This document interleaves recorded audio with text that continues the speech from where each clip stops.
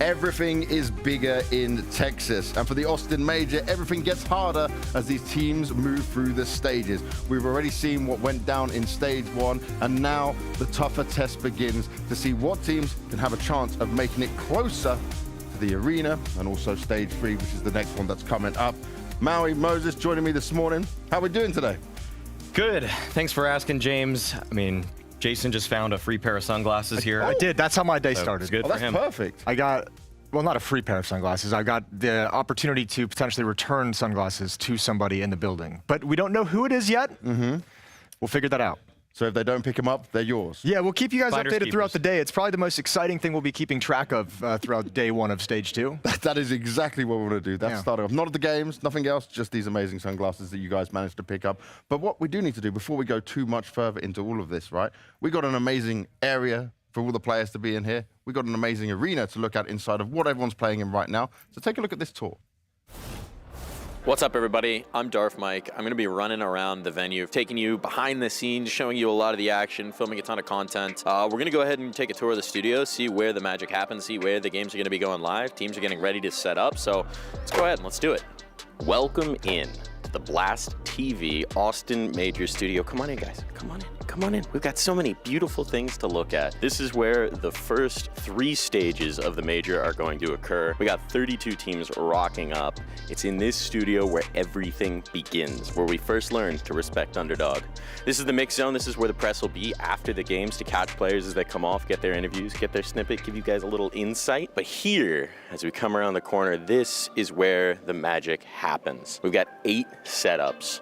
Top of the line Alienware monitors, blacklight chairs, desks, everything you could possibly want to achieve your absolute best as a player. But these setups, we've got 8 of them, and that means that one set of teams can be setting up while the other set of teams is playing, so that we don't have any elongated breaks if everything works as planned. Knock on, that's not wood, but it'll be good enough. So with these 32 teams coming in, there's a lot of rookies. With the expansion of the Major, there's a lot of new faces, a lot of fresh faces coming through. And while the setups do a great job of allowing you to adjust, to tweak, to raise your level, to lower your chair, to do everything you could need to make yourself as comfortable as possible, let's be real. We all know what's on the line. We all know the stakes. It's never going to be as easy as when you're playing at home. We're coming down to the end of the row, and here's where the broadcast magic happens. They don't let me touch the cameras anymore, not since the incident, so we'll leave that alone. I move on in here to the jib. This is my favorite toy. This is how we get all the beautiful sweeping shots. It goes in, it goes out. Every time you see a dope crowd shot, it's thanks to one of these. But again, not since the incident. Welcome in to the desk here at the Blast TV Austin Major, where we have created this marvel of carbon fiber and electronics to bring you the absolute peak of analytical experience here at the Blast TV Austin Major. We have the beautiful Austin skyline on the LED wall behind me. They can change that to anything that they want. They got so much power here. And in between the games, in between the matches, they're going to be breaking down the information. They're going to be bringing you the highlights. They're going to be updating you on the storyline, keeping you abreast of the situation. And it's from this desk that our analysts can peer all the way down the room at those far setups so they can see the hype moments and maybe critique a player's posture. And if you're wondering why I'm so brilliant and beautiful and tall like these giant skyscrapers behind me, well, we got a little bit of secret. If you look down, this is just a little bit of a box there. That's a lower tech solution, but you know, sometimes everybody needs a bit of a lift. In a minute here, this hall is going to fill back up with players, and the games will commence. The screams of triumph, the cries of agony, the noises of defeat, those are all going to ring through the halls of this studio. So without further ado, let the games begin.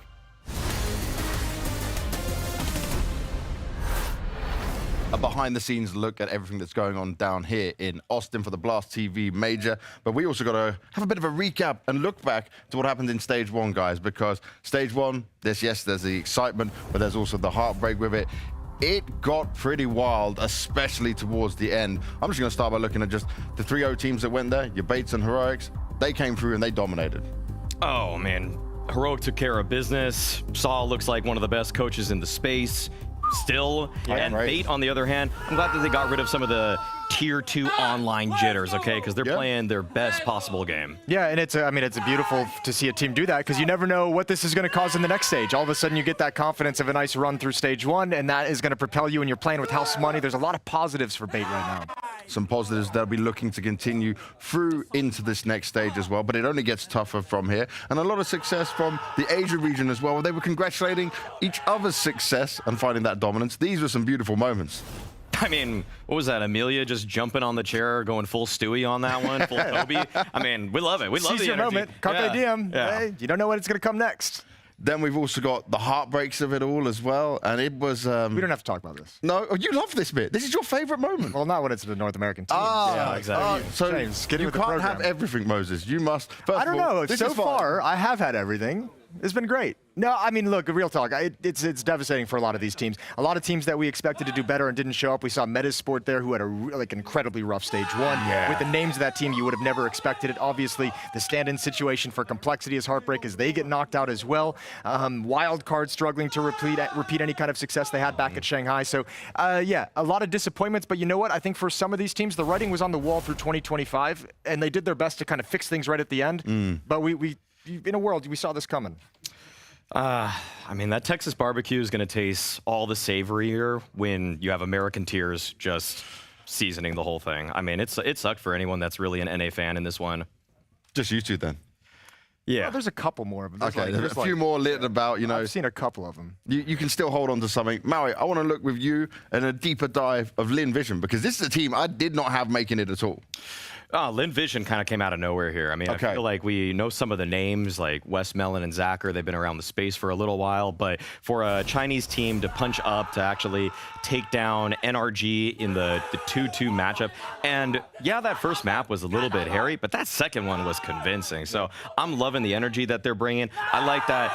I know this is Cope, but Call Me Sue did play for Wildcard at one point and did grow up in America. So Yeah. we're going to take that one, and we're going to take the wins wherever we can, because we don't have many to go around. No. I Got like a how couple you in the took stage. it. We've got a Liege out there as well. He counts. We're going to take him. So you're going to take Liquid's him coming up in the next stage. We're going to take a couple of those We're guys going to take also. Yakindar at this Yeah. point. Yeah, Yakindar's honorary. Exactly. Axile lived in America for a while, too. For sure. You know, And You guys are Cloud9. really clutching at straws to hold on to Hey, any hopes. Hey, of it's success. immigrant culture, okay? It's what this country's built on. Yeah. Well, on that, we'll go to the Ukrainians, because you might have more Ukrainians coming over to here in America right now, but they are dominating when it comes to this. I love Bait also. I mean, Bait was a team that last year at the Shanghai RMR really disappointed me, because I watched a lot of their Tier 2 gameplay in 2024. I liked a lot of their Tier 2 gameplay in 2024. To me, they looked like the best Tier 2 team coming into this one, and you can tell with the relief, the pressure being lifted off their shoulders, now that they've qualified for the major, they're playing the game that has made them a dominant force in that CCT circuit sort of area. Yeah, I just like watching teams that have like that gain the experience and learn from it. It's fun like watching them get that first win that's really valuable, and you can tell it like flips something in them, and it's fun seeing obviously all the joy as well. So I think all those teams from that region actually played really, really well in the first stage. Coming on to your picks, Moses, we're going to look at Heroic, because, okay, they came in as one of the favorites, but they did deliver, and they weren't really at too much of a risk. No, again, like we said in stage one, this was like probably the #1 team you'd say this team's making it through no matter what happens. Like there's no way they fall out of it. When you look at how well Tanir is playing, when you look at how well LNZ has this team playing, you think about Saws, as you mentioned, an incredible coach, one of the top coaches in the world, Sun Pius. They have great names that are delivering and playing really good Counter-Strike right now, and considering the roster changes that are coming up, it feels like they have the right philosophy, which is just like, let's just enjoy this last event. Like we don't have to stress out, we don't have to have pressure, let's just play the game. I've loved Xfloud too. I feel like that's a guy that's really been put on my radar in the last month or so. But his multi-fragging potential, hey, if Aurora need to make a mix-up, there's another Turkish player that could probably fill those shoes. They already played with them once, didn't they? Yeah, like, they did. Like when? They're probably like, we want this Xfloud. Yeah, It was worse then, okay? Can I get this loud one? Can I get this extra motivated one? Yeah, we'll have him now. But another team you picked out here, Jason, I was surprised at this one. Legacy. Legacy, yeah, I know. I've just really enjoyed watching them, and they're another one of those teams that this is kind of their big win, right? Like especially when you think, at least behind the scenes, we've been getting whispers about Lotto and Dumao for years about how good these guys are, and both of them have been like searched out by other organizations to poach away from Legacy over the years, and both of them have turned down offers from bigger organizations and more money and Tier 1 organizations to play on bigger teams to stay within this roster. So this is actually a huge accomplishment for this team, and now once again they're in that same situation where they get to stage 2 unexpectedly, weren't even supposed to be in stage 1, and you really are playing with house money now. It's like whatever you get from here is gravy. My take on Dumao and Lado is that they just paired themselves with that golden generation for too long. Like playing with Taco, playing with Cold. you see them, and you can understand the legacy, appeal, right? Yeah, you see how legendary these guys are. You want to play with them, but they're far past what those players are at this point. So they're the ones that are now writing the textbook on how to play CS today. Yeah, don't meet your heroes. That's the lesson. That's the lesson right there. That's why we don't hang out after work.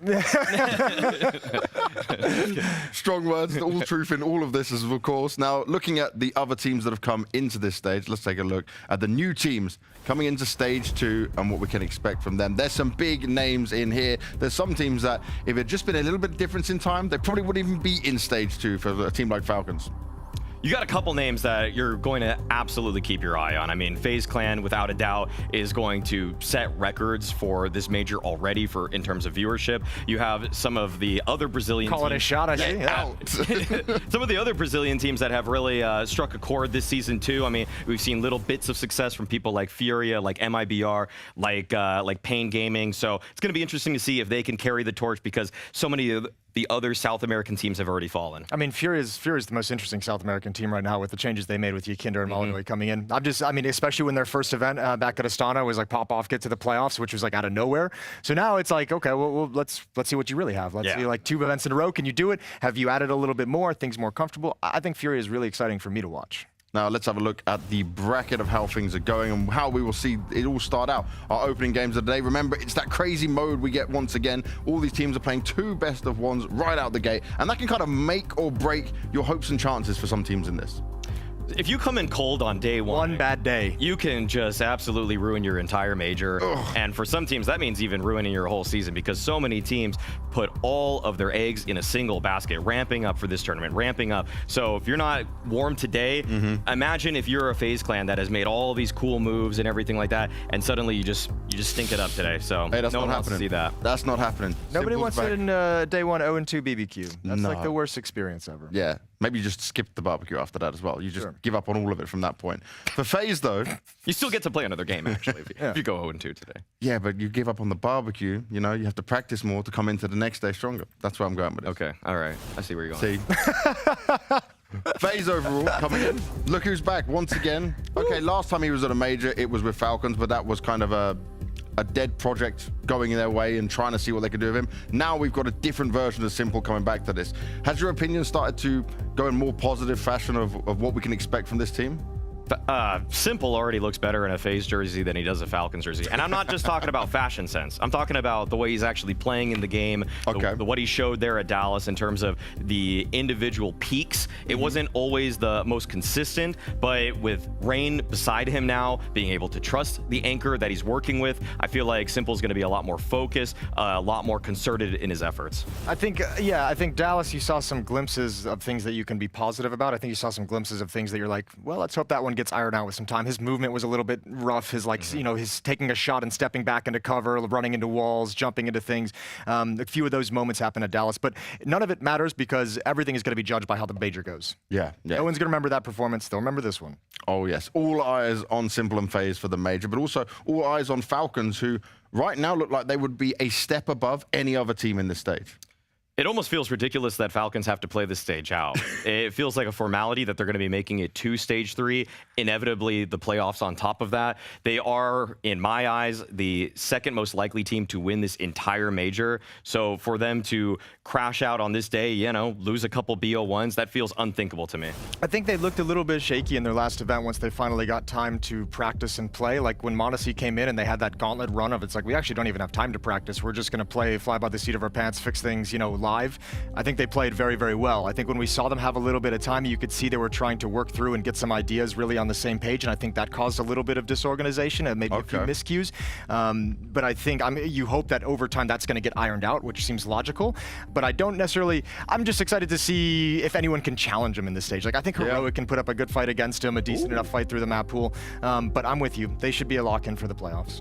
And they've got to come with that attitude. They've got to come with that confidence as well. Some of the other teams who got in there, Moses, you picked out into FURIA. You know, you like it when you look FURIA? I just think it's kind of, I think it's the only thing that's gotten me excited about Brazilian Counter-Strike in about 5 years. So why not shout it out? Like, I've wanted to stop talking about Brazilian Counter-Strike for quite some time, and then this roster change happened. Now Legacy's here, so they can take the mantle from now. But I think there's a lot of cool pieces. Obviously, the roster changes of Maladoy and Yakinder coming in, but I think one that kind of flies under the radar due to those is the swap from Fallen away from the AWP and then taking anchor positions as well. And a lot of conversations. I think Fallen still has more game than people would realize in his rifles.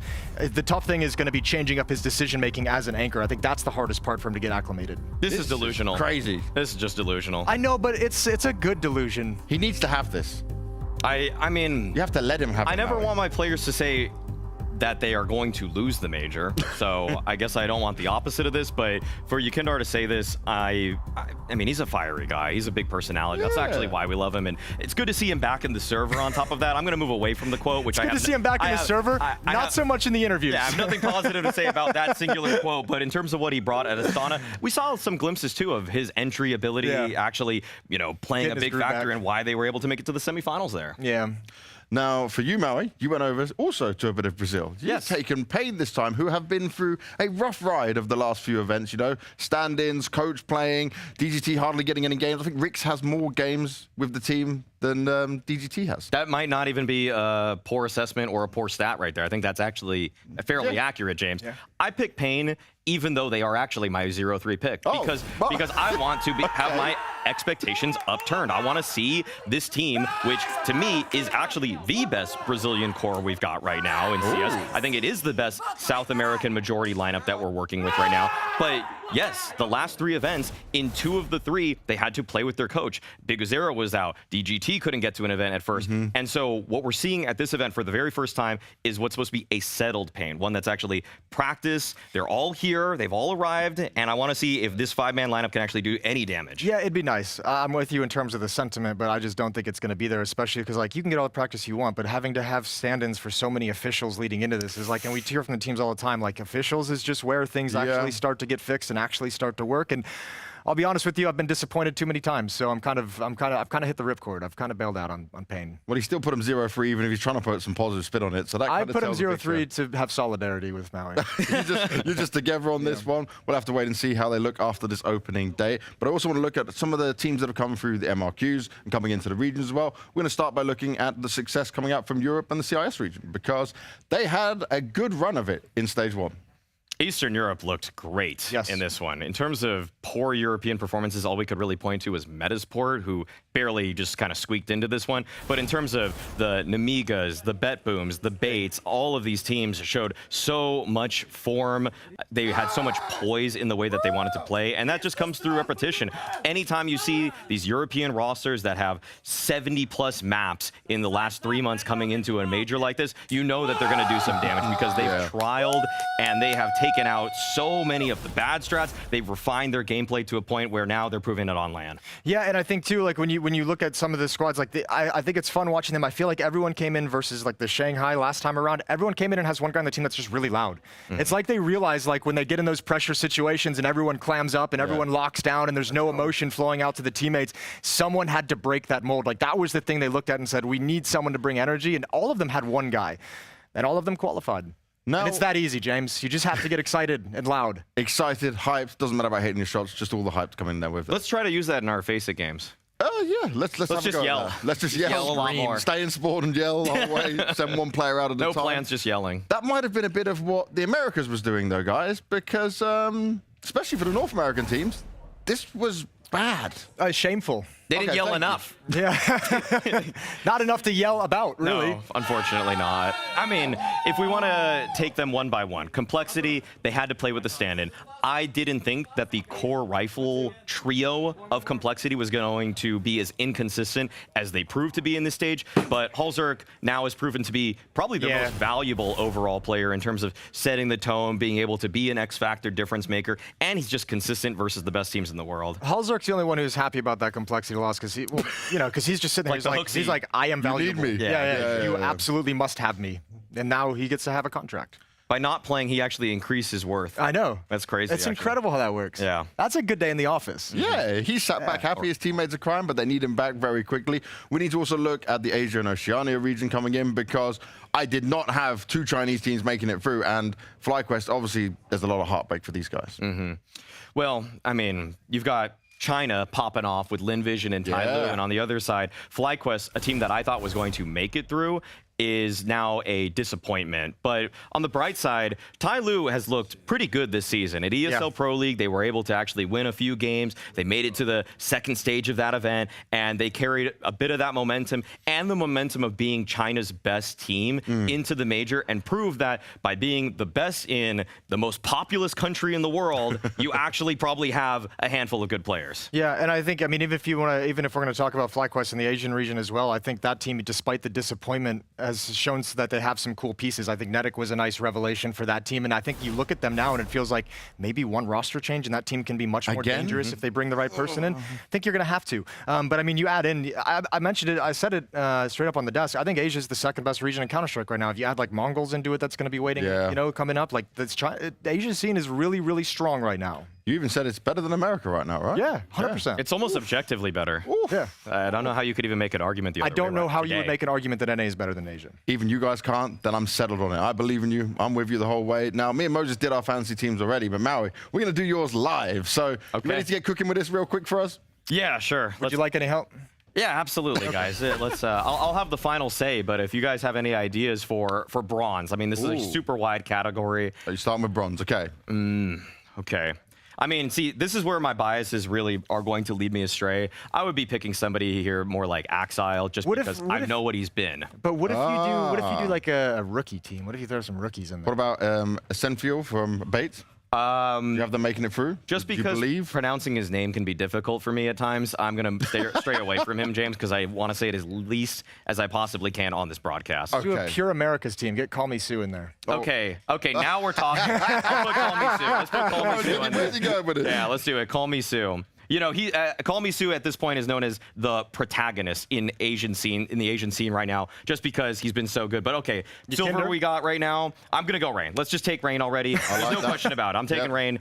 Dad buff, everything. You know, second kid buff. All right. Yes. And for the gold category, let's take Elige. Okay, I'm not gonna even mince my words on this one. Also, it's hard not to take Elige. I want to double phase duo, and also in that category too. You know, Elige towards the very top here gets a little. I'm telling you what, you throw that 1.6 multiplier on him as well, it's gonna get frisky. Okay. Nice. I'll definitely consider it. And you know what? I'm gonna actually double down on the idea that HEROIC are gonna go 3-0. I'm going xFloud. Okay, I'm going xFloud on this one. I think that he's been killer for them. Great multi-fragging ability. He's a guy that already, Aurora, they're regretting not keeping this guy. It's a very hipster fantasy team so far. It is. It is. We got a couple, you know, I know ball type picks. Yeah. And Diamond, we're going to keep this straightforward. We're going to keep it simple. It's Monacy, of course. Oh, easy. All right. Yeah. There's no question about that. And yeah, put the captain multiplier on Elige. How did not give him the 1.6? Confirm. Yeah, 1.6 on Elige is just insane. That's too good. It's too good. He's my captain. My captain. That's a big win. Now, for everyone at home, you can see on the top there, it says it locks in 7 minutes. So if you've not done your fantasy team just yet, head to BlastTV/fantasy and get involved. See if you can beat Maui's team in here. Maybe you think the choices he made are absolutely terrible. Tweet at us your ones and see how you're getting on with it. Yeah, let's see you do better. Yeah, let's see you better. Let's see you do better than that. You won't have Call Me Sue. Yeah, exactly. No one's going to have Call Me Sue, only Maui. Yeah, probably. And even if I lose, I'll go down with pride. Exactly. That I made my own picks. Played his own fantasy game. Exactly. I play my own game. Play your own game. That's I'm not anti-stratting. It's what I love to hear every time. That's my favorite interview quote of all time. Now, let's get into our opening game that's here over on the A stream. We're going to have FaZe, going up against HEROIC. There's spice in this one from the very beginning. It's a match made in heaven. Can I ask you a question really quick? Yes. What does Simple have to do to make you feel like he's back? Own these noobs. Everyone wants to have Simple to be back, but is it just one pop-off major and it's like he's back, or does he have to be a long-term thing? What are we working with? What's the barometer we're setting here? See, I see it differently than most people. Some people are going to come up here and say 1.2 rating over X amount of maps. I need a certain sample size.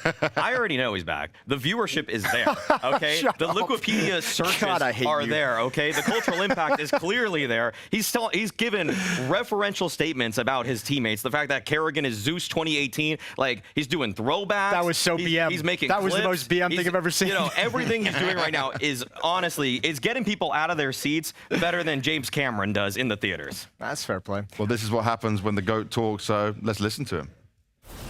Simple, what was your initial thoughts when you knew that you had Heroic in the opening game, especially after your comments about him? I thought it's gonna be a fun game and not easy one for sure, because as they're getting better form and they already played in stage 1, so yeah. Do you feel like you've maybe added some extra motivation, some extra fire to them in this game though, trying to prove themselves? Yeah, of course, and extra fire for viewers as well. It would be fun when we're gonna scream at each other. Some more sirens maybe, some more shouting, that's what I'm expecting. But how much better do you expect this phase to be with Rain now and just the more time you've had? I think X10 better with bootcamp as well. Like it's a whole different team. I mean, it's obvious, yeah. Now we have only one stand-in, not two. Do you feel like a stand-in still at this point? No, not really. I feel like I know a lot of things, strats, callouts. It's much easier for me now. It's much easier for him now, and here's a quote coming from the Blast TV website from Frozen. You want to prove to Simple that you're worth his time. That's a quote. That is powerful. That is a statement. I want to percolate on that one a little bit before I give an assessment on it. I haven't felt that way about standing next to anybody at any point in my life. I feel like it should be the other way. I feel like it should be like, he hasn't played in 2 years. He better be worth our time. Why is Simple giving Frozen imposter syndrome? Like, what is happening here? Like, That's Frozen's the aura. That's the aura. I know, he's been the best player on this FaZe team for the past 4 or 5 months. Shaking in his little boots. He's seeing a guy that just failed to qualify for the last major with Falcons, and he's like, I gotta prove myself to this guy. Like I said, he's back. He is already back. Look, no doubt. I'll say this, because I've been not on the Simple as back train, but yeah, we know that. Simple at his peak and at his best not only won the game, but made sure he won it in style. And he beat the game to such a degree that he actually focused so much on creating entertaining moments while he was inside the server. The best indication I've had in 2 years that he's back in terms of his mentality is that interview where he corrects Dust2US and says, nope, I said effing bots, not just bots. Like that is like the first thing that he's done in 2 years that made me think, oh shit, he's got the edge now. It's coming. The mental edge is there. Let's see if he's got that edge in the game as well. For now, though, we'll be closely going into our opening game here on the A stream. It's going to be launching FaZe go up against Heroic. But then on the B stream, you've got Falcons going up against Bait. Bangers to start off the stage 2 here, guys. Enjoy yourselves. We'll see you after the break.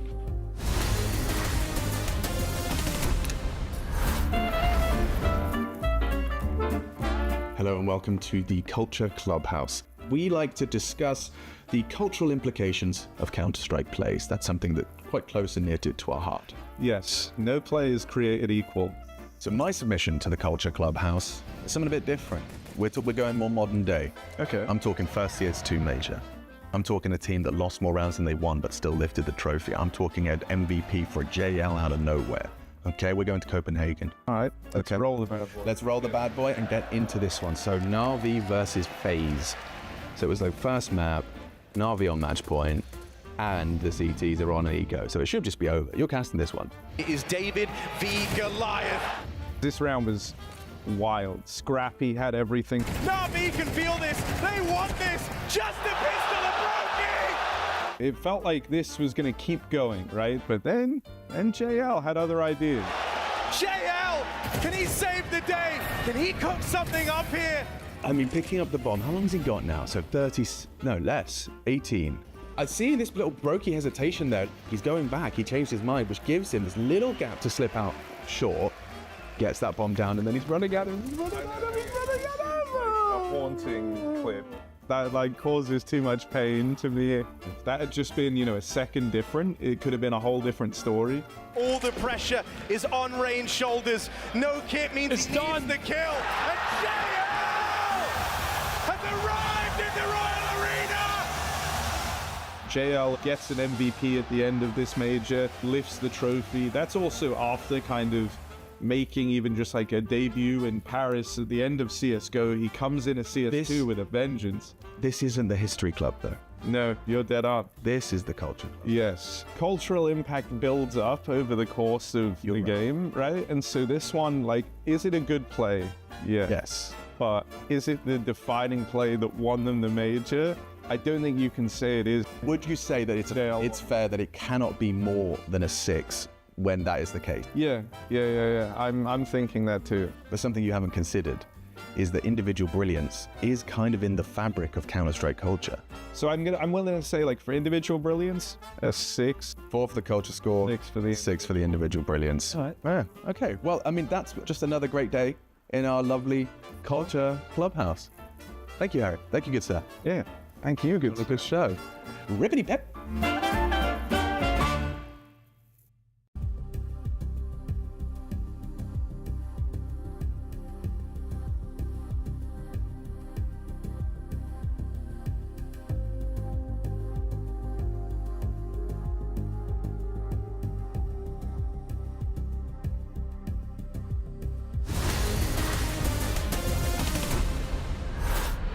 It's looking like robot wars out here because it's the battle of the bots. Hugo ready to go head to head. FaZe Clan taking on Heroic. First time you and I get to cast Simple as well in a long time, at least. Yeah, that's a feel-good moment, isn't it? Yeah, I love to have him back. I love how the devs talk about him as well, in the sense of, like, we're all here for one reason. We're all here for the smack talk, the drama, the head-to-head, the GOAT, some would even say. Simple on FaZe with a stand-in. He says no longer feels like a stand-in, Harry. He says he feels like he's right at home.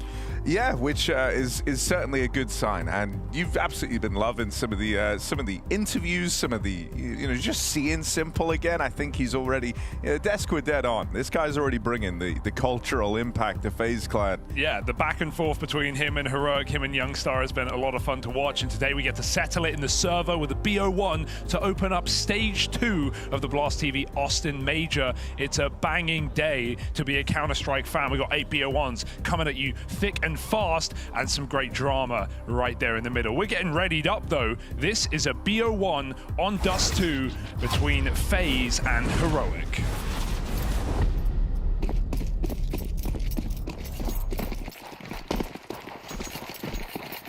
Heroic having just finished stage 1 in good form at 3-0 to make it through there to get to this position. So they have that edge of having played a couple of days here, gotten used to the surroundings in Austin. And let's see if that gets them off to a strong start here on Dust. Youngstar wrote, have fun. Simple wrote, TY.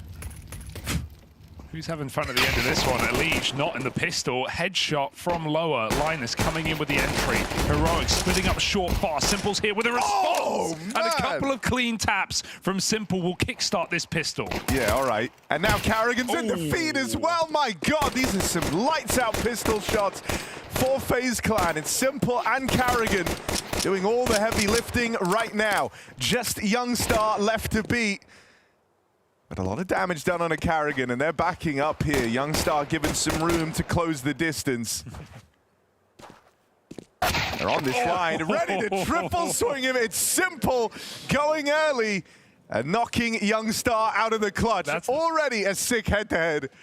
That's the ego peak right there. Like you said, I mean, his teammate's low. No one can trade him on that position. Simple just forces the kill, and that's what we want to see against the man himself. FaZe on the board early. Excited to see some Dust 2 action if this is what we're going to be getting. This was the map that was second banned out by FaZe last time these two teams played in a series that saw FaZe out of Dallas.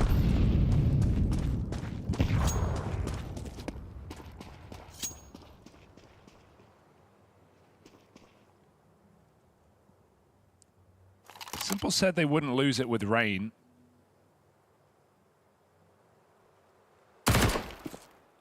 So let's see if that remains to be true. Heroic near full eco, 1 deagle, just walking around.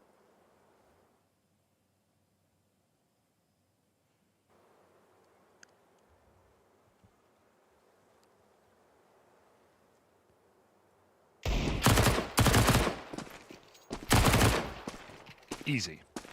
Hot potato on the deagle. Some Pies gets a turn. Oof. That's not too shabby. But I don't think Sunpius has got it in him to take this any further. 45 seconds. Simple watching the cross. Bomb lost in mid.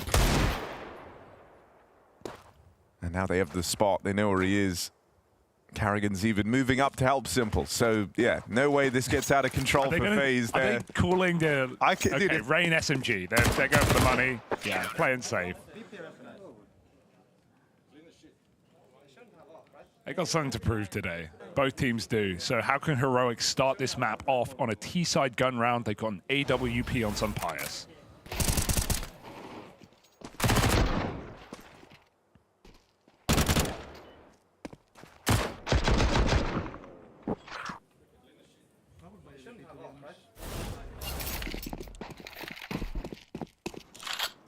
Glass AWP as well.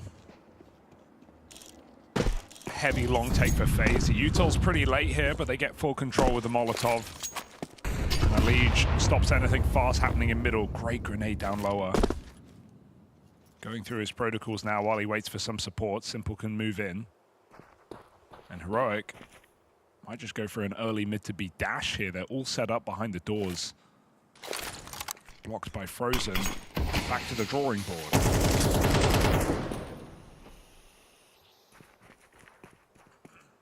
I mean, this might force them right into the hands of this kind of double-layered pad setup here from FaZe. Liege on the drop down. They've seen that they forced him off the line.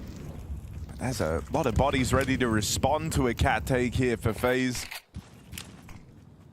It's looking like a bit of a fake right now. They're going to try to get a player into spawn. A lot of teams like to flash a guy through these smokes into CT. Contact out mid in the meantime. 3A, 2B. FaZe are tunneled in. And now Linus controls the spawn. He's been able to confirm that they're not here. They're not going to be able to rotate through CT. That gives his teammates a lot of room on this B play. But right now, the B site's holding its own. Rain and Frozen in the kill feed. Linus springs his trap, but he's left as the last man standing. And it was having his position that was supposed to safeguard the round. That was brutal for FaZe. I can't believe they get out so cleanly. It didn't... Yeah. Someone call an ambulance. They were like completely locked in. I think the big key is Frozen does a wide swing window. He doesn't give some Pius that pick with Yorp that it felt like Heroic really needed to open up that B bomb site. Trades were horrible. No one helping out the bomb in the door. And Rain locking in that B bomb site alongside Frozen puts FaZe up to a third, puts Heroic back on pistols. Oh, he's here. Dude, I mean, Simple's so back. That's all we're learning right now. The vibe's looking electric inside of FaZe. And this is, remember, like, with everything on the line, this is Heroic who 3-0'd the previous stage. This is the best team of the previous stage. And they've been undeniable this year throughout a myriad of rosters, rumors. Heroic have stood tall. So we still have expectations, but Frozen is delivering headshots in middle. 3 quick kills, send this eco packing. I mean, look, Frozen said, right? You want to show Simple you're worth his time. That's a quote. And right now he's matching up to him on the board, both of them with just these electric starts for FaZe Clan, 5-0 apiece. Vibes really do matter though, don't they? You can just already tell. I know we're 4-0, like we're really jumping the gun here, but you know, you may as well have, I don't even have it think out the we holster. are. I don't think we are jumping Have the your gun. finger on the trigger, Harry. Turn that off safety. It's 4-0. They've almost won the major at this point. And you know FaZe could. You know deep down, even if you hate them, even if you're a denier, deep down in your heart, you know this team could win the major.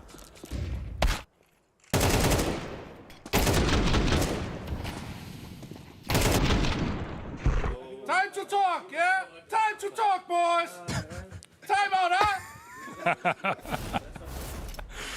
Oh, dude.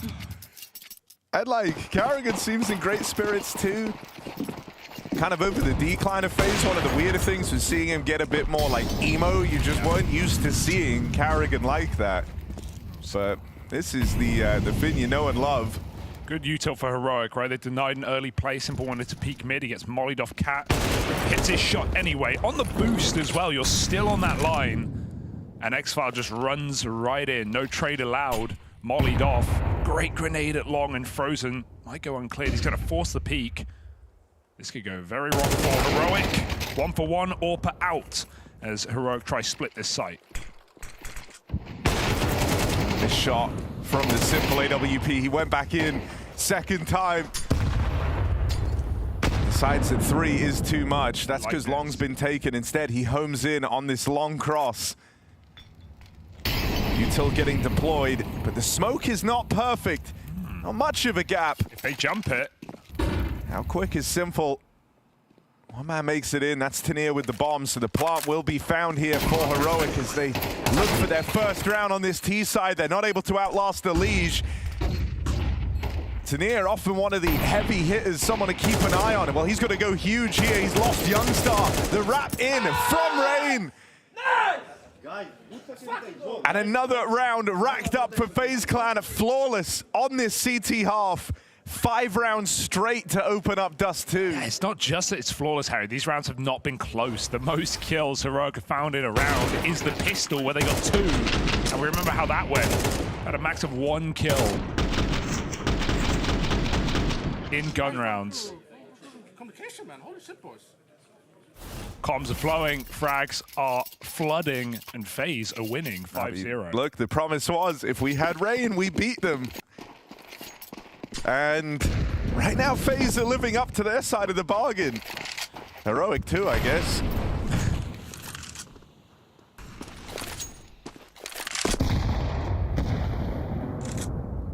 So Heroic trying to take the pace out of these rounds. Slowing it right down. Oh, that's huge. And there's an opening, something that they haven't been used to getting. Heroic on the smoke spam from xCloud, his first kill in the game. And that will make FaZe over-rotate, right? If they try and fake out this B side with 2 players here, they're coming late out of middle. Simple starting to get here. This fake putting a lot of pressure on right now. Will FaZe panic as the bomb looks to go up catwalk?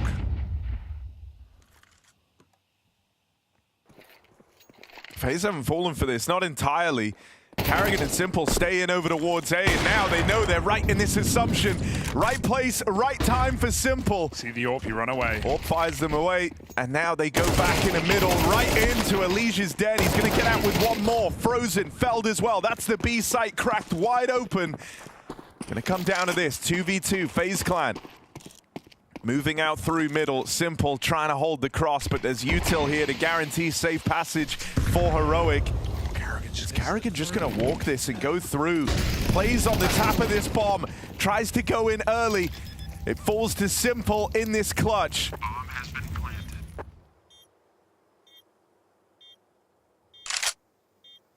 planted. AK picked up. Simple waits on the extremities.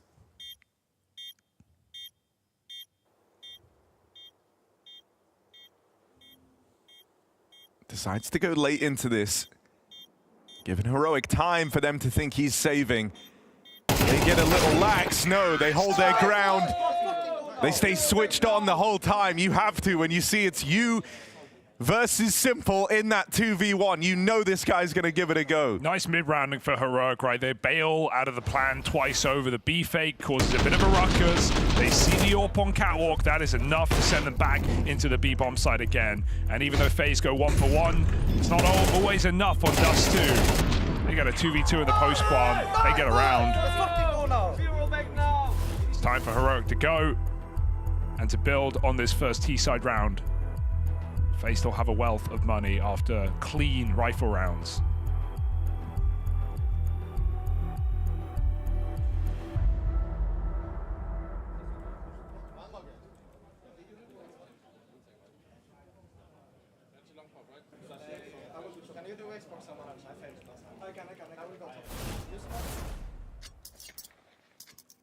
Carrigan calling to take long here for FaZe.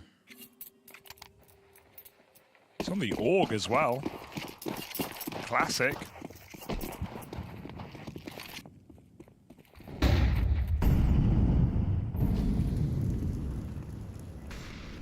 Same exact round start for Heroic. This time, though, these players in middle are a little less quiet about it, right? You got the Xbox smoke lobbed in. You heard Linus actually asking for that in the freeze time. So that's going to enable them to take cat control that much earlier in the round. This time it's telegraphed, though. Ooh, he doesn't know he's full blind. He's burning alive. It's awkward. Linus should be going in first now. He's set up for trades. Simple has got to watch out. Flashes, an info flash, they won't fire off it, they won't reveal how many numbers around this corner. As they set up smokes, Heroic are ready to go. Simple underhands his smoke out around at the car, gives himself a little bit more room to work with. The orb strikes early in this exec, and Heroic already lacking the manpower. Simple still raring to go. Managed to cross players into the site. But they need to use all this util, burn everything just to get this bomb planted, try and tee themselves up for a 3-on-5. Long is off limits. Simple and Carrigan own this with 2 scoped weapons, so you're not fighting for that control anytime soon. Carrigan's in the kill feed now. They know about him as well. But the numbers start to dwindle here for Heroic. A lot of time ticked off this bomb, sure, but they've got to buy even more of it because FaZe are coming, and they're coming in with a vengeance. Rain opens, it's just some pious, and he is boxed in. Can't find a thing. FaZe get out with 4 players standing and a successful retake there in towards the A site. Frustration for Heroic. Oh, it's got to feel really good for FaZe to be able to win those rounds as clean as that. I thought... Okay, I thought that was going to be a bit of a problem with Elige going early before his team getting picked and giving Heroic a 3-on-4 in the post spot. They felt almost favored, but like you said, they had no position, no control, no long, no cats. And FaZe are slowly closing the net. Clean retake again from FaZe, 6-1 up, and Heroic, money issues plaguing them. 2 rifles, 3 pistols.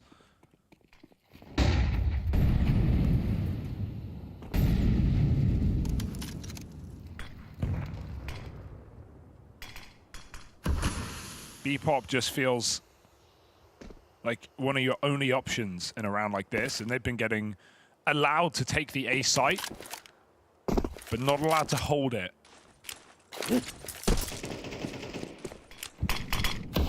Into B to keep the attention, but it's all about this smoke push. Yeah, Frozen makes it out towards the back of Plat and is able to just trap them in the mouth of the tunnel. They get past him, sure, but there's still Rain to worry about. Linus dead in middle on this lurk. They make it past Rain, but Elige looks like he wants to play through early. Burns down a half. Plant can still be found here for Heroic. It's a while away, they've got to wait for him. But he's coming in on a big old backstab, and he gets to do so quietly. Simple gonna link up with Carrigan back in the tunnels. Are you ready for 2 players coming from this position? X-Cloud steals himself away, swings out now. Simple gonna catch him on that jiggle. It's just some pious, 2 kills to his name already. Needs to ace clutch, and he can't get past the Simple AWP. Carrigan is hyped up, and justifiably so. FaZe just can't seem to set a foot wrong. Yeah, they've planted their feet in Austin, and they are looking good right now. Every player finding really clean kills, holding their positions well, and even Simple just looks more comfortable with more crack time, with some officials under his belt. Sleep paralysis demon of Youngstar tonight.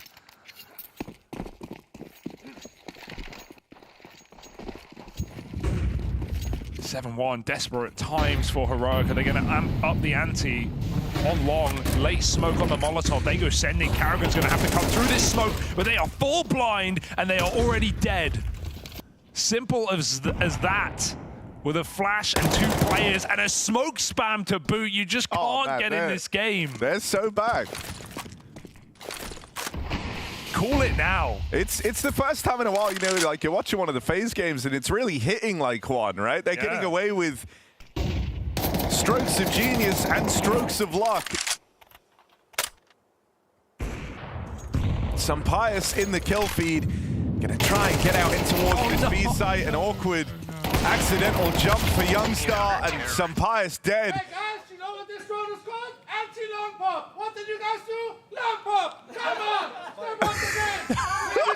I really need to talk to them, so take a time out, I think, though. Oh my God. Oh, how can you not got a laugh out of the whole squad too. Like not even they can believe.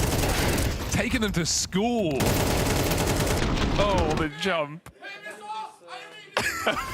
You have to laugh that off.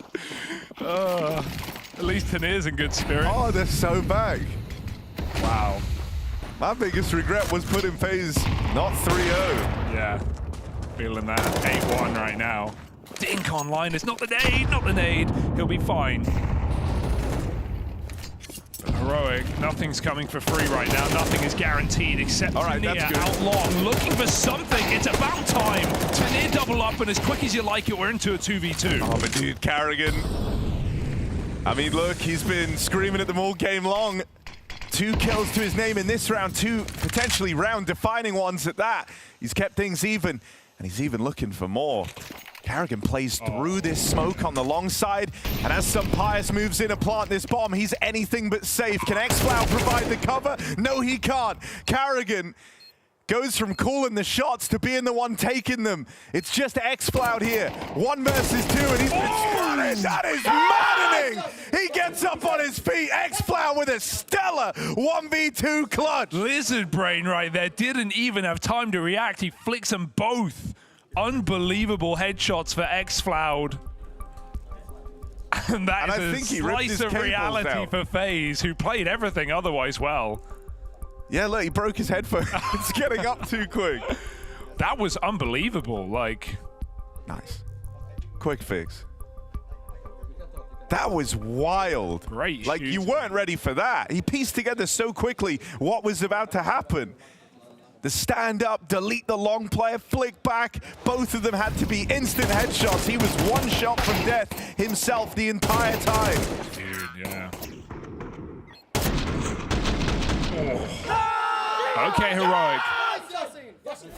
Gotta channel that. Gotta use that right now. Are they gonna go for the full B rush after winning a gun round? Try and catch FaZe sleeping, perhaps. There's no one in the B bomb site right now. Rain's watching from across. But smokes are being lined up. He's about to be locked out. Are we looking at a 5v5 B retake? Not every day you see this, and it won't be. 5v4, 5v3. Rain cuts him down. I mean, that just helped FaZe Clan out so much, right? They were set up to play retake B. Rain has thinned the herd before it's even gotten to that point. And that might force a bit of aggression out of Heroic. Desperate times calling for desperate measures. XFlow falls in the window. And it's just Tanir and Pius, 2 versus 5. FaZe are closing this net around the B site right now. Flashes in, Pius dead, Tanir 1v5, and they've got him in a box. That is a crisp, clean retake. And a quick return to form from FaZe Clan after getting 1v2'd in the round prior. Yeah, an experienced play for Rain, right? He sees he plays outside the B bomb site, sees the smokes coming in, and what the Heroic do? They push before the smokes are bloom. He gets 2 kills for free while they're crossing. They're not even ready for fights from that position.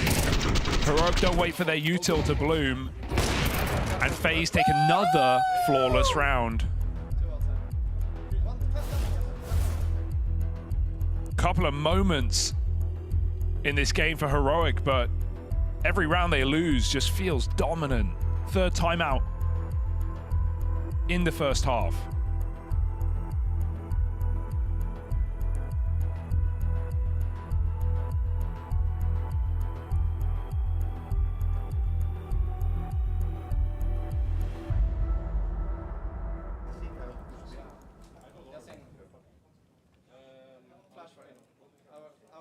I mean, I don't want to say it, but Simple up towards top of the board for the side of FaZe. Whole team looking good around him. Youngstar on the other side for Heroic, 1-11. Hasn't really got going in this game. Simple started waging the mental warfare versus this team weeks ago.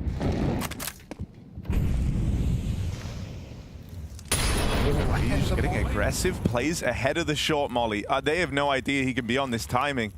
He loves to do this. Very aggressive. Simple finds one. Don't even know how. Pius dead. Spammed out by the Simple orb, and even more aggression. Simple pistol whips XFlow out of the round. See ya. Would not want to be a Heroic, because this one's going to end sour.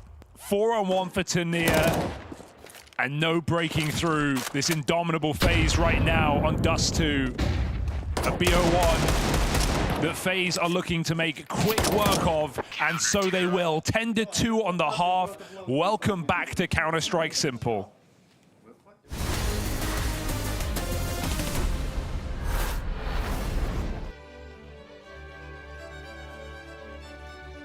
Hello and welcome to the Culture Clubhouse. We like to discuss the cultural implications of Counter-Strike plays. It's 2018. Cloud9 had to grind all the way from the first stage and stage 2 to get into the playoffs. They managed to battle all the way into the final, and then at 15-14, Stewie2K pulls off the clip of Counter-Strike. 28 seconds now, and Olaf might try to pull rotation. So much pressure on A. Looking towards the apps position, the Molotov comes in, but so does the rotation. Olaf Meister has been taken out towards the B bomb site. It's the Olaf death, man, and they feel cooked now. The Olaf kill is huge, and then he does this. But look at the time! Look at the time, there's 7 seconds to plant the bomb! That's the bomb, tumbles away, so much chaos. They're trying to build pyramids! Insane shot on Nico, and then the follow-up rain trying to plant. Dude, it's the perfect clip. I mean, they're out of their chairs, America. America is losing their minds in this moment. Yeah. There are no pyramids, there is no clay. Stewie just won them the round to lock in overtime, and from this, springboard NA to its first major win. If FaZe managed to reset mentally, would we remember Stewie's play? Probably not in the same way. Probably not in the same way, but that's where the cultural impact comes from. When you look at the names on that FaZe squad, this was also like the beginning of the downfall of that FaZe squad with Carrigan at the helm, the big split between him and Nico. So much stuff like echoed from this one play. That's like what it meant to FaZe and how crushing it was to them. The only man that could! He does seem to have cultural riz. Dare I even say he mogged them? I don't quite know that one, but perhaps he did. Okay. Perhaps he did, and I appreciate, you know, it's always important to kind of establish the vernacular of the youth so as one can continue to relay the culture. That is the most insane way to win a major. And so there it is, the tale of Stewie2K in Boston. A pretty good time. And that's why we give it a 9 out of 10 on the culture scale and a 6 out of 10 on the individual brilliance.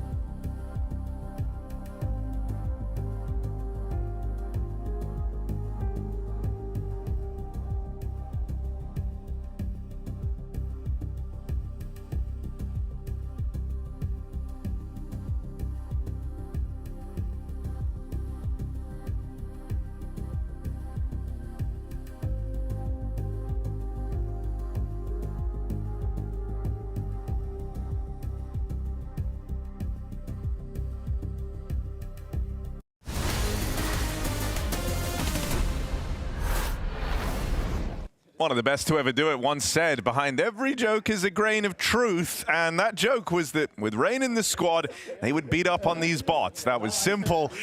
It's more than a grain, Hugo. He's got the whole farm right now. He is looking right in his assessment. 10-2 in this grudge match opening. FaZe are leaps and bounds ahead of Heroic. Same squad that just went 3-0 through stage 1, now getting bullied in their debut match at stage 2. Yeah, it's great to watch FaZe play this way, to be able to reactivate in a major. We'll have to see if this can keep up, not just in the second half, for the rest of the stage as well. It's certainly a good sign for a debut.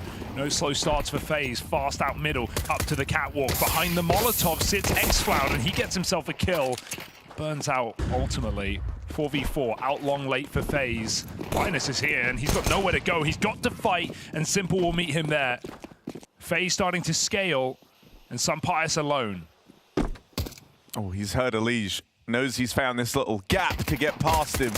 Gonna try and spam him out, though. Thanks, says Elige. You just given me the sight. So now FaZe move in. They get to do so virtually uncontested. Just down to 3 on this retake. Heroic moving in, everyone up through the catwalk, and FaZe get this info now. Just gonna peek and swing together. Elige gets rid of the first man. Young Star dinked up, brought down super low. That's a crazy shot from Tanir, but he's gonna need a couple more. Oh my God, he does have it in him. All 3 for Tanir.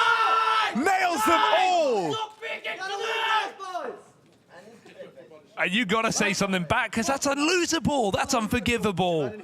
That is never supposed to be Heroic's round. 2v4 in the final seconds. He also ripped his headphones out, but the stressful part is he was trying to defuse the whole time. Yeah. He's like, yeah, don't let go of defuse, man. That would have, yeah.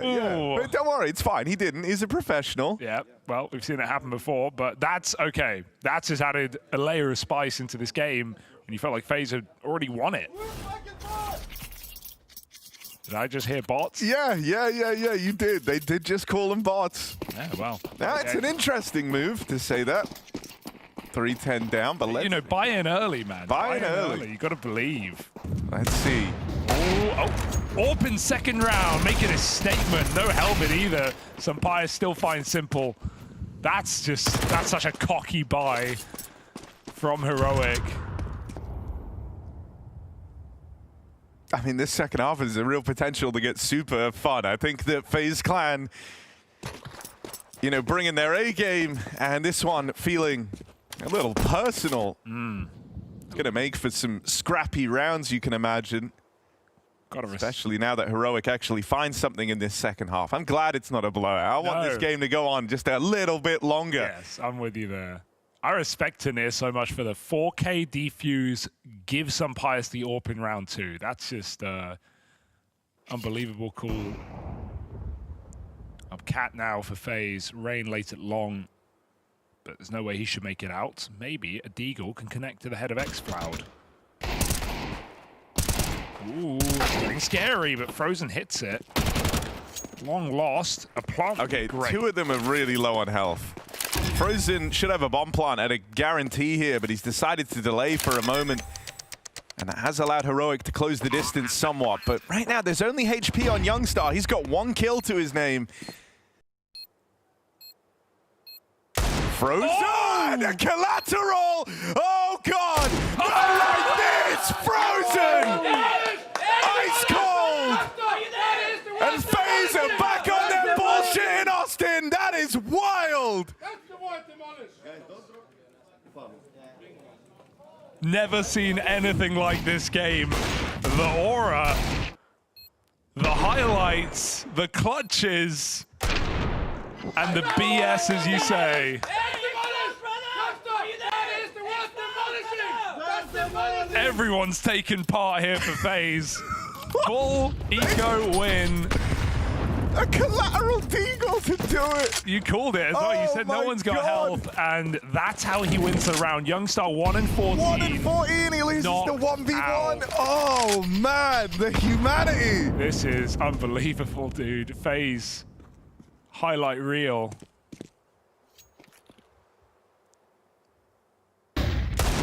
And you've given the second round AWP over. Yeah, to make matters worse. Rolling back the years with that one.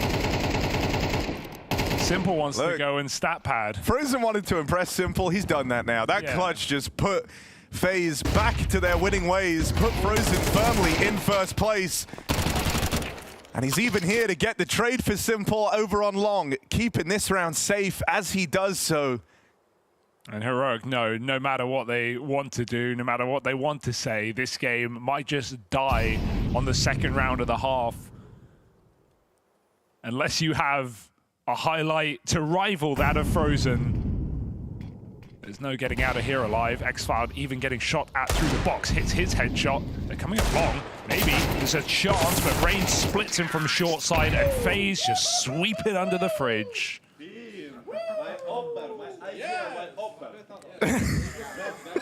My AWP, my IGL. Oh, it's just such a good watch. And that always used to be the case with FaZe, right? At bare minimum, they were the most entertaining team. I'm entertained. Yeah, it's give me this FaZe and give me it for the rest of the major. FaZe Clan and the runaway success to open in stage 2. 20-5 for Frozen, 15-5 for Simple as he finds another shot on a jiggle out. The shots he's hitting as well have been really, really clean. Yeah, these aren't the 3 AM Face It demos I've been seeing from Simple. This is a different beast. This is a guy who has something to prove. A fire lit under him, thanks to Heroic. And he is doing good on his smack talk right now. Give him the fights. He'll take them. The whole round is just two guys peeking each other in middle. No one's doing anything. Finally, FaZe say enough's enough. Going for this B play to finish Heroic off. And I mean, you know, this is a FaZe clan who have been in both the major finals in CS2. One of them coming at a time where it really did come out of left field. That wasn't FaZe in their prime, at their best. And now this squad, after disappointment in Dallas in the debut was simple, but with Skulls in to replace Rain, you weren't confident that they were going to come through swinging, but my God, if this is the form we're getting, who knows where the limit lies for FaZe Clan. Sampaio, I think he knows this one's over, but AK picked up. He's going to embark on the 1v3 out towards the tunnels. Well, he had Simple his 17th kill of the game. He's scoped up on this line, and the AWP nails the shot. FaZe Clan run away with the victory, and they let Heroic know about it. Yeah, Heroic may work hard, but FaZe Clan play harder, and they talk trash every step of the way. A dominant victory for FaZe as they debut in Austin. 13-3 is a sign of what's to come for the rest of this week. Yeah, the aura undeniable. And for Heroic, a beating they won't soon forget. Smiles all round at the end of this one. Young Star first on the dap-ups. He was the guy getting bullied. He was the one at the kind of center of this bots beef between FaZe and Heroic. And boy, did they make him look like one. Yeah, a clash of royalty between Simple and Youngstar, and Simple's definitely the king after that one. A very reassuring look, not just from him as an individual, but FaZe across the board. Vibes, fantastic. Frozen in high spirits, playing excellent, and some clutches in there just to remind you exactly the type of FaZe that we've got on our screens. Man, I am excited for this week. I'm excited for the rest of the day, and FaZe adding aura to Counter-Strike once again. An incredible start here for FaZe and for Karrigan, and woo, woo, woo, woo. Yeah, woo. The whole time we started this from the beginning again. You seem more energetic and louder than normal, mate. Yeah, normally the tension's not high in first match for me of the tournament, but when I saw Heroic, I had to look through some interviews and look through some statistics. I'm like, okay, these guys really want to beat us. Yeah. Normally people don't talk to me after a game. I'm fine with shouting between games, but last time Exploit was shouting at me after game, so I was like, all right, now we have only one stand-in, so that's kind of embarrassment losing to a stand-in. And for you guys, I've got to ask, do you feel like you were gifted something here with the Dust 2 coming in? Because I didn't think they were going to give you that. No, for some reason I think they feared our newbies. I mean, I don't want to talk too much about map pool, right? This is the first time player official with Simple on Dust 2. And he did a great job, and I think at least for controlling the CD side really good. And we're reading them what was expected in some few rounds. So I think this is a great start to the tournament. It definitely was a great start to the tournament. How good are you feeling coming into this stage of the major, though, and just off the back of that boot camp? How much of a different phase should we expect right now? I think it's hard to say, right? This is a good start to the tournament. The first day of a major is really important. We have a long stage ahead of us, and then hopefully a stage 3 as well, right? But all, I think we sacrifice a lot doing the boot camp, being here for like 12 days. Rain just had his kid, and he's away for 12 days right off the bat, right? So we're all here to do what we can, and often at the last 3 majors, we've always been counted out. So I'm just happy people count us out again. Well, I don't think they'll do it after this one. A great start here for FaZe. Yeah, a lovely start here from FaZe, and obviously a nice build-up on this little tweet as Simple stepped in as the stand-in. All-in move from Karrigan. We are going for the trophy at the major, even if Sasha's only a stand-in. I know we can win. I mean, after that display, it's kind of hard to mess with it. They did just beat the 3-0 from stage 1, and they did it without breaking a single sweat. That was pure dominance all the way through. You could point to every single player on FaZe. They had a moment, and if they didn't really have a moment, they were yelling across the room and creating a moment. I was going to say, the nice thing is they had a united enemy on the other side that everyone really wanted to be. Everyone on the team took that personally. You fire up a FaZe clan like this, and this is what you're going to get. But if that's the attitude and the energy they're going to have in all their games throughout this stage, I mean, I struggle to think of who's going to beat them. Simple, you're supposed to be rusty, bro. Take your time. These are face-it numbers, man. This is pug numbers. This is not supposed to be what you get in a major. Yeah, he came in sharp, he came in crispy, and well, I know you already said he's back, but Jason, you're a little bit more convinced? Yeah, I mean, this is better. It looks better than I would have expected. I need a bigger sample size. I need a bigger sample size. He's back, Jason. He's back. You've never heard me say the word sample size in my life. Yeah, I mean, I don't know. Let's see how this continues to go on, but certainly in this game, highly motivated across the board. And look, whatever I think of whether Simple is going to make it back full-time or not, the game is better when he's playing like this. The game is better when he's creating energy like this in these matches, and he's going in interviews and saying, we're going to beat these bots. Like, it's better with him at this level. The thing is, keeping this level is going to be one thing. I wonder how much of it's going to be down to the motivation within this match or the motivation for the major. That's what I want to look at. If everybody just keeps making enemies of Simple, he will win the major, okay? I want Vitality to talk trash to him. The problem is that ZywOo is such a great counter for him because he's never going to talk trash. Yeah, but Apex, bro. Apex always body blocks ZywOo, right? He steps in. Apex might get some smack talk in there for his boy. And Karrigan, oh my, he was enjoying this from start to finish. I've never seen Karrigan direct shit talk this much. Yeah. This much in his entire career. I've never seen him like straight up calling out people on the other team in this fashion round after round after round. And I'm going to be real. This got into Heroic's head, okay? Oh, the Heroic that we saw in the first stage would not have played like this. If there were blinders between these two teams, if this was online, this Heroic could have won this matchup, but they look like they were fish out of water, man. They had no chance. Look at Youngster, the guy that was in the beef is 1-16. Like, he was completely shook through this one. That's a crappy handshake for him to have to give, and I think everyone from FaZe particularly enjoyed shaking his hand after this. It's a great pleasure out of that one. Yo, but like also at some level, I mean, they got absolutely destroyed. But there's a couple of situations there where you're just like the frozen clutch. Like, come on, man, what, everything's going to go right for you guys? Like, you're just going to get everything going your way? I know. It's pure content, man. Yeah, it really is. Everything's just a highlight. Every third round was probably a groundbreaking highlight. Opening 3K from Simple, the clutch from Frozen. I mean, honestly, like, Elige had a nice spray transfer too at one point.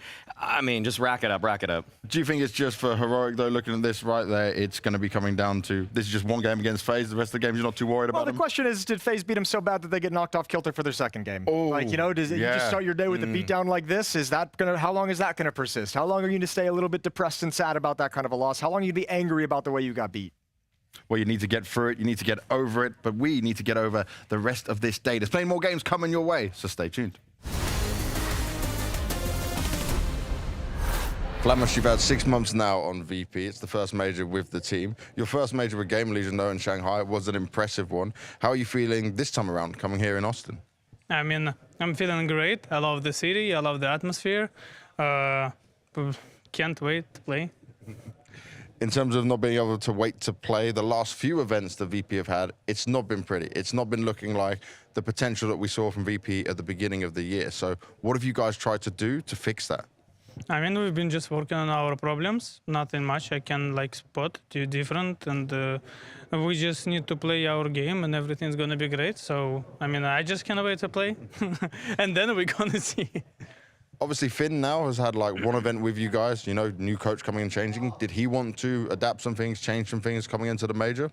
Yeah, I mean, we've changed some things. Some things we kept. I mean, nothing. I cannot say like we made some insane changes. No, I mean, we've been fixing our old problems and our existing problems, and yeah. So should we expect a different, more fight from VP here, or should we expect more of the same where you guys haven't been doing so well? Tell me. I mean, of course, you have to expect fight from us. I mean, we want to like go as far as we can on this tournament and show what we are ready.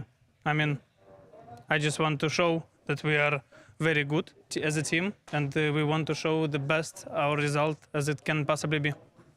Now you're going up against OG for this opening game. What did you make of them when preparing for them? What did you look at? What did you notice that might be able to help give you an edge in this game? No, I mean, I don't know. I cannot spot something. No, I mean, they're just a team that we, if we want to like win a game, we need to win. I don't know. I don't know like what to say, to be honest. I mean, their team, we're a team. We need to play against them. Krizen, you only lost to Bait in stage 1, and you were looking very comfortable against the rest of the teams you faced. How would you describe the team's performance so far here in Austin? I mean, I think we've been doing really good. I think we're very confident coming into all games right now. I feel we have showed a very good form, and yeah, I think it's nice, and it brings a lot of confidence for us going into stage 2. How much of a tougher test do you feel VP are compared to the teams you faced in stage 1? I mean, of course, it's like a step up on paper. I think for us mentally, where it's as much of the same sort of game, you know, as it would be in a stage 1. I think for us, we know VP can do really good, but we also know they're very beatable at times. So, yeah, I think we'll just come and be full swinging, you know, into the game, do as we usually do, and yeah, just do our best. Does it feel any different to you in terms of the pressure? Does it feel more intense here now? No, I wouldn't say so. I think actually a lot of the pressure got taken away from us. I think our initial goal, of course, was to come to stage 2. I think we want to go far, of course, and we know for us the sky's the limit. But the competition here is really good. So yeah, we're just gonna have to take it game by game. And I mean, I don't see a reason why we couldn't go all the way.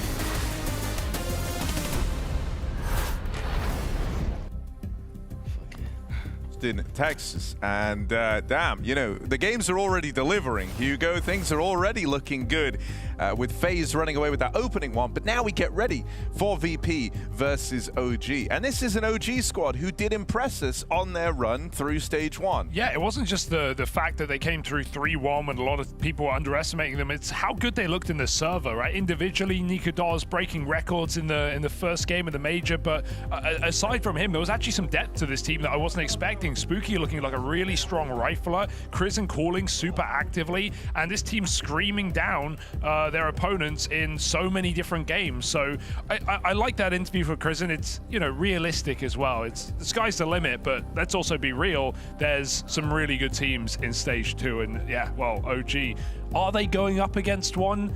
I can't say for sure. VP have had some serious waning form for a long time now, but this is what Maui said in the green room coming into this game. He said, as soon as you're ready to count VP out, that's when they just go on a run and they just win something, or they make a deep playoff appearance. And you're like, oh, okay, I guess they're back.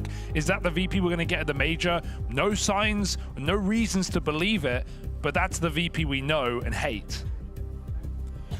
Yeah, you know, I mean, we just saw them very recently kind of fail to find success from like a 2-0 position in Kazakhstan for PGL Astana. They fell down there, right? One game short of the playoffs, and that was from a good spot. So had some problems in the Swiss system. Have VP. Let's see if this major is going to be a repeat of that, or if they come in fighting form.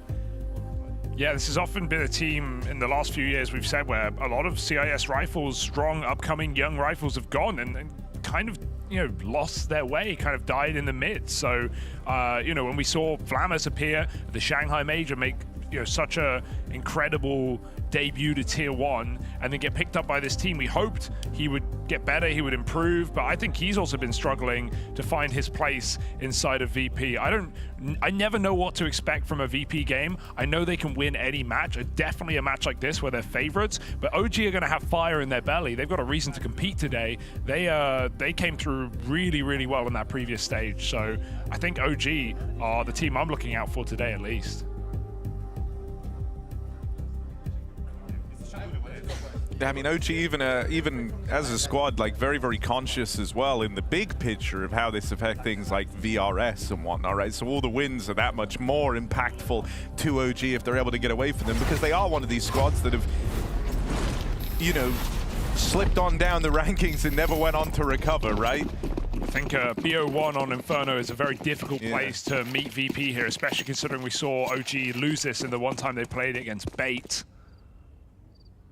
Maps like Ancient were far more their cup of tea. So, not an easy game by any means. VP will grind you down. That much we know.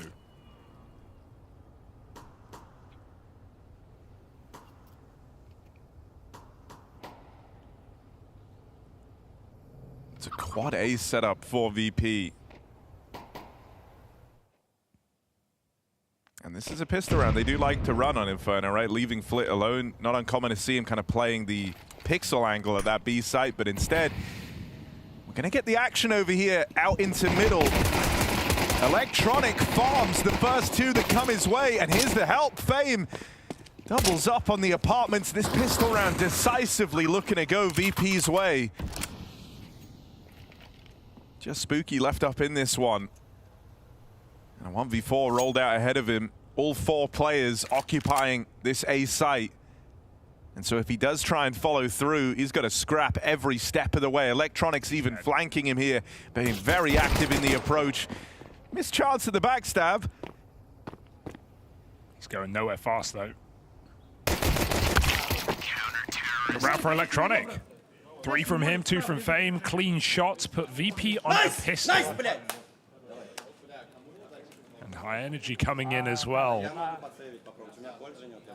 And VP's debut game here in Austin.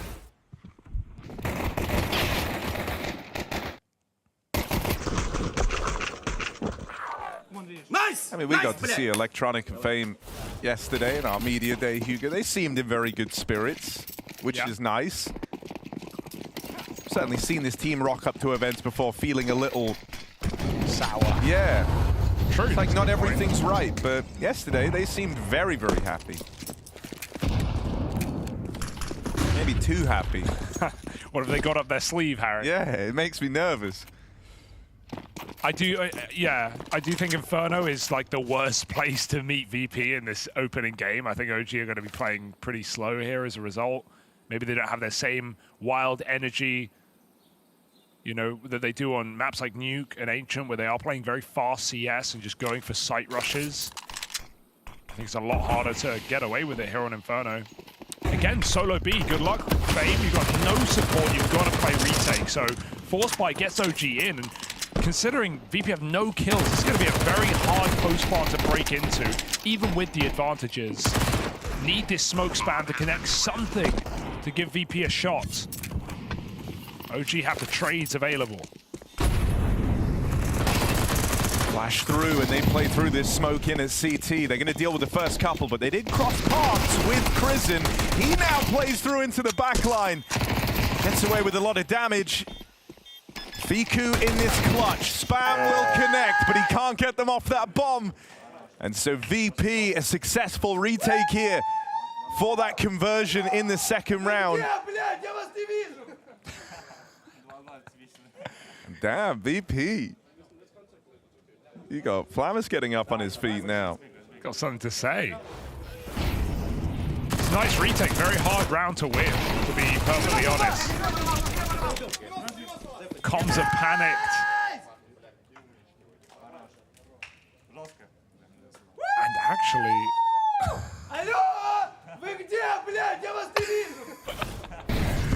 and they buy again. OG want to keep the times rolling. Are they good? Are they bad? Who knows, but they're here. Mac 10s, 1 AK, Fiku trying to force the opener. Oh, he's that smoke. Stalled out. It's going to be a bit of this.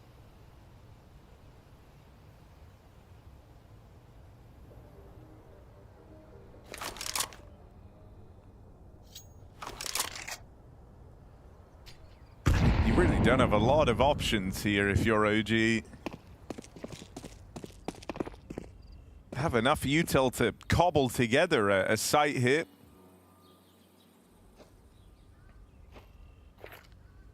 But there's a few things that could make you nervous in this round. They've got to do a bit more to try and get some of this util out of VP. And they'll be doing that now over here towards this B site, forcing some of these smokes and mollies to get burnt through.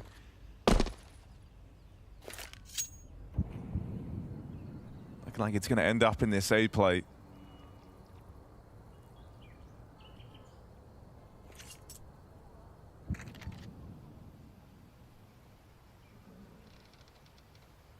Flammus still has nades to work with here. Yeah, 20 seconds. You get a molly down, you're going to really roast this round. There it is. Here's the tag. Yeah, you do a hell of a lot with that. Now you know about the presence of this player in the apartments. He tries to focus up on the short side. It falls to Icy to reel them in. 8 seconds here. You've got to get past Electronic, and the captain just isn't going down with his ship. Electronic finds second life for VP there and stops that site hit in its tracks. Sick sequence from Electronic, right? Some classic Electronic plays. A player who's obviously waned in form since becoming an in-game leader. Well, that's a great highlight there at the perfect time to keep VP in full control of this game. The back-to-back force buys put down by Electronic. Slick movement behind the site. And OG game plan has kind of gone astray early in this map. They've got to take an eco now. I mean, look, we just watched Simple roll back the years and look lights out. Electronic is now doing the same. 7-0 to open up this game. And a couple of high-impact moments from VP's captain.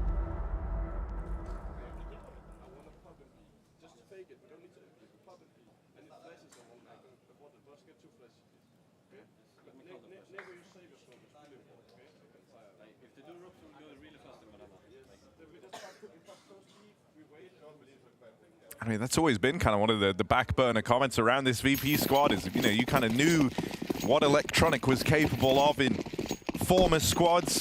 Thinking back mainly, what do you think about Electronic and just how good he was to his time on that Na'Vi squad?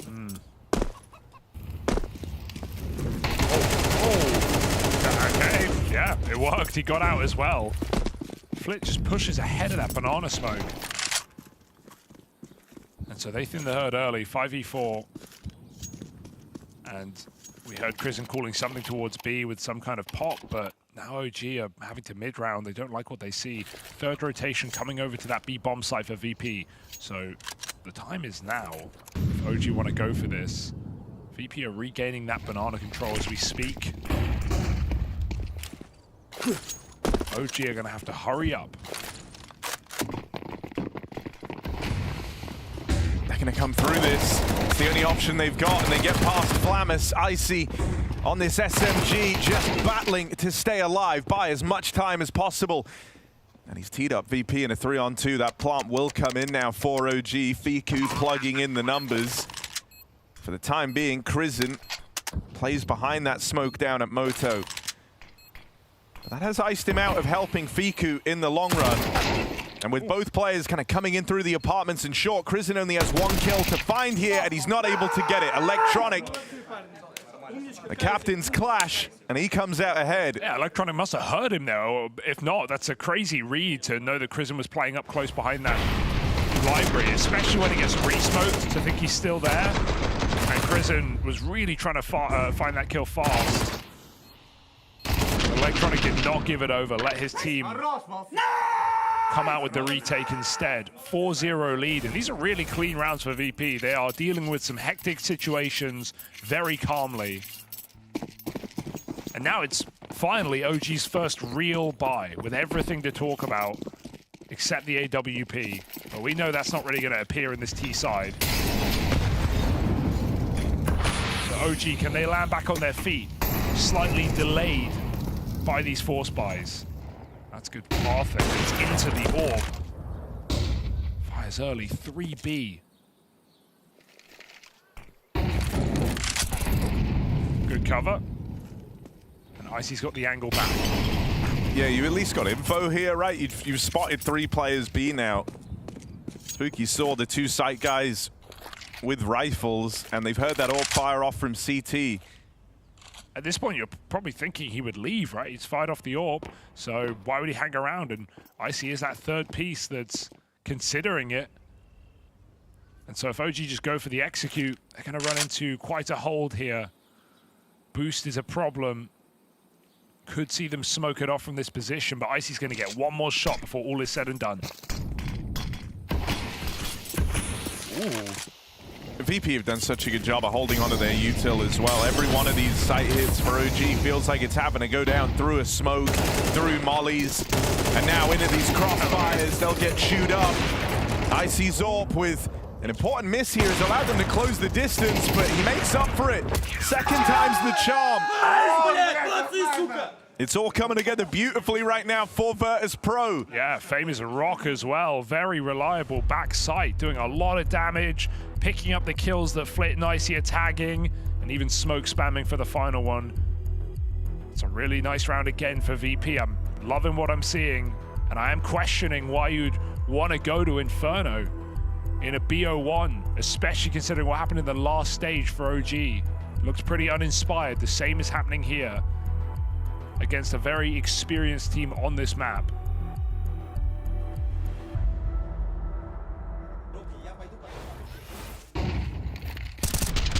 And yeah, we don't get the OG that we've been seeing in stage 1, like very fast CS, very reactive CS. It's not the map that allows you to do that. I think, you know, there was always, just with the kind of nature of how this OG team is built, it is a bunch of, you know, young players, and sure, there are some more experienced pieces in there, but you don't have, you know, like anyone on the same type of level as like an Electronic in these teams. I mean, pound for pound, VP beat them on experience across the board.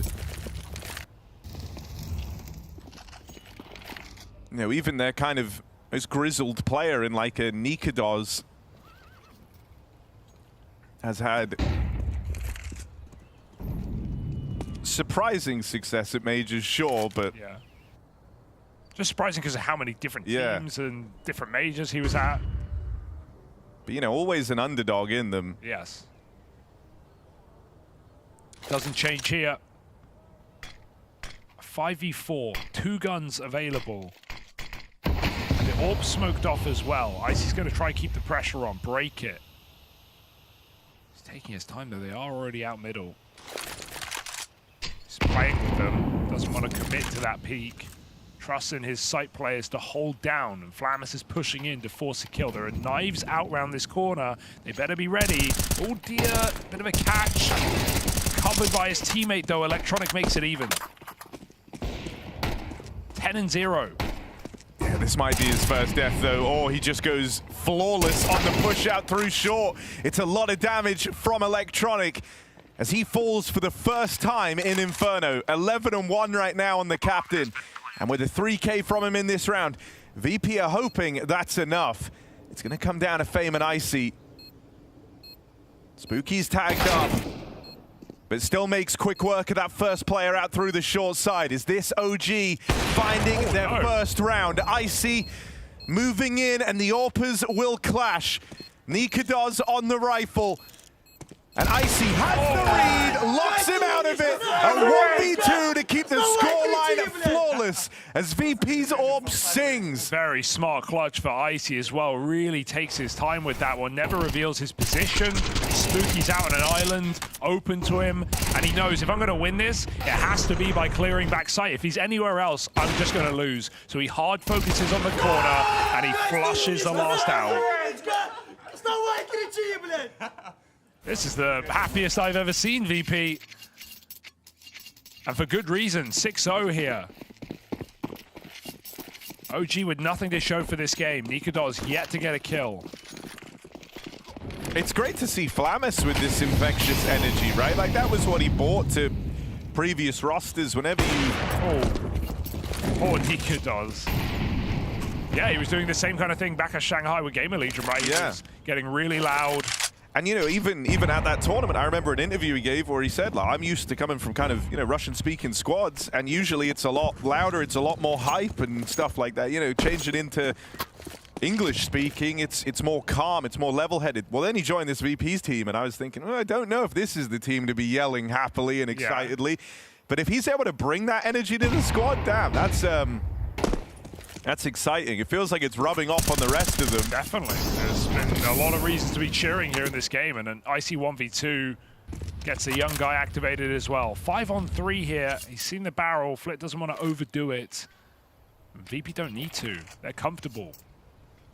They've been winning from disadvantage, so... Oh dear. This should be just fine. Fame ready to swing on Flit. Are they going to flash this corner? They just dry peek it. OG on the washing line right now. 2-on-4, block is ready. You're not getting in for free. Look at how many rounds. VP at 20 seconds here for 2 smokes and 2 mollies going down. You got to save. Some great util being held by VP until the final moments. And OG are deep in the hole.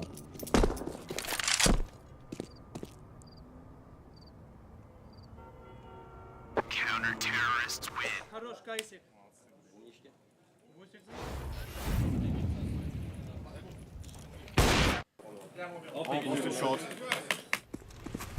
No, where there isn't, you know, really a weak link for VP. This isn't a war of stars. Nemiga, the Phantom Menace, he's gone missing in this game. He started off this major run with a record-setting 3.08 rating.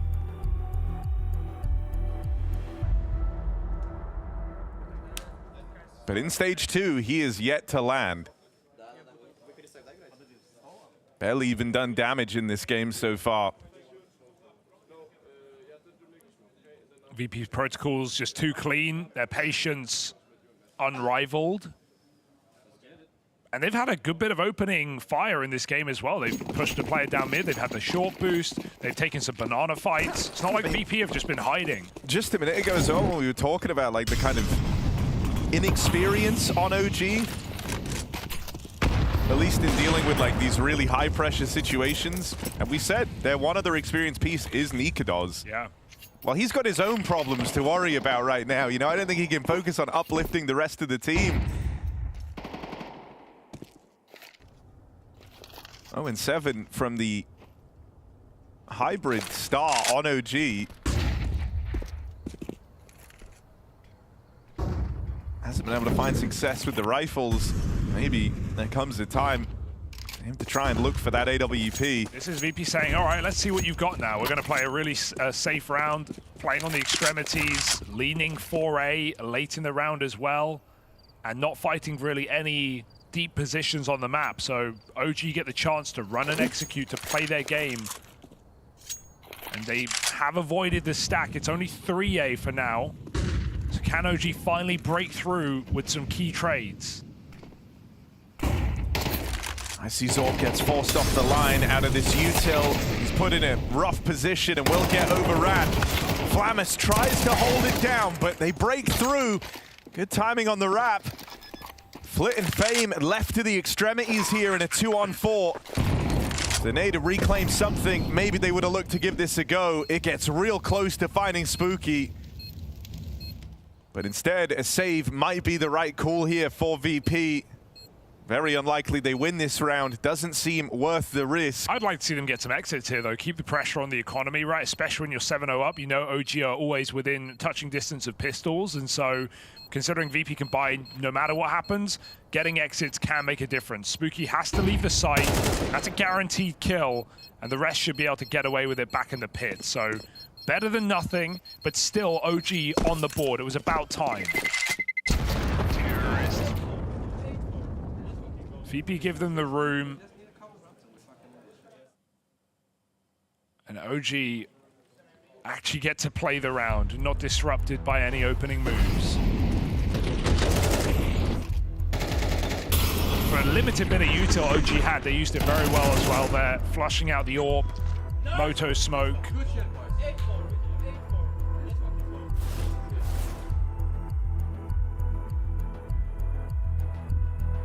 And they are out of timeouts after this one.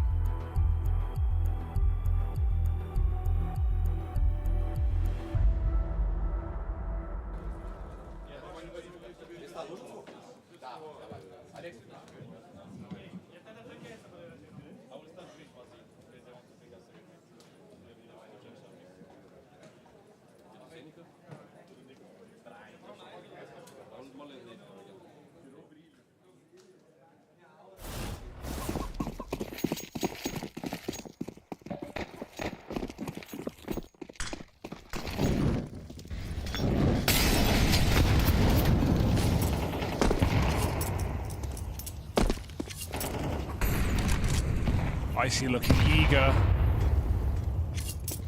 Ooh. Doesn't want to reveal the orb's position.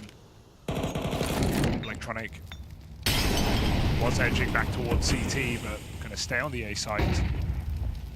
It gets taken. Icy could just walk a couple steps forward. Buzz looks like he's going to give him the chance.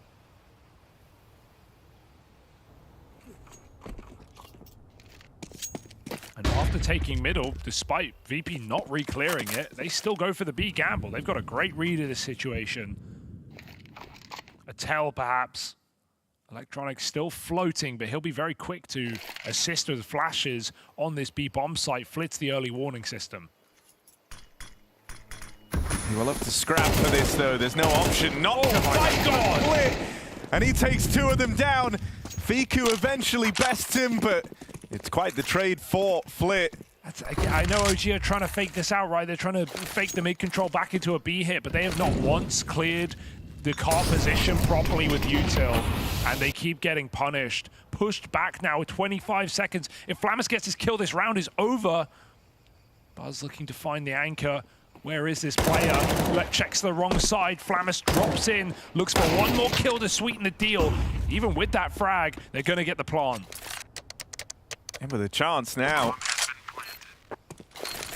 Plant found, but no blocking util here. Feels very claustrophobic for Crizzen, who's able to reposition a little within the site. Gonna try and take this early engagement, but Fiku beats him to it. That's a second player spotted. This is info for OG.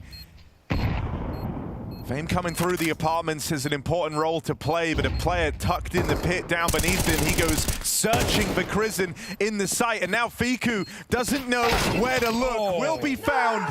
VP, and another successful retake pulled off, as they have to stop OG from battling their way back into that round. VP just know how to win rounds with tight margins there, because it's so close. If Fame drops in and gets killed, Fiku can hide, but he's baiting him. He's running above him, making steps, making Fiku look up. Meanwhile, Icy gets an elevated angle and finds that headshot. Really nice team play there from VP to get a late retake on. And it was only as desperate as it was, because they find Flamus for free, or after only one. Flamus had enough of playing late round. He goes early, forcing the kill onto Buzz and even getting out. All right, Doz on this AWP. Tries to leave a mark early with some all-in aggression up through Banana. There's been success found all across the map right now for OG. It's in this 3-on-2. They're going to try and slow it down. They don't want to let this get away from them, but it might end up happening. Electronic snipes Fiku out of the apartments and now retakes this control over top mid. This is awkward for OG. They slowed down, they gave a moment of pause, hoping to regroup in this 3v2 to avoid this exact situation. As they go back in a Banana, there's aggression from Fame. He'll be able to confirm whether or not they're coming this way. And Fame swings in early, lines them both up. VP unmatched. And they're making risky plays as well. They're not afraid to throw themselves into fights in some of these rounds. The fact that Fame isn't even jiggling there, he's full committed. He's not playing info to play off Electronic. He goes for the whole round. But these rifles are hitting hard for Virtus.pro. And this is starting to feel like a very disappointing game for OG. For OG, it's just kind of a failure to launch on 4 of these players, right? Fiku's the only one kind of finding kills with any impact. Oh my god. See ya. He's been the guy roaming out through the apartments and in these A plays. 12 and 10 on Fiku, the only one with a comparable stat line to anyone on Virtus.pro. And he's just been knocked out of this Tech 9 round now. Crizzen did make it past, but what can this give OG? It's only a pistol, and there's not even anyone open for the taking right now. They start to consider alongside, and so Icy has the library. VP no spawns corrupted. They don't force any plays. They sit back 5v3 in good setups. And OG just getting their time wasted here. And in stage one, it felt like whenever you'd see OG call in these kind of slowdowns in the mid-round, eventually teams would get curious. They would give them a peek. But VP are not that type of squad, especially not in a 5v3 like this. They know all the pressure's on OG to make the move. They've got faith in the setup here over towards A. And this crossfire between Graveyard and Sight on Icy and Co is going to be brutal to get past. You're so tunnel visioned on the AWP, you never even think to check for electronic. That's awkward. That's a full team flash for Kristen as well. So even though Icy got caught a little bit out of position, there was no way they could get the kill. Awkward flash. But that was already felt like a unwinnable round for OG. Icy's playing great right now. Nailing his shots.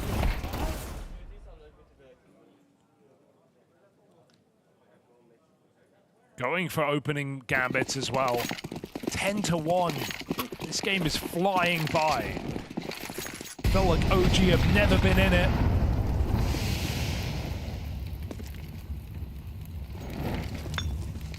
Oh, Flynn. Okay, finally punished. AWP misses his shot down middle as well. They're speeding up towards the B site. The AK sprays for one. Are you ready for another man here? Vayne back sight. Spooky jumps in. And OG might have caught the last train out of this T side.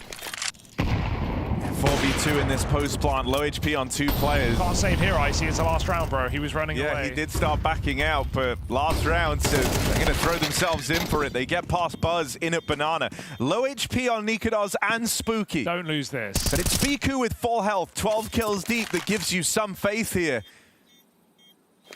Good chunk of time ticked off this bomb already. And feeling too late for Virtus.pro to win this one out. They cross in, but this is desperate. Nothing being offered by OG. Defuse stuck, defuse denied. And OG pull up with 2 rounds on this T side. As to whether or not that's going to be enough to see them through the rest of Inferno, well, VP might have other ideas.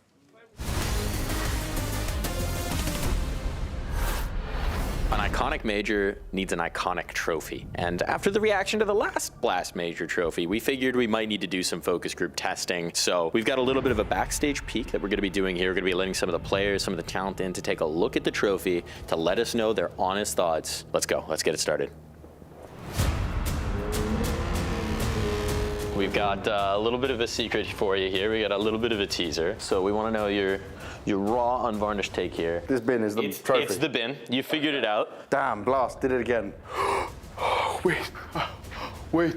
Waiting. 3, 2, 1! What the fuck?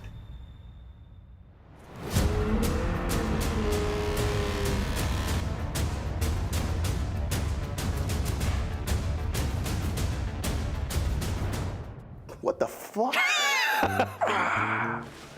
What do you think? What do you think?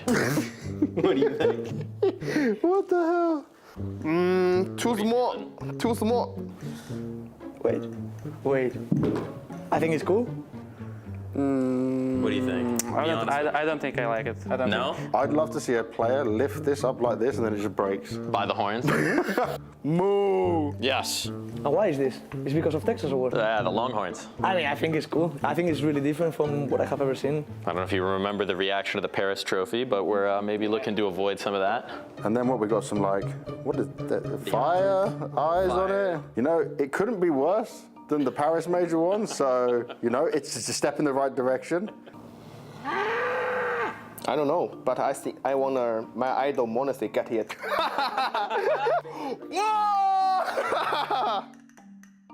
The whole thing? Yeah, the whole thing. I don't like it. It's like 6 out of 10. It's very American. Yeah? It needs a cowboy hat. Now, I do have a secret to tell you. This is not the trophy. Okay, thank God. This is a fake grenade. So you just trolled me. We are trolling you. We made it in Blender. Honestly, it came out better than we thought. There is a different one. It's mine. It's mine. You can't keep it yet, but maybe after the event we'll give it to you. It's mine. I'm the Austin Major champion. Is this like the city of Austin? Yeah, it's the city of Austin skyline.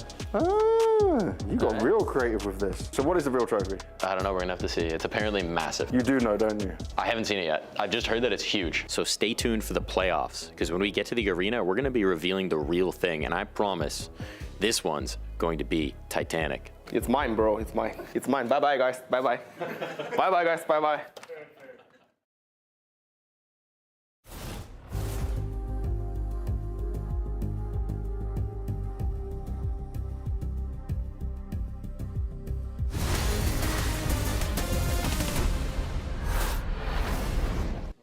Well, for fans of VP, this is a great day right now. They are dominating this opening game. It's not even close. For OG, it's been a bit of a failure to launch for 4 of these individuals. Spooky finally finding some impact in that final round of the half.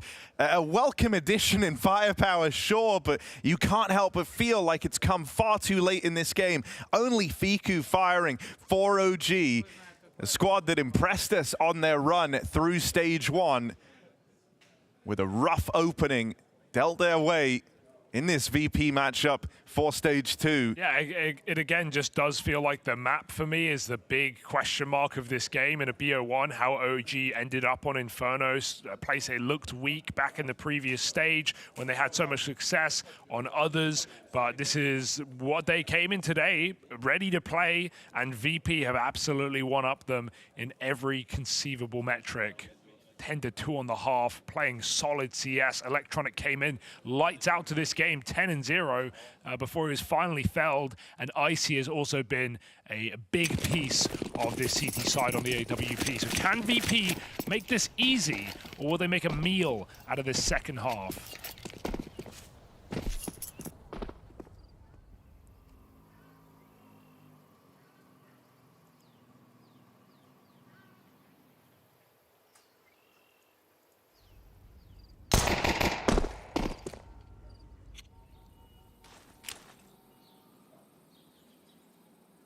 Flit snuck in. He knows he's beat the jiggle, he's beat the timing, there's still cover, but where's the kill? Nothing. He's anti-flash. Crimson late to the party, still makes up for it. Blows out 2 birthday candles. Can he do any more? No. On plan going to be coming in for VP. And OG asked a difficult question. Yeah, do they have the metal to stick the landing on this retake? Blocked right now is Nika does, but he's waiting for his teammates on the banana side. Molly on the bomb, cheeky. There's no kit. And Electronic is just waiting as long as he can, letting his teammates take the contact first. That's 2 players spotted in at the back of Dark. Nikados has to try and deal with them, but Electronic's got the cover. That Molly's come out. Pulled Electronic! Knife to a gunfight, and he comes out smiling. That's a statement right there. Didn't even need to do that. The Molly already won in the round, so he gets style points on top of a 10-round half. That's a great round for Electronic. Add it to the many. And Flip realized he hit some great timing there to sneak in past the jiggling CT.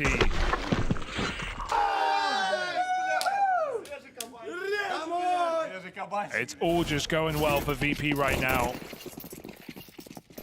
What I say coming into this game, right? As soon as you're ready to write VP off, they come through strong.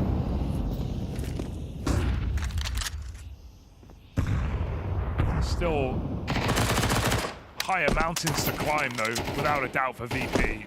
The fashion in which they're playing right now is very reassuring to a team whose stock was low coming into the major. Yeah, you know, and I think it's also like who you're getting performing right now. Fame looking really, really solid. Electronic there alongside him. They're the 2 riflers that have been having a lot of impact. Icy's AWP also. Some swings and misses in there, but definitely exerted a lot of control over that first half. A lot of noise made at B, and this stack just rotates. OG had almost everyone at A. They now go back to this B bomb site while VP pull the wall over their eyes. A 1-2 setup here, but if Flamus comes out apps, it's going to be a big problem here for OG. And this is all a fake on the B bomb site, but they are biting down on it right now. Flick gets into Dude, he keeps finding these little gaps. Even the knowledge that he's just crossed paths with a player in this smoke. Oh, Spooky's been whittled down. death by 1,000 cuts, but he keeps living. Still, all that info, it confirmed at least. Flit able to relay that, yeah, I think it is this triple B stack.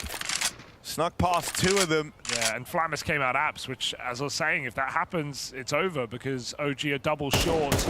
No eyes on that position. So it looks a bit silly on B for Flit, but none of that really matters. VP bomb plant, finding 12 rounds, forcing Deagle saves. It's a bad day in the office for OG.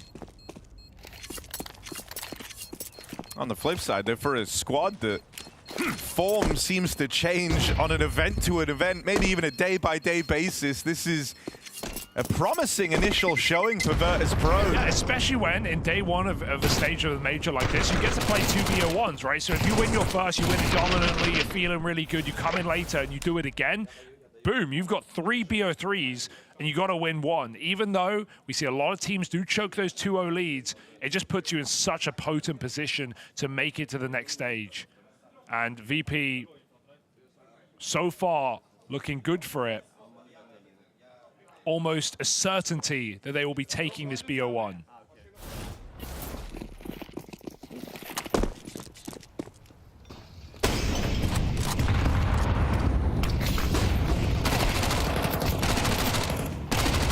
And looking to get there very, very quickly. They're playing with a pace in this round, knowing there's not much to go up against. With the force coming out from OG, back-to-back forces at that, you know that you have every advantage. This is the easiest chance you're going to have, but one of many, so screw it. Play a little looser. Flit farms in at the top of Banana. Once again, he's got the info. Guys, it's another B stack, and so VP just pick up the pace with an A hit now. One guy in the site and it's Buzz with a single kill to his name. VP getting closer in the halls. And even though OG know that info goes both ways, they rotate as well. VP still have the advantage even into the stack. Smoke on the Moto side, VP moving in. Molly's not going to stop them, I can say that much, or Smoke rather, they just jump into the pit. Buzz gets his second kill. Maybe he can squeeze something out here, tucked in on the site. VP await him, they know he feels the pressure. Bomb planted, and VP about to walk it over the line. Every reason to do so. Strong post plants, and now they know where the last man is. Spooky tapped out, and Virtus.pro not yet put to the test in stage 2. They open strong. It's no contest between them and OG. And that's after OG play through that first stage looking damn good. They end up on Inferno here, something you were questioning. And VP teach them a lesson they won't soon forget. That is a beating. Absolutely, very reassuring look from the individuals of Virtus.pro, and we don't really get to talk about the T side because it's over so quick, but OG, a different gear in this car. Maybe the box fell out on the day off, because that is not the OG we've been come to expect here at the Major, and I certainly hope they pick it up for a BO1 later on, because otherwise they'll sit within moments from elimination. VP with the win. An impressive start from Electronic and Virtus.pro in this one. This was a blinding opening game, mate. Even getting some knife play in there as well. This looked like the VP we've been looking to see for a while. Just feeling good? Yeah, I mean, we've been practicing a lot for this tournament. So, yeah, we just wanted to show for ourselves that we're capable of to be a really good team, you know. We've seen moments throughout this year where you guys can look like a good team, but obviously if we look at the last couple of events, it wasn't the VP we were expecting. So tell me about the preparation you had, the practice you had coming into this Major to change things a bit. I mean, we just changed some things, not that much, you know. We're just trying to be focused on our individual, you know, on our structure, what we're gonna do, how we're gonna do this, you know. Yeah, I mean, I feel like we did some progress, and I guess, and I hope we can show it in this tournament. Obviously, you changed coach not too long ago. Finn comes in. Is this a lot of his opinions on what things you need to change, what you needed to work on? Yeah, I think so. Yeah, I guess so. Yeah, he's changed something in terms of our routines or something or stuff like that. You know, how we preparing, probably. Yeah, something changed. It's a positive change for you as well. It's nice to work with him, have a different coach in that sense. Like every coach that I work with was on point. They were good. Everybody of them. Like I don't know. I couldn't say this that much. Well, it's all working so well. A very good start here for VP. Let's see if it continues on that way. Let me tell you something. Every time you begin to doubt Virtus.pro, they come back tenfold with more preparation, more individual firepower, and you're reminded that they do have 3 major winners on their team. This was a great display of what hopefully is to come for them at the rest of the major. Yeah, and I think James nailed it. Is like, this is the Virtus.pro expect to see. Like, when you look at the names on this roster, you expect to see them come in and dumpster teams from time to time. Like, there's these guys at Flit and Fame after winning the Rio Major was just like a revelation. It was just like, those guys were such strong riflers. Electronic coming in has had his own issues. Icy with the op looked great today. Yeah, and finally you had all the pieces really firing all cylinders. Yeah, and it looked very good from that. We looked at some style points from Electronic at times as well. This is a man, right, where we know what he can do. It's just when he took over some of the leadership and he had these frustrations, you start to lose faith at some time. I gotta say that the decision in the middle of the season to get Finn as their coach may have looked to a lot of people like it was just Electronic scapegoating yet another coach. Yeah. But in reality, Finn is a better coach. He is actually the coach that Gambit youngsters had when they were on the come up before Groove took over, where the individual form of Axile and Shiro was hardened to become the star players that they are today. So, I mean, I don't think it's a coincidence that you're seeing great form out of some of the players on VP right after Finn joins. Yeah, but what's going on with the Stage 1 buff? What's going on with that? It's been a staple of every major. Well, Bait got it. Heroic didn't get it. Yep. Obviously, OG did not get it. BetBoom's not currently getting it.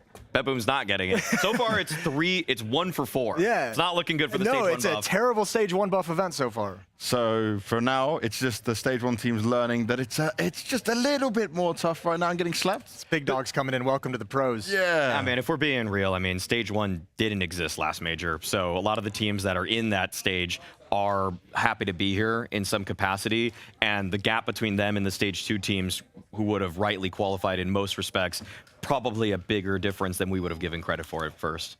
Yeah, but yeah, I mean, I'm not going to argue with that too hard, but it's just funny with Heroic going 3-0 and then getting banged out, or OG having a really good Stage 1 and then getting banged out. And I still think Heroic's going to make it. I still think Heroic's going to make it. Yeah, I do. I think that they just got schooled by a team that had a huge grudge against them. Yeah, they had a lot of motivation coming into that game. Coming back to this game, I also want to look at Icy because he's a player I found throughout this year has had this inconsistencies, and I feel like mood is definitely a thing where you can see him kind of disappear, but this was not one of those games, right? When it's all going so well, he can shine. I just want to see this more often. Icy was fiery, which is supposed to melt him, but in fact, it actually just made him even stronger. Late round moments for this guy are still sublime. That was always his best attribute in the Amcall and Cloud9 rosters. Amcall's redemption. Yeah, he was such a great player in just those late moments, and he still does such a great job. I mean, he did set them up a couple times with opening picks in this game, don't get me wrong, but you back this guy up into a bomb site, you're trying to throw utility to get him off of the angles, and he's still able to dodge and weave, bob and weave, and then he's able to get 1 or 2 crucial kills. I think he's one of those players, too, where you're going to see him get better with time, because obviously coming into this team relatively inexperienced, especially with players of the caliber of Flit, Fame, and Electronic. And if you remember, like the famous clip of Electronic just kind of snapping and yelling at Icy on that train game, if I had to like read between the lines and guess a little bit, I would say Electronic alluding to making some changes either had to do with him kind of scaling back how hard he was riding Icy, or Icy making improvements that allowed him to scale it back. So Icy probably feels a little bit of freedom. I would hope coming into this event, Icy feels a little bit more freedom of not having to second guess and be worried about the consequences of his decisions. We'll wait and see how it goes for maybe when a game's a bit tougher to know how it will go. There is a long set of games going for the rest of Stage 2 here. For us next, though, we're going to go and speak to Fallen, hear what he's got to say, because they're going up against Lynn Vision next. Fallen, when we last saw Furia, it was a new look Furia doing incredibly well. But I want to ask, how did you guys get ready for the major? Because it seems like you've been in America for quite some time. Hello, everyone. It's been amazing. We had the chance to go to the Furia office in Miami. We were there practicing for a couple of days, and it felt good because we had a lot of things to fix, a lot of things to add into the game, some maps that we realized could be better from the first games we played. So yeah, feeling good for the tournament. When you say a couple of days, can you let me in on how long the boot camp was, how much practice time you were able to get? We were able to get like 12 to 15 days of prac. Yeah, it was very, very good. And yeah, I'm very excited to play this tournament. Now, obviously, it was very exciting when we saw Molodoi and Yakinda come in. We saw just a new bit of life come into Furia. But when you go through these things, you know, you're adding more structure, adding more game plan to it all. Do you feel like you guys have another level you can hit? Do you feel like there's been big improvements? Yeah, definitely. There's a little bit of getting used to some roles, just like the roles have been playing, getting used to communication, and also I think with the pickups we had, like Molodoi is playing very well. Yakinda is helping on a lot of things, not only on the kills, but helping us to structure defenses and stuff like that. So there have been a great addition to the team. When you say structured defense as well, so he's like maybe your second voice helping at the moment? Yeah, he definitely helps a lot, mainly on the CT side, but he does help on the T side as well. That's great to hear. Now, for you, we were very impressed of you picking up the rifle, what you were able to do, how you were feeling out the map. How much do you feel like your just years of experience in the game sense you have is helping you kind of flourish in this role? I'm having a lot of fun playing this new role because it's a role that I always paying attention as an upper to how people are playing their positions because of the IGL sense as well. But to be playing those positions is a different feeling. So I kind of already knew many of those things that those roles requires. But once you step in their shoes, there's a little bit more to it. So you kind of realize it. And it's been fun because for me, every game, every practice, there's something new to learn. There's adjustments to be made. And it feels great when I can perform with the rifle. So yeah, for me, it's been very fun. Do you feel like you understand all the timings quite well? Sometimes, yeah. Sometimes I learn few things here and there. But yeah, it's all about the technique. I think the positions I'm playing, it's all about making sure they cannot exploit you too easily on the openings and stuff like that, and hitting the shots. So yeah. You're going up against Lynn Vision. Obviously, you faced them not too long ago in Dallas as well, so you have an idea of how to play against these guys. Is this a team where you're comfortable in terms of stylistically and how they play, just going up against them? I think it's a good matchup for us for the first game compared to the other teams we could be facing. There's a lot of good teams on this stage. And Vision has been hot because they just came from the other group. And that quite can play a role in the first games. It's a best of one, so we have no time to go slow in the beginning. So I'm hoping to a good match. I think they have been playing good CS. Asian CS overall, I think, improved so much, and it's great to see. Well, that was Fallen, but let's take a look at this from Yakinda on Furia's major chances. He says, maybe I'm naive, but I truly believe we can win the major. I love the confidence. Oh, dear. Hey, I love the optimism. You know, I think obviously it's probably a bit early in this Furia project, but at the same time, they came out on a honeymoon and absolutely showed their worth in Astana. Right? We had, you know, young Molodoi Kazakh player in front of the home crowd, managing to get some good games in the arena, get a map off of Spirit. There was a lot to like about this Furia debut. Sure, Dallas, they just disappeared, but they came off the back of flying, you know, cross-continent to get there, barely made their game in time. And so I think now, after Fallen said, we've had a couple of weeks of prac, let's see what Furia have really got to show.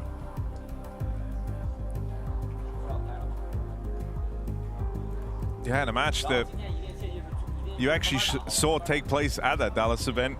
Them versus Lynn Vision. They were able to pick it up handedly there last time. Also, I'm liking the jersey. The look is great. Yeah. The look is great, isn't it? Do you like what I'm seeing?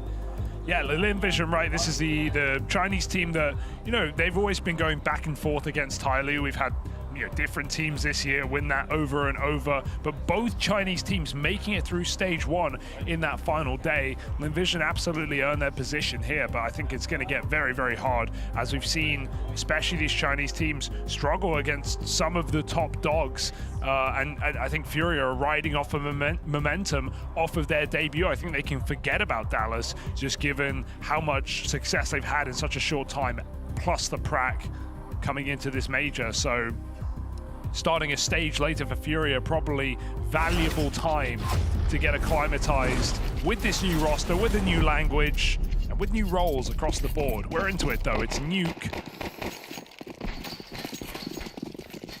Lynn Vision, no strangers to this map. Furia start on that CT side. This is the guy we want to be keeping a close eye on, Molodoi. The AWP addition to this Furia squad. Debut major appearance. Oh, that's not a bad start for Molodoi. Catch Zaka for free on a bit of spam out in the yard. 3 players will make it down lower. Vision trying to get a foothold. There's already this double rotate, Yuri and K-Serato. The OG Furia duo adorn this lower site, and they've even got support from Fallen. The read is good. There's no one really to stop it except Yakindar. He is locked in right now, but he's also a shot from death. Got to land a clean tap. They've seen him on the map, and Westmelon clears him out. 4v4 now. Lynn Vision, great control after a vent climb. Plant coming in. No punish for Furia. They're playing retake.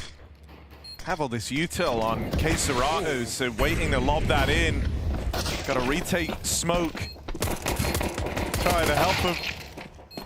But just Fallen left. It's a dominant pistol round picked up from the side of Lynn Vision. Good turnaround there, right? They go 4v5 down early. They managed to get everyone in through secret, and they misdirect Furia to open this up. Yeah, if they go into lower there, it probably goes very, very wrong. 3 out of the 4 players were kind of ready for that play. But up the vent, only 1 man on defense. I want to see if that retake smoke comes in again. It's to block the door angle, right, when you're coming out heaven, so you can isolate players on the site. I've seen some teams use different variations of it. It's a cool idea. Doesn't matter in this one. Lynn Vision take it easily.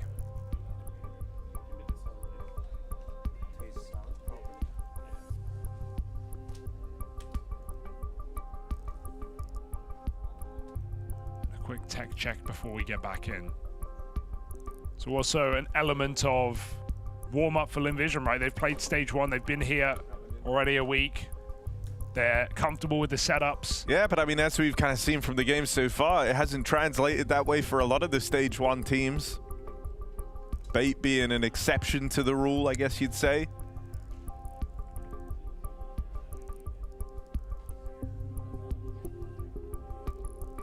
True, but we are seeing obviously more lopsided games on paper coming into a second stage with some top teams waiting here, some even deeper in the tournament.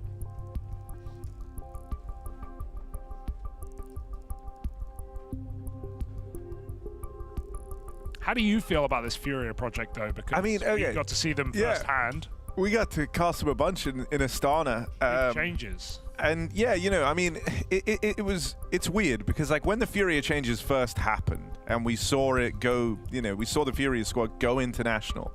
I think there was an angle where like these signings felt very, very underwhelming to a degree. It's like you didn't really know who Molodoi even was. Yakindar pulled back after kind of a rut of unsuccessful attempts to break out from the shadow of his time in VP and hit that same form.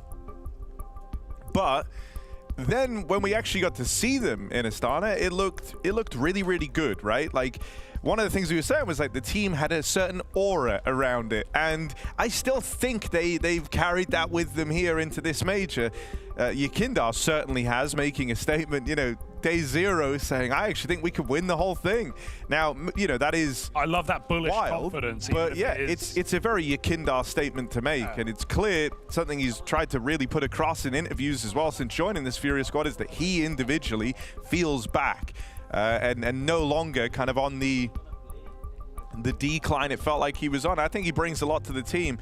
I do like this Furia squad. Yeah. One thing I think you have to keep an eye on here at the major, though, is Molodoi. He's someone who I think is in like this very wild position where these, and I felt this way since Astana, where like the next few months decide a lot for this guy. It looks like he could be the real deal, one of the next big things, a real hot prospect on the AWP. But it's as teams get to grips with your style of AWPing, the way you like to play, that's what separates the greats from the goods.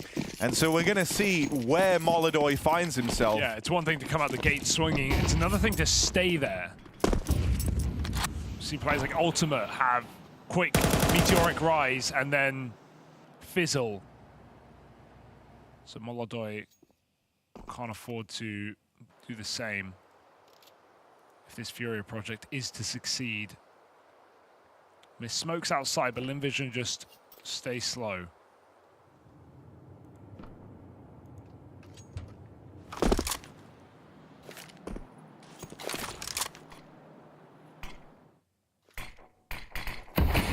Blocking main provides a path around the world if they want to go, but Yakinda's back garage to watch for a main split, so got to be very careful here. The one rifle in a potent position.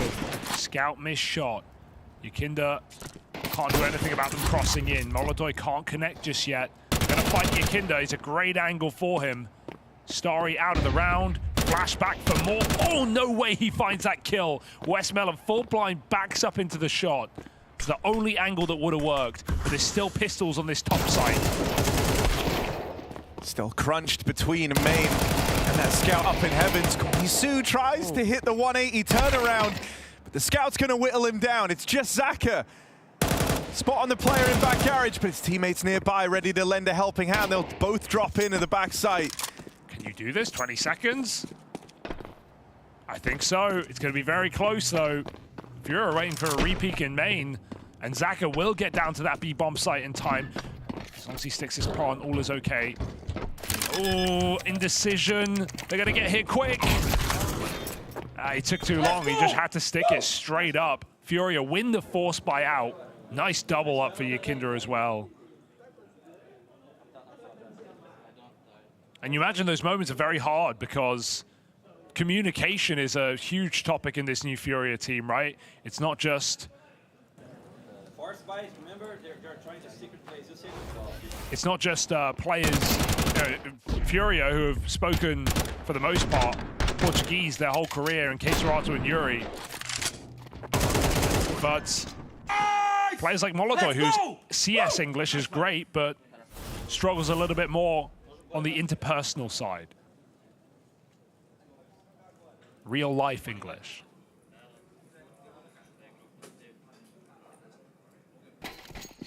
So those hectic moments are going to be made even more so for FURIA.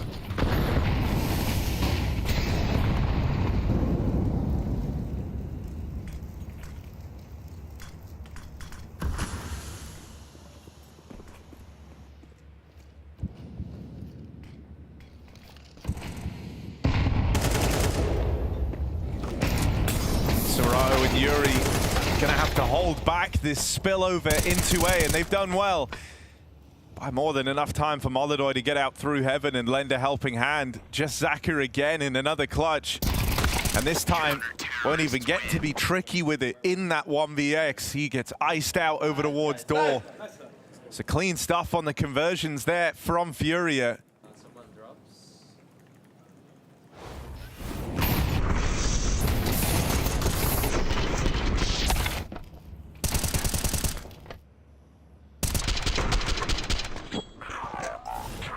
Vision broken now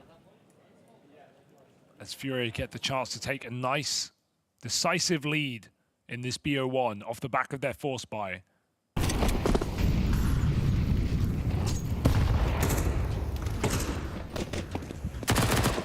Molodoi making that ult money, or at least trying. Oh, he's succeeding right now. Getting up in their face on this MP9. Padding out them bank accounts. One more. Jump spot saw him, and so it's well handled. But this is what Lynn Vision have been waiting for. The guns right around the corner after falling down versus the FURIA force in round 2. They get to bring the guns out again.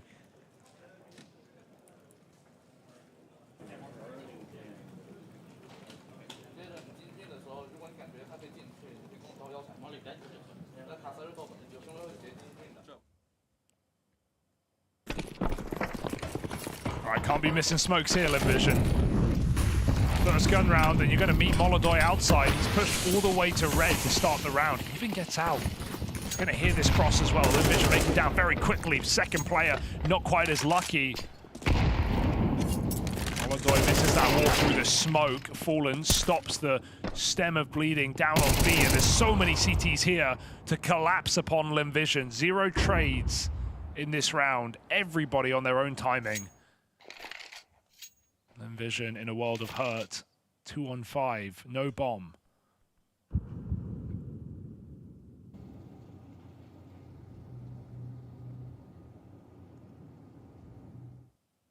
And a double setup here, ready to deal with them.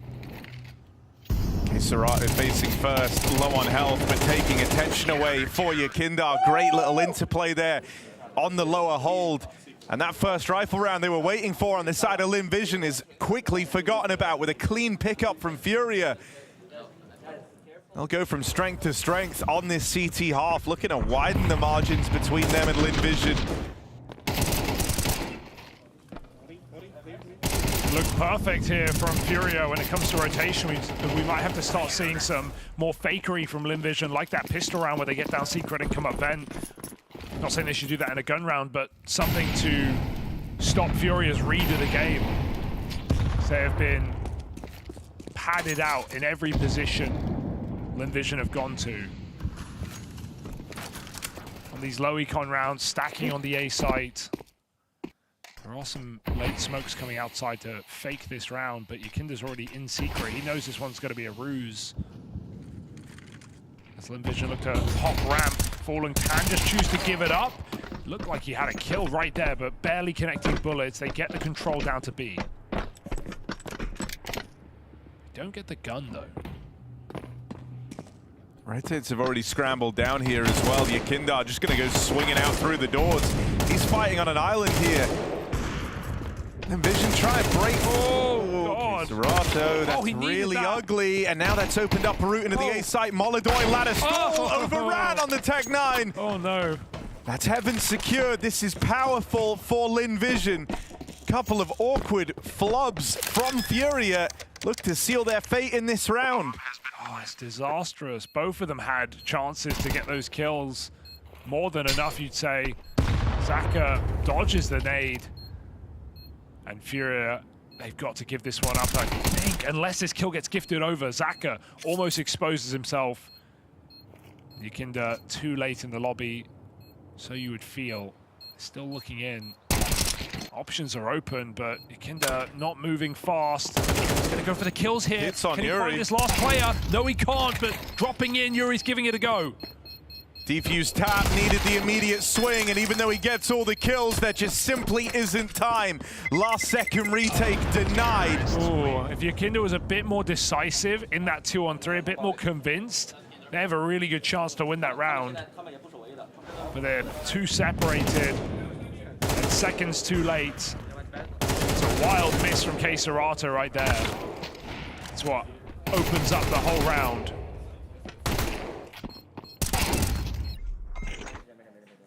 Nice!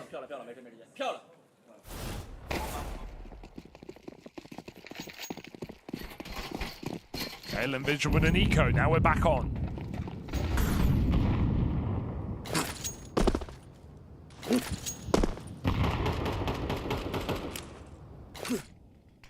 Full wall out in the yard. Nice block. It's so wild watching Yakinda on the cams. I'm never going to get used to it. He has to like pull his chair out just to check the minimap. Oh dear. Going for an upper bust. Not ideal as well, because Lynn Vision didn't have anyone out in the yard, right? So it's like unconfirmed info right now. Furia aware that the yard play was just a fake. And so they never bite down on it. Lynn Vision still gonna break through the top site hold. Clean openers, double up out of Yakinda. Makes it a bit more interesting. The advantage still falls in the way of Lynn Vision. We'll have the route to the plant open up to them here. For Fallen and Molodoi, choices to be made. This 2-on-3, is it worth throwing your hand at it? Molodoi seems to think so, playing in through the lobby, but he can't catch his bearings. And only Fallen left standing, 1 versus 3. He doesn't like what he sees. Does he want to try go get that orb? Got lost out in no man's land in an awkward position back at the lobby, and so looks like holding on to his gun is more important for Fallen. Yeah, sick round for Amelia. That clear on the close door player, the only guy who was really had a chance in the A-bomb site. I don't even know if he sees him. He just spams that smoke as it's blooming. Yakinda tried 2 smoke shots back from him on his break, but Lynn Vision have the numbers, fake or not. It's a heavy Molotov AXX that gets them back in the board. Back-to-back rounds for Lynn Vision, and Furious Money under the microscope. They've got one more buy in them. Won't be pretty, it will be enough.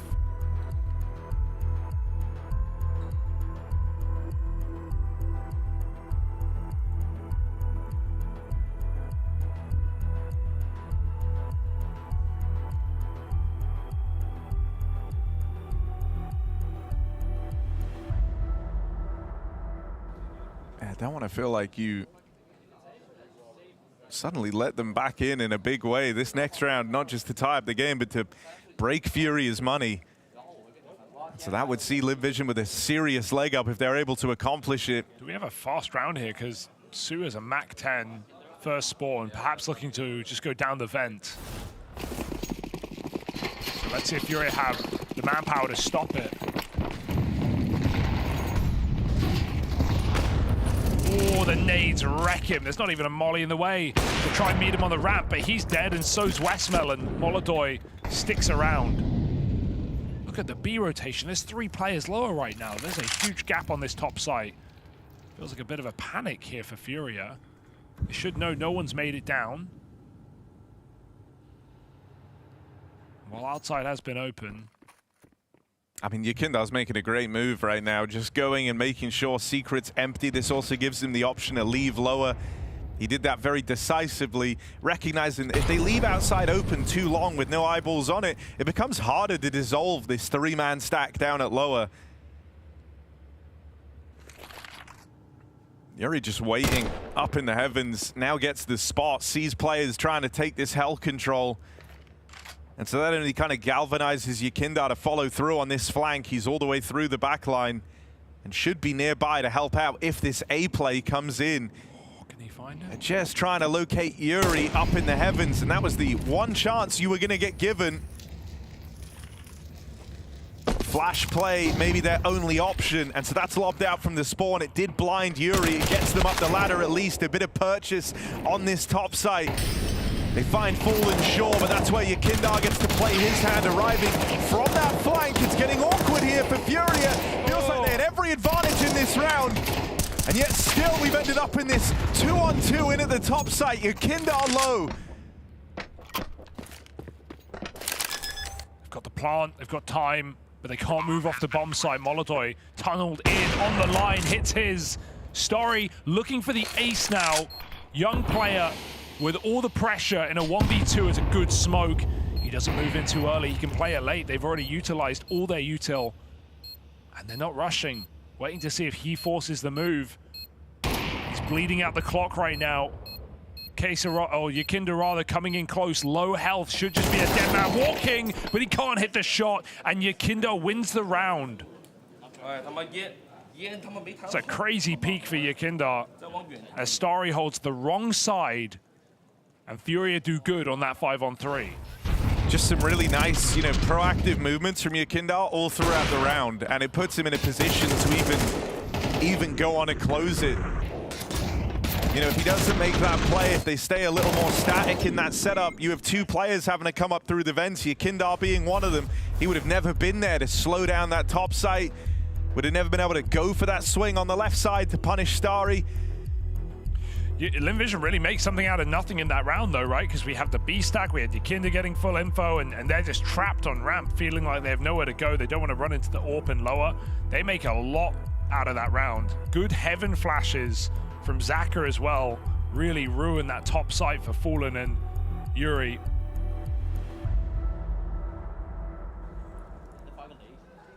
And so at least a plant and some damage coaxes them into another buy.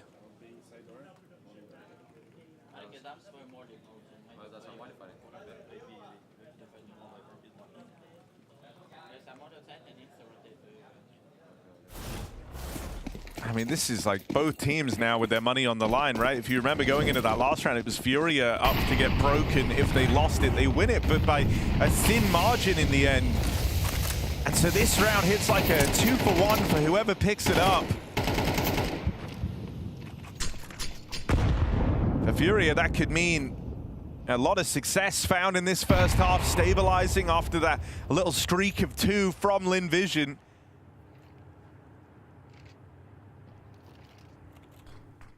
Oh, this flash might actually wreck Fallen. Depends how deep it's thrown. Holodoy moving in to play low. Yakinda blind inside a smoke. The ramp hit comes through. Missed shot is a big problem because Fallen's full blind. And Holodoy needs bailing out, but he hits his shot anyway. Jumping in the air. Finally put down. 3-on-3, and Yakinda's stepping. He's going for 2 kills instead. He gets neither. Westmelon, ugly whiff. And it's still winnable somehow. This is fast and quiet routing from Zaka, but they're ready for it, and that's the bomb lost in heaven. I think Call Me Super's going back to try and fake a lower take. Running in towards ramp with the molly out. And now left all alone, doesn't even know about KScRATO up in the heavens. He has managed to get past him. This is a little awkward. You'd like to think KScRATO still has a trade guaranteed. And there is that backstab. It will come through just on a little bit of a later timing from KScRATO. Yeah, it's a weird split up there, considering the Heaven play just peeks into the bomb site. If you're going to play off a fake, at least let your teammate sell it for you. It might have even forced Yakinda down the vent. But Yakinda's playing really, really well right now. Steps through that smoke, saves his teammate's life. Hitting some sharp shots, 12 and 5.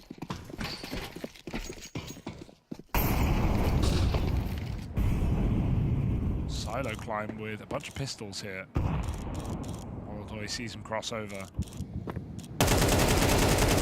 Yakinda back outside is a good time.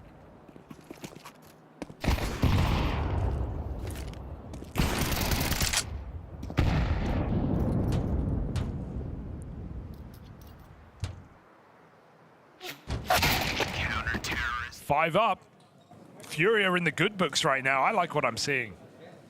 Yeah, and you know, it feels good to them as well, right? They've been able to stabilize after this kind of back and forth couple of rounds in there.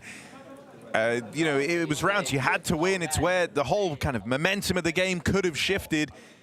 The must-win ones have belonged to Furia, and it's left Lynn Vision on the back foot in a big way. Best they're hoping for is 5 rounds on the half here.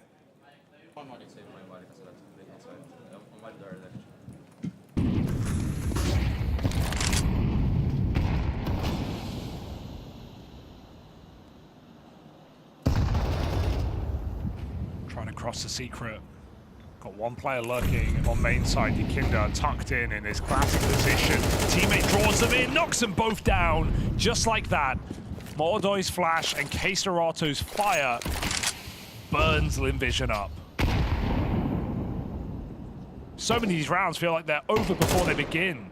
Lynn Vision just trying to claw back 2-on-4s, 3-on-5s. And they keep making them interesting. Will this one be the same?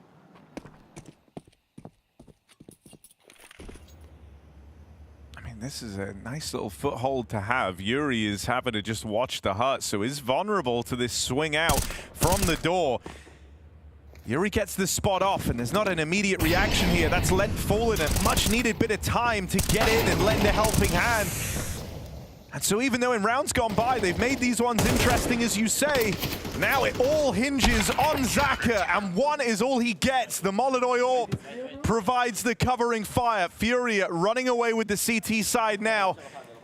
4 rounds in a row. They're looking to make it 5 before the half is through, and there's not a lot for Lynn Vision to stop them on their way to that goal. I don't know what I'd do either when Yakinda and KScRATO are the yard adjacent players, right? Yakinda in garage or in red in many of these rounds. KScRATO coming out from main. Holodoy setting up flashes, playing very active on the AWP. Not trying to force the kills, but he's hard to read. He's been on ramp, he's been lower, he's been in the garage. And we even get a double AWP out in the last round of the half because Fallen's got the money for it. So screw it. And yeah, there's a bunch of promising signs here for Furia fans. Yakinda having a great game, topping the charts, really exerting a lot of presence all across the map. On the Brazilian side, you got KScRATO right there behind him. And then Holodoy on the AWP looking pretty stable. This is a A picture-perfect scoreboard for the Furia squad. You know, we talked about their run back in Astana. Molodoi getting a play in front of the home crowd. But there were a lot of games there where Fallen ended up feeling way too important on his rifling. Yeah. And it was cool seeing him look so good. But you don't want Fallen posting the biggest numbers out of the three Brazilian riflers on this squad. Yeah, true. Calling Fallen a Brazilian rifler still feels wrong, but he's been holding his ground. And then Vision might actually make it unscathed to be. They've been trying to do this all half. Can they finally get down in a 5v5 with a player behind main to give them an exit route available? Yakinda's already been dispatched down towards lower though, and he's blocked them with this smoke. At least buying some time. Molodoi in the feed. And Yakinda ready down at lower. Just dump your util, just waste all their time here. And it will just confirm what you already know, that they are down secret in numbers. Molodoi's watching B from the ramp side. Or at least he can quickly. It's actually like really passive from Yakinda here. He's not playing for the early spot. Unorthodox, but he's willing to give them the room and the space, and that's because this lobby clear has come out from Fallen in the downtime. He's confirmed that there's no one outside of A. They're going to deal with the one lurk here. Komisu dead on the extremities. Yakinda surprised at the presence of Event Player. And this could still get weird.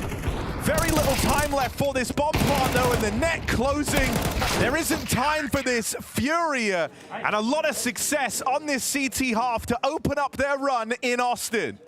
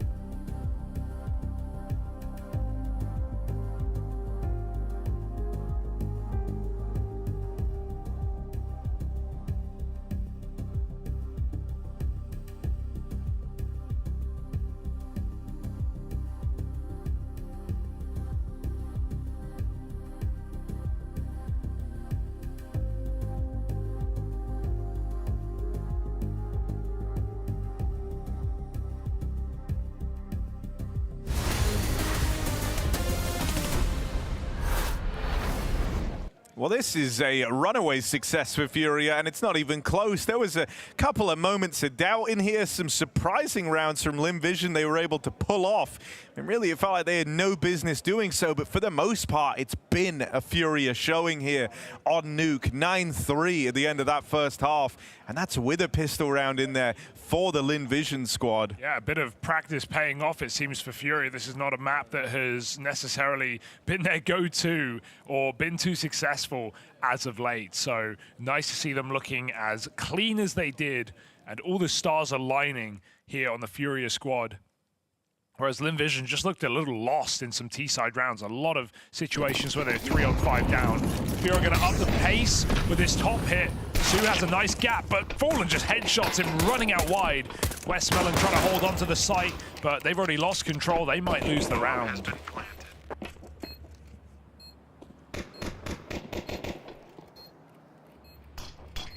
Oh, re-smoke.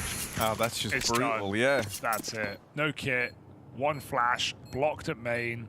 Try and regroup now to go through heaven, but it's so late, and yeah, you're dead on about the no kit. That does cause you a big problem here. You've got to get all these kills so quickly, and you're not even in a position to actually break through. Furia will get all the kills quickly. Fallen with 4. Su had the perfect position, dodged the molly, still on top of the hut, but they're all outdoor, and he's the only player inside of A. Oh, barely saw him. Fallen were not burdened by rifles.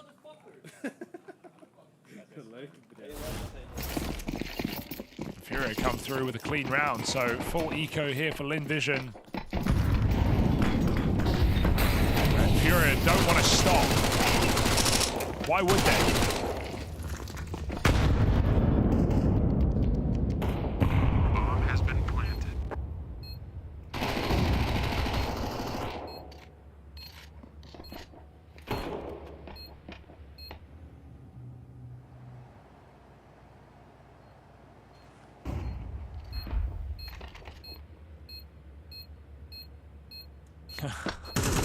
You feeling this kind of weird domino effect on the day, right? It all started Simple looking real good, and we're all saying, okay, Simple's back, FaZe are back, right? Yeah. Then next game, Simple's former teammate from Na'Vi and Electronic also has an insane game for Virtus.pro to get their first win. All right. Who was VP's best player in the past?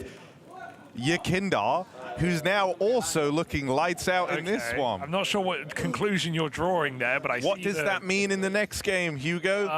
Who is more of a link to MIBR and Legacy? I don't think there's much I can do with that one, Harry. Sorry.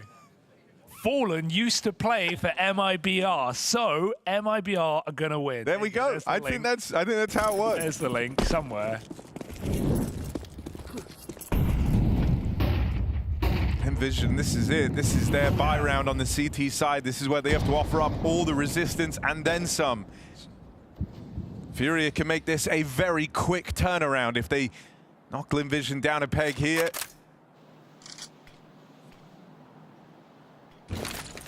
I mean, so far, stage 2 teams coming through with decisive victories, at least on this side of the stream.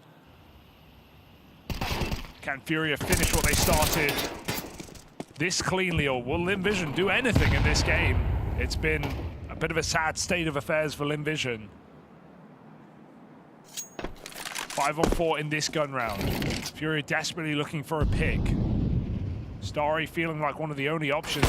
Check from the heaven side. Molodoi can't hit the flick. And Starry's back in safekeeping here. Furia just have to go for this main split right now.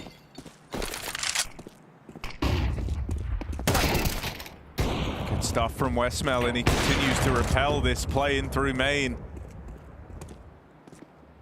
So Furia's hopes of finding a way in out in the yard denied by Westmelon. Just spamming main, it's all he's got right now. It might even be a save, to be honest. K-Strat has a Mac 10, but they are locked out of this round. So it just kind of fizzles out here for Furia. And they have plenty more chances, but at least Lynn Vision get the buff of economy that they desperately need at this point in the game. Just to mean that Furia, if they follow up and get 12 rounds, then Vision can still buy. It's not decided on one gun round now, this game.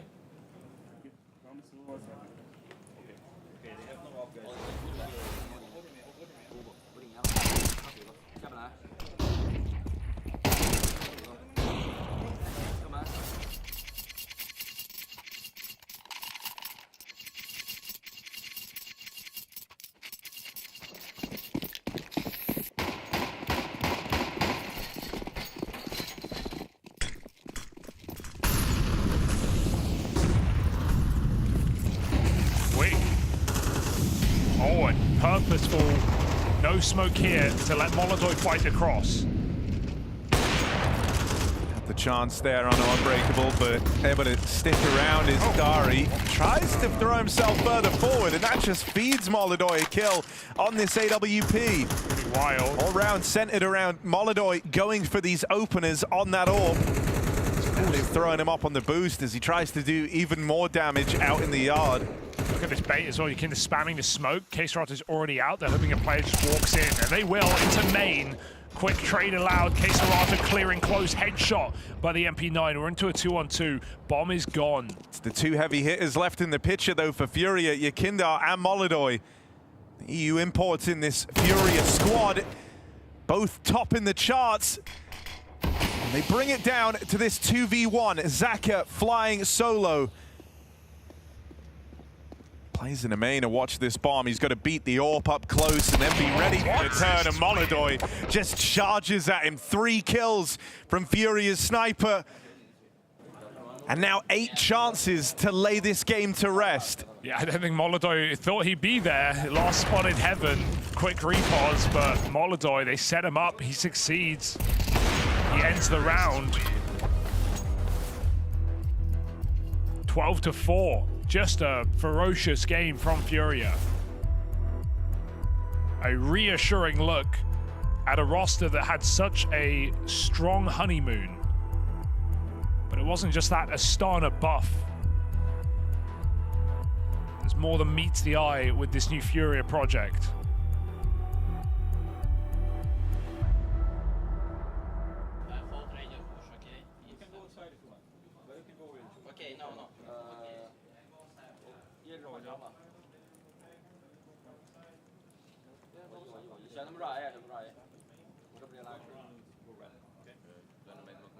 Very cool that the eye test on Molotov is still looking great.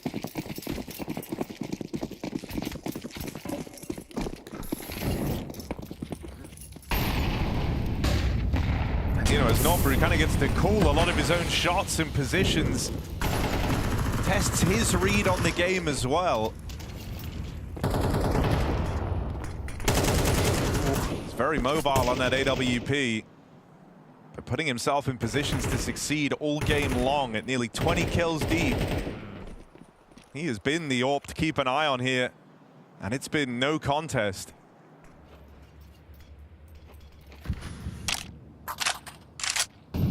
Slow out the gate here. Do we have late smokes for Fallen?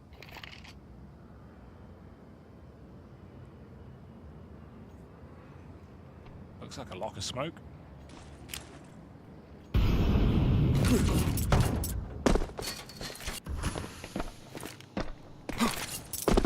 Out it goes, and Fury gets to cross deep. Starry gets flashed outside, but Yuri's more than ready for that. Fury have anti-flash. 5-on-4, moving in, getting a lot of control right now. Zach is trying to stop this.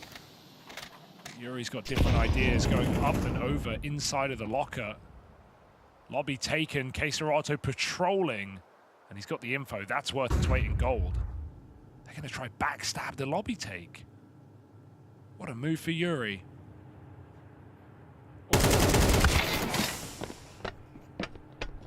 20 seconds, boys. Lower side taken during all this, though, and K-Serato's flank might be unaccounted for. He's coming in so late off T-roof. They might not make it that far. Yakindar taking first contact. K-Serato fires off early. This applies a lot of pressure on these players at ramp. They have to pick a battle. They have to fight forward here into the site around this smoke and right in to the waiting guns of Yakinder. Molodoy gonna nail the follow-up, and Westmelon moves into a lost sight, no control, no position, and Molodoy sends him packing. That orb closes and seals the deal for Furia as they dominate in this opening map. 21-5 on Molodoy at his first major, and what a performance to start off stage 2 for Furia. Everyone shooting hard. Fallen even had his moments when required, but the story will read Yakinder and Molodoy put on a show in this map of Nuke. Lynn Vision, bit of an underwhelming look, getting very lost on those T sides. A lot of 3-on-5s they couldn't really turn around, and we hope to see more from them in the later BO1s. Really, the focus for me is Furia and how far they can go here, whether they can take down some of the top teams. Yeah, you know, and I think with how these results are shaping up, there's not been slow starts today. It's clear that everyone is coming into this major in Austin with a point to prove. Furia get a big win to start things off over Lynn Vision here, and I saw as you were leaving the booth, you were telling your teammates you're going to find them. What happened? Yeah, just like some friendly banter. There was one round where we went out, we rushed on pistol round or on the eco against eco, and then we were watching Heaven. Me and Fallen, we're like communicating, boom, boom, boom, playing off you. What are we doing? Like this, like this. Suddenly, I'm getting killed from main, and we're 5 alive. And I just said, like, whoever sold me that round, I'm gonna find you, and I'm gonna, but just friendly banter. You know what I have. You know. You gotta let them know. Make sure it doesn't happen again, right? Yeah, I understand that. For you though, I gotta have a temperature check on this. You're still playing native. You're still feeling good. You're still locked in. Yes. Yeah. Everything. No changes. Everything. Yes, everything. All the same. All the back. I'm back. I'm getting King Snake gloves. The real OGs are gonna remember that during VP times I was playing with King Snake gloves, so I'm going back. So you're actually back in every way, even down to the gloves. Yeah, maybe not height or something, but yeah, but everything else, what's in my control, yeah. Now, how is it for you right now? Obviously, having some time to boot camp, prepare for this event as well, some more time for Molodoy to get used to things. Are you feeling fresh? Are you feeling like things are still working in that right way? Because I guess one question I personally had was like, was Astana a bit of a honeymoon or not? I think Astana was a great showing of our capabilities. Mm-hmm. I think when a team plays like that in their first tournament, it definitely shows that they have a natural understanding between each other. Yeah. Natural synergy, and obviously after Dallas, after the jet lag, after the whole long travel, playing the first game and whatever, and then we kind of gassed out a little bit during Dallas, and after we had a two week boot camp in Miami. Which nice. It was sick, sunny, and all this. But the most important part is that towards the end of the bootcamp, we felt ready, and we had all our maps ready. We started winning scrims against good teams, and we know what we are capable. And I'm glad we're starting on a hot start. Definitely a hot start. And I got to ask this, because obviously Molodoy's been learning his English, improving on it. But when it comes down to just you and him, does it switch to Russian just to make it easier, or are you trying to force him into the English mode? No, I don't believe in this like forcing and everything. Like, especially in official matches, you try to do everything 100%. Yeah. And for us, 100% is speaking Russian, for us to understand each other. Nice. Well, the development's looking good. A great start for Furia here. Let's see how it continues. Well, a beautiful run from Furia stepping into this show, and they're going to have a very good level led by the 2 new recruits. And you know, Maui, there always must be 2, one to have power and one to seek it. Molodoy and Yakinder, absolute beast mode in this game. Was that a Star Wars reference? It was a Star Wars reference, yes. Well done. Yeah. Well done. We can see with Furia in their jerseys, they have indeed gone to the dark side, and that dark side is going international. But it is working for them, okay? This new Furia look is good for them. I mean, 2 top fraggers are, of course, their new imports. That being said, no one really slacking on the Furia side. They were in control of many of the situations there. They were the ones that were actually outplaying Lynn Vision throughout many of the situations, just killing Lynn Vision players in the side of the head and everything like that. So good mechanics on display and good understanding of what's going on across the map. When I looked at the stats just before the game ended, it was K-Serrato, Molodoy, and Yakinder had like 12 opening kills to the 2 of Lynn Vision like so far in the map. And it's just like, you're not going to win games. But also, it's cool to see that out of the young player of Molodoy being aggressive and assertive with the op, Yakinder getting back into his groove. But also, like, that seems to be some of the pieces that Furia was missing previously, was having that kind of like really aggressive, like someone who's just going to go take charge of things. Yeah, no. And that taking charge is working out very well for him right now. I do like just some of the personal side. I know I'm a vibes guy with this, but the fact that they can have this banter, like Yakinda was saying, because I was thinking, like, what the hell are they talking about going into that? This is a positive sign for a strange mix of players to come together. The Furia guys before Astana had immaculate vibes. They looked like they already loved each other, and we hadn't even seen them play a map. They ended up in the semifinals of that tournament. Feels like they're continuing a lot of that energy here. Molodoy is being welcomed by Yakindar, helping onboard him in that they have a shared culture there of just understanding of Eastern European, He's so Central lucky Asian for that culture. as well, though, because there's not many places you'll get given that opportunity, right, when you have to kind of slot in. I mean, Yakindar's the Molodoy whisperer. Sure. I mean, actually, I think the one person we should give the most credit to is Fallen, because it takes a significant amount of what's even the word? It takes a very humble person who's a legend of the game, like Fallen is for so long, who's in-game led teams into major trophies, to say, I'm not good enough as an AWPer for today's Counter-Strike. I need to step back so somebody else can step into this place and actually start to develop them. And I think that's a super impressive thing for a player to do. You don't see that very often from a player of Fallen's pedigree. That's a great point, because we've seen other IGLs sort of bash their head in the wall as they try to make their system work regardless of the outcome, and think that the people around them are the ones that are not really living up to their vision. Fallen adapts his vision, just like Apex did, and the reason that some of these long-standing IGLs, like including Kerrigan, have been around for so long is that it's adapt or die in Counter-Strike. Even though this game is very simple at its most basic elements, you do have to follow the meta. You have to change a few things about how you interact with the map, what's more important in map control, mid, or like a extremity position. Like, knowing all of that is so vital. And there's a lot of, like, I mean, with any kind of philosophy you have in Counter-Strike, there's going to be some positives and negatives to it. And Fallen has always had the philosophy when he comes in that he wants his players to be comfortable, he wants his star players to be able to do whatever they want.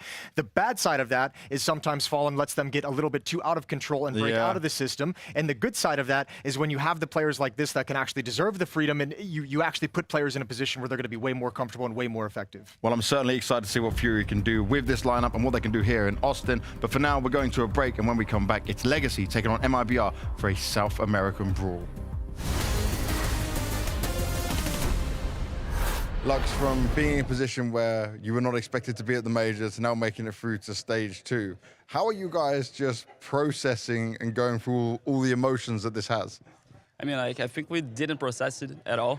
We're just living day by day, game by game, you know, and yeah, we gave everything this season. We couldn't make it to the major, but now we got a second chance. And we are proving that we can be here, we can beat the teams, and yeah, let's go. Do you feel like you don't really have the same pressure and stress as maybe some other teams have?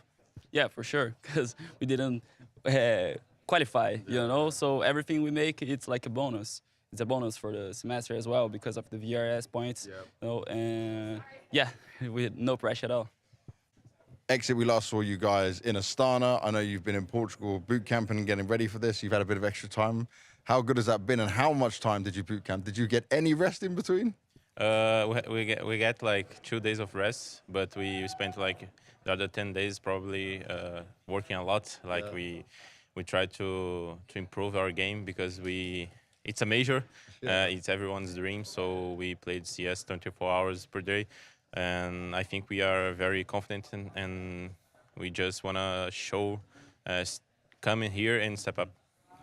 For coming here and stepping up, I want to ask about your confidence also off the back of Astana, because obviously you guys made it to the stage. I know it's not the result you would have wanted, but how important was just that event and those victories before coming to Austin? It was very important. It was like a confidence boost for us because we played good games there. I think we could see that we are in the good path to be a good team. So, of course, we are not close to the level that we want to play, but we were going there. And I think going to playoffs in Astana was really good for us. And I think everyone was like kind of happy with the results, but we saw that we could go further in the tournament. Now, as you've been on boot camp, as you've been learning and growing, does it feel now that you guys have a better understanding of how everyone wants to play under your leadership? Because it was still felt like at times MIBR was sometimes lost on what you wanted to do. Yeah, I think so. We had like lots of conversations about that. Me as an IGL, I like to get my players playing like in the way they want to play, like in the comfortable zone. So we had lots of talks, and I think everyone is like comfortable inside the game right now. And I gave them a lot of freedom to get some space and things like that. And I think it's gonna be good for us. And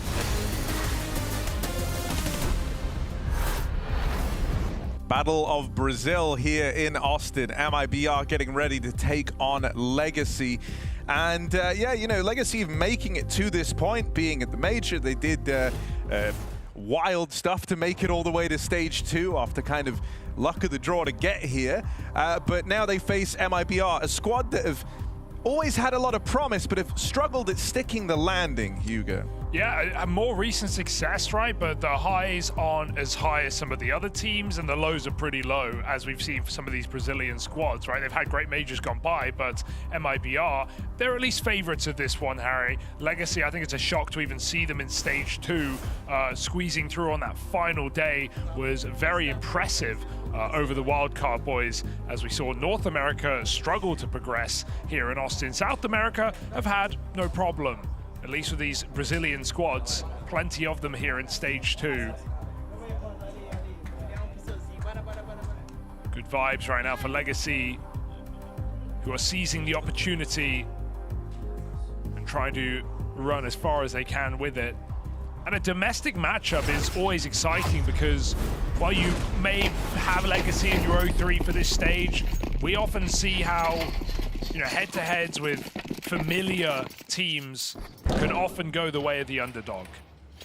So MIBR have to stay focused here. And a huge bit of expectation on someone like Insani to carry them through. Brazil's hottest prospect. This fake is working wonders right now, drawing the ramp player down. Oh, good cover though. Breno keeps that B site intact, then they hear the rush. Insani steals himself away, but out of ammo now, has to get the fresh mag in, and that's where they'll chase him down. Only Nissim left, and there's exit from the heavens to seal the deal on that pistol. Even though the fake tries to pull them down into that lower site, Breno does a great job of removing any doubt from the minds of MIBR.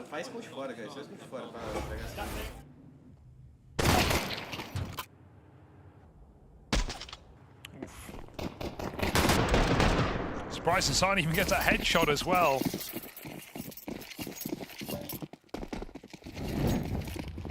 Force up here from Legacy with no block. It's a bold call. But looks like they want to go for a quick A split. Main drop given away. Safe overwhelmed by 2 players outside. They might slow down off that kill. Lots of damage has been done to these yard players.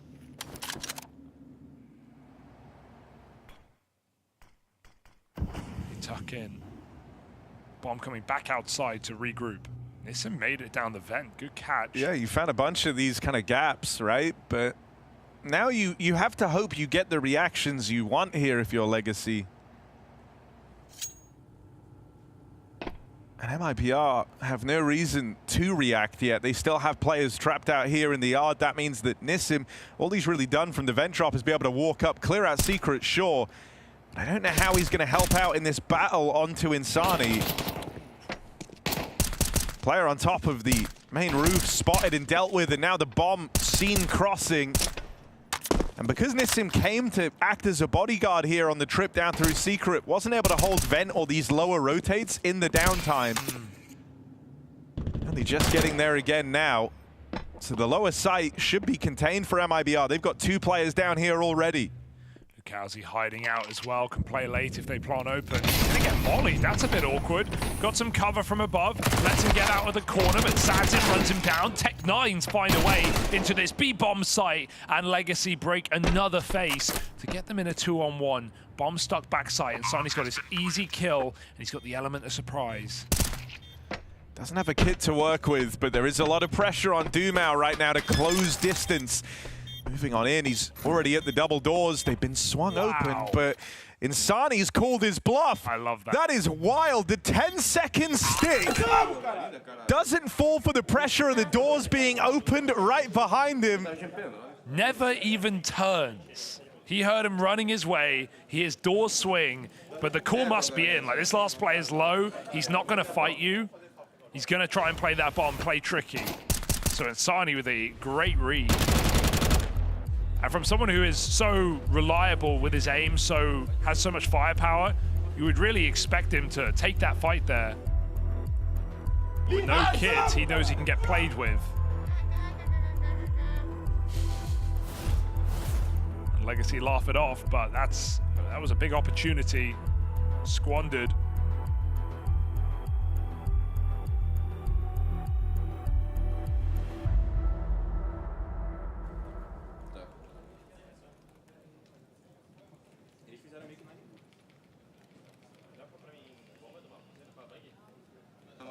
Mas eram dois fora. Tinha o cara montanha, ele ia cair em cima do terra rápido, provavelmente. Ele caiu, no caso.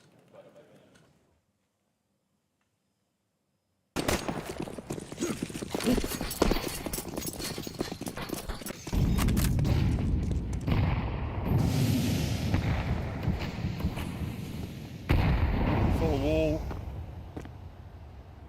And Legacy hesitant to go down. Looks like they want this top side instead. Again, slipping through these smokes and into the A site.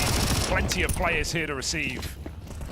Rotates a quick and round is quicker. MIBR 3-0. Exit handled himself very well there, right? The player sneaking in through main hit a gap and got past Insani. They had no idea there could be a player in main, so that's Exit, like raw reaction to the first man flung his way, even able to double up and contain the hut spillover. Like, that gets really weird if Exit dies any faster.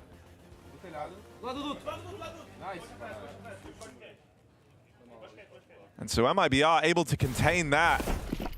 Little partial investment from the Legacy squad, but now you have Sadzin on this AWP. He gave some great games for Legacy back in stage 1. Gonna be an important character in this one. So let's see if he can hit the ground running. AWP fast as possible here on the T side.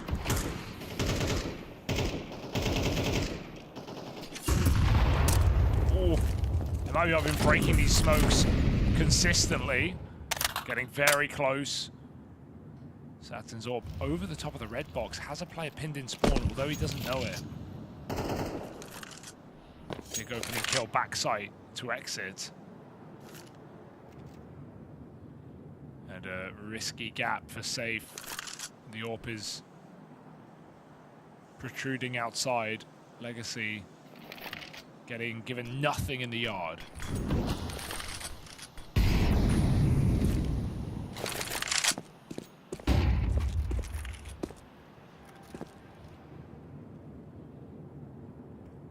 Safe is very patient, and it might just pay off. I mean, MIBR are so ready to receive on the top side that if they do bypass Safe, they're still going into a triple top hold from MIBR. So no matter which way they go, Legacy are going to be scrapping and battling every step of the way. Safe even gets up into the heavens in time. There's the lineup. This crossfire is just too strong. Very well handled from MIBR, working within the confines of being a man down. Yeah, they're really not panicking in these late rounds, because what Legacy are doing often is, starting heavy lobby and then coming really late outside with multiple players. And MIBR are never thinking, oh, it's quiet. They're just sitting in lobby. We can push outside. We can take fights. They're kind of just giving Legacy all the room, and Legacy are walking into stacks. Happen on both sites now. Some good crossfires there on A. And Safe remaining mobile when he realizes they're not wrapping heaven. So this is Legacy just spamming timeouts now.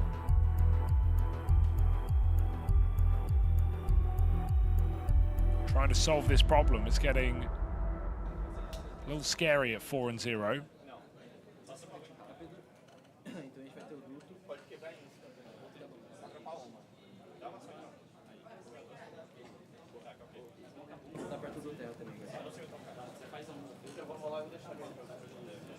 Pistol armor, maybe time to up the pace.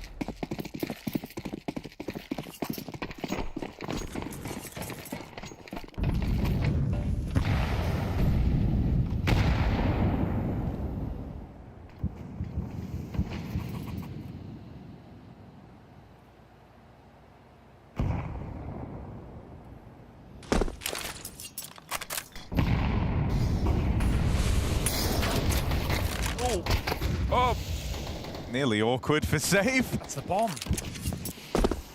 Smokes go down, and so Lato's still able to make it past. Thankfully, the bomb not lost out in the yard. And Rotate starting to scramble towards lower. This is the first time, really, for MIBR where it feels like they've been caught out a little bit here, right? Usually, they've been one step ahead of Legacy in these moves all across the map. But it's the sheer number of players that made it across with those yard smokes. And I mean, yeah, how do you win this? You're hunting outside players. Nissim is ready to just play on ramp and kill everyone. He's in no hurry. yeah, and you just wasted all that time chasing down Sadzin on a Glock outside. Weirdly enough, they're going to win with pistols and they won't even get the upgrades. MIBR are going to get out. You know, fair enough for Nissim to not play there. He doesn't want to go too early and give MIBR the kills that might beckon them back in, but MIBR kind of cool it off immediately, just out of position. Finally caught off guard, finally a pacier round for Legacy. It works wonders.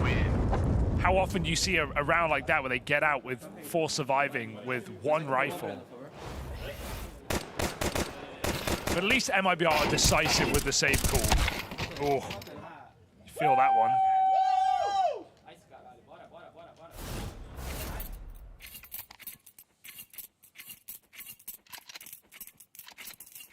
It's a round you can laugh off if you're MIBR, providing you don't let this be where Legacy get their second wind, right? Because that's a hell of a round for them to find. Doing it with mostly pistols, the 1 kill in the round coming from a Glock. And so, yeah, this is MIBR looking for a bit of revenge. They bring the fight to Legacy. They go fighting for that lobby control. Outside Safe is holding it down on the AWP. He's even searching for a little bit more. Leaves the smoke open. They spot 1 player crossing. Orb will deal with Safe outside. 2 versus 4 turns 2v3. And MIBR bring everyone down towards lower. But these vent drops were loud. That was heard by Legacy. So they'll explore this A site. Only the dink out of Lukowski. Sadzin is pulling this round back for Legacy. Got to scramble now. We've got exit on a flank timing, which is actually pretty good. Might be able to find this AWPer trying to cover the bomb plant, but he goes back for more. Sadzin misses that timing. Back to heaven. Teammate below the bomb site. 3rd kill in the round for Sadzin. This backstab has to happen, but he's tucked in the corner. Exit's given nothing. Bomb getting stalled out right now while they wait for the kill to come to them, and so Exit doesn't feel the burden. No hurry needed. He could be anywhere, and he knows he has Sadzin trapped in. Not a shadow of a doubt. As he shoots him in the back, bomb can be stuck. It's awkward though. That's what they were waiting for, the info. You know, where is Exit?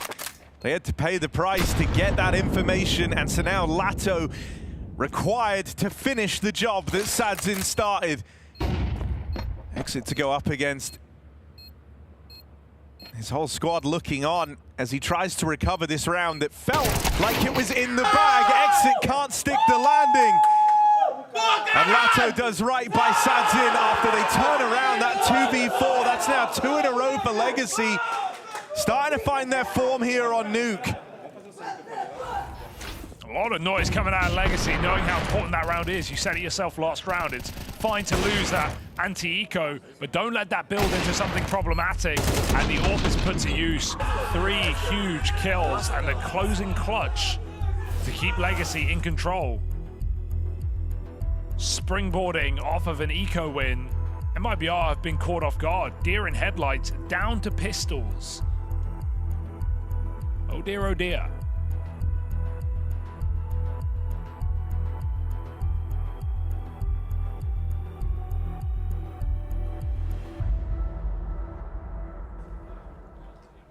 Eu não tenho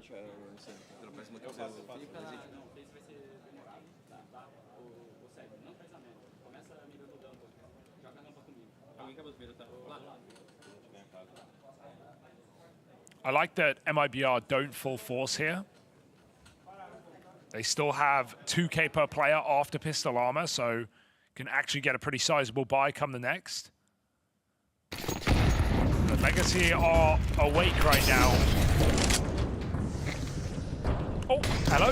Didn't hear that drop. Didn't even turn around. That's freaky.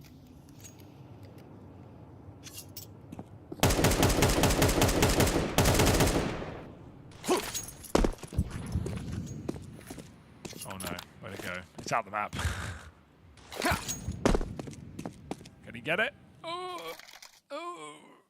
Oh no. It's unlucky.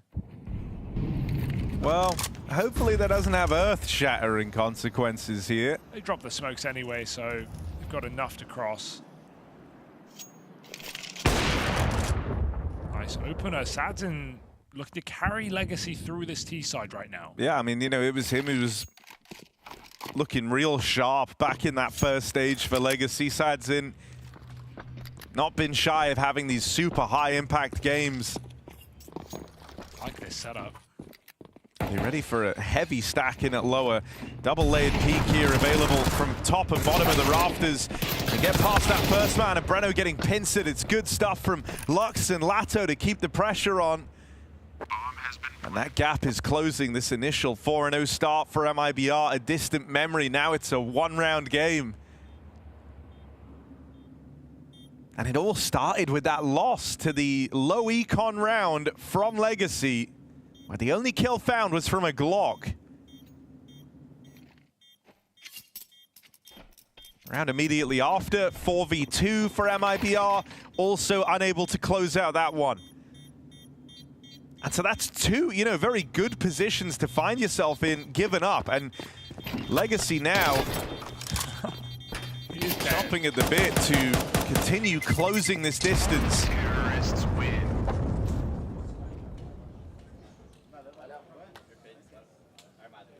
Yeah, absolutely sees this opportunity.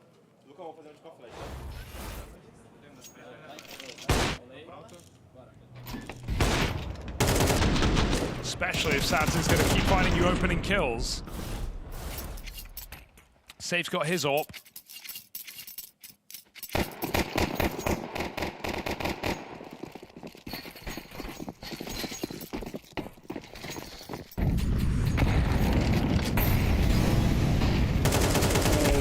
Blind. Looks like they still want to go. They've lost the first man on this top hit, but this is turning into a very limp execute right now, where MIBR get to force the plays. 2 picks into the lobby. Legacy trapped. Yeah, a bit awkward, bit stubborn there for Legacy, just trying to follow through, as you say, on that top site hit. But it stalled out, it went weird. And now a 5-on-3 for MIBR. Look, they've failed this round once already. They can't afford for that to happen again. The bomb is down lower on the back of Sadzin. The open window is terrifying, but it also gives you a chance to get a kill. Look at MIBR trying to stay one step ahead. They've got 3 players down here on the lowest side of the map. And so Sadzin is operating within some small margins, but he will get that turnaround on a safe. Wild way for these AWPers to meet. A safe step or something, he suddenly just flicked like he's ready, scoped in. Easy kill. This is awkward, that's bomb spotted, but now if anyone else gets a kill on the extremities, MIBR won't really know what's happening in this round, especially that they don't have this ramp control. That bomb could have left at any moment. 3v5 is cooking. And as mentioned, MIBR have lost one of these already. So there are some nerves setting in, but that swing from Lucauzi looks to alleviate any pressure on this round. He's dropped the bomb. Left Dumao in a rough spot. Oh my goodness, 2-on-2. He's not planting. Kills on either side, but Dumao doesn't try and go for the plant. They'd already committed to the save. Counter-terrorists win. I don't know why you wouldn't try. I mean, he heard, I guess, the player come out single door, but had time to force a kill. I guess he wanted the only guarantee, and that was keeping the AWP. Very strange round for Legacy. That felt like such a winnable 3-on-5, but SaDzin never got offered the support he needed. Never got another rotate till it was too late. And so Legacy call it off late in the round and give MIBR another.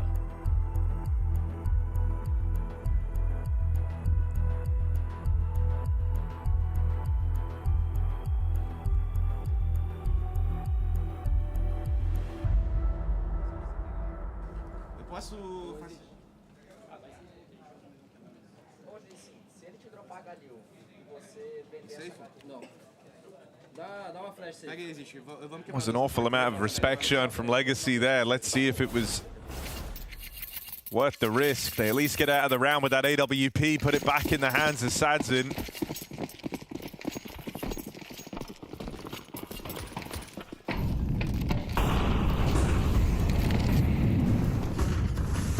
For a squad whose success has come from winning these unwinnable rounds in this game. Well, that feel like a big missed opportunity. Doom out. One of the guys to call it off in the last. Tries to play first out in the yard with that SaDzin AWP alongside him.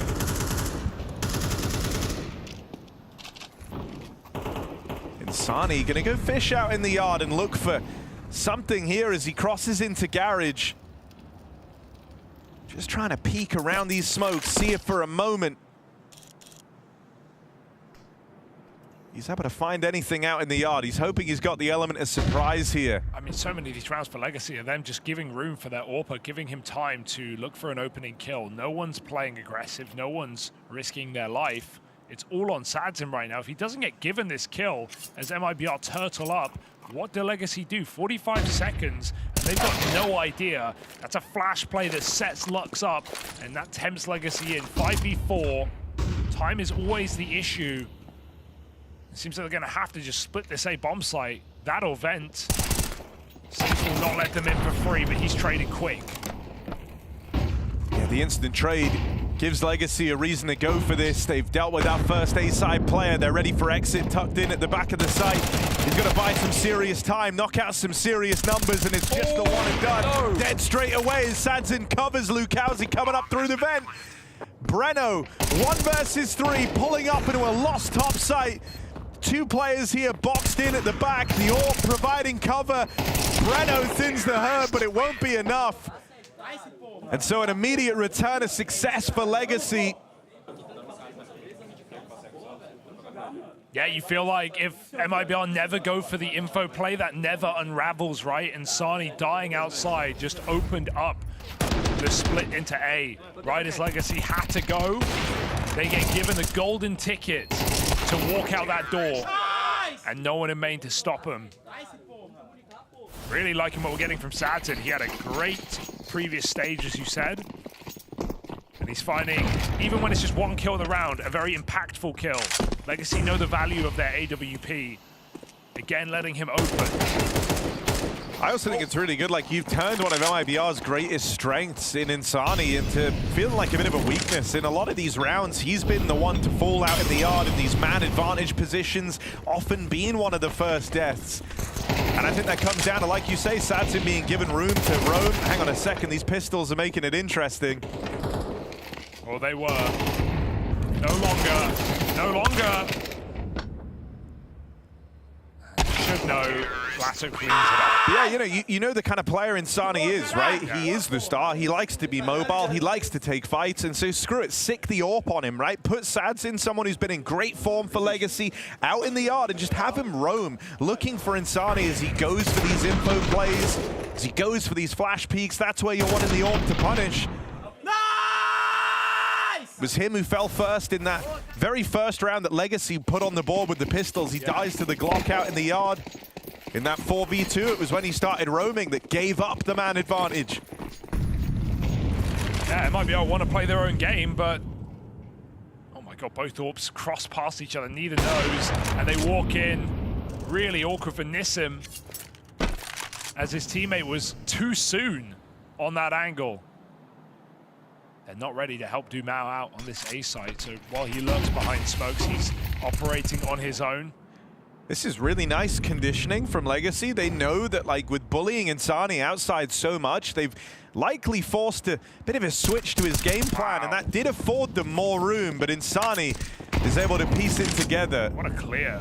He has no idea. That's awkward.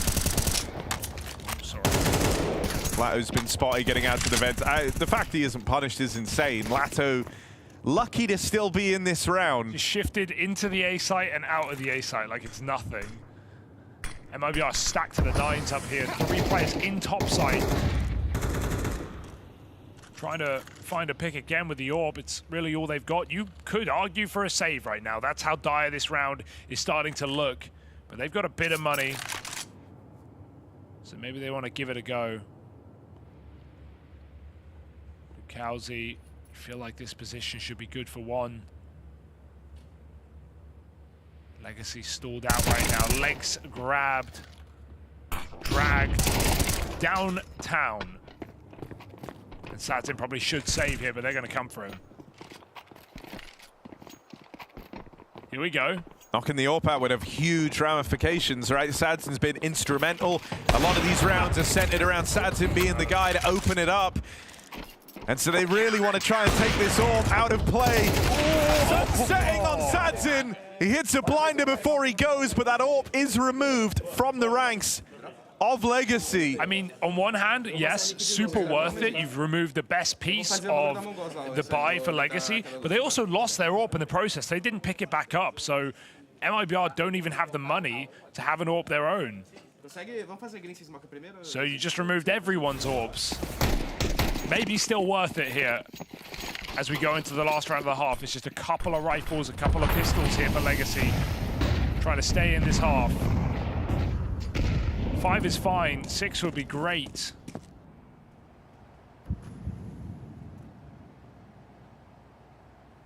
And Insani's done a really good job of realizing over time that their game plan hinges around finding him out in the yard, and so he's changed how he's been playing it, starting off these rounds over towards Secret, gets to pick and choose his battle a little bit more, no longer at the mercy of the yard smokes, and Insani just farms up against these pistols. So MIBR, they will get back to their winning ways. They go on to win out this half at 7 of 5.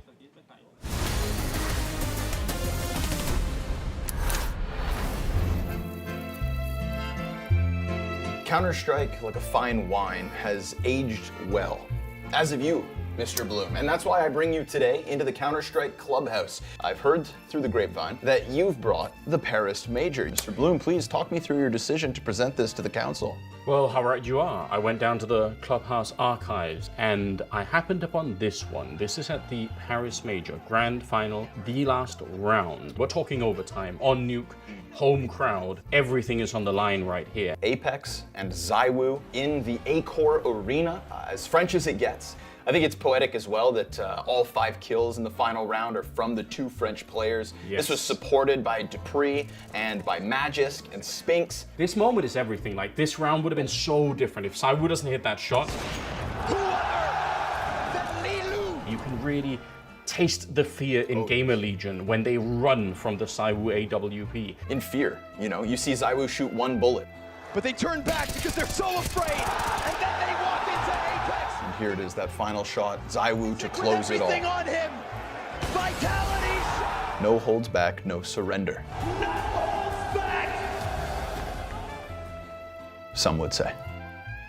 Almost destiny that all 5 players are killed by the 2 Frenchmen on French soil. There's so much rich history to be built on this moment alone. And the fact that those 2 legends continue to improve.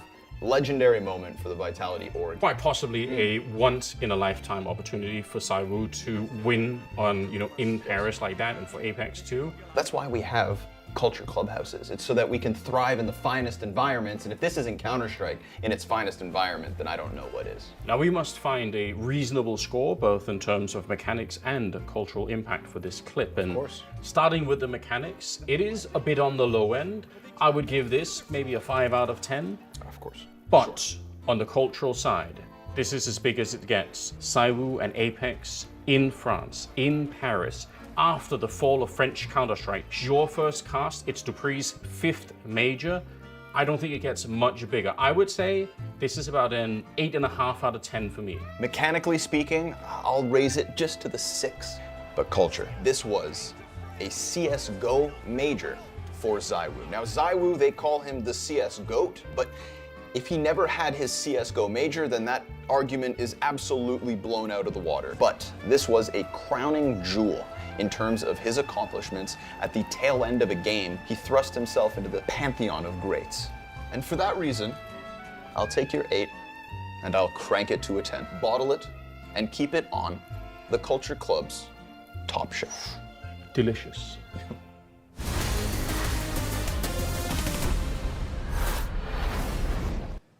MIBR trying to show Legacy why they get to start a cut above in stage 2. After some wild rounds in there, Legacy do their best work from the back foot. It felt like able to cook up an unorthodox win with just pistols, winning a couple of 2vx's in there as well. All in all, though, MIBR were able to stabilize and went on to win out that first half. Now they go over to this T side. A little sprinkling of util in the pistol. Let's see what kind of pace we get out of MIBR. Going solo as well with 2 players. Trying to get tricky with it, perhaps on the drop through this main smoke. Waiting for the time to strike. MIBR start to erupt on this A split. Lukowski falls in, back's turned, and they don't clear the corner, but Lux with some ugly shots that Julies might have to carry them through. Lato uncleared and threatening. 2 shots in the back of the head. MIBR, it stalls out into the stack. And Legacy with a pistol in their pocket. Maybe we have something here.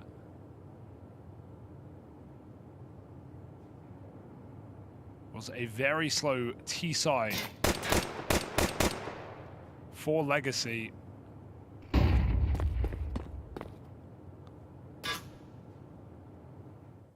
And now MIBR have to tussle with that.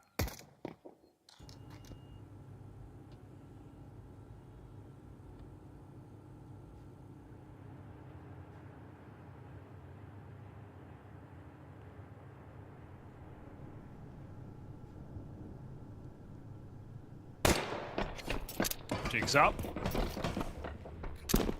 Oh. Had the drop go for the kill. Okay. 3 seconds. Look, I don't want to say he can win it, but let's see if they give him some fights. Down the vent, down the vent, down the vent. Oh my God, hold on a second. I'm scared. Safe as the bomb now, 10 seconds left to work with. Gonna have time to get this planted in at lower. 1v4 as this begins for Sage. They run him down, and that's exactly what's required to slow his roll. Oh my God, you can't say you weren't believing for a second. But in the end, Legacy will make up for it. It's a huge win for Safe in and of itself. 1v4, and he gets 2 kills and a bomb plant. Orb money, plus the chance to force now for MIBR has been opened up by that bomb. So, very nice try. Sadly, they chase him down. There's no way he can even get another fight.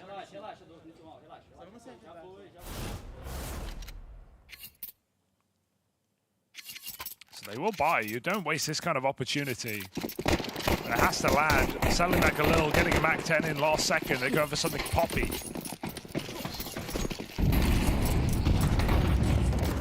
Bit of hopium.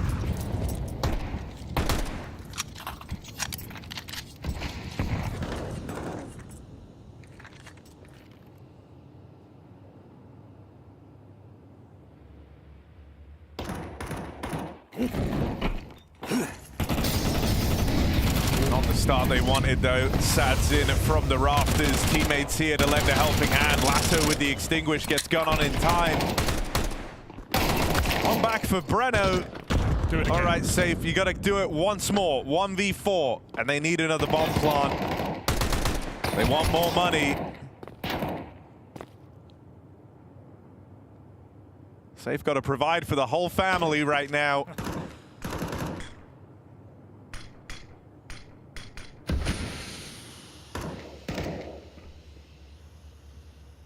Lato's kill.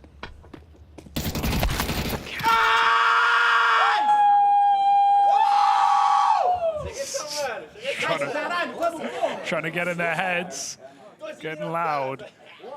It was a nice exec for MIBR, but not only is it stacked for Legacy, they molly out the best position, which is Lato's above the hut on the rafter, but he just smokes the molly and stays in that spot. If anything, the smoke gives him more cover from door.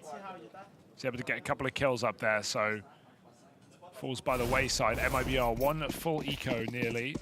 Well, 5 deagles, no Kevlar.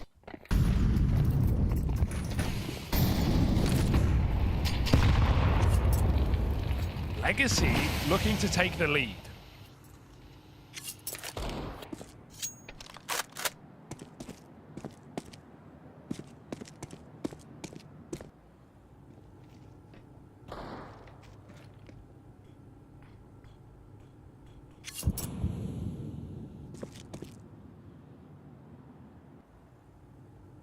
Setup's looking good here from Legacy too. They're very ready to fight outside. The one engagement that could give a bit of pause is this one, Breno versus the MP9 at ramp. Even then though, it's a hard fight for him to win and get past.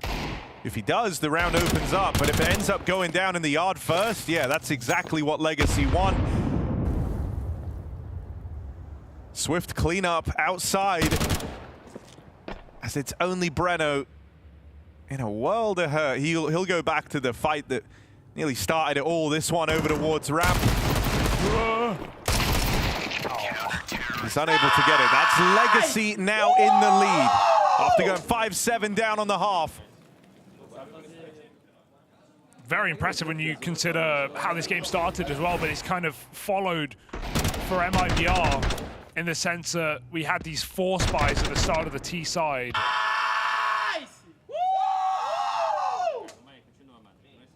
That really dug a hole for Legacy. They kept getting close rounds, they kept buying in. MIBR essentially have done the same thing, but they get to come around now. And look, man, for a team that weren't even supposed to be here, the idea that they grind through the first stage, now they're in this position to take their opening map. They're in pole position, coming back versus MIBR, a team they are familiar with. Yes. You know, it feels like a perfect storm for a Legacy upset here to open things up in stage 2. Good point. Would be a crazy way to kick off this second stage. That's the saying goes. It feels like they're playing with house money right now. Okay, Lux, they are holding right now. Timing peak is good. The shot is not so much. Safe having a struggle will finally finish that. And you definitely take the space outside. You know it's going to be clear with that deep push. Fakes a step, goes back to lobby. They will be grouping for this yard control now, knowing Lux is dead. 4 and 12. MIBR have a lot of room to take. Perhaps just going to look for... Also a lot of ground to cover though, right? Doing this quietly, not going to leave themselves with a hell of a lot of time here. 40 seconds left on this clock. As Exit's lobbing in a bit of a fake out towards the top site.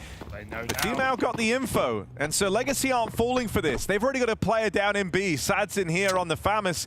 There is a world where you could try and come up through the vent, but Exit isn't in a position to help with that. Yeah, it would be such a risky move at this point in the round, having no support from the lobby at all. They almost have to go down into B. Could they really risk it? Molly in the vent, so they're committed now. 10 seconds. Good position. Sadin does a lot of damage, and that nade will stop the plant. Smoke blown open. Nissim gets his kill, and this one falls apart for MIBR. The hilarious part is, if they went up the vent, there was no one there. The energy. Dumao letting them know from the start of this game, now to Legacy in the lead, been shouting the house down.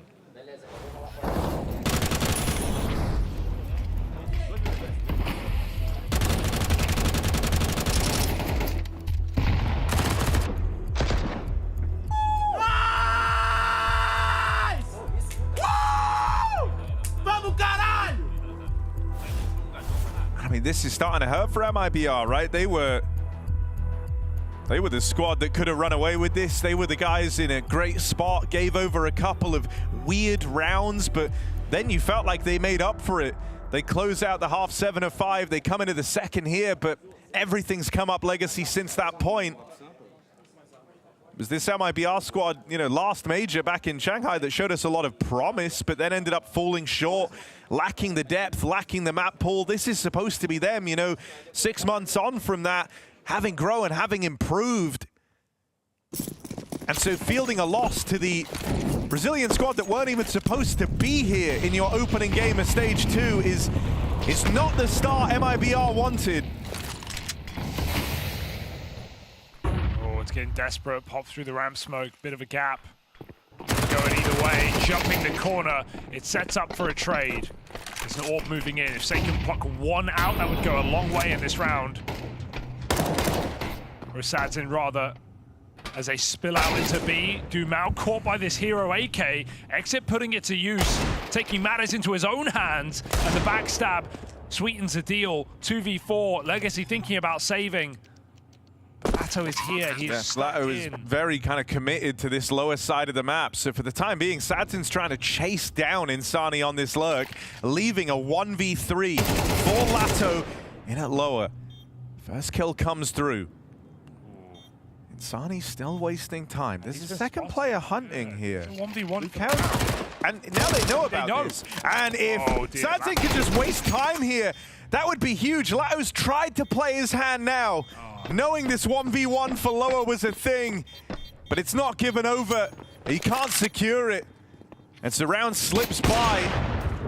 It's a low econ pickup for MIBR, a much needed win on this T side. Yeah, I'm surprised he doesn't just go right for the bomb there, tap it, force the peak of that last player, and then you have a chance. You have a 1v1 for the whole round. But nonetheless, MIBR make it work. It's all exit with his double opening kill off of that hero AK. Very important round for MIBR because this was starting to swell out of control.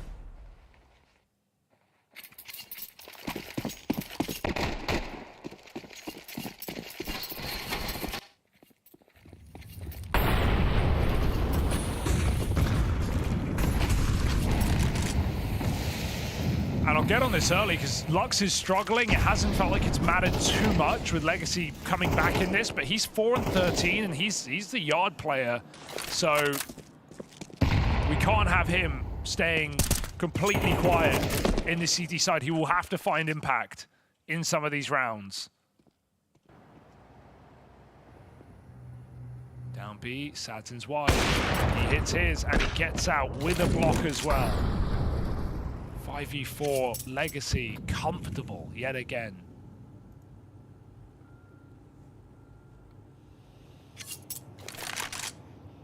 Tiptoeing out ramp. Bomb is back in spawn. I mean, this is space that Legacy know they've given up, and so Sadzin isn't going to jump the gun on moving back in. But are they aware of heaven? No one... Info for Lux. Won't overplay it. Oh, there's a bit of movement happening here out in the yard as well. It's a chess game right now. Nissim trying to figure out where the next strike's coming from, and he chooses correctly. Exit up through Secret is showing the door. Oh. And here's the support from Heaven. Lux provides Overwatch for his Garage player. It's only safe left, 1 versus 5. And he's going nowhere quick. He just wants to save this AWP. Legacy secure double digits, and it's the fashion in which they get there that's impressive. That's a 5 alive round. Money accrued on this CT side and building up now. MIBR have got a grind laid out ahead of them. Some real sneaky positions taken by MIBR, but every single one of them shot in the back or the side of the head. They could never get comfortable. Nice to see Lux get his first impact round yet. As I said, he would be required on the CT side. Stress coming in for MIBR because that's a reset round after their first in the T side. Means it's almost now or never. If MIBR are full in this one, they're going to be broke.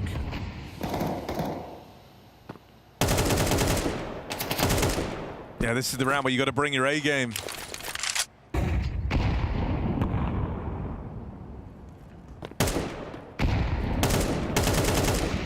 test of Exit as well. What's his read on the situation? Where does he think the gap exists? Out in the yard, Safe has provided them an opener. A much-needed 5v4 here for the side of MIBR. They set their sights on this cross in a secret. Dumau's already dropped down, but fighting from within the vents. He's here fighting to his death, and maybe Lato's death as well. First player spotted. They know about Lato still in this position. That's the bomb tumbling away from MIBR. The AWP up next to try and get this trade. Safe with a critical miss. The vent drop. Oh, it's considered. Lato, head on a swivel. This guy's on for the ace. Is he ready for Breno? Gun picked up. Lato, this round, he's the sole architect of it. 4 kills deep, finally knocked out. Breno left up in the clutch, has a 1v2 rolled out ahead of him and no info where both these players are. Gonna try and head up in towards the top site first, clears the lobby with the last remaining dregs of time he has left. It's the AWP in the heavens facing first. Breno's got to be ready for this. 15 seconds as he walks out now, and the AWP will get taken down a peg. MIBR and their hopes hinge on Breno picking up this clutch.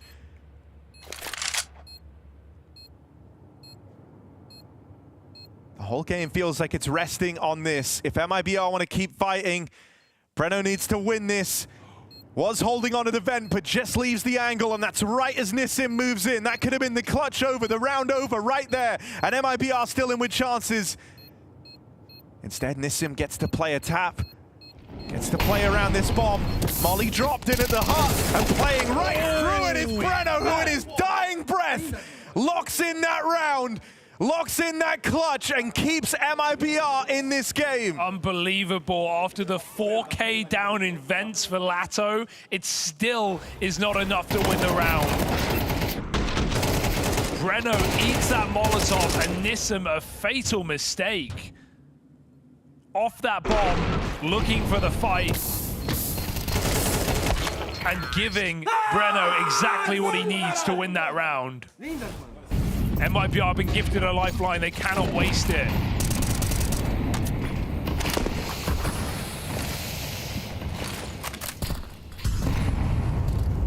What a disastrous round to lose. Yeah, as far as that is concerned, he'd already done enough to win the game, right? 4 kills, he was 1 shy of the ace. You'd never feel like that round should be going against you, but a 1v3 from Breno, and it's fired him up. He's in with a double kill on the entry. There's his team in behind him. MIBR have found their second wind. Oh, if this after a 1v3 clutch, we go straight into a double entry from Breno to tie up this game at 10-all. This is really how MIBR just suddenly get activated off the back of that high impact clutch. And then string together some rounds after Legacy were looking to perform yet another upset here at the dawn of stage 2. And all those good graces from the clean rounds on this CT side don't matter anymore, right? It was going to be a grind for MIBR, but they've broken through the bank. They've broken through the money of Legacy. This late in the game, that is a big problem for this Legacy squad. This save is a requirement. These guns are what they have to hit with in that next round. Too close to call right now, but MIBR certainly have pep in their step after a clutch into a rush.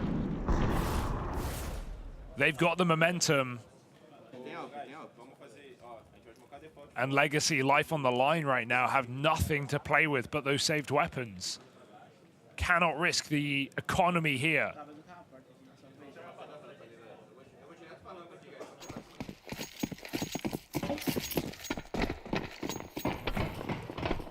Having the AWP in a round like this is very, very useful. Sadzin wants to try and make a play early, put this AWP to work, and you're not ready for that angle out of the enemy AWPer. Insani caught by the aggression outside. The rest of MIBR try and react quickly now that they've learned where that AWP lay.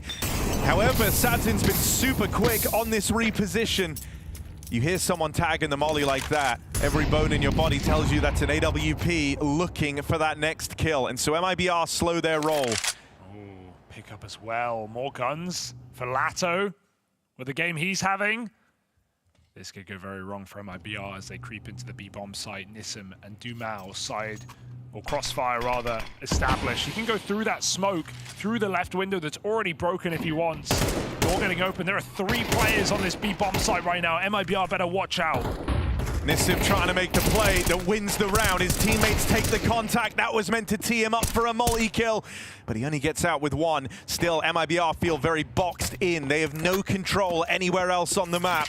Everywhere else they try and turn poses its own risks, its own uncertainties. They've spotted a couple of players in at lower, and that might be enough for them to make up their mind. Good rotation. Legacy try and get 1 step ahead of this, moving out proactively. They go early on these rotates, quick to abandon that lower side of the map. They've now got 3 in A in time, including this AWP, but the first shot misses. Lux with this gun puts it to use, and Lato tries to close the gap. Moving in through the heavens, this is the 1v1 right there. That was his golden opportunity, and he will lock it in. Legacy with a couple of hero guns and pistols do not give up that lead. Oh, you can't say MIBR haven't had a chance to win this game right now. The fact that Legacy are now in the lead off the back of that, it feels meant to be an upset right there for the taking. That is a sickening round to lose for MIBR. And Legacy, just such faith in their rotations as well. Full B stack, MIBR see it, and Legacy go full A stack, and MIBR walk right into it. Love that Lato plays the long con there as well, even gives Lux the gun so he can go for the risky play on low health and flank heaven. It's what wins him the round. And the AWP doesn't have to be a one-man army. Rifles are picking up steam as well for Legacy.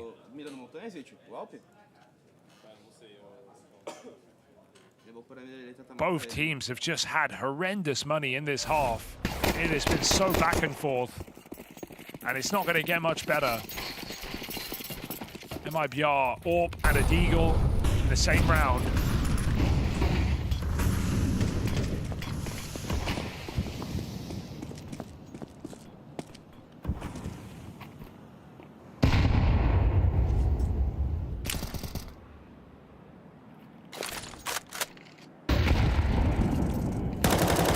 Shoots anyway. That's one way to do it. Bottom of the board, and he puts them to bed. So our animated he got as well in the cams, right? The double kill like that outside in the penultimate round is a big deal. And Legacy, they've had one of these missteps before, right? Where the multi-kill was all in vain. Ever since that point, they really don't want to repeat it. And so now they just tighten up. They play this 5-on-3. They know the pressure is on MIBR. Yeah, there's nowhere to go for MIBR. Even though B is an option, there's a player just getting information on that lower hallway. So MIBR have nowhere to go right now. Nowhere safe, nowhere guaranteed. And they know this player is still garage side, but they can't find him. Lux is crouched in. His round is over. He's just going to waste their time. Some of these crossfires out in the yard have been really good for Legacy as well, and I'm sure that's something MIBR have felt in a handful of these rounds, right? Even now, Nissim ready to play in tandem and lend a helping hand to Lux. If he needs it, that's the lineup. And now that the pressure comes in, Nissim should be ready to lend that helping hand. It's actually Sadzin up next. Rotating in on the AWP. They still don't know about this third player nearby. Exit left cowering in a corner. And that's the last memory he has of this round. Left saving the AK, the only gun that MIBR will have in this next round. Legacy have 2 chances to close this out. Oh, and that gun just narrowly makes it. Yeah, it needed to. Like you said, they're not going to have anything to play with. The money problems have been protruding for both teams. But here, in this T side for MIBR, it has all come completely unraveled. The fact that they walk past Lux there, they know his position. They know exactly where he is. There's not even eyes on him. And Lux, bottom of the board, has had a couple of saving rounds here at the end of the game for Legacy. You know, this is Legacy, the team that wasn't supposed to be at this major, making it through the first stage. And now looking to knock out MIBR in this opening match. They get it done. Had to do this from the back foot, but fiery throughout. Legacy go from strength to strength on Nuke. A very intense game. What a screamer from Dumao. He put on the frags, he put on the scream, he really got in MIBR's head there, and I haven't seen a crumble like that all major long. And on one side of things, it's this Legacy team, you know, taking this as a golden ticket, a free ride, and they're taking it as far as they can. MIBR, though, coming in to this major. The last event we saw them at was in Astana. They made it all the way to the quarterfinals. They were coming into this with expectations, with eyeballs on them, and they lose to the golden ticket BR squad Legacy. Yeah, Brazilian teams at majors, man. You can't write them off, you can't write them out. Legacy looking good, and we've got them down on the stage. Dumao is with me right now, ready to go through this one because there was a lot of emotion in this game. This is a big first win for you guys, and you're also taking down the other Brazilian side of MIBR. What does this mean for you guys? Oh, I mean, it should be 1-0. It's good for us. And of course, we have another game today, so we don't know what will happen, but we are just ready to play CS, you know. We just want to play more and more, and that's it, you know. Doesn't matter who is against us or whatever. We just want to play CS and show that we can play good CS, you know. And you guys are showing that. We're seeing this, right? You're managing to improve game by game, a team that wasn't expected to be at the major. Are you seeing you guys get more comfortable across these moments?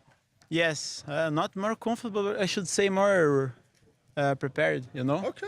We are getting, let's say in a process, we are playing bad the first games and everything. Yeah. Then we start to get better, have conversations, trust each other. And yeah, then it's kind of, we just trust each other and play our CS, and that's pretty much, you know. When you're saying like trust each other here, is this like you're just learning game to game, starting to feel out some of the mistakes and work on them? Yes, yes. Basically working on our mistakes, but it should have this willingness, I don't know, willingness, you know? Yes, to win the game. And game by game, of course, it's a lot of games to get the playoffs and the finals and everything, but we just want to play game by game and enjoy the game and just have fun and keep trying to get better every day, game by game. So, yeah, we don't know where we are going, but just an unknown path, you know? But it's a very good thing, yeah. It is very good, but you're going upwards by the looks of it, because I'll say this, when I look at you guys playing, I never see your heads down. The mood is still positive, even when you're fighting from behind or something like that. Do you feel like you guys always have that good mood, good energy, that belief in each other?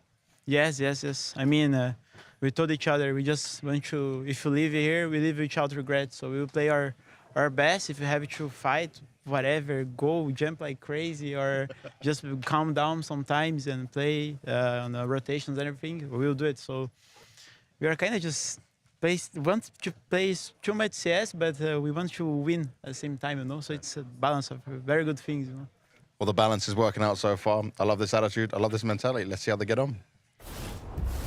Balance is working out as so is carrying on that confidence from the Stage 1 qualification into this position, and now we're seeing Legacy hit their stride. Finally, after 4 years of waiting, Lado and Dumao, they've shown up. The prospects that never were, but have actually just steadily gotten better and now have found a better situation for themselves. I like the fire that we're getting out of Legacy. I like the energy from Dumao, from Lux himself as the in-game leader. I feel like this Brazilian team kind of came out of nowhere. I mean, I'm going to reiterate the story. They weren't even really supposed to be here. And now they've found not only qualification to Stage 2, but a victory in that stage. Yeah, Lado and Sad's going to get all the flowers in this game. Huge performance, but I like that you brought up Lux, because I think, you know, you have to probably align with this Ryzen legacy with him coming in and picking up that in-game leader role and like taking it up and taking up that mantle, and even just saying it's the best decision he ever made in his life.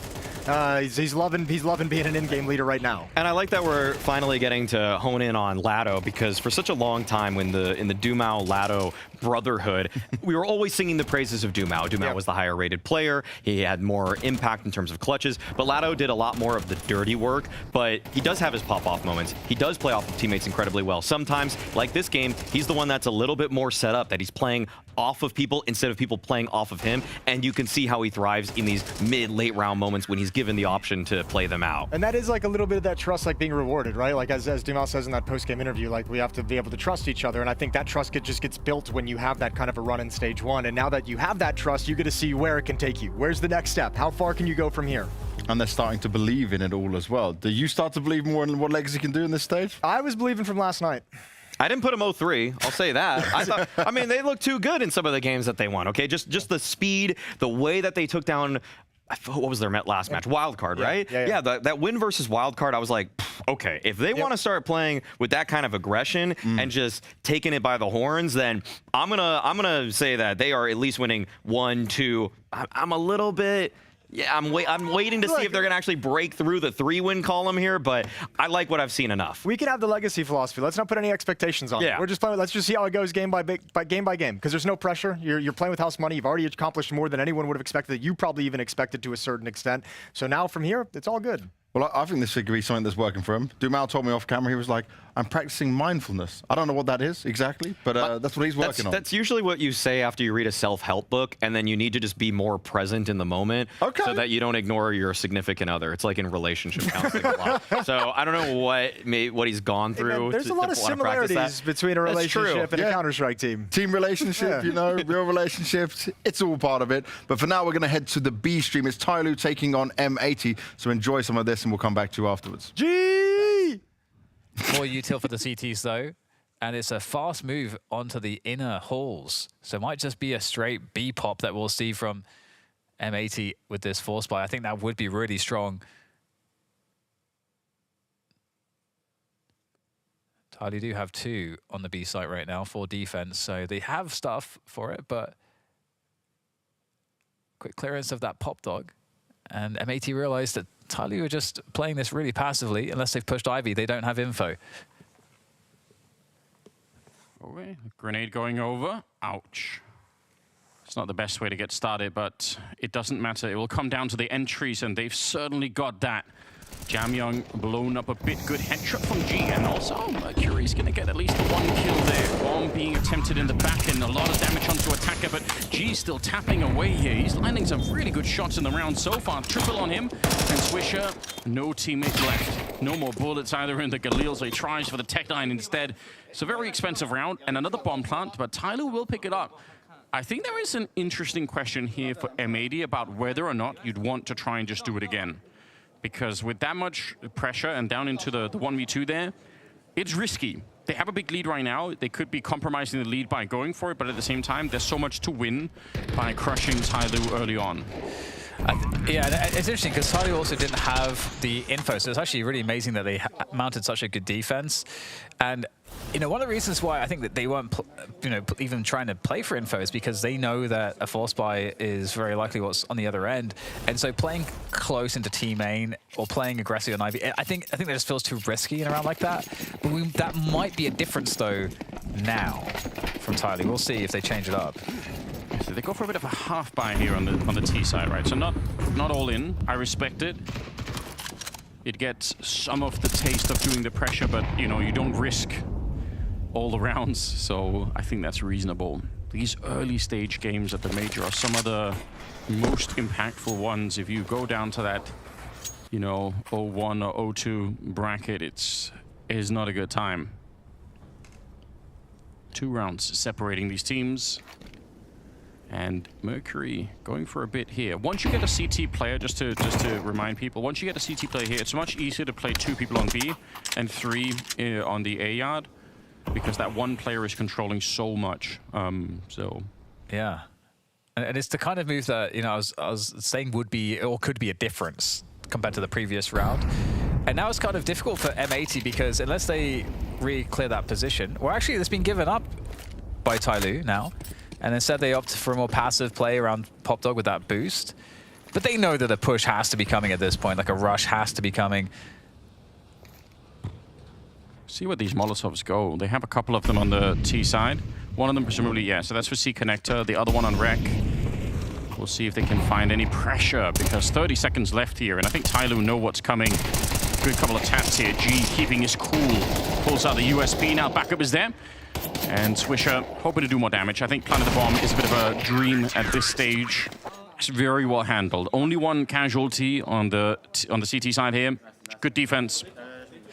Yeah, and it's impressive, especially because, you know, we saw that hold already happen against rifles, full rifles, and util. So TYLOO actually looking really scary there, and I'm M80 definitely need to test the outer bomb site as well. And possibly also the Ivy position if they have like defaults that includes action there. One round separating them. They're going for the half buy, so they have plenty of money in this round. Attacker both getting flashed and grenaded through that. Wait, how did he get there so quickly? That's really fast, yeah. I mean, he's taken a lot of damage, so must have gotten hit by some nades. What's he wearing to get there? I must just be confused. All right, they're just the regular boots. Thanks, production. I appreciate it. I was expecting rollerblades. I can't. I'm probably just confused. Either way. Oh, no, it was very quick that Mercury got there. Ran all the way. And it's actually caused a lot of delay, too, because MAT realized it. But they're just going for it straight through the incendiary into the M4. Jamyang, again, you keep testing this B site, but it has been held time and again. Third time in a row, bombed down on the ground in front of Jamyang and TYLOO. They are in such a strong position now to just close this round out. M80, they want this B site, Anders, but it's just not going at all in any way their favor. Well, and previously, when they've tried it, they've had to deal with TYLOO being quite far back, and this time it's right in front of them. So also probably a bit frustrating. You're hoping that with the rifles, if you get down on the bomb side, you can take some better fights than you could with the pistols, but that's just obviously not going to be the case here. So a long save coming in. Can we go back and investigate? Did he get run boosted, Mercury? Like, is that I don't understand how it's possible to get to that position. I mean, I've spent maybe 30 hours running around on train on my own, trying to test like all the timings, all the grenades and everything. Like I've spent a lot of time with this map just trying to figure out how to do everything basically, and I can't believe that he'd get there so quickly. Quite interesting. It's possible the T's could have been a little slowed. Yeah, I mean, yeah, that's right. Like maybe that's the other side of maybe it has a totally pedestrian explanation. That would be funny if I was just making a big deal. I was like, oh, he's so fast. Like,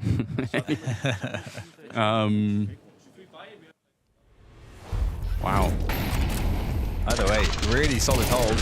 And again, it just feels like at this point you have to apply pressure elsewhere on the map just because TYLOO have had the benefit of also having two players on A, or rather on B most of the time too, when they are putting these defenses together.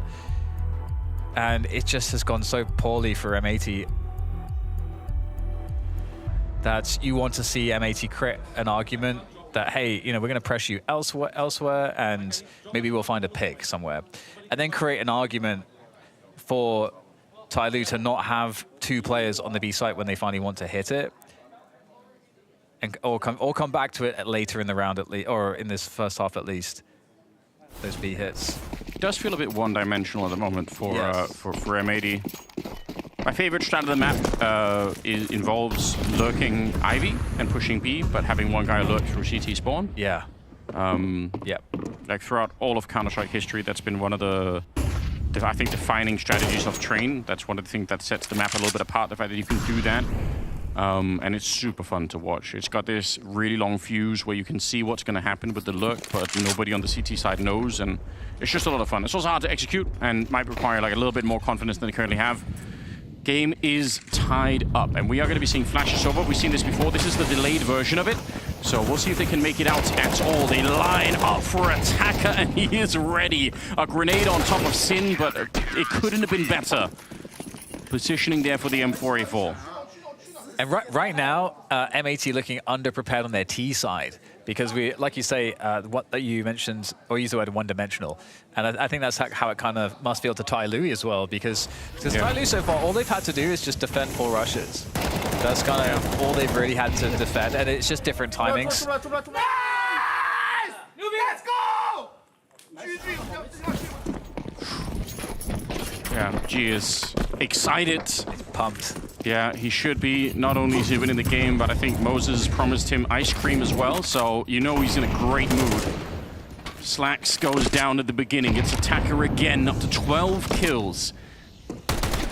And they are really struggling now. M80. I mean, like I said, both teams don't have a lot of reps on this map. TYLOO, I think it's 5 maps in the last 3 months, and for M80 it's 4 on Train, something like that. It's not a map that neither team will drill a lot. So for M80, that presents a real danger. Like, how deep is the playbook? How much have you been practicing this? Do you have a way to dig yourself out? Probably will not be in this round. G lands a shot at range. And Mercury, a bit of a dance around the E-box. Lake doesn't really matter, but he does get shot in the back. Attacker with another triple. I couldn't agree more. It is interesting too, because it felt like TYLOO looked, somewhat one-dimensional with their T side as well. Just in the sense that it's very hard for them to also create openings for them to mid-rounds. And I think that's that's what we're seeing from M82, where they can't really create. I mean, firstly, it is hard on train to do that. It's one of the harder maps to do that. Yeah. You need some specialist players in a couple of different positions. I mean, there are people who are really good at attacking you out on the T side. Like, you throw them out, and they play by the diagonal train, and they're just really good at finding those openings. But if you don't have one of those, yeah, you end up playing this slightly slower version of the game. A little bit of Ivy at least being looked at now. I think it's Swisher who's down there. Moja, though, playing for the pixels, just wanted to see if someone was there. They'll slow it down once again. Let's see what the plan ends up being. I think right now it's a default for M80, meaning they are just gathering information. They need to figure out who's where and what exactly is going on that CT side. They showed some presence towards Ivy, but feels as though TYLOO are not concerned at all about it. Yeah. G holding pop, so that gets flashed off as well. So M80 still making it look like, hey, this could be anything right now. This could be B, this could be A. This position that Attacker is in is so common, and it is still very hard to clear. It's interesting how difficult it could be. They have got a Molotov. If they throw it, though, they slow themselves down too, and it's not even guaranteed they get the kill on Attacker. 35 seconds. They can grenade him out, but again, that's going to reveal that they're coming to that A yard. They will try and do that. I don't hate it, but again, this is a big signal here. Attacker decides to sit inside of the fire and fight to the death. It's Mercury on the other side. And again, look at how slow they are. They're all waiting behind their own Molotov with 20 seconds on the clock. Everyone knows what they're doing. Sin goes down next. Swisher to try and fight it back, but with only 13 seconds, it just almost can't be done. He needs to find the kills now. The bomb plant, I don't think it's going to be allowed for. They're right on top of it. Jamyoung to get the shot off here. And TYLOO now very close to picking up the victory against M80. Yeah, this is a very demoralizing second half of train for M80. TYLOO's so ready for it. I mean, Mercury, really good defense by Pop. Yep. The energy's crazy. That's what he does, The battery, human battery. 11-8 for TYLOO. As we look to see the AWP, G supported there on inner, and look at how pitiful the buy is here for M80. I mean, it's not a buy, it's half buy. Yeah, small investment. Don't hate it. Picks. Ivy's dead, Pop Dog's dead, it's all dead, Anders. That's kind of depressing, Dan. Yep. You're not wrong. It's more of a realist take here. They've won 0 rounds on the second half, which is not enough. Jamyoung just aggressively holding this position. He's brilliant, and CMA just making sure there's nothing they could have done here. I like it. Yeah, it's so good. It's running so much distraction there, and he obviously has a teammate that is undiscovered so far. Attacker could really cause problems. Another smoke. That's just so irritating.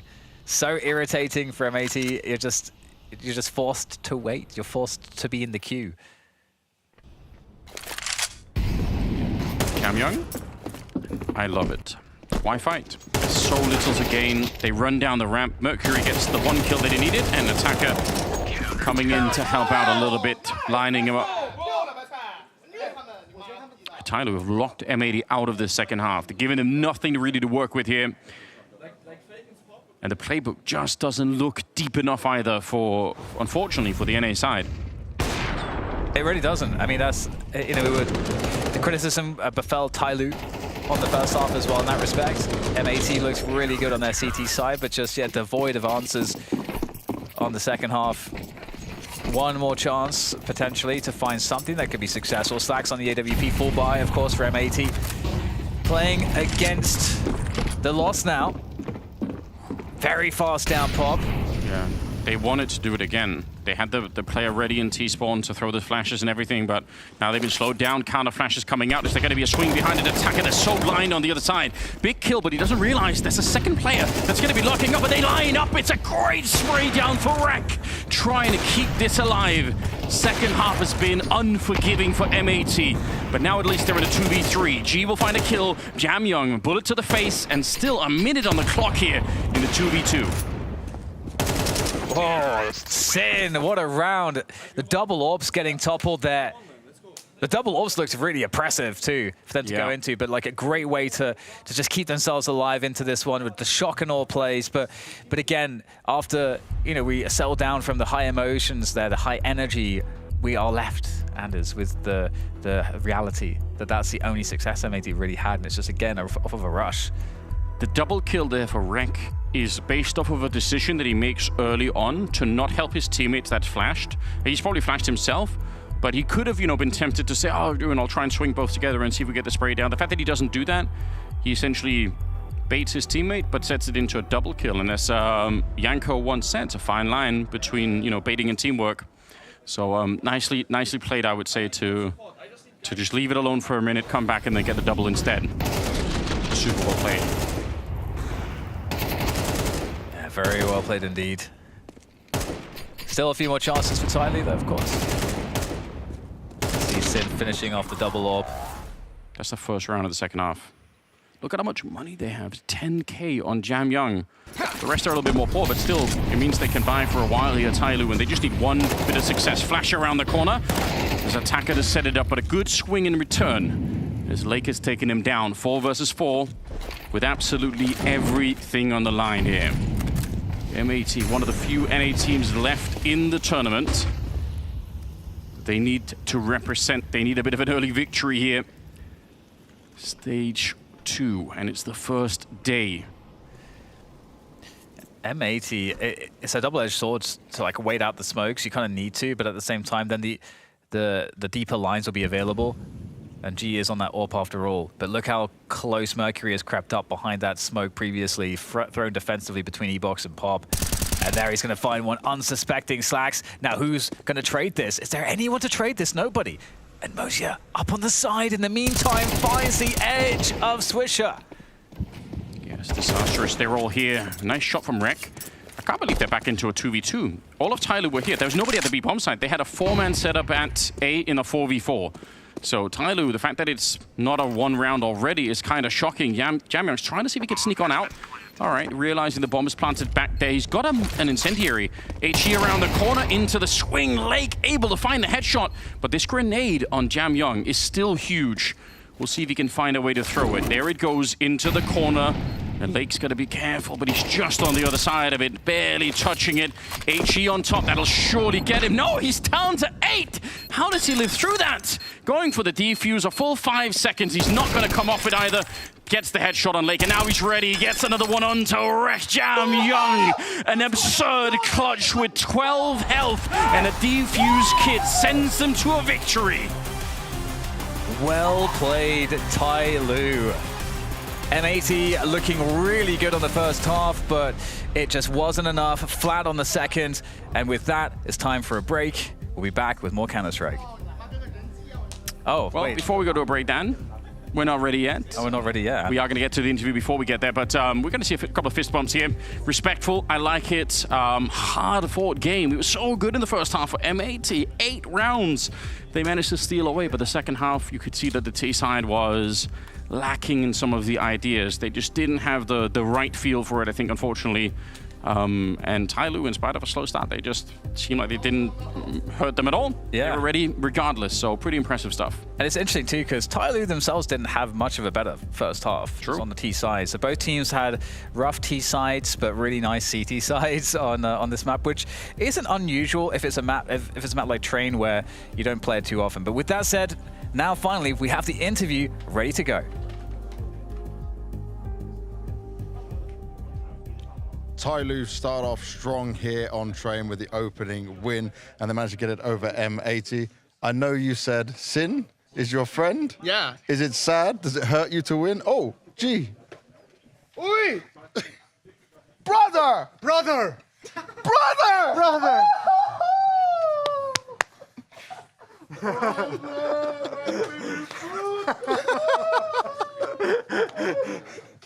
Congratulations. Thank you, brother. Enjoy that. Look. Yep. Oh. Yeah! Thank you very much, G. Oh, yep, straight in. Nice. Number one. Number one. All you need is a Counter-Strike win. Jimmy is very happy with his ice cream. This is all you want, yeah? Good. Favorite food in the world. Favorite. Best. Number one. Ice cream is look like food. The food of ZywOo. Ah, the food of ZywOo is ice cream. I just learned something as well. So obviously ZywOo needs some ice cream as well. But I'm more like Monesi, you know.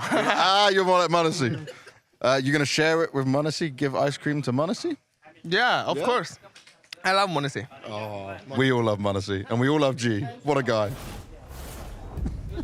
Turns out China is number one when it comes to the head-to-head between them and America. TYLOO taking down M80 and G. I mean, dude, this guy is just a bundle of joy. I cannot get over it. I know, I can't get over it. Absolutely incredible. Yeah, man, but like the multi-kills down the stretch from TYLOO are insane in this game. I don't know if that's unreal. I don't know if it's more of an indictment of M80 maybe towards the end falling flat. Okay, sure. Yeah, it is. I tried. I mean, every time they tried to get out of Pop right there, it was Mercury or Jamyoung. Inner Jamyoung triple stuffing kill. them. Yeah, Pop, it's the Mercury double kill. I know. It's unbelievable. Attacker was in the right rotations every single time. I feel like M80, they did a decent job in some of the rounds actually using utility to take some space, but every time they did that, TYLOO was just like, oh, okay, well now you're spelling out to us exactly where you're going. Yeah. And then all of their players were in the perfect positions. And I will say also on the other side, like M80, it almost feels like they overlooked so many spots so frequently. Like the amount of times Mercury was just kind of against the pop wall, and then he gets a multi-kill. That felt unforgivable after the second time. I feel like they tried to force some things at the end, or like when they felt the game slipping away. I think there was like a little bit of a panic of being like, okay, we have to win a round like right now, immediately in this moment, like executing through a smoke at lower ramp in a Jamyoung's triple, trying to kind of swing out through smoke through Pop Dog. I think there was just a couple situations where they felt like they had to go faster and more aggressive than perhaps they needed to. Even that being said, though, some of those rounds towards the end came down like very late. Like the early round got smashed so hard that it took them so long to find a reason to get back into it. And TYLOO just played that great. And TYLOO looked good on train, you know? Rotating very well, playing off each other at the same time. I never did I think I'd be fed the ice cream. I thought you were going to get the ice cream. I did too. Oh, you got it as well? No, I thought I was going to. Yeah. Okay, he just didn't expect you to keep your promise and bring him ice cream. I have to ask though, James, how does it feel that you took a bite of the ice cream and then G just took a bite from the same spoon? You know, he wanted to take some of my aura, and that's how he was doing it. In his next game, if he performs really well, he owes this to Jason, by the way. Are you not a spoon sharer when it comes to ice cream? Generally, if I was eating ice cream, would you be comfortable taking the spoon? No. I would for me. With significant others, You're clean. sure. You're clean. Thank you. Do you do that with your dog? You. Yeah. Yeah, I do the same. Yeah. That's very American. That's all I got. That's very. I don't really want to expand on it. I'm not gonna say what that makes you. But you just love your dog. You just love your dog. We have to all love our animals. It's important. Not sure where this one's going. No, this one's ran its course, actually, if I had to say so myself. We gotta love our animals. Do you know what might have run the course here? It's the pick'ems, where M80 said they were like, oh yeah, we're not 0-3, we can do this, because they did have the game. They had a good start, more than enough to make that work. This is not a positive sign.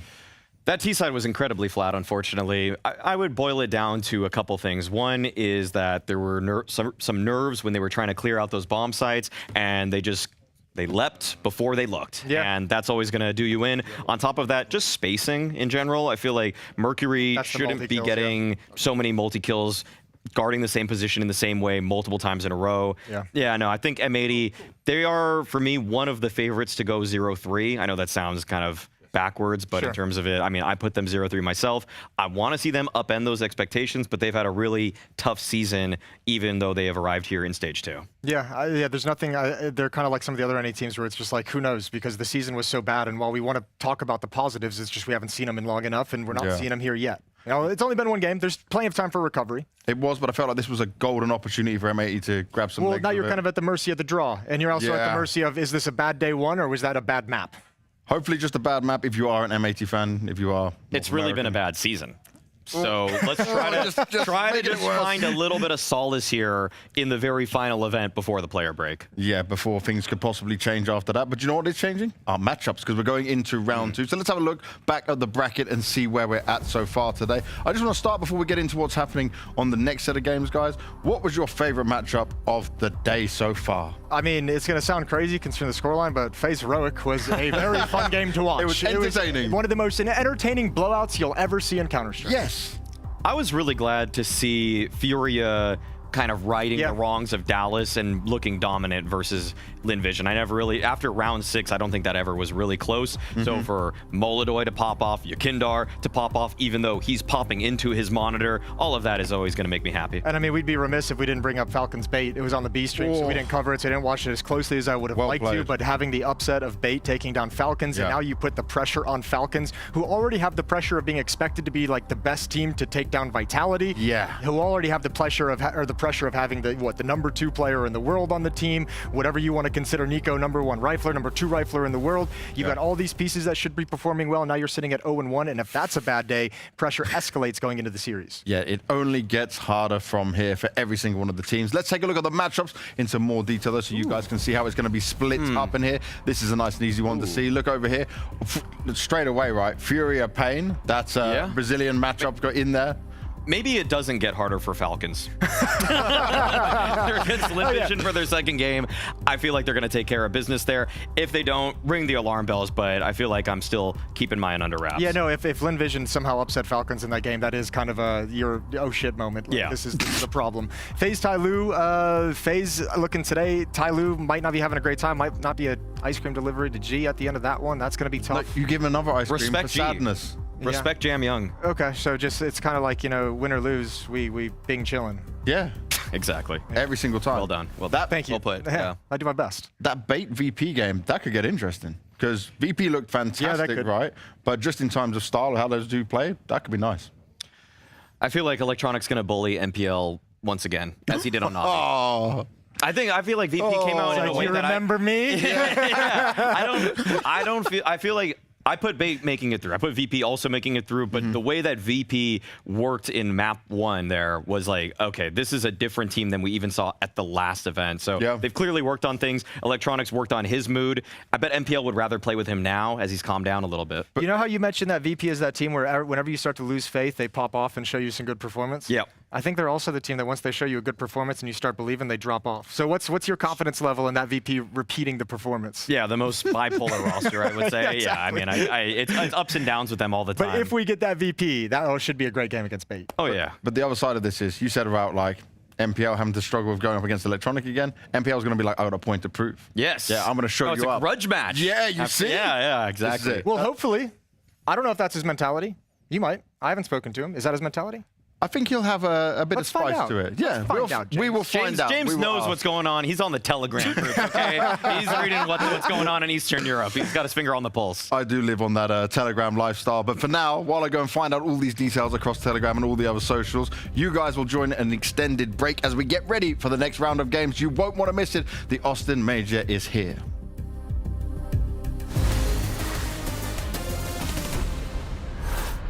What's up, everybody? I'm Darth Mike. I'm going to be running around the venue, taking you behind the scenes, showing you a lot of the action, filming a ton of content. We're going to go ahead and take a tour of the studio, see where the magic happens, see where the games are going to be going live. Teams are getting ready to set up, so let's go ahead and let's do it. Welcome in to the Blast TV Austin Major Studio. Come on in, guys. Come on in. Come on in. We've got so many beautiful things to look at. This is where the first 3 stages of the major are going to occur. We got 32 teams rocking up. It's in this studio where everything begins, where we first learn to respect underdog. This is the mix zone. This is where the press will be after the games to catch players as they come off, get their interviews, get their snippet, give you guys a little insight. But here, as we come around the corner, this is where the magic happens. We've got 8 setups.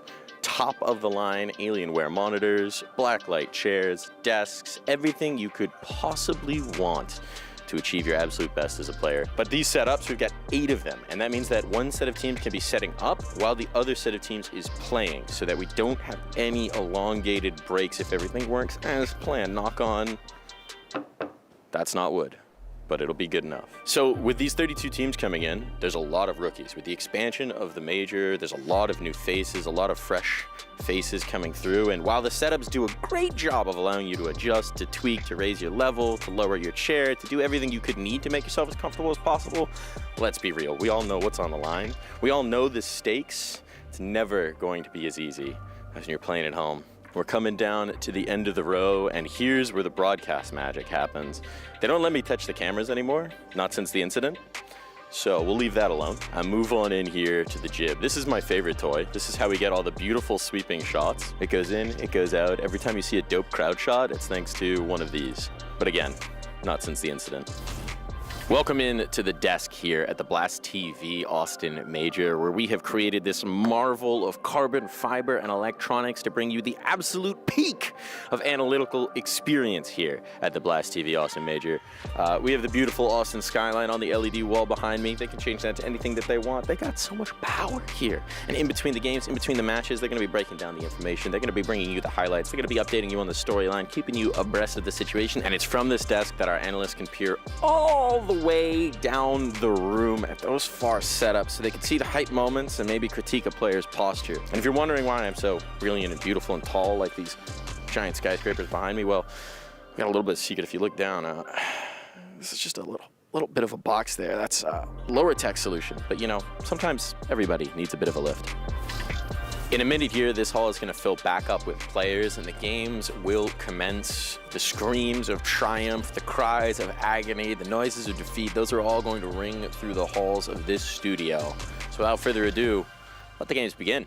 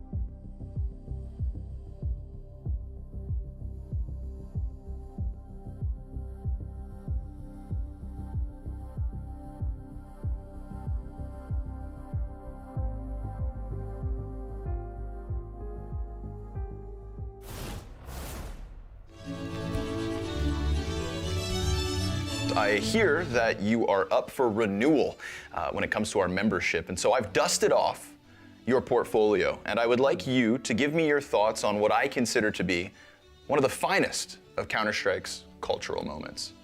Ahead of us, we have Inhuman Reactions by Hiko. You remember this well, don't you? I do remember it. I can't escape it in some sense. It has become part of my life, just like Counter-Strike has. So, I think that when we talk about culture, we talk about context. We talk about history and all these things that make Counter-Strike great. But the beauty of Inhuman Reactions by Hiko, by Anders Bloom, is that it's short and sweet. We play this clip.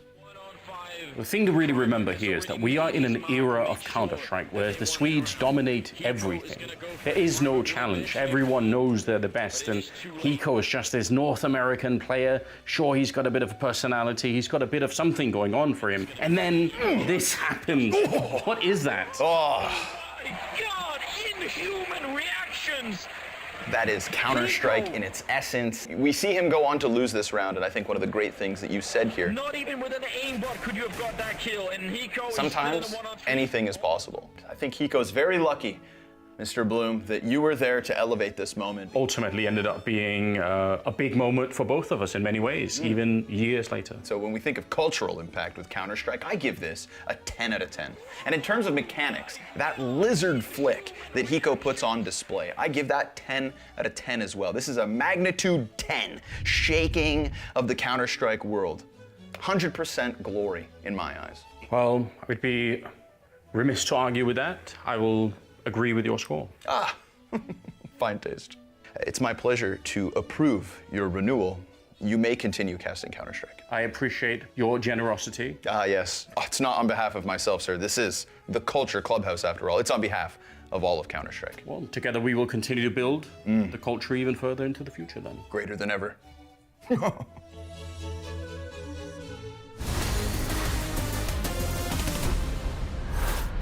Stage 2, day 1, and we are ready to be diving into round number 2 here at the Blast TV Austin Major. By we, I mean myself, Rose Spears, Dupree, and Pimp, guiding you on through the second round of best of ones going down today.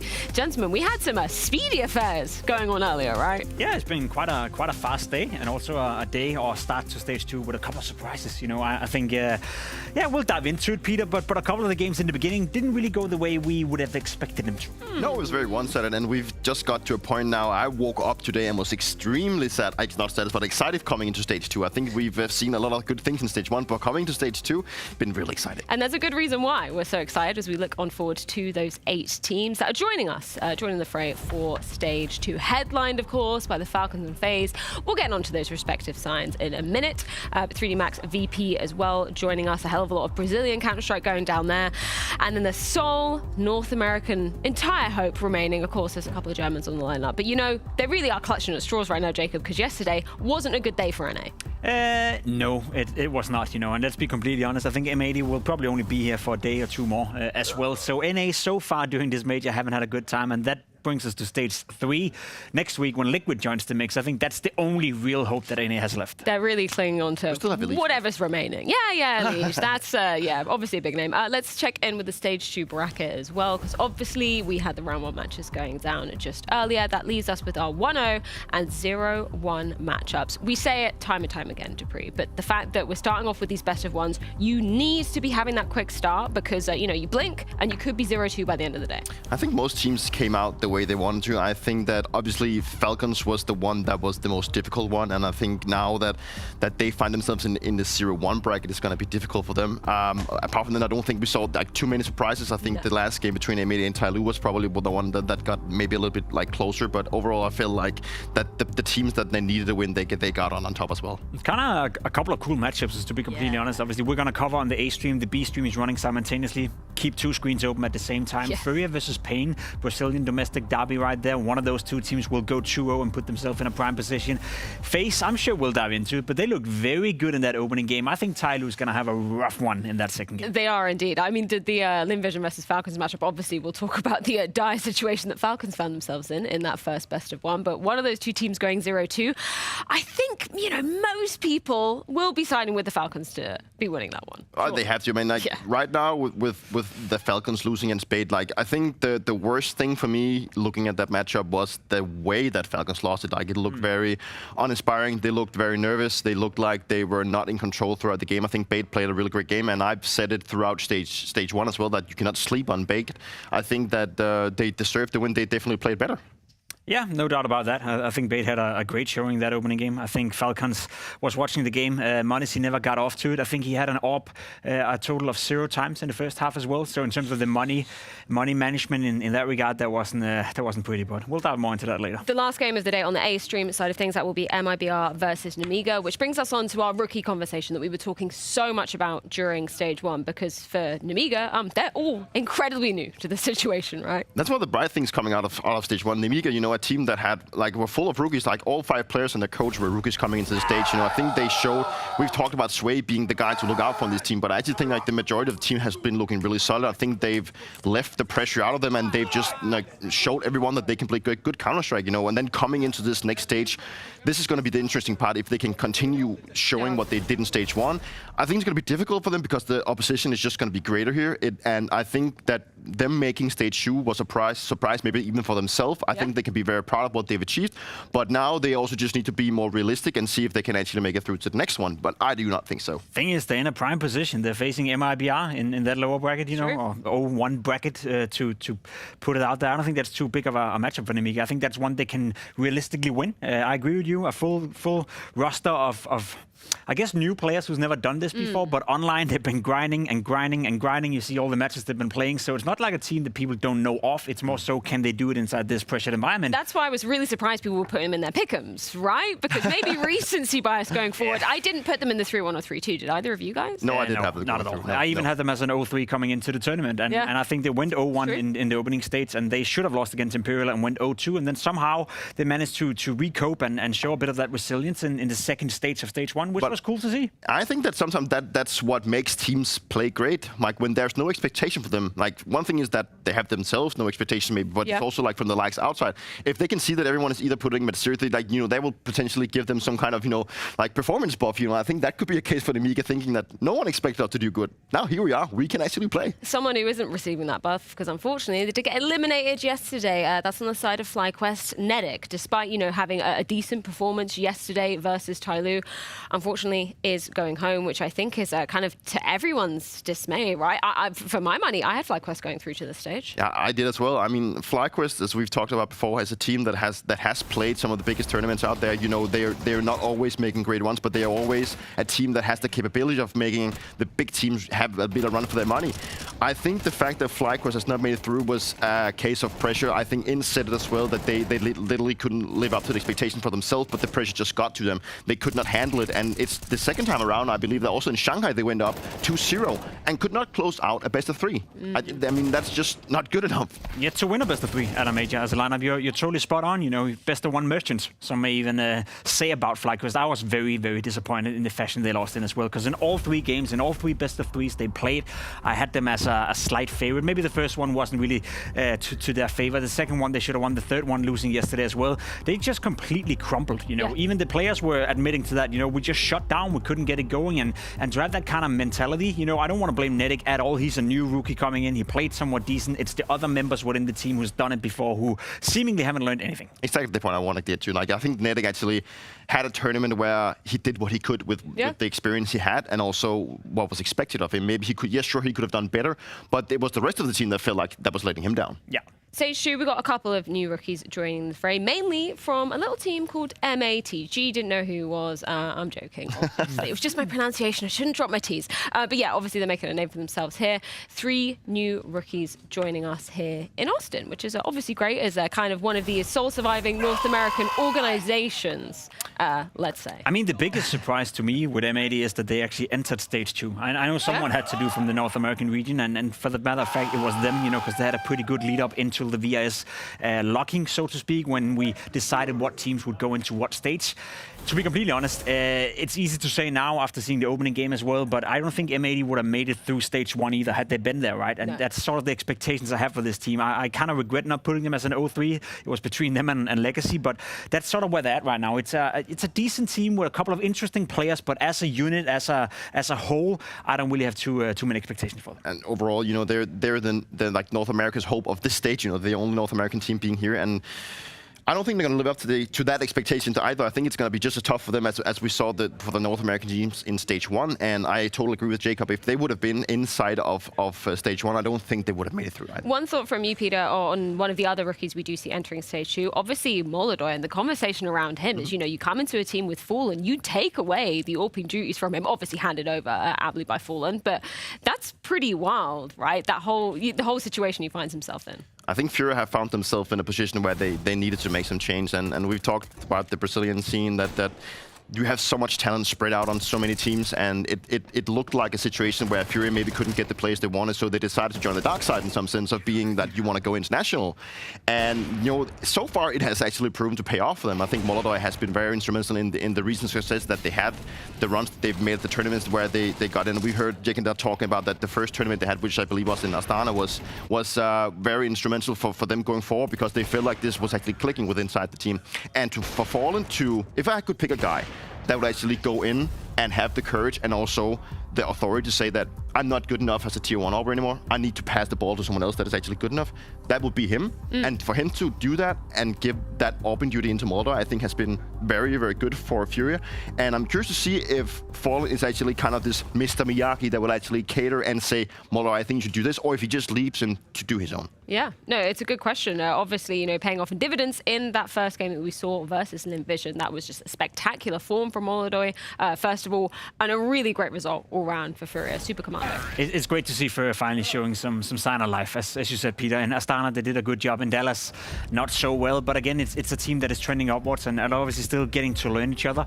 Molodoi, ever since joining FURIA, has been the highest rated player within that team. So I'm glad Fallen came to the conclusion that he's basically what he's doing right now. What I think, you know, from the outside, he's basically signing his own resignation at some point where he's going to go over and become a coach. There's no way Fallen is going to continue to be an anchor player on a rifle. You know, if FURIA get to a point where they are as good as they look right now, then at some point you're looking towards Fallen and you find a different player in his position. So I think it's a very mature decision from him, and I think it's also a sign of, you know, whenever FURIA is playing right now, and allow me to get a bit sentimental in that regard, that could be the last time we see Fallen at a major ever. So I think we should enjoy it every single time he's joining this. Right, okay, obviously Molodoi joining FURIA, we got Yukinder in the fray as well, but there's something else incredibly technical that you put your finger on, Dupree. What else has happened in the game? I was, okay, now I was standing in the shower. I was watching the game on my app in the shower, and I was shower thoughts. Okay, this is gonna get a little bit critical, yeah. But I got to look at the hair color of KSRADA and Yuri, and I spotted that they had dyed their hair, and I got to think that, did they do that because they got inspired what I've done previously? I'm not too sure, because there is something about blonde hair at a major. I've done that twice. I've won 2 majors dyeing my hair. The first one be in London, and this one, the picture you have on the screen right here, is in London. Who the hell Sorry, is not that London, guy? I'm Berlin, obviously. And it got to the point where I was sitting next to Magic, and we would be memeing inside a team calling ourselves the Blonde Brothers. And coming into Berlin, actually, we had been playing extremely poor. Like, we had a bootcamp where nothing was working for us. And I was called upon the guys and said, like, Peter, you just need to go dye your hair because that is why we're winning. So I actually booked an appointment at a hairdresser, and I got my hair dyed just to get that blonde buff. And we won, you know, so in some ways. And we talked about my gut feeling. That didn't work out in Copenhagen. Now we have the blonde buff. More important. So what are you saying here? KSRADA and FURIA is winning the major? Well, Jake and I already said that he believes that they have the capability of doing so. So if they get the blonde buff, but also gets the confidence what Jake has said, that he says that maybe he's naive, but they actually truly believe they can win the major, there is the case. Can we scrap the maybe and just do I'm naive, but I truly believe we can win the major? You know, let's be completely honest, right? I love that FURIA is finally showing a bit of sign of life, but let's be realistic. Let's be real for a second. No one is expecting FURIA to do much outside of that. If they make it to stage 3, cool. If they make it to playoff, massive surprise. If they win the major, I'll dye my hair blonde. Hell. Yeah. Okay, deal. And then maybe we could all make a team, and then maybe we'd all win a major together. I've already. We don't need a P90 player. That's all you need. That's your strength, I know, but it's just not in the meta right now. Well, let's actually hear from a real player in the mix, because I caught up with Molodoi ahead of their matchup. Unlike Peter.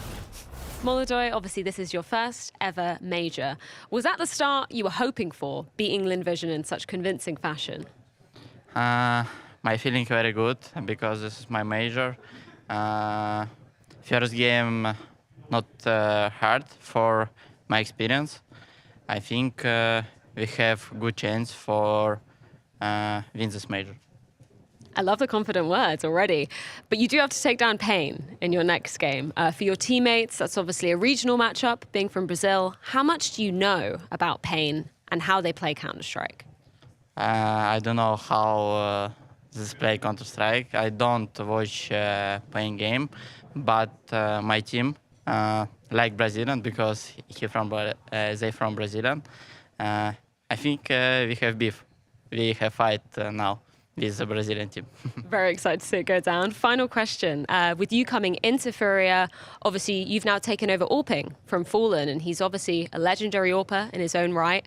How much is he helping you inside the game in terms of your AWPing style? Every time Fallen help me, every time. We have before major bootcamp in Miami. It's very good for my experience. Phone help me. If I have problem, phone insta help me. Bro, phone is insane. Guy phone. I like phone. What is he helping you with? Can you share with us how he's working with you? We talk every time. We watch game. We watch my game. He help me every time. For not game, in life too. In life too. I can't imagine having, you know, a better mentor stood by your side, both in work and life. Yeah. He's like a good dad figure. Yeah.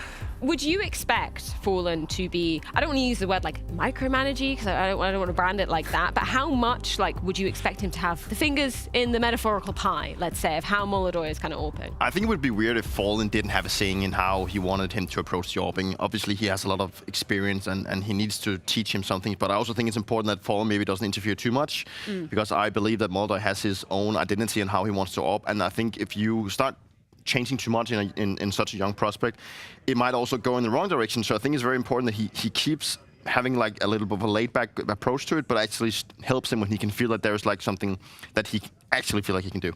On the other side of things, let's talk a little bit about Pain, because I feel like they were being severely underrated. Like, I saw them in so many people's 0-3 pick'ems. But, like, you have to contextualize the amount of events they went to prior to this, where they had their coach standing in, new player coming in. Like, they haven't really had the pleasure of being a full lineup other than Rivals, I believe. So it's been kind of a minute since we've seen the full roster come together. I mean, I can understand why people will look at the results and be like, oh, Pain is not great anymore, or Pain is struggling. But to be completely honest, that's exactly my point. When you get to go to two events, one being in Melbourne, the other one in Dallas, or wherever they went, you know, long travel days, not playing with the team, it must be so demotivating. So what happens as a result after those events? You're going to be super, super motivated coming into this major, showing that bringing in DGT with the right decision, you know, getting back to the level where we had Pain at least in the top 10, maybe even top 7, top 8 conversations. So for people to put them as an 0-3 and for people to doubt them coming into this stage in stage 2 of the major, it would have been different had it been stage 3.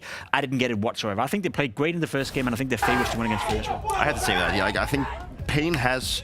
You're sure they've had some incidents in the past where they have not been showing up, and they've had their incidents with playing with a coach, but I still think that they said in themselves in the interview as well that they like to be in this kind of position where people don't expect them to do good, and I think they have all the cards on their own hands right now to actually prove us wrong, and to have people have them go 0-3, I think is a mistake. It's the same thing with Bay, like you cannot let sleep on them. Well, either way, we do have plenty more Counter-Strike coming your way. Not before we head things to a quick break where you have a decision to be making on the A stream. Obviously, we've been talking about it. Pain versus FURIA going down. Over on the B stream, that's going to be Virtus.pro versus Bait. We'll see you on the other side.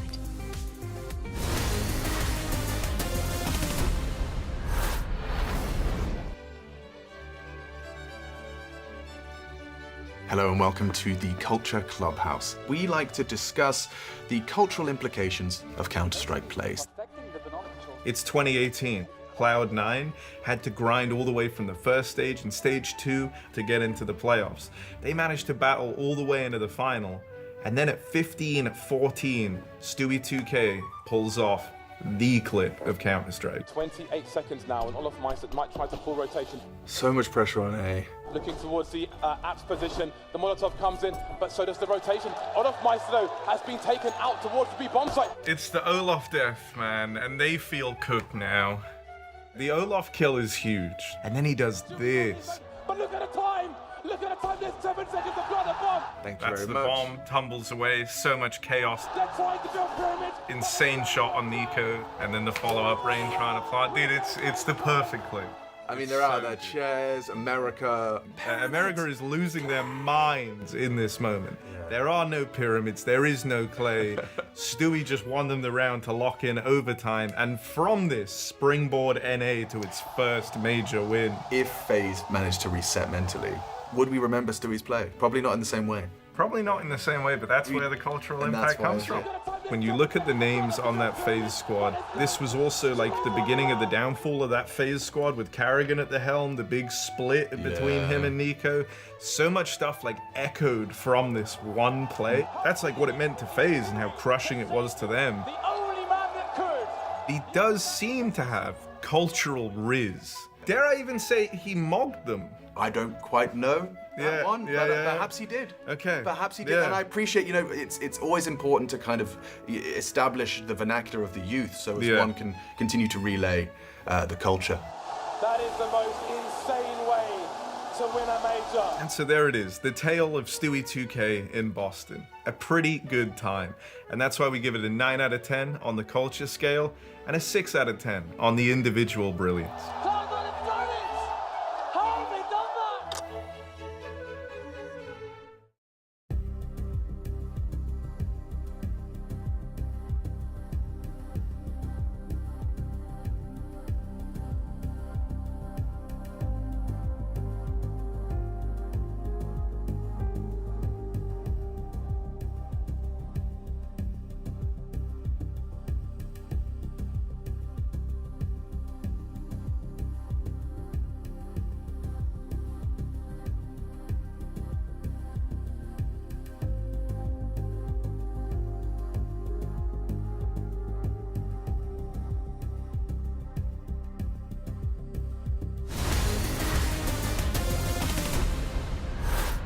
The very first day of Stage 2 here in Austin. We got 8 games down, 8 games to go. It's Mohan and myself to bring you guys through the next ones. Mohan, we've got Pain versus Furia. Fun. Are these teams that you anticipated to be seeing in a opening success? I mean, I had Pain losing. I thought Pain were going to 0-3 the stage. I was super hyped about the roster moves they made, but I was disappointed by the results leading into the major. So I had them a lot lower than I've normally had them, thinking about my hopes for the team. But as usual, Pain at majors, man, they can be very dangerous. Same goes for Furia, however, and I think Furia maybe a bit more dangerous. I think we are seeing the right pieces from Furia play well. Molodoy and Yakinder especially were awesome last game. I think everybody is just looking very strong, very comfortable at the moment. And I think the matchup was fun because both teams are Brazilian, obviously. Well, mostly Brazilian right now. And there's two orgs I feel like that just get compared whether or not they play against each other for the moves they make, the players they have. You know, the Big Azera versus Fallen, and you know who should have Snows in and things like that. So all gets settled right now. Everybody looking for the 2-0 start, which would be fabulous for Pain.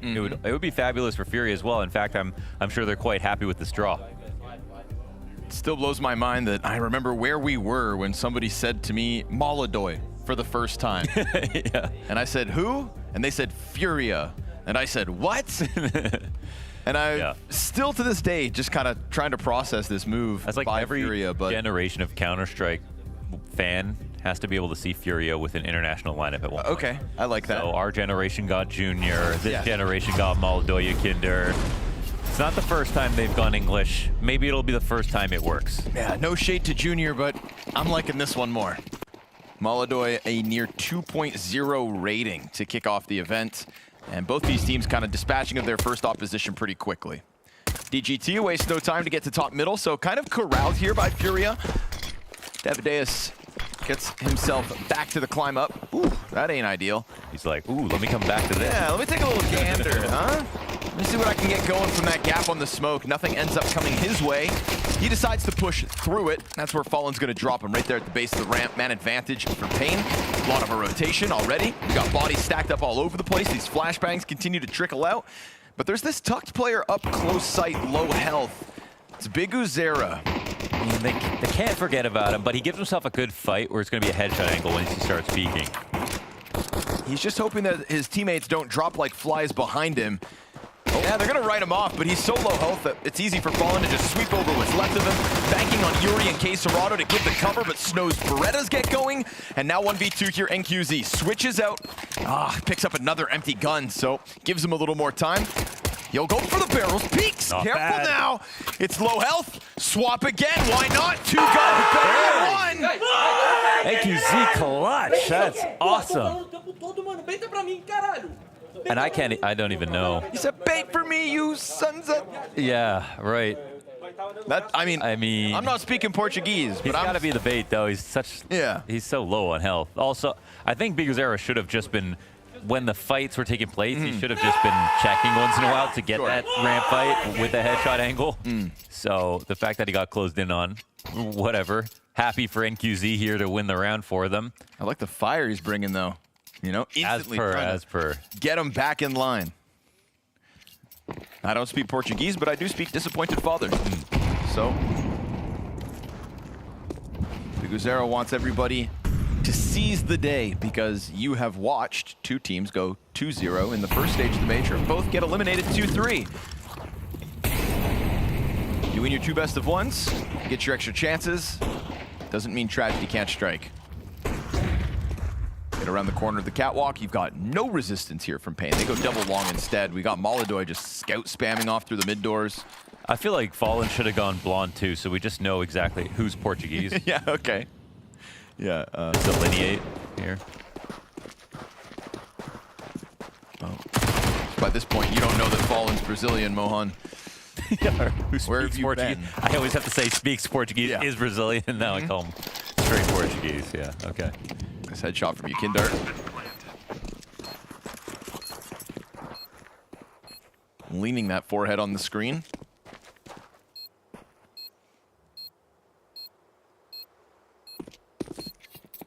Not feeling a clutch this time. No. Not even going to take a chance at it, so... Ouch. Not able to convert your pistol round. Furia just made it pretty easy. Moved up that catwalk. They didn't meet resistance. Kind of weird. Oh, god damn. Wow. That's expensive. NQZ lines up 3 players on long. There could be more damage done here. What happens if you ace and lose a round? Then you're playing that. Well, we're not going to find out. NQZ bested. Molodoy hangs on to the Scout. Can he switch it out? Oh, where's a better gun?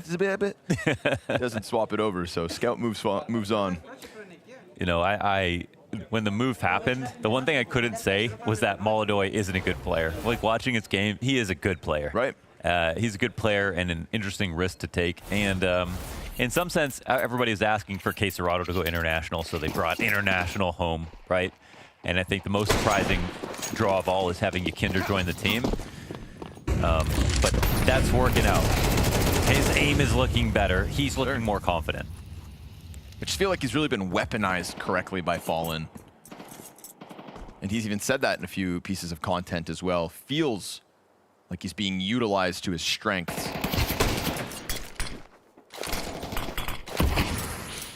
Which really is just glue your face to that screen and go kill. Yeah, I do get a little worried because Yakinder has so much charisma. So then he starts doing these interviews. And then I don't want him to get too amped up, you know, because I feel like that was the downfall last time, you know. But it's hard to, well, it's hard to not get quoted when you got so much charisma, so. It's like you've got to believe in yourself enough, but you shouldn't believe in yourself too much. NQZ goes a little wide for the repeat, so. Monster shot. He'll be stopped with just the one, but that one, golden. Snow's waiting for that head to pop up. I'm gonna get past this. He's waiting and he's waiting, and he gets his duel. He'll find one, clean. And now all hands on deck for Furia to try to cross over and get this bomb down. It got stopped in the process here by Snow. That was a supported peek because they have catwalk. They knew no one could come up behind him. Snow, he has a chance to steal one away if they don't come and check this, but Yuri's starting to get suspicious. Yeah, he's going to let it burn out a little bit longer, right? Wait for that first short contact before he pops up, but he actually takes a bunch of damage in return. Wow. Good thing him and KSCDT kill all three. I love how Yuri doesn't uncrouch. Sees all three, misses his first shot, doesn't care. Doesn't believe they could kill him. That's confidence. Nice little play from Snow to take advantage of trying to fight that cross, but his other two teammates were not in a good position to just execute on that retake early.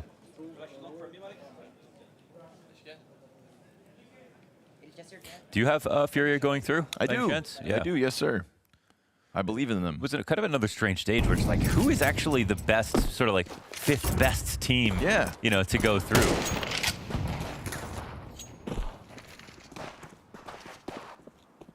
No, I think they're outing an Astana really kind of... Yeah. It's like I was so... I'm such a sucker. I was so willing to just forgive everybody else. If Astrolog were in the stage with Hooksy, I would have put him through as well. Okay. On the grounds of Astana. Right. Don't worry. Fingers crossed we get him back. Not going to get away with it this time. Smoke down and no gap. There we go. That's better. Nothing Pain can do about this, but watch that ticker at the top of the screen go to 3. Gotta say, you can already see a difference as well in the way they're playing. I mean, Fallen's calling has just slowed down over the years, and I think all of Brazil's in general. And it's made them, I think, less fun to watch. I also you're not really seeing them be the dominant region that they were, you know, a long time ago. So they're really just trying to find themselves again in a new identity. But it's CS2. It's time to go back to what worked before, because a lot of good teams are playing aggressive, especially in micro. And Yukinder is a piece that can help you do that. So you're seeing Furia speed up a bit more, and I think that's also contributing to their success. It feels like the more meticulous, there's an irony to being so meticulous in anti-ecos that suddenly you start losing to time. Suddenly a scout shot takes you out and you're not positioned to execute. And you avoid those situations just by being a little bit more simple about your approaches. Slower is not always safer.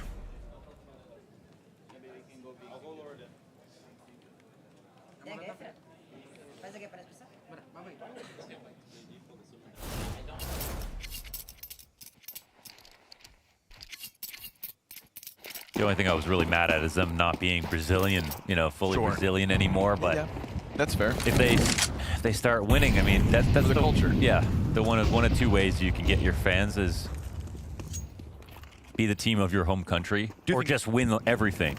Could be a cool shift as well, where suddenly we see the popularity of Furia as Brazil's #1, right? We know that their fandom is so strong and so much stronger than some of the other Brazilian teams. You know, let Pain get that spotlight for a little while. They've made big moves. Pieced together this new roster that I think on paper had a lot of promise, a bit of struggles. They also had some like stand-in/coach situation in the server in that string of poor results. Yeah, that's true. So that kind of held them back, and I mean, they have hit the ground running in Austin. There's no denying that. They did with this pistol as well, but of course, 3 rounds back by Furia, and it's been coming by way of this catwalk emphasis that we're going to get yet again here in round 5.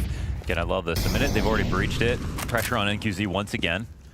He's in a new position, but he's kind of unsupported right now. Big Zero has not made that committed move back, and he goes down. This is the whole ramp taken over. Again, if Davideus could do something about it over on long, then maybe there's still something to stand on this round, but he's losing teammates continuously over towards site. He'll find Yukinder at the very least, and we can already see Yuri trying to deny saves at this point. So another moment where it feels like Furia were in full control. The retake now. But now suddenly, yeah, retake. Plus, check out the health here of KSCDT and Fallen. Great move by Molodoi. He's going out mid.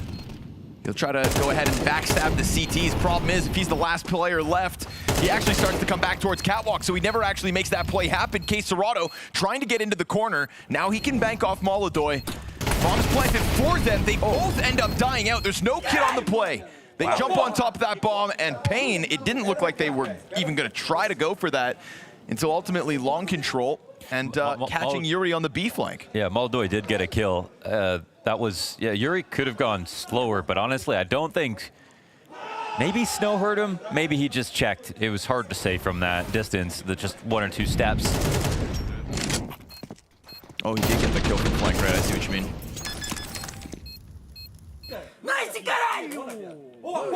Yo. Yeah, it was a great play. There just wasn't anything else from anyone else. So also a misstep from Yakinder. I mean, he comes out long. It's a 3v5 actually at that point. Oh. Hold that thought, Mo. We've got action out of the gate here. Payne looking to seize the lead back. Got to tie up first, and you've got KSCERATO's off hunting you middle. Trying to switch back to an AK. Looks like he's trying to eat the bomb right there. Another player close up, but to be honest, he's got to be a little scared. Doesn't know about DGT. We'll see how safe he... Oh, actually? Ooh. They're not clearing him properly. No. Oh, bomb gets by, however. Oh, yeah, look at this, though. Oh, God. Or maybe don't. Almost gets both. Ultimately, Davideus on site, killed by that Opera that escaped with bomb. Might have needed both. Ouch. That's a round where you feel like you have it in the palm of your hand until you press that left click. You get the fight in middle at the same time as bomb heads out through the long doors unstopped. So we're all tied up. Let's watch this thing back. Oh! Oh. Okay, I thought he was going to hit the shot. Still incredible from Big Azure. Oh, wait a second.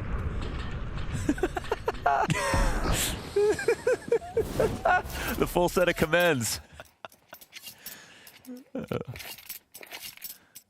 Big Azure just farmed some Steam score off of that. Thought he was going for the report. Is a good teacher, is friendly. Yeah. What's the third one? I can't remember. It's a good teacher, is friendly. Teacher-friendly teammate? Something like that. I don't get those things. So you get your trust factor up secretly.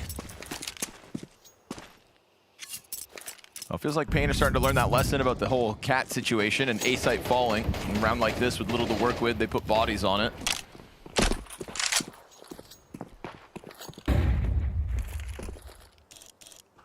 Love to consistently see Yakinder as the tip of the spear. So anti-eco plays out.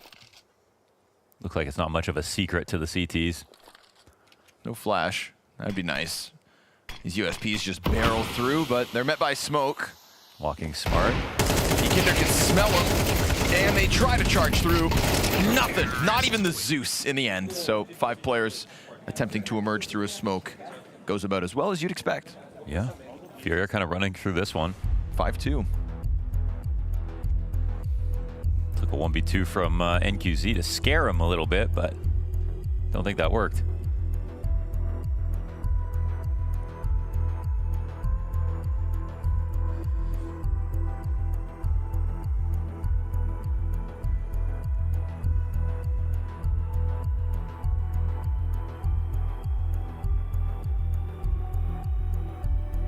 They should put Moldoy and Yakinder in a program to learn Portuguese, though, right? Slowly over time. You'd think. Then just switch back and then just reach a new level. Oh, that's what the... Okay, that's the key to success here, Boom. huh?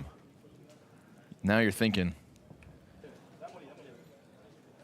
Whatever we have to do to keep KSCERATO from speaking English.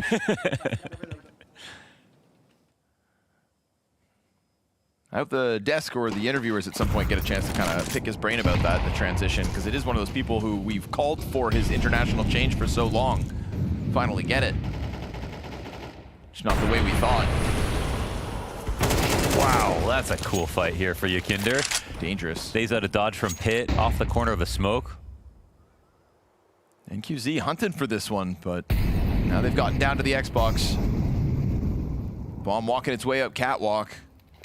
And we know that cat to A play in the gun rounds has just been such a boon for Furia's success. It's going to go up cat again, right? As long as Yakinder stays here at long, the only thing that kind of needs to change from last time is if they're up 5v3, Yakinder no longer needs to push at all. He can be literally a guy that comes in, if it ends up being a 1v1 or something, to flank somebody late coming up the ramp. So the adjustment here is interesting, but again, like, we're going to watch this position play out. Yakinder does not have to be the first one to take contact. There is a boost here, so he could get killed a little early. But the T's are going to have only Big Azure to deal with on the A site. Oh. But after that kill, he moves back. It's a nice shot from NQZ to just give them a slight edge going in, and Big Uzera catches KSCERATO's head, plus 2 of the 3 remaining player, low health already. So looks like they've whittled away enough of Furia piece by piece, and nothing out of Molodoy either. So able to just sit back. I think it definitely helps that NQZ clips the wings of the player bottom middle, and everybody just stays on high alert. I feel like, you know, we've seen Pain give so much more space on those cat approaches. And this time they just sit on site and hold it back. First time that doesn't go well for Furia. Yeah, it's nice from Pain. It didn't feel like much of an execute when they actually got up to cat bricks this time, which I think 5v4, 4 on cat, you're in a position to try it. But this lets Pain back into the game a little bit. They knew they had some time to work with. Everybody kind of walked into their spots and had some pretty easy fights. Nice round from Big Azera.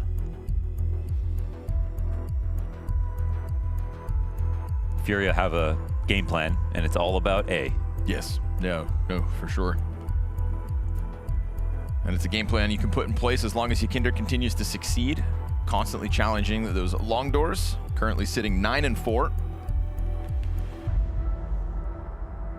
Just another example of Ykinder being weaponized correctly. Damn, bro, we got zoom on zoom now. 2025. What will production think of next? Sometimes I'm afraid to find out.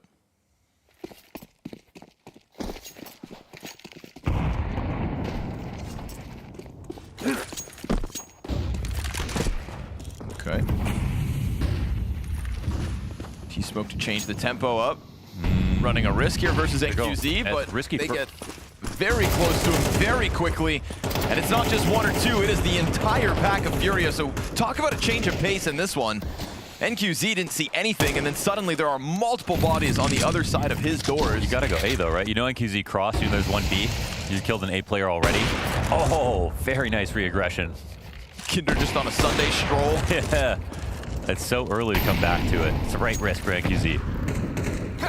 Molodoy kind of tasked to get his counterpart off middle with only the 3 health left. Now you lose control of the information a little bit. It's that left-right rotation out of mid. The CTs now are the ones with the info. Becomes more of a guessing game and a nade kill. Ooh. Missing the player in the smoke. Fallen dies over towards long. That was supposed to be Ykindar's entry route. Fallen had to go pick it up. And then everybody gets stuffed on the catwalk hit. So we're talking about a Pain that is adapted to this A-site target. And that's despite the crazy aggression out through the mid doors. I'm gonna say this is just a sweet rotation out of Pain, actually, because even though we see on the map there's 3 there, NQZ is the op that comes back to mid to fight. So Furia are thinking when NQZ comes back to mid, well, that's the one rotation from B. The other guy's still in the B site. So there's still only 2A and it's still the right side to hit. But what actually happened was NQZ took the spike and his B anchor rotated all the way over. So they had really a well-fortified A site, and NQZ scared the crap out of him by taking that op shot so early.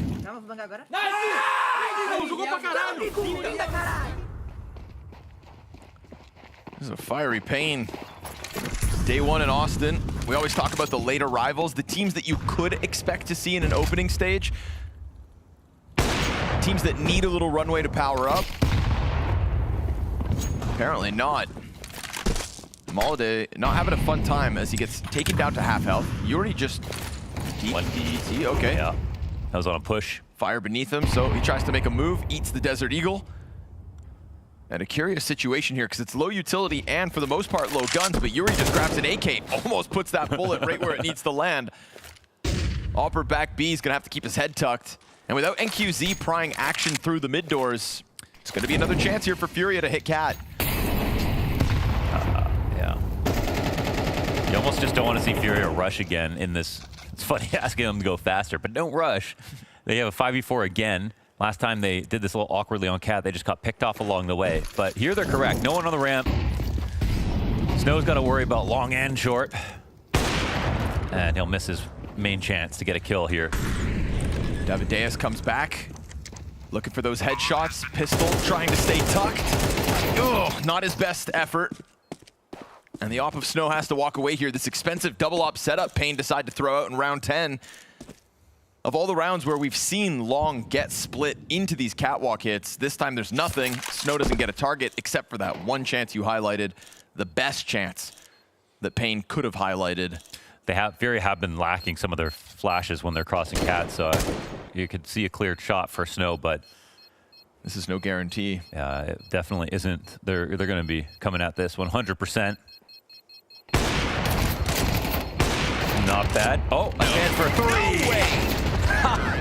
Yeah, that's a disaster for Furia. I can't believe that. The amount of players coming at him. Oof. At least they win the round, but Snow made him pay. Just sitting in the pit, just hanging out. Can't believe how much leverage Furia found off this one deagle shot out of Yuri, though. That was pretty excellent, considering I think they had 2 pistols in that round. But I guess because they won while they were half behind, they've got enough money for everything. Oh, everything but the double op. Yeah, so the only sniper for Pain hits the ground. Molodoy trying to get a few more kills, because certainly a much more muted experience than for opening game. They're in B. Very deep as well. Yuri already angled through the doorway.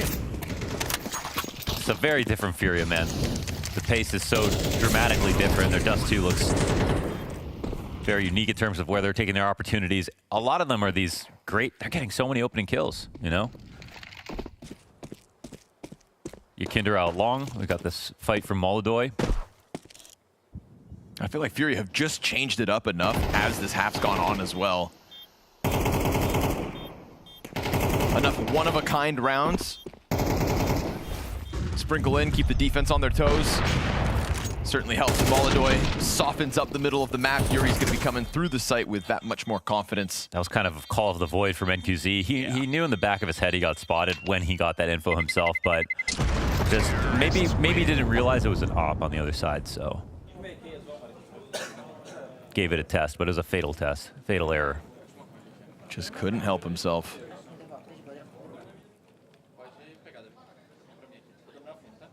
For the most part, has been succeeding through that mid doors for a CT opper. Anybody else getting commendations? No. It's got the Shoxy Jesus M9. Here we go.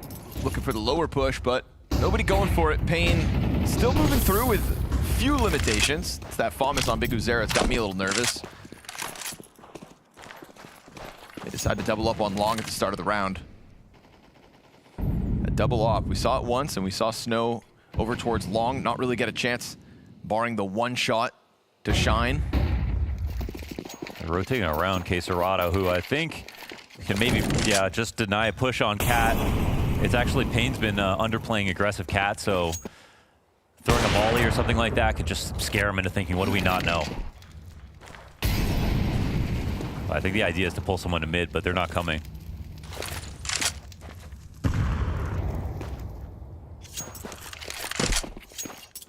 Chance to make up for that one missed shot. Snow sits back B site. 50 seconds, smoke comes out in front of it. That's gonna start making him a little bit nervous. You don't know how many and at what point they are just gonna barrel through. And CTs try to elicit that move with the smoke spam. This is pretty perfect out of Furia. Nobody decided to make that mid move, but Snow finds the first one. Yukindar walks around that corner, sitting duck. Fire on the feet of the offer. He's gonna pop back up, just burning all the way down, 100 to 0. TGT off of the car, gets traded, and it is Yuri going big here to try and close out this half. 2 kills inside sight. They'll plant while they can. Molodoy giving cover, and the retake's inbound. Big Uzera, slow tunnels play. They have to wait will for him. eventually get here. Oh, but before he gets there, Molodoy gets the contact through the doorway, so we go 2v2. And QZ letting them know that there is still presence outside of this. Okay, Yuri loses his head, and that timing is enough to put Molodoy into Big Uzera's crosshair. So Pain sprinkle a 5th CT round win onto the half. Felt like Furia in full control, but not a defense to scoff at.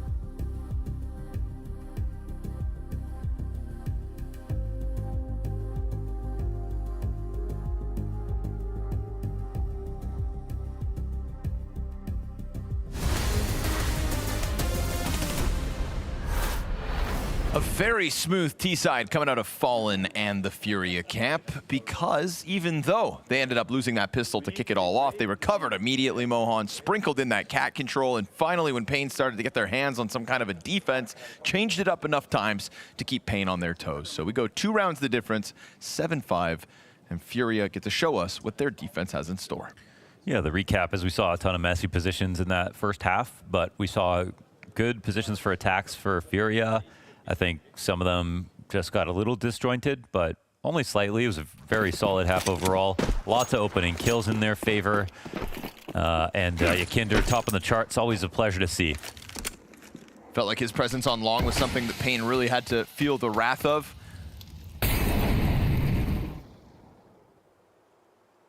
It'll be Fallen receiving here in round 13. Sees the utility come over top, takes a quick little glance at it.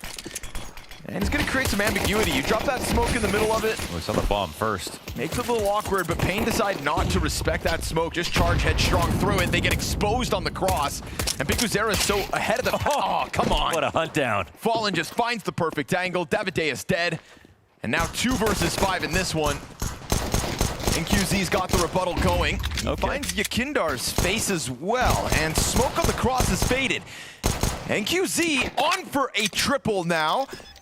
And with a bit of presence, still down towards CT spawn, he's going to try to predict this long play. Doesn't hear it. Cuts noise the perfect time as Yuri coming around the corner in about 3 seconds. NQZ checks his flank. He's exposed. Standing in the open, just hits a headshot, and he does!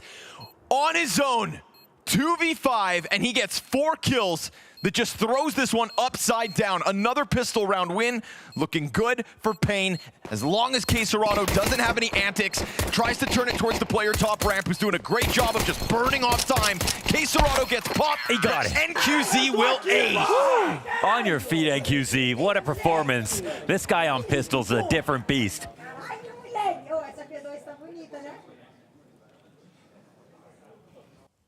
Wow, a deep breath after that one.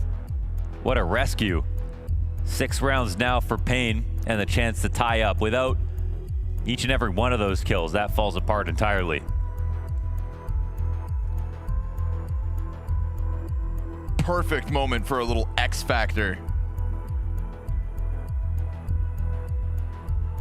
And I don't need to remind them, don't lose to the Force Buy. Yeah. Best of 1, major. You are already sitting pretty 1-0. You've gone ahead and won a second pistol in this game. They trusted the right guy with this P250. I love a Kevlar P250 on T-side. You know, it's like ZywOo's kind of the guy that gets this by, but NQZ showing us what he's made of.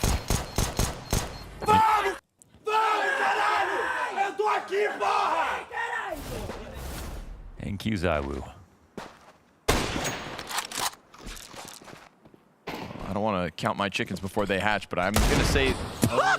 never mind, I'm not going to say... I ain't going to say shit. Damn, Yakinder. I'm not saying nothing. 12 and 8. Of course, he just walks a deagle through middle. That's pretty dangerous. He's a dangerous guy right now. God, they've got USPs on the we need to find out from you, how'd you get the confidence back, you know? How'd you get it back? Yeah, I mean, Liquid literally made a documentary about his struggles. Yeah, he could just go into consulting at this point. He may be the only Counter-Strike player in history who gets a documentary about how poorly they're doing. Yeah.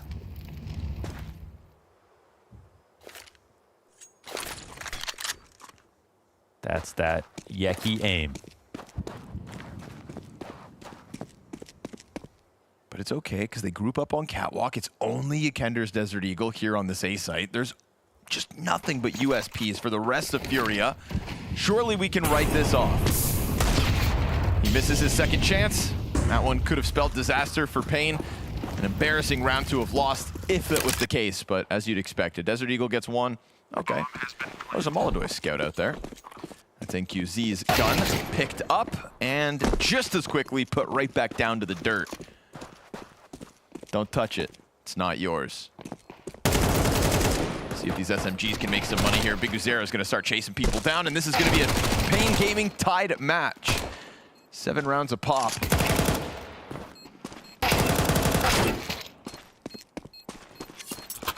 could be an incredible day of CS here for Pain to start off this stage.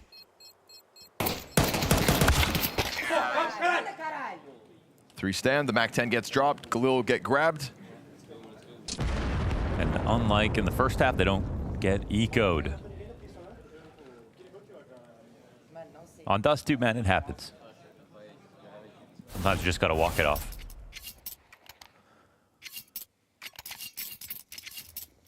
Oh, he kept the MAC-10 actually.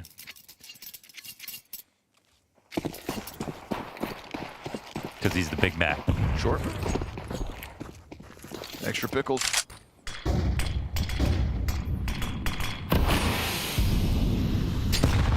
Pop that open and try to challenge. Gets out. Fallen allowing for the crossover to the blue box. Fun timing played by DGT. His teammates opening up both smokes for him, and he finds a great path that not only locks him into a confident position, you catch Fallen off guard, slipping up. Standing beyond the corner. What's the move here for Furia? Do they feel like they need to reclaim something as the long movements continue to come forward? Looks like they have eye set on mid. There's no one up here on green box.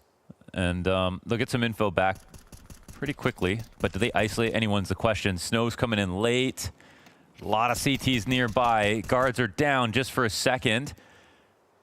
And this allows Kinder to start walking. It looks like the timing might be kind of perfect for him as he listens. Now, Painter taking long. Snow, though, unnoticed. Yep, he'll be the X factor this time. Back's turned and CT spawns soon enough. Cross gets exposed. Molodoy drops DGT. Kinder's timing's good. And we've got Furia taking control of the situation, but it gets drawn right back. And that's that activation we tried to highlight from Snow. Still, this flank on long is well worth it. The bomb's on Car. There's two players that have to cross. Oh, they get him on the flash. He's falling into the pit. This is a tough shot for the T's to hit. He's going to keep popping up, just chipping away. And Davideus is going to find him right between the eyes. Two stand as Pain go up 8-7. It's a nice reposition, but a very good shot from Davideus. And another spot one here for Pain. And as much as that flank in the setup to take mid control was solid from Furia, there were two extra outs here for Pain. They had acceleration towards long, they had the opening kill, and they had Snow, who, again, wasn't found coming up through lower.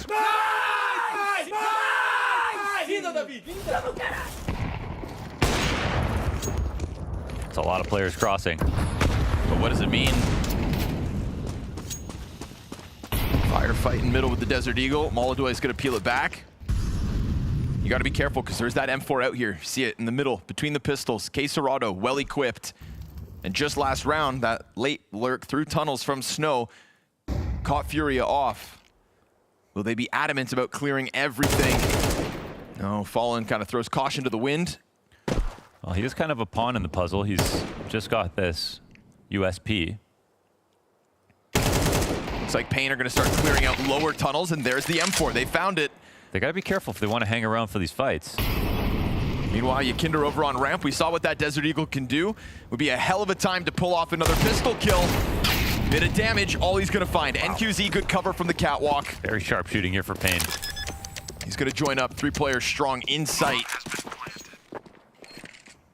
Furia holding on to corners, and that one picked up AK-47 off of Snow's dead body.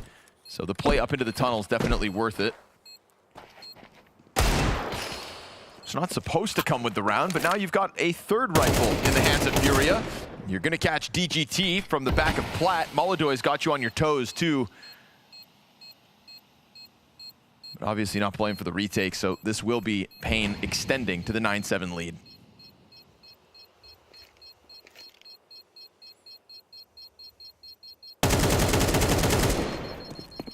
Well, chance for a Pain 2-0 today. Went from unlikely to very possible. With a huge help from NQZ. 2 massive performances on pistols.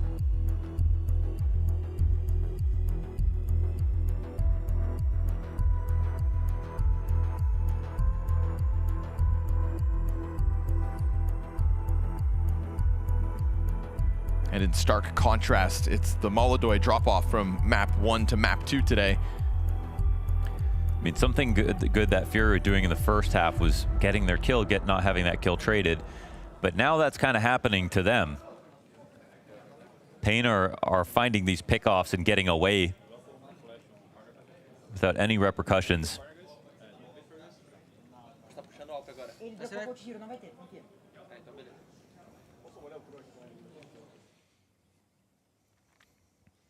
For the boost.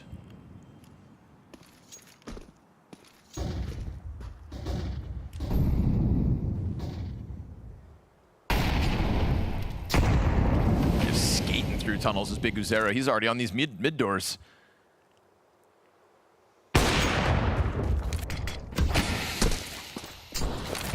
Ouch. Nice nade from Fallen. That is immense. Molodoy uses his frag to try to catch timing. Sees nobody. This is Yuri now just left alone. Oh, that is B-site cracked open entirely. Nice one, Snow. And Molodoy's off was already ringing out in the mid doors. Oh, but they're going to jump up Cat. They're really expecting an overreaction here from the CT side. They're half right. You know, 2 players come over, but to be honest, Fallen's still in a good spot to help out A. Now Yakinder's coming to join him. Molodoy makes the difference or loses this round. Walking around the corners of it, finds the perfect timing on Davideus just as he's jumping up. Big Uzera's going to try to follow through here. Low health because of the frag grenade earlier, and Snow gets his second headshot of the round. Popped Yuri off that B site and opens A for a post plant. I wouldn't say Furia overreacted, but Yakindar also joining down into CT. Unfortunate that Molodoy's only able to get the 1 because now Yakindar's just stuck down here, and NQZ is going to go hunting. He's got this distance, he's got his op, and he sure as hell has the form. 17-9. Yeah. This is essentially Furia not being able to keep up. I mean, it was a solid kill from Snow, a very uncomfortable duel for Furia because they didn't have anyone mid. They felt they needed to scramble back. They did do it quietly. They tried to walk over with 2 players. But when Yakinder also started to leave, that's when you realize that Pain just totally tricked Furia. There was tons of responsibility on Yuri to #1 stay alive. I mean, it wasn't even to get the kill on Snow, because Snow is not going to just run into the site. But that raw duel from the back of tunnels makes the difference. Didn't even really have to work for it. Yuri just kind of presents himself right here. Oh, one tap. See ya. Wow, the punish on Molodoy as well.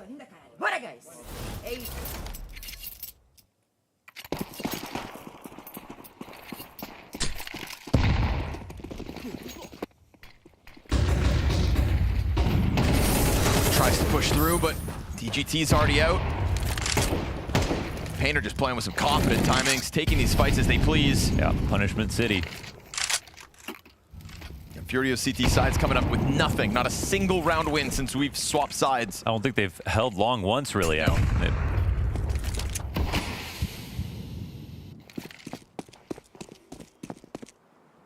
And their mid rounds have definitely been very strong.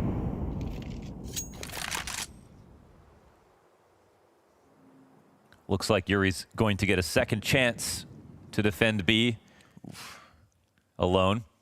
Yeah, Molodoy's peeling back to CT spawn now. It's Yakinder who tries to take up space for the team. This is just great conditioning from Pain, isn't it? Like, Yakinder's going for a surge. He doesn't speed this up. Very, very careful about that clear. But Yuri's gone, man. They pulled the goalie on the B side. It's another great move here from Pain. Oh, Big Uzera reading this like a book. Drops the smoke for the doors, and everybody's safe to cross. This is a forced save by Furia, you'd think. Yeah, 4 players alive. Taking a look, though. I mean, yeah, 2 kids, like 1 molly, but like it's just such an important round to keep money up. They shouldn't even pretend to go for this unless they're going to commit. They're going to really ruin their chances entirely. Yeah, along the way, you got to. Unfortunately, you peel Yuri off. What is it you thought that elicited that to get Yuri out of B? Yeah, I think that this is conditioning because we saw the gamble last time when they got that first kill, then they went up Cat. They expected the reaction. This time, basically in Furia's mind, they read the gamble wrong. You know, they lost info and then they read the gamble wrong, and that's why the mid-round has been a bit more tight here from Big Uzera in terms of where he's organized towards. He's been super correct about how he comes into the site. And make no mistake, that was a pretty big risk to walk the tunnels at that speed, knowing there could have been someone in the site. If he went forward with an exec first, there might have been a chance for people to get back and defend.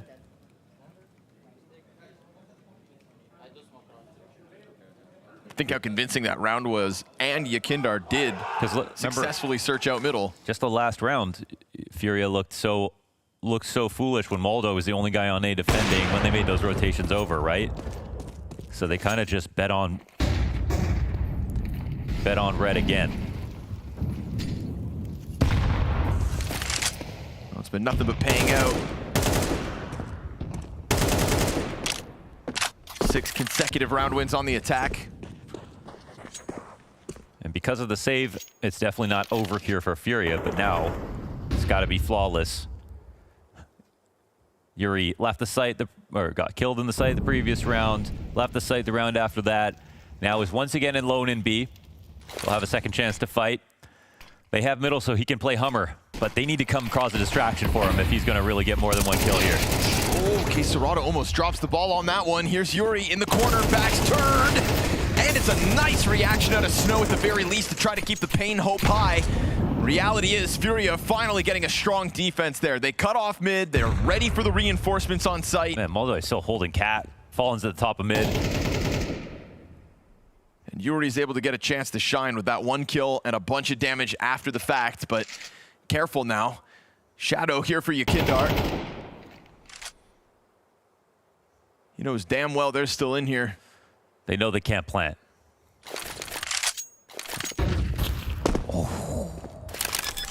Faking it out to see if anybody runs. They don't, not immediately, except for Maladoy, who's coming to join them. And the fire gives you all the audio you need to just go for the wall bang. So there we have it. Furia's defense, their first. I'd say much needed at this point. And they've allowed Pain to get up to 11, but finally that B site holds strong. It's not all the time that you're going to play Hummer when you're solo on B, but because Furia had 2 players in mid, they have the right to play that spot. And if not for the great reaction from So, maybe Yuri has an even better hold. But this is enough because they get the pick off on the mid door. They get the 5v4 to kick things off. And they keep the pressure up here. It's a molly that pushes DGT to the door for that spam to work.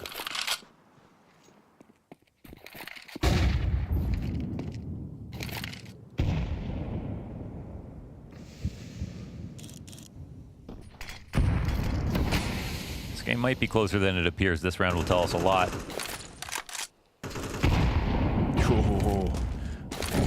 Although I saw you, Gazera gets burned up. I mean, the fact that he only takes 1 damage, did a good job of skating by unscathed. K-Serrado gonna let some bullets fly through the doors as well, so that's 2 players confirmed for Furia spamming through it. We saw a lot of these catwalk approaches from Furia's T-side succeed. Time for Pain to try their hand. Does Big Gazera just walk around this corner? Yeah, Maldo is... Oh, he misses a golden chance. They're going to hear this up on the ramp. It's the most comfortable 5v4 you could have possibly secured here in round 20. Nicely timed nade. As they're falling back, they'll take that extra 20 damage because Furia they decided to leave. Just don't want to get caught off by a mid B, so they're going to cheat Yakindar over. There's still a chance this goes up Cat, but he can be a loose piece. Maladoy being on car means they can buy some time. Pain of a hard decision to make. Last incendiary for K-Serrado just got given to Yuri, so, you know, he'll be holding off on the B play. And unannounced, they'll drop that mid-smoke, run right into K-Serrado. No way. Beautiful shooting. Walking through smoke versus K-Serrado, a lethal mistake. Oh, just barely dodged that flash enough to have vision. Got the first kill, stay alive, and it turns into 4. We were millimeters away from him simply dying and that site getting overrun potentially. I mean, that smoke grenade, they drop it in front of them, think they can emerge from it. You could not have stacked these corpses any closer. And forcing Pain to make a hard decision shows that the CT setup is good. I love that they actually came out of the site this time. Yuri's still near the door, so they can defend. And Yakindar making that one move back towards mid after Maladoy shot his op. He was right, it did scare up Pain a little bit. They just didn't want to have to deal with that opper.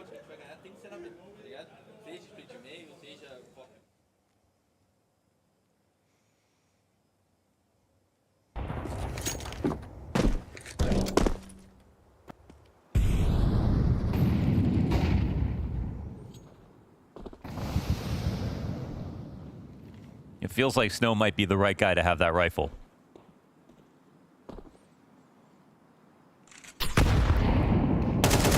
Just as they come around the corner, you know you've got K-Serrado locked in. But well supported by Yakindar from the catwalk and peels back perfectly. 3 players taking a little bit of a pry in middle, and they all are thriving. This is Furia to get up to the double digits. That all-elusive CT round win. They find the first, they string 3 together, and now they're starting to piece them together flawlessly. Yeah, and suddenly they become rich as well. So within 1 of tying this game up, the pressure is enormously on Pain. It's the kind of game, it's just hard to say who's going to win the next round. Both teams playing so close.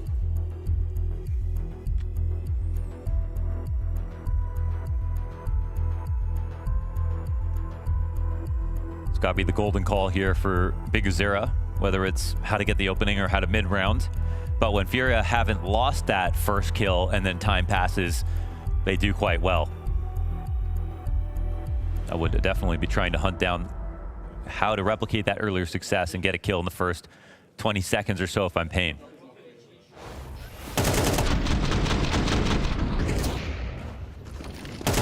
The whole snow over Yuri situation seems to have been solved by Furia.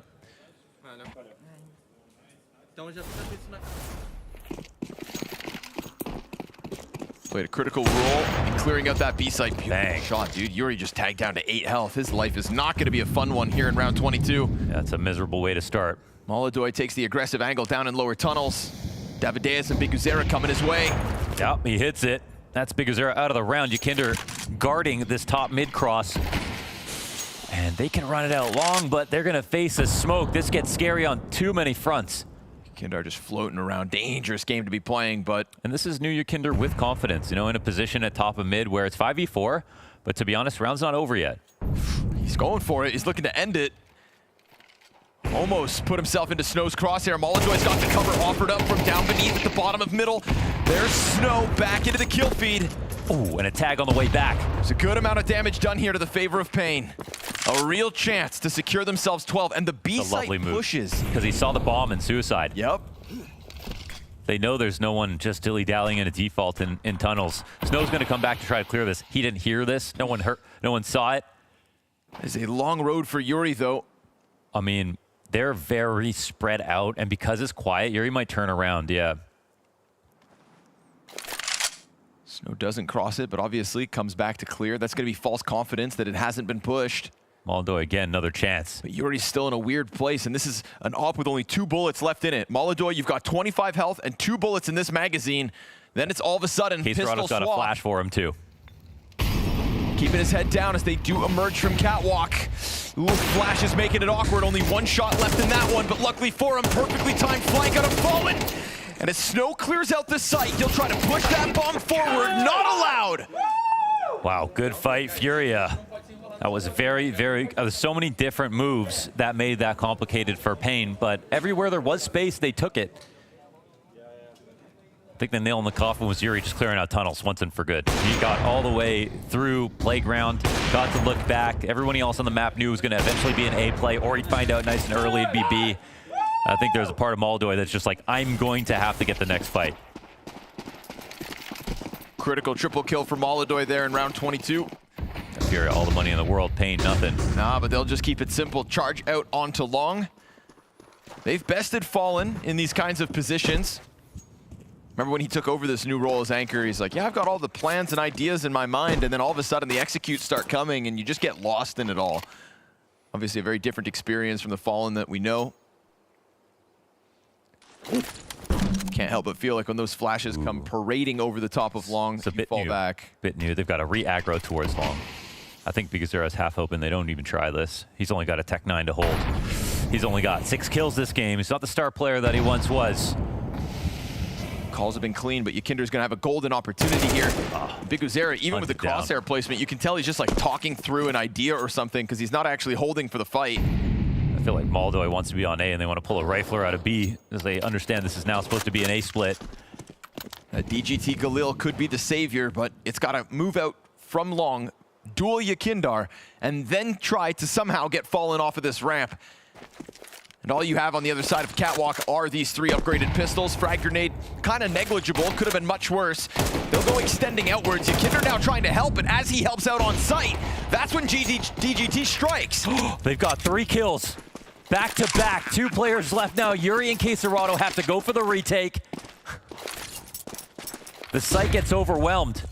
They forgot about the chance that someone could come in late long. Met by a smoke. Yakinder just wanted to be a good teammate, just wanted to help you on Catwalk. Instead, he opens a door for Pain to get this 12th round. 2 players, both with kits. Brothers in arms here for Furia. Gotta push this in. And you've got that Goose player just locked against the wall. It's a good amount of damage. Quesarado low, 13 health. Still able to succeed, but he gets cut down by DGT.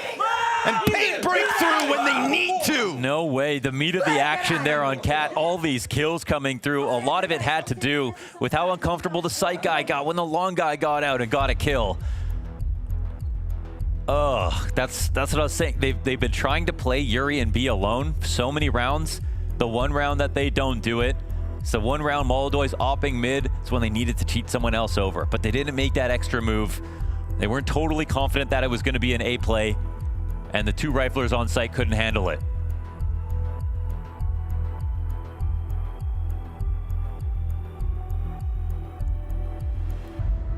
It's got to be beyond frustrating for Furia after making all that money, having such a distinct advantage in this round.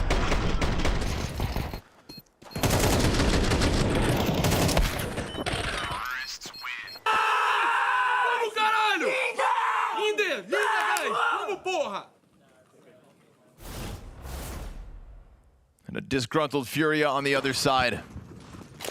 At one point, never felt like this defense was going to get anything going for it. And then you get that false sense of hope by stringing 4 rounds in a row, only for Pain to win that. A well-timed long play from DGT. He gets the cat climb up as well. Yakinder's dead, but there's a lot of bodies here. DGT taking his time with it, draws them into the action. He's gonna start dropping util. Big Uzera's got the kill to Quesarado. That A site looks taken already. Molodoy will try to chase him down up close, and this could maybe be a way back in, but a 2v5 is a tall order.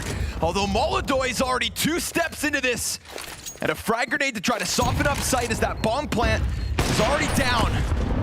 He's trying to zone them, trying to somehow get Yuri into this action, who has been afforded a lot of space. I mean, Pain, its head's tucked, but you are allowing this retake to come at you, and maybe it is all for naught.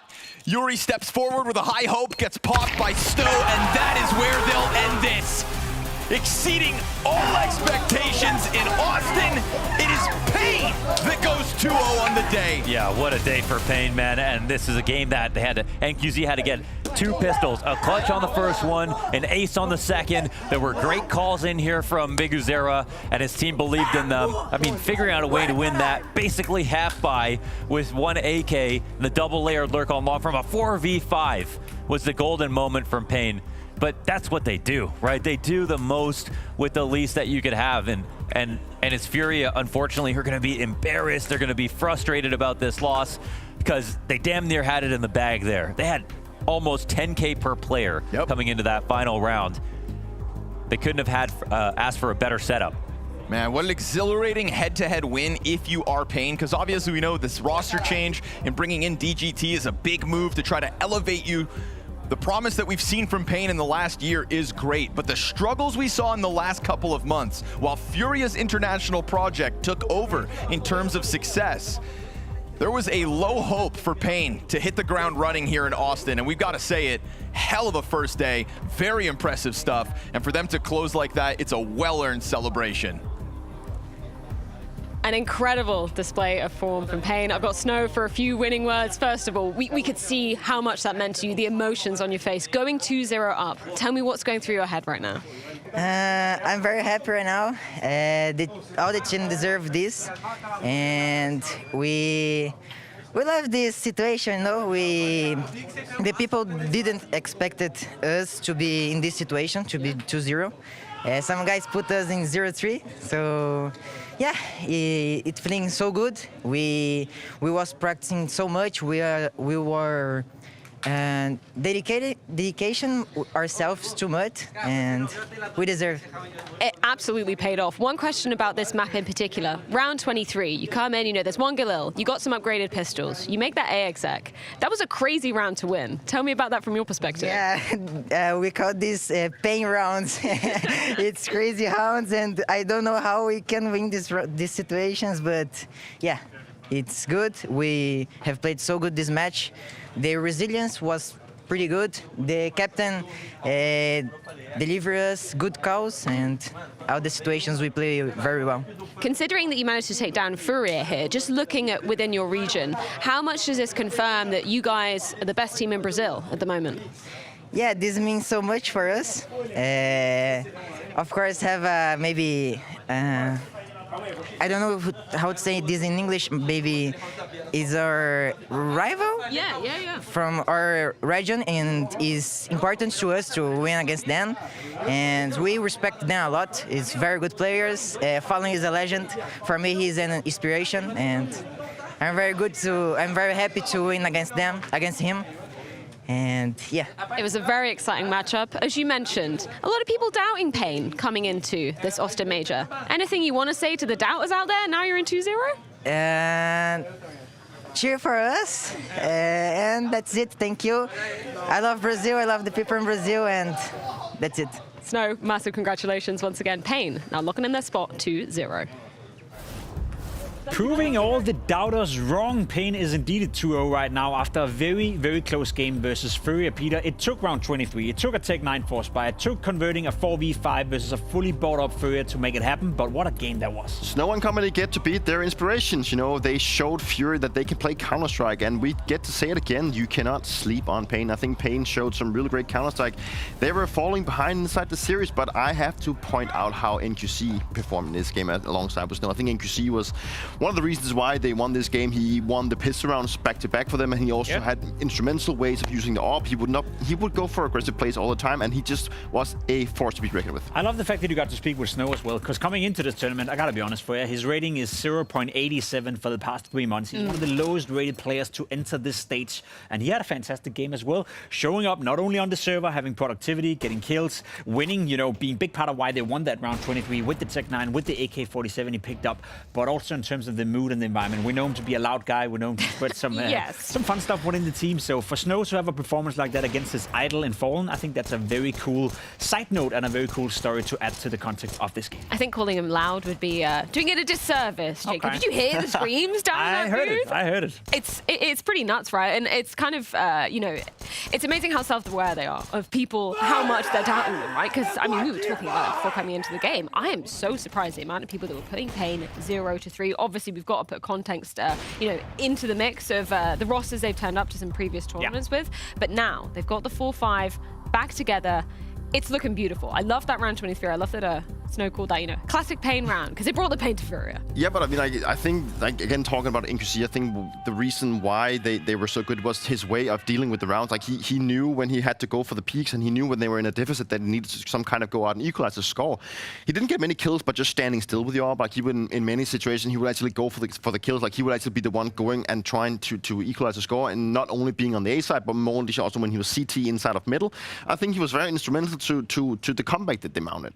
Yeah, I don't think I want to add anything else than that. You know, a great game of Counter-Strike, very close, could have gone OT, but Pain showing why they are still a good team. They've been, throughout the entire year, a good team. They made an upgrade in DGT coming into the lineup, so I'm gonna take this one on myself. I'm not surprised at all. Just, you know, for you, Dupree, maybe you've been in situations, maybe not exactly the same as Pain, but when the community is kind of doubting you, right, can that add like a little fire in your belly, add a little spark, I mean, like extra, you know, a little bit of spice of, I want to prove all these people wrong at home? For sure. I mean, like, it's easy to feel on Pain that they're using this as a fire to perform even better, and it's always nice when people are doubting you, and we've had that all the way back in Australia. It's like we wanted to just prove people wrong, that we wanted to prove that we were the better team, and that when people started talking bad about us, we didn't want to go out on social media saying yada yada yada, but we actually wanted to show them actual results inside the server, because that's what mattered. Either way, we're going to be heading things to a quick break, but don't you dare go anywhere, because we've got FaZe versus TYLOO waiting on the other side of the A-Stream break.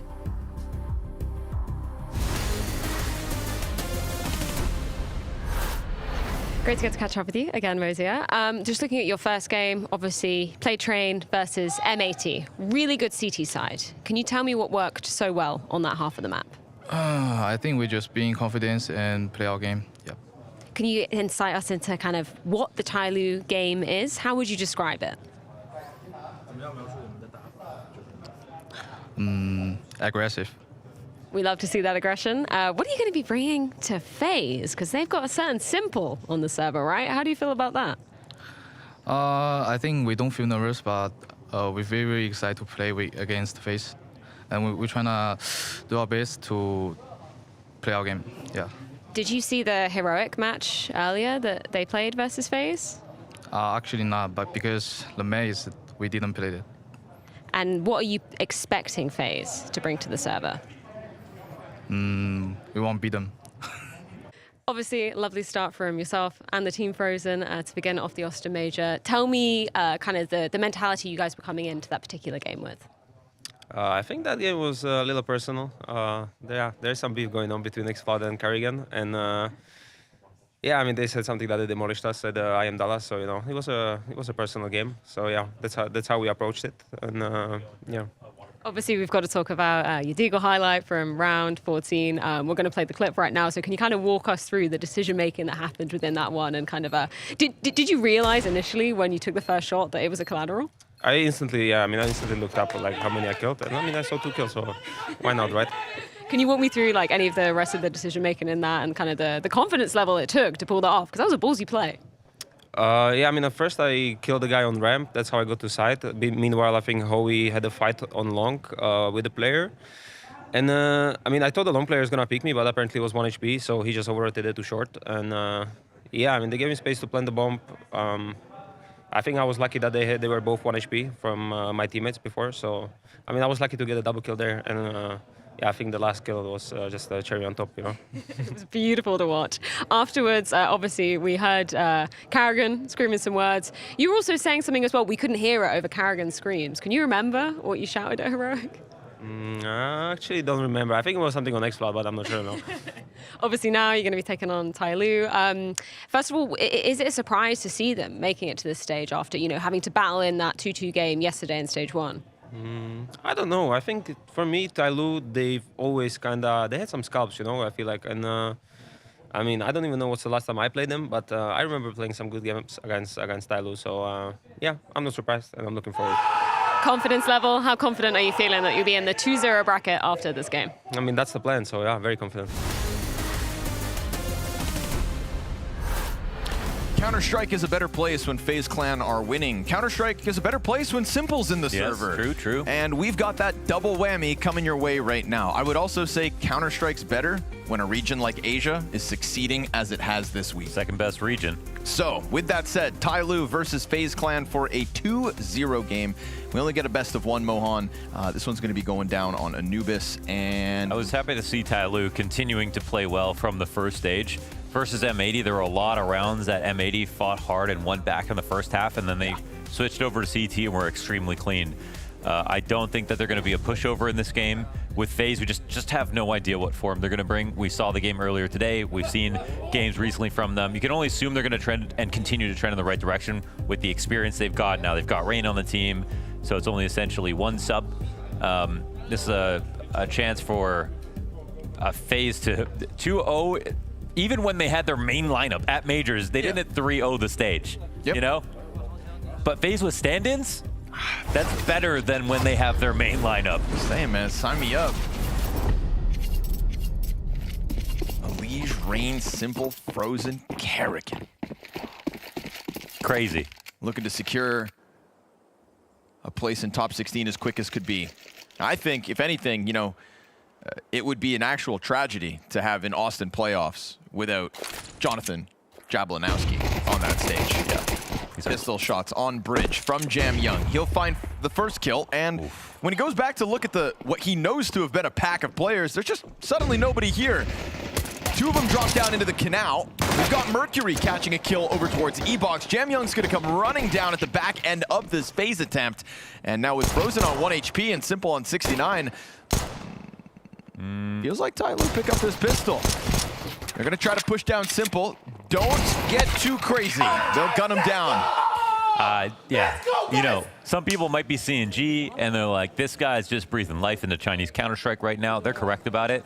But the other half of it is G, as an individual, is bringing something to TYLOO and to Chinese CS that I haven't seen any other players bring, really. As a utility player, he is adding so much to a lot of these rounds on top of getting tons of highlights. His op shots, especially when he's getting caught off guard, he hits really, really strong shots. So he's not just a pretty face, that G. He actually is playing the game at a very high level, bringing TYLOO to the next level. And you better believe the pop-off's going to be, they're going to need a lot of ice cream for G if they win this. But okay, Simple gets his revenge. Yeah, reminder of who else is in the server.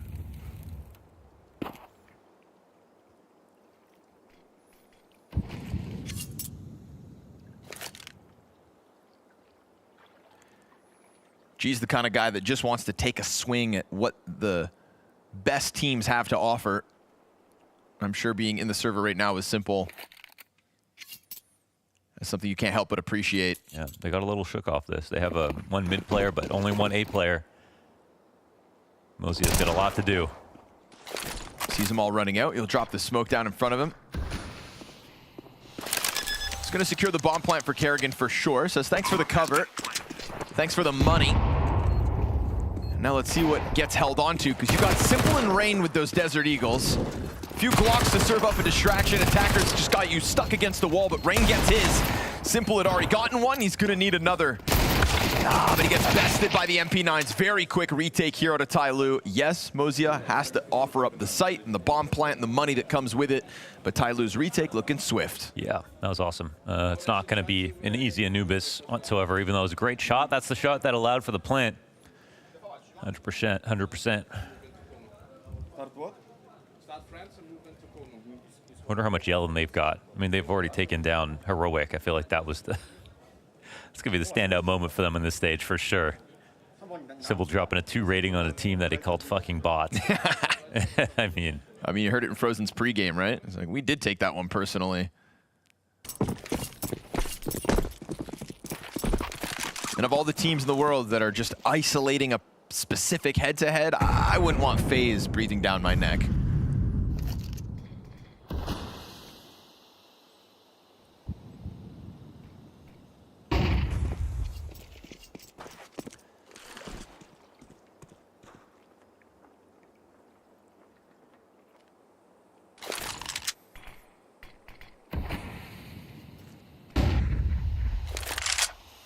Gonna do about this, Kerrigan. Met by a smoke, the flash will send him and a teammate through it. That just catches Mercury entirely off guard. I'd say it catches all of TYLOO off guard, because now they're already smoked out of this bomb site. The pace that comes in with that execute. That was so awesome. They set up from so far away. I mean, there was no time to even react. Once that flash got eaten, it was all in here for FaZe. This is going to be a monumentally difficult retake, honestly, if they're even going to try it. By the time that flash pops inside of E-Box, there's already the 2 smoke grenades down and the entry frag right with it. That was 0 to 100 about as fast as you could. That was awesome, yeah. Really love that call. Damn.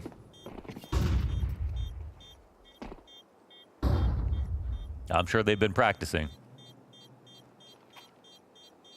That is an intimidating execution at a FaZe clan in their first gun round. Still TYLOO holding numbers strong. At least trying to change that. To get Burns out. So the others will be allowed to save. 3 weapons moved forward. That round's worth another look, to be honest. It's got to be a scary moment here for TYLOO. They technically don't even know how it happened. The only guy that had info was totally blind up until the moment that Kerrigan's at their front door. No one else to see a thing.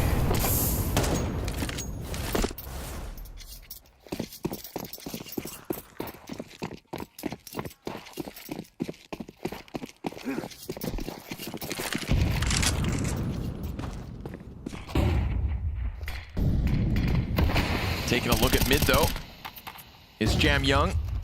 Crossing that bridge. And Elige looking to find him, but you gotta be careful with the nades. Jam Young peeks in front of it. Yeah, he has a lead off. Oh, and he gets away. Hell yeah, he does.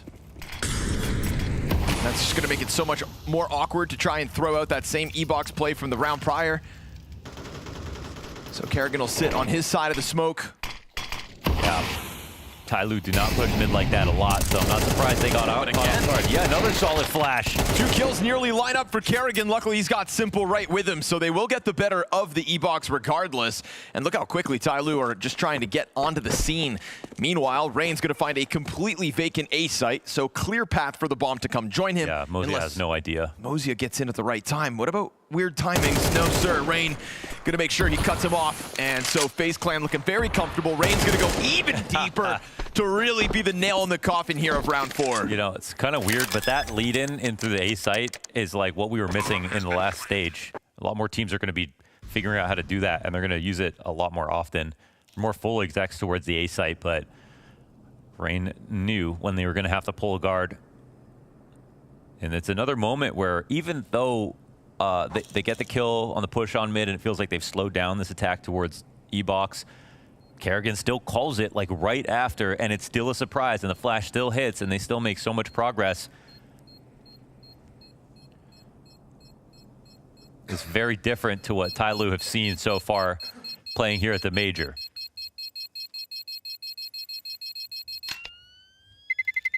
Terrorists win.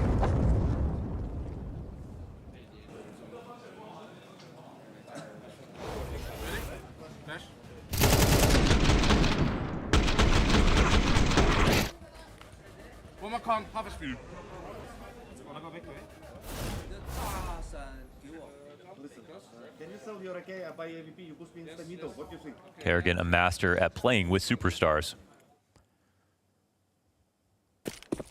It almost sounds like a joke. Well, of course that'd be easy, but it really isn't, is it? So many times you have one too many superstars, and then there's too many cooks in the kitchen. There's too many egos. It's so difficult, but Kerrigan has continuously shown that he can handle it.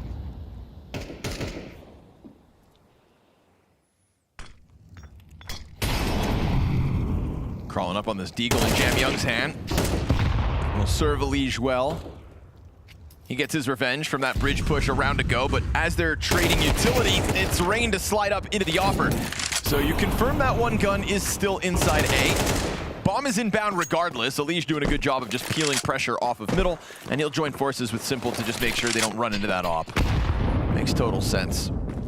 FaZe Clan seizing the moment. Another perfect mid-round. They know when the site's open again. TYLOO playing around the perimeter.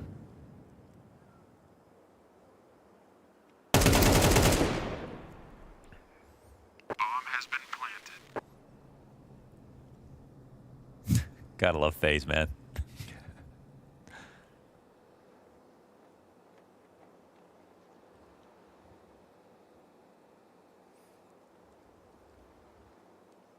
What Liquid player should they get next? Yeah. Is there room for pimp on this roster? Talking about egos.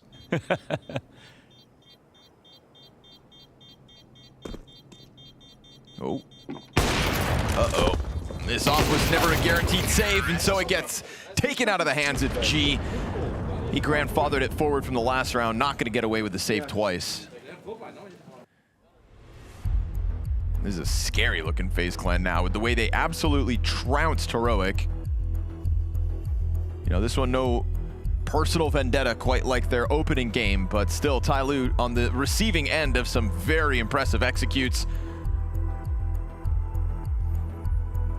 This is the kind of map where you take a step back and you just realize, oh, right, the level of Counter-Strike is about to increase here in Austin. It's hard to precipitate from who it was going to come from in this stage, though. I mean, looking at, like, the lay of the land, I mean, the fact is we have Virtus.pro and Pain up 2-0 so far, which means that just makes the prospect of winning this best of one so much more important.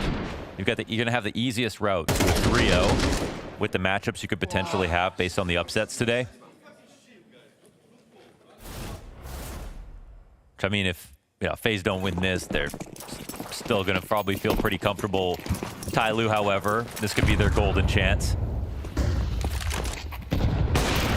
Gonna run down G, whose op is posted. A little too confident there, FaZe Clan, thinking you get away with a main control. TYLOO had the bodies in the right spot. Yeah, that was a crazy change-up. Yeah. I mean, you gotta try to play with the pace. I can see it. Trying to figure out a way to make that sound great. You have to change things. And my advice would be change them again. I mean, you're not wrong about that. Unless they can still somehow get into this B site, because honestly, Alicia's kill, we get this rotation coming over, but it's just a little temple scramble met by Smoke to double up onto the platform. Good shooting here from Mercury. That second rotator, though, gets popped by Elige. Big duel one for Elige. That's a huge headshot. Jam Young opted to go for the long flank as he crossed the bridge. It's long, but it's also quick. Bomb is planted. No stopping that. Frozen actually goes unnoticed standing here on jail, and that's going to lead Elige to die, but Frozen had the more health, so of the two players to have a chance to clutch this is even better. Frozen gets off of the site, and that bomb planted on full display, ready, right there for him. Just don't get hit by the op. And so as G taps it with no kit, Frozen doesn't bite. Oh, he is thinking skinny. But as he runs out, he gets toppled. G's gonna jump right back on, 10-second defuse. They think they've got it. That one's looking pretty close, but also secured here for G. Nice clutch. I'm wondering from G's perspective, could he see a sleeve? You don't often see someone tuck in the corner that way. Right. And he was expecting a swing, obviously, but yeah, Frozen going up on the ledge and around would have been more predictable, but maybe just a bit of a better fight for him. Not sure. Either way, it was a nice... Oh, it looked like he did see a gun switch over his shoulder. I don't know. He's aiming high. Oh, it's just a solid flick. So, it looks like a cool place to stand for Frozen, just a solid flick to take him out.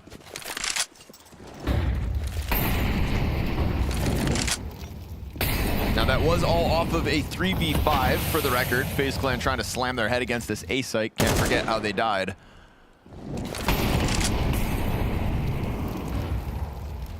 Too easily giving over that double man advantage. If not for Elige reopening the round.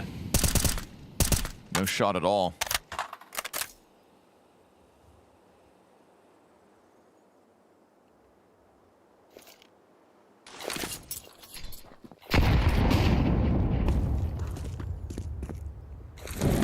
Tons of pressure towards it. I love that part of this game plan. There's been an enormous amount of change up and tempo changes, but just always the intent to really put pressure here. And Kerrigan gets by. No way. Just slips the net. It got disconnected with a smoke. It's like, look, TYLOO just don't believe someone would have tried to sneak out. They're so confident. But I think Kerrigan's also scared about it. However, the rest of the attack is coming in. And he's got a smoke grenade for camera, so that's going to frazzle them. They may not have thought he would do this, but now they are suddenly just running back into cover. Little swing, and a third player pushes down. Elige gets the kill over towards Bricks. Kerrigan the first blood, and it is three separate members of FaZe Clan to just smother this site with blood. That got totally out of hand. I think there's a point where Kerrigan's like, well, I have guaranteed clears on a lot of things that we need to know are open, and even if the CTs are going to rotate in, if they're just going to run up the side of this wall, like, that's fine. They're letting us out of the choke point. And it's a perfect swarm. Oh, little tap there from Rain.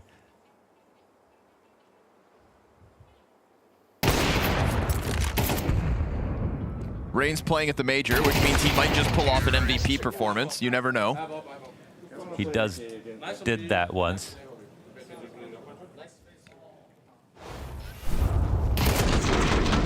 But if that's gonna happen, he needs to get outside on nuke back. Okay. Yeah. You know what? I wouldn't be against it. I wouldn't be against it either. Let's give Rain outside on nuke back. But also Simple's here now. Let's give Rain outside on nuke back. Okay. And then we can discuss who gets everything else. That's fine. He's made too many concessions.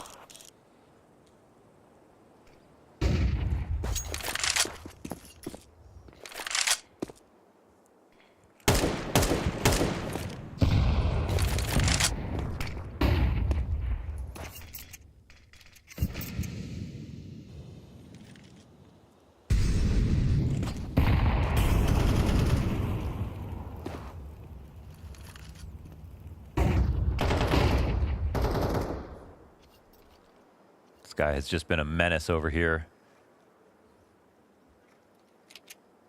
Unfortunately, TYLOO are fighting back with USPs, so they'll have to take what they can get.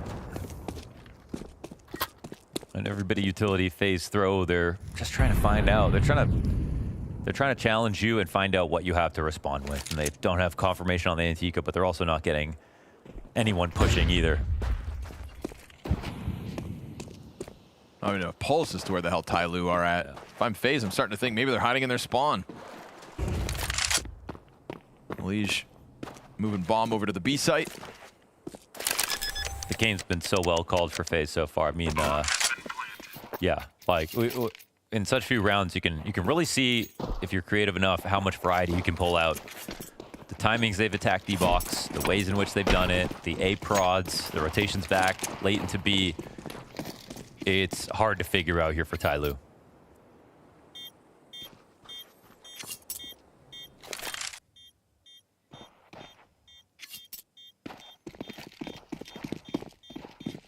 So much court IQ on this team right now. Mm-hmm. Dude, just a wealth of experience.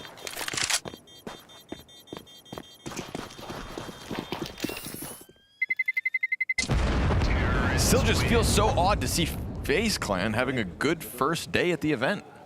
It's insane. There was like one major where that happened and everyone was shocked. Was that Antwerp? I can't remember. No, probably not. Antwerp was ages ago. There was one major that FaZe had a good start at that I can remember. The other ones were like, oh no, FaZe, they're going to lose in this Legends stage.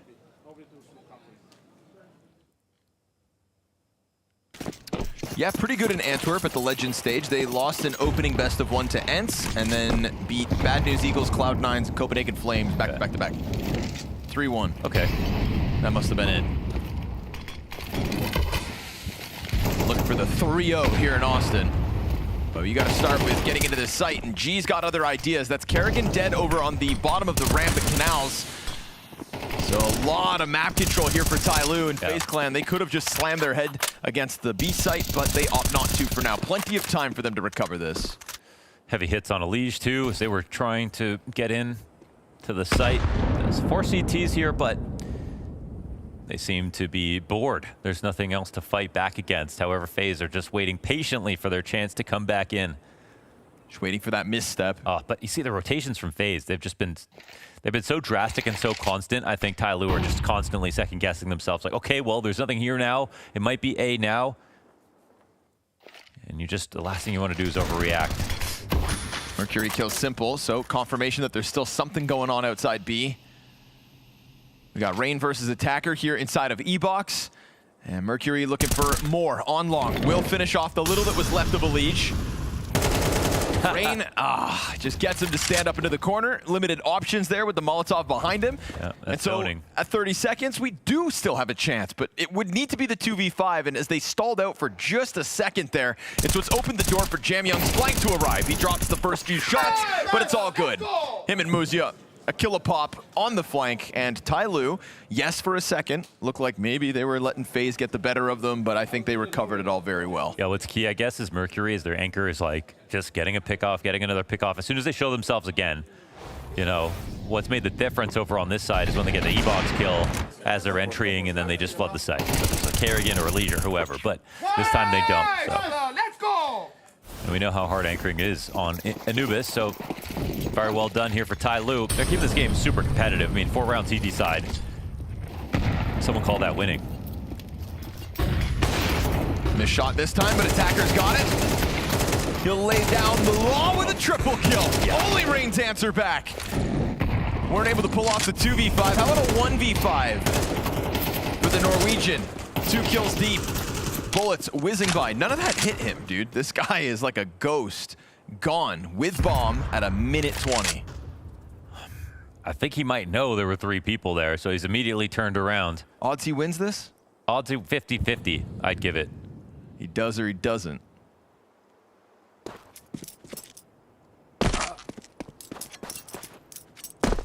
The better question's, how does he win this?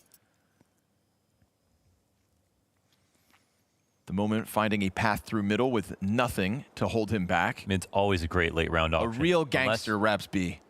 Unless they try to come in through mid, and Rain now knows they haven't. It's not worth guarding late when you have this many players. So he's in the middle of all of them. Yep. Infiltrating the defense. The B side is technically open as it stands. And there's no trade potential here for TYLOO. You would wish he had a smoke to work with. G's not turning around. They are paranoid about everything except for the position that Rain's in. Has just enough time to clear Dark as well. And if he clears us out, he can plant for it, which gives him another out. Just doesn't give up the shot to G, who's still worried about CT spawn, and he goes for the temple plant. It's the direction he came from. Did he see that? Oh, I don't know. G's walking up along the wall. Well, he knows where he's got off to now. Rain's going to go hand it off. Tries to get it up into temple. Missed few shots. You'd think that could be the costly error. And he walks right back into a very patient, very silent, creepy G close. Creepy G. That's a street name now. Nice, let's go! Nice!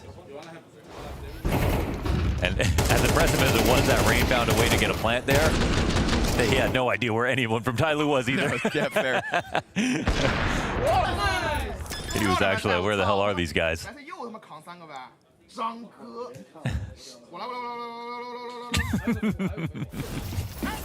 It's a man after your own heart, man. He's a jukebox, too. Yep. I'd love to hear some G impressions. It sounds like a slot machine.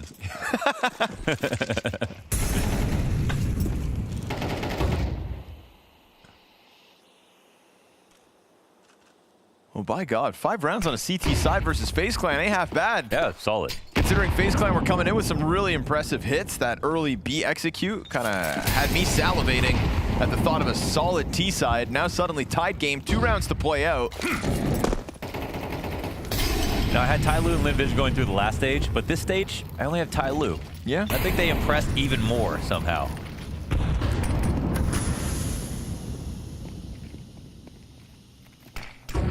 Flashing on Kerrigan. He's going to hold on to the corner. Good headshot to attacker.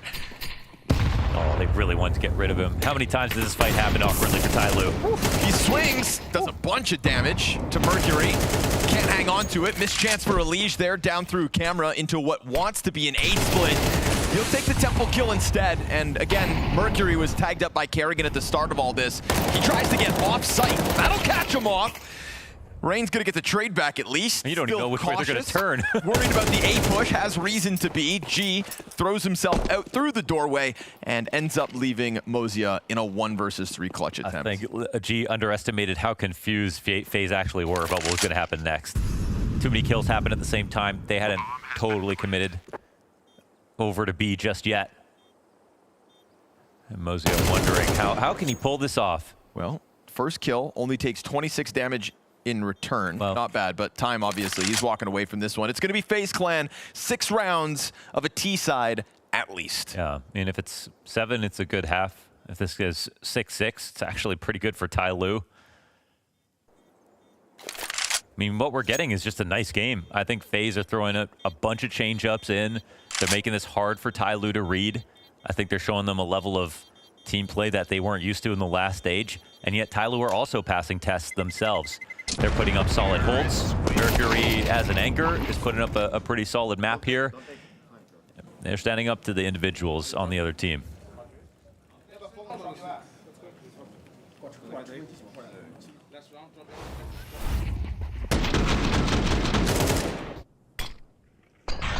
Always fun to watch Kerrigan go entry mode. Nearly took down that bomb site on his own as they lined up through the temple rotate. TYLOO can't keep up there in round 11. So we go to the 12th. Slight limitation here for Mercury and attacker. It's not an ideal situation, but 5 round CT side is already better than I think you hoped for out of the gate.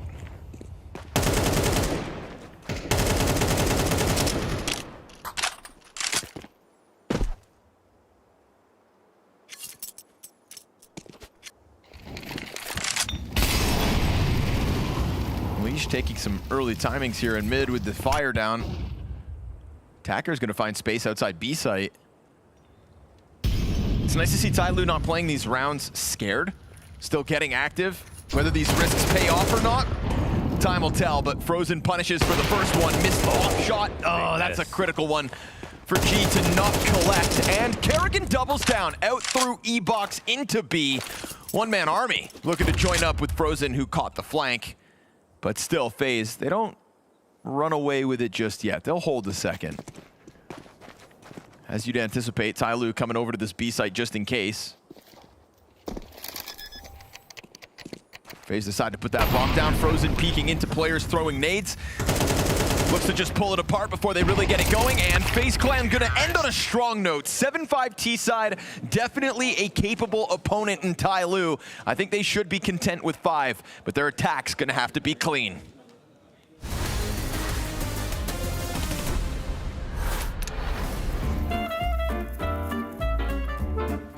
Hello and welcome to the Culture Clubhouse. We like to discuss the cultural implications of Counter-Strike plays. That's something that's quite close and near to our heart. Yes, no play is created equal. So my submission to the Culture Clubhouse is something a bit different. We're going more modern day. Okay. I'm talking first CS2 major. I'm talking a team that lost more rounds than they won but still lifted the trophy. I'm talking an MVP for JL out of nowhere.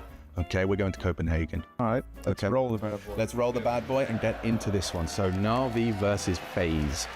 So it was the first map, Na'Vi on match point, and the CTs are on an Ego. So it should just be over. You're casting this one. It is David v Goliath.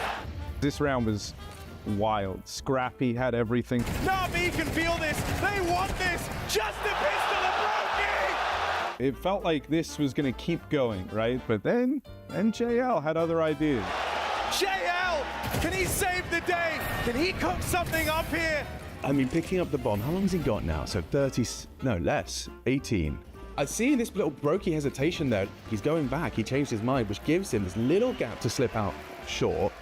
Gets that bomb down, and then he's running at him. He's running at him, he's running at him! A haunting clip. That like causes too much pain to me. If that had just been, you know, a second different, it could have been a whole different story. All the pressure is on Rain's shoulders. No kit means it's done. The kill. And JL has arrived in the Royal Arena! JL gets an MVP at the end of this major, lifts the trophy. That's also after kind of making even just like a debut in Paris at the end of CSGO. He comes in a CS2 with a vengeance. This isn't the history club though. No, you're dead on. This is the culture. Yes. Cultural impact builds up over the course of the game, right? And so this one, like, is it a good play? Yeah. Yes. But is it the defining play that won them the major? I don't think you can say it is. Would you say that it's fair that it cannot be more than a 6 when that is the case? Yeah. I'm thinking that too. But something you haven't considered is that individual brilliance is kind of in the fabric of Counter-Strike culture. So I'm willing to say, like, for individual brilliance, a 6. 4 for the culture score. 6 for the individual brilliance. All right. Yeah. Okay. Well, I mean, that's just another great day in our lovely Culture Clubhouse. Thank you, Harry. Thank you, good sir. Yeah. Thank you. Good show. Rippity pep.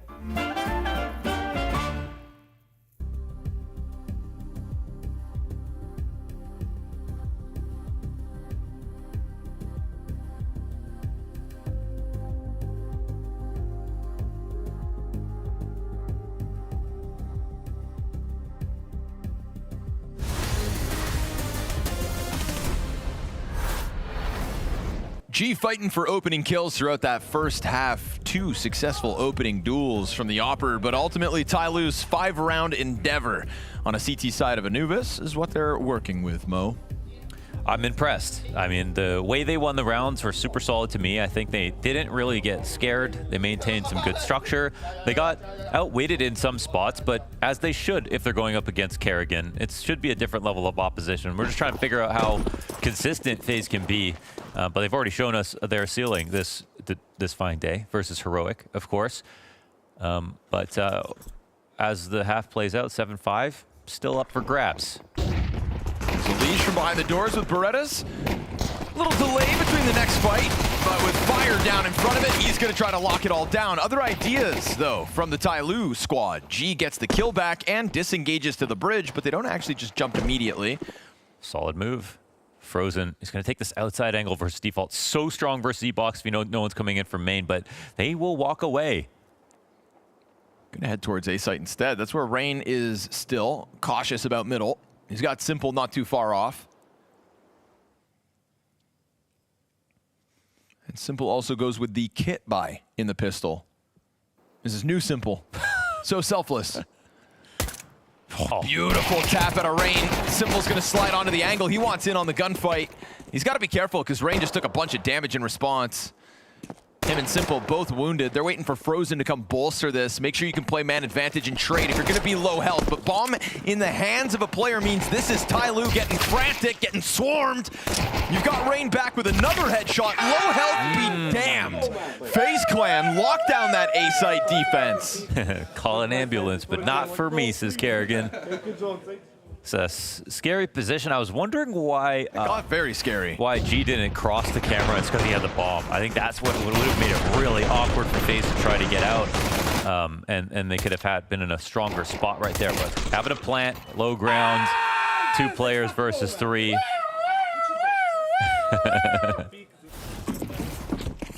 Not going to be easy. All right, 8-5 gets more one-sided for sure. Tech9's come through on this buy for TYLOO, even though there's no bomb plant. Did he get the bomb down, right? No. They would have definitely got some better guns if so. Interesting. Nope. And this is a 3 MP9 purchase. FaZe really expecting this round to be easy and clean. Clean and easy. And it should be. Yeah. But this shows like, yeah, you know, the other team gets too many rifles in a round like this and you pick up your Tech9s, you might not get any kills, but now maybe you're a little scarier. Flash out from Bridge. Simple, who's not playing lights out. Puts a nade on him. And he hears a whole pack coming. That's a Liege with the A4 looking to get into the action. Simple makes sure he sprams down. Rain holding on to the A site, gonna operate on his own. Such a mercenary in that regard. And Rain has got it all wrapped up. Poor Kerrigan almost gets hit by the Tech-9 at the bottom of stairs, but he'll also stand tall, so what do you know? Nice convincing round at a FaZe Clan. Rain is so damn solid, man. Like, how does he do it? He doesn't react too much. I mean, so much experience, and then he just doesn't make the same mistakes over and over again. And it's like, on his best days, his kills look so calm. It's not like he's got this unbelievable reaction time and he's swinging into every fight. He just knows when to peek perfectly, believes in his moves. Doesn't just wander around the map for no reason. He's always moving it forward. Man, I can't help but smile when I see Simple's having fun playing Counter-Strike. Back on LAN at a major. Trust me, it won't be forever. Yeah, okay, Trust me, it won't be forever. Nothing ever is. Liege with the triple kill. They mow down those pistols, and this is FaZe Clan really starting to run away with it. We were trying to paint the picture of a competitive game because TYLOO's defense was stepping up to some of the attack. But pistol, full conversion, strong finish to the first half. TYLOO better give us something to talk about, or else this one is a wrap.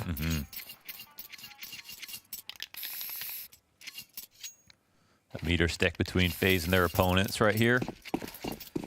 Yeah, not once but twice today. Going at this rate anyways. Still a few SMGs between Kerrigan and Frozen, the remnants of their early success. Yeah, they were so successful they didn't have to upgrade. It's a good problem to have. Suffering from it.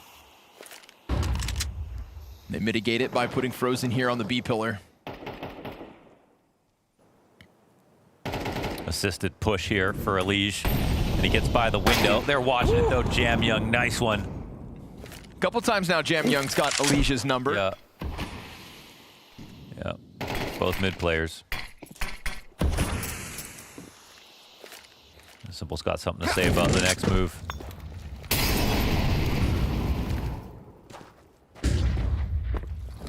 Decides against sticking around. Lets Kerrigan take up the responsibility of middle so that he can throw himself into that A site alongside Rain. And Simple's gonna go for the fountain position while the smokes are still up. Oh no! Oh god! What was that? TYLOO. Uh-oh. Jam Young going down there. No fears of a lurk now.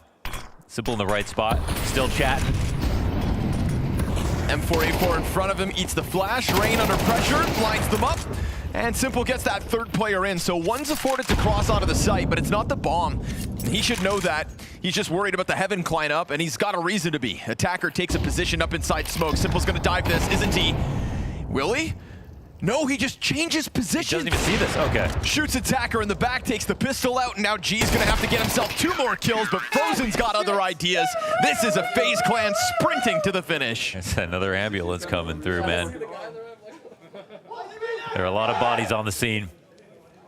That was a nice move from Simple with his smoke to the side of camera, just in case. Keeps his aim open to the site, so he could take his duels, assist Kerrigan, not have to worry about watching camera and missing that chance.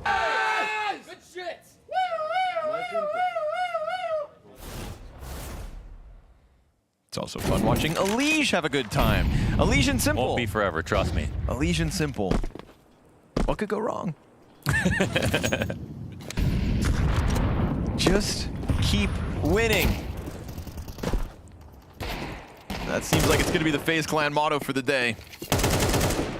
Virtus.pro, Pain, and perhaps a FaZe clan. 2 rounds from it. And of course, Legacy, the other 2-0 team. Yeah. Frozen and Kerrigan gonna lay this one down. Oh, man. No chance at an entry here whatsoever, even with some upgraded pistols. Look like they just had Glocks across the board. 1 Desert Eagle kill comes through. Ooh, just a massacre. Elige has had enough, and FaZe clan are stomping on bodies so that at least one big name can step forward into that 2-0 pool. They just, I mean, they had the bonus round. They barely lost any MP9s. They kept those into the next rifle. They crushed TYLOO. It was such a solid first half overall. Into not a single round here on the attack as well.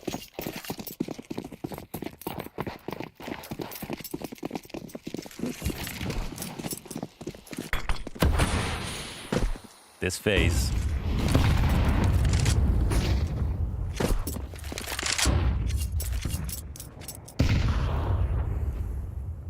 It's a FaZe that you just can't help but cheer for.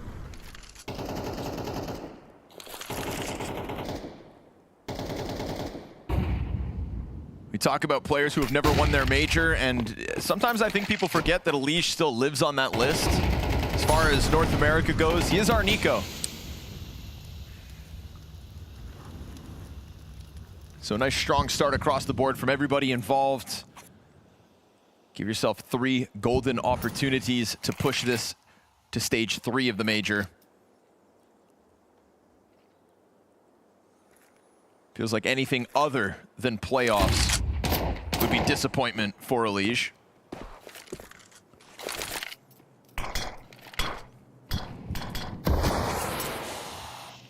And if FaZe clan can get to a Shanghai Grand Finals, then FaZe clan can get to an Austin Grand Finals. Well, yeah, because they also got to the Copenhagen Grand Finals. That's true. They actually haven't missed the CS2 Grand Finals.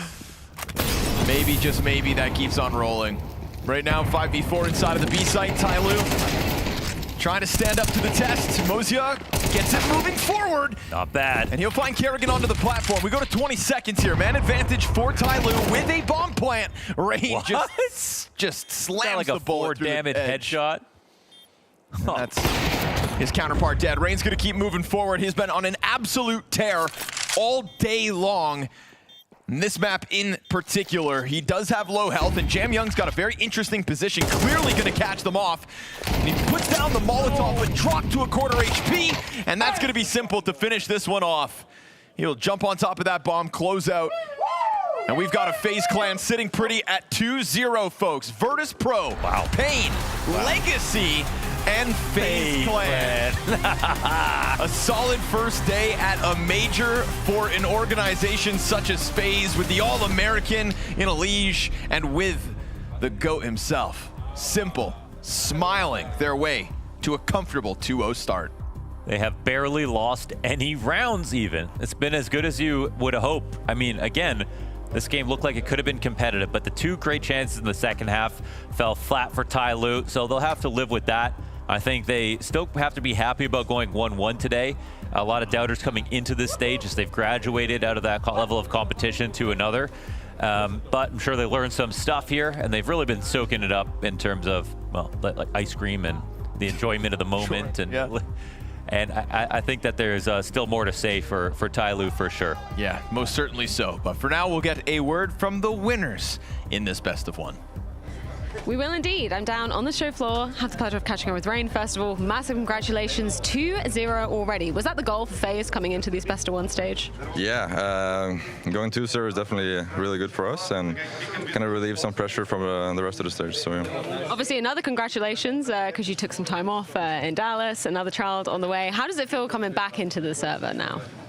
It feels really good. It's a little bittersweet, you know, leaving my wife with 2 children at home. So I'm going to make sure that it's worth it for me being here, and the support I have from home is also very good. What's it like being in the server with Simple as well, an official match?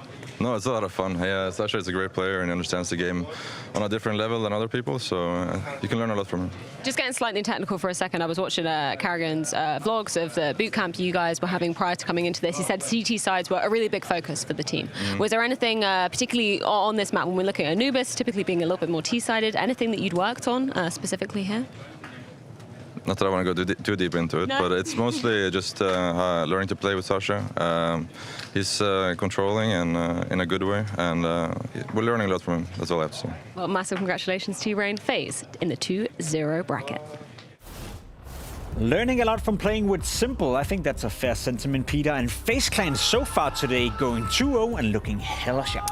FaZe is, you know, meeting the expectations of coming into the stage. Rain's feeling comfortable about the 2-0, obviously, and now that will also alleviate some of the pressure for them going forward. So FaZe is looking sharp, and that's what we expected. A lot of people were doubting FaZe. A lot of people were questioning whether or not they still had it in them. They were questioning Simple. They were questioning whether what we saw in Dallas was going to be the same thing here. But I think it's safe to say that what we've seen so far, Peter, in terms of how sharp they are on the server, in terms of Simple's individual gameplay, this game he wasn't needed, but the first one, they do look sharp. It's good to see Rain back. You know, I think we've praised Rain for his major prowess and how he has been performing at major, so it's good to see that he had a really standout game, but overall that the team just seems to be functioning way better than what we've seen before. And that's something that, like, Connor reminded us at the end of the game, right? The fact that FaZe, they've always made it to those CS2 Grand Finals. This one comes in with a little bit of a different look, right? Elysia in the mix and Simple as well. But first signs looking incredibly good.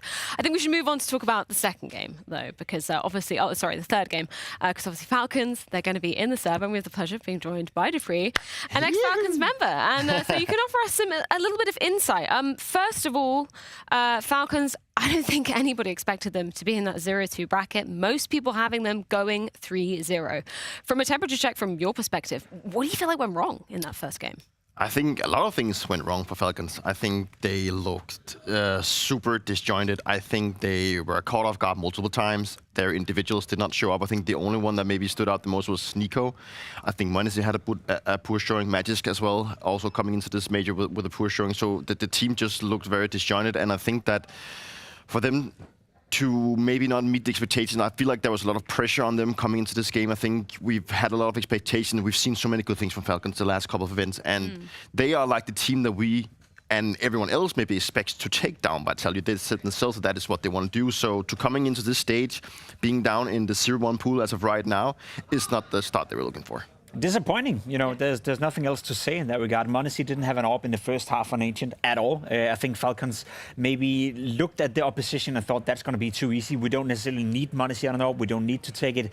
Obviously, they're taking it seriously, and you know Dan as well, you know, Danny as a coach, but it did feel like the way they were making the decisions in the game, it felt like they realized too late that, oh, Bait can really play Counter-Strike at a high level, and once they realized that, it was too far ahead for Falcons to come back. I think there's like a lack of communication. I think that was also very instrumental to why Beta actually managed to go there, and we saw Alex having a very great game, and also the likes of HEROIC. You know, I praised HEROIC for his time as an AP, where he's maybe not been utilized in the way.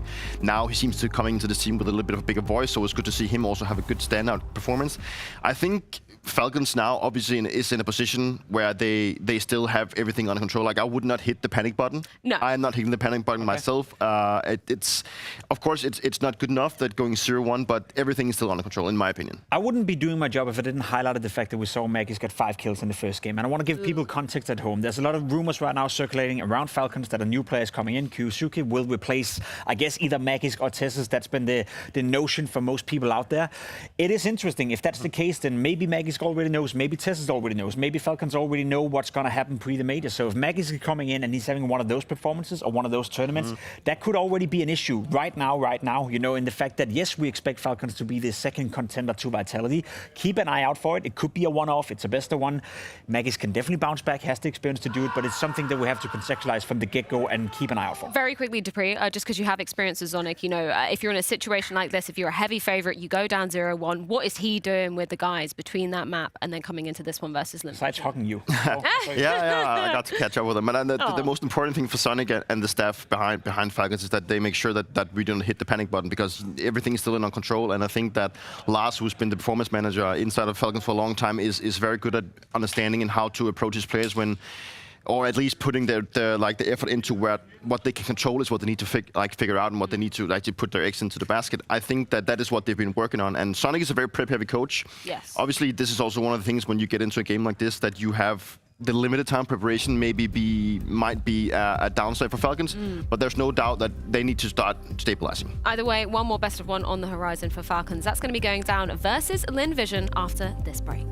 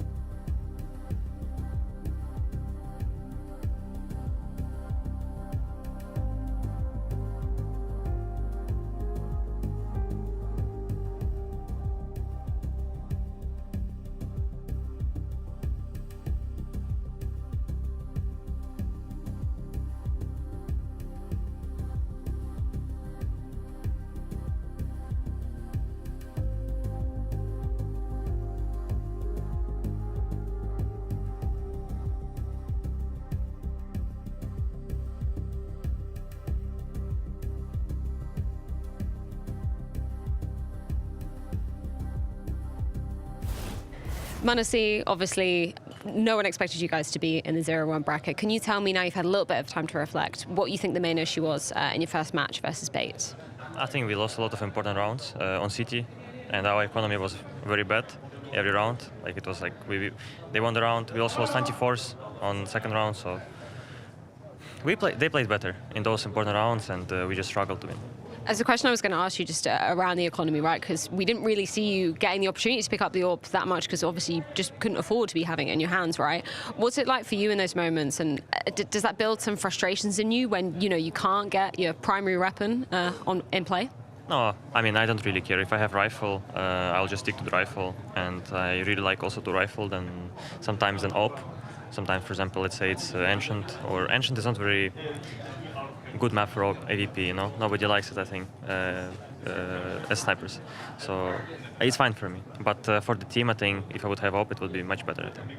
Obviously, your next opponent in Lynn Vision, how familiar are you with them, first of all, in terms of what they're going to bring to the table today? I don't know. But let's see what they will show against us. Maybe they have some surprises, but we watch their games as well, and we are ready for them as well, yeah. So it's fine. And how warmed up do you guys feel now? You know, you've got the 0-1 matchup. That's in the rearview mirror, I imagine. How confident are you feeling now? Comfortable. We are confident, I'm going to tell you. So doesn't matter what happened the first game. Shit happens, we move next. There is no time to be disappointed or sad and sit in your room and cry. So it's major. We have to make a step forward and show our good CS, finally. Because now we played the first game like shit, but we had a lot of opportunities to play better, and we will do it against Lynn Vision.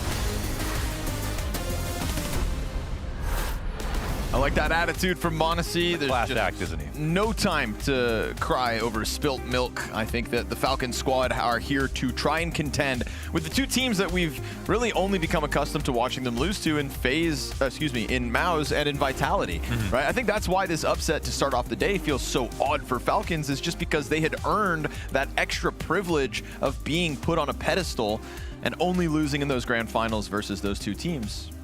Bait had other ideas this morning. And like Monesi said, like he wasn't, oh, we were just so terrible. They played better in those rounds. I mean, they generally did play they were one of the teams. They did so well last stage. They're leveling up and still playing well. This is such a great run for Bait so far. We don't know how much better it's going to get, but full credit and mutual respect across the board, I'm sure. And now versus Lynn Vision, it's a team that, I mean, they have to take seriously because they could be putting them into the O2 pool. But Lynn Vision also have a week of experience here. They did impress in a lot of their games so far. And Amelia has been hilarious in the interviews. That he has. Unfortunately for Lynn Vision, having lost Nuke earlier today to the likes of Furia, absolutely owned in that matchup. 13-4 was the score to Furia's favor. And so to find ourselves back on that same map, let's see if they're able to get a marked improvement mere hours after such a disgruntling loss. A lot of movement outside, coupled with the attack through Trophy. So it's first blood to the favor of Lynn Vision. Make it second. Starry's going to collect Monesi. And now Kixan up here in heaven awaits.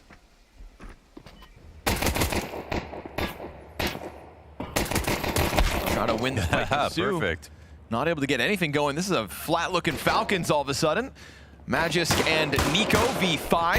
Beretta headshot, very clean. Nico's going to take a little extra second to get to the party, seeing as he's running all the way in from Secret. But by the time he gets there, sights taken, bombs planted, team's dead. Falcons 0-2. It's actually just 0-1. Oh, right. Sorry, that's what I meant. They tried to, I mean, like FaZe at majors, you know, we've seen G2 and Nico and Monesi have struggles themselves. No kit. Coming into it. Yeah, no kit, 3 guys. Gonna have to go fast. That's a bullet to the head before he sends one back. And a nice shot at the end, but it's just cosmetic. That's a bomb plan, a win. And solid call here for Lynn Vision as they appropriately attack Heaven, not just come up the ladder, but also do it from the outside. And they make that as difficult as possible. Oh, damn. Some really clean shots coming out of Lynn Vision to start this. You're going to have to continue to bring that individual level to Falcons all map long.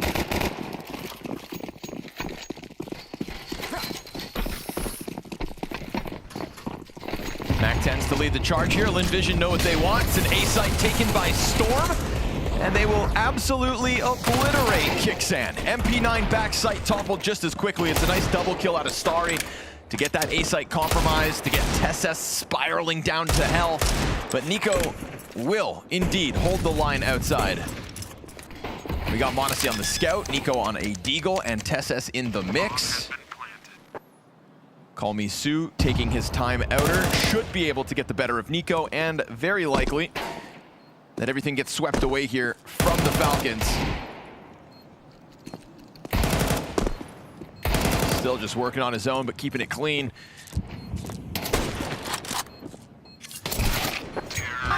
Three players stand. Lynn Vision 2-0. The reason we talk about Lynn Vision is because Starry 1v5 G2 at Blast. God, what was that, 2 years ago now? Yeah, imagine how good he is now. My God. I don't have to, I've been watching it all week long. That's true.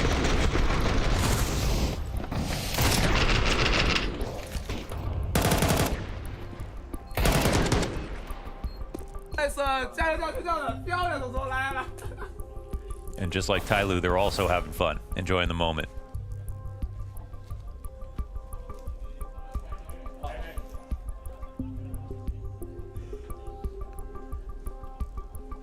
Is there a single normal result so far? Pain beat Furia. Yeah. Legacy beat 3D Max. FaZe beat Heroic, smashed Heroic. Yeah, I think FaZe beating Heroic's normal. Bait beat Falcons. I guess TYLOO beating M80 is kind of normal. Yeah. Basically what you're saying is, how are all the Brazilian teams winning, and why didn't Virtus.pro go 0-2? That's what you're asking. It's almost all the matches, so yeah. It's that Virtus.pro 13-3 over Bait that really kind of had my head spinning, especially after the opening. I do think a bit of it actually versus Falcons though is like you did let Bait play Ancient, and I think that's where they do some of their best damage. Like Monacy said in the pregame for this match, of course, a couple of important rounds that go the other way, economic problems that kind of have their hands tied. That was Bait's first loss in Austin to Virtus.pro. And the amount of stomps as well. There's only 2 games there where the losing team got double digits. Mental. Let's see if Falcons can get double digits.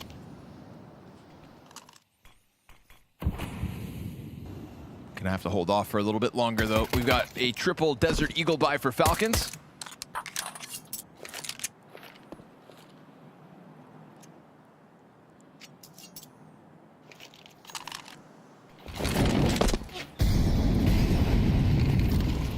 Turn that USP out from the corner.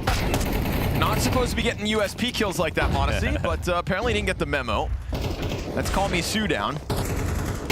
Magisk push into Hut could be critical to have some kind of a control of this A site. Starry, though, doing it all on his own. That's a triple kill so far. You know that Magisk has gotten off with this AK-47, so that is Amelia wants to do something about this inevitable flank. threat.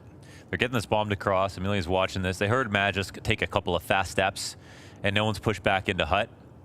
And Tesses, well, he's only got a deagle up here, so let's see if he can find an approach or not. With the bomb. Giving Magisk a chance. Okay. Man, you just let him get the headshot. Now Starry's down. Somebody else is going to need to kill this round for Lynn Vision. They want to fight him bad. They started this with 3 Desert Eagles and a 5-7. And they're going to go scrambling back at this A site. Eyes up towards heaven. Gets the better of Tesses. Magisk 2 kills deep. Needs another double. And he saw that, didn't he? A glimpse of a player leaving. Also, here's the lobby play. Amelia's completely written off the possibility of Magisk still being there. That's insane. And while he doesn't have a kit, it's going to force the hand of Westmelon back at this. He decides not to bite. Oh, he's starting to doubt himself, though. There's a chance here for Magisk. Oh, but the spray is just all over the outside of him. Way more of a chance than there ever should have been. They go chasing into lobby to give him an opportunity. I can't believe Amelia just rid off the thought of, hey, maybe he's standing in Squeaky. Really having trouble visualizing Magisk there. Where he'd go to, what he'd do next. He was in their heads. It was a very strange decision to just come back and try to fight him with the bomb in front as well, but yeah, we're right. Let's clear out lobby and they guarantee the bomb plant. Good damage. Great damage. Right about that. And guns in the hands of Falcons. So let's see if this turns around now. Monacy got his hands on the big green, something that was very limited versus Bait.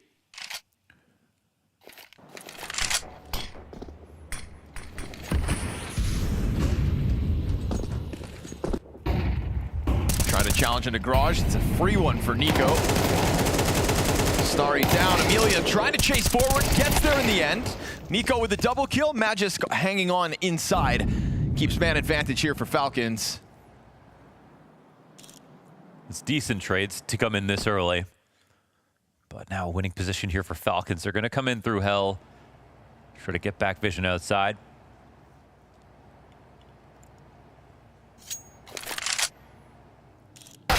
Oh my God. What a punish. Shot.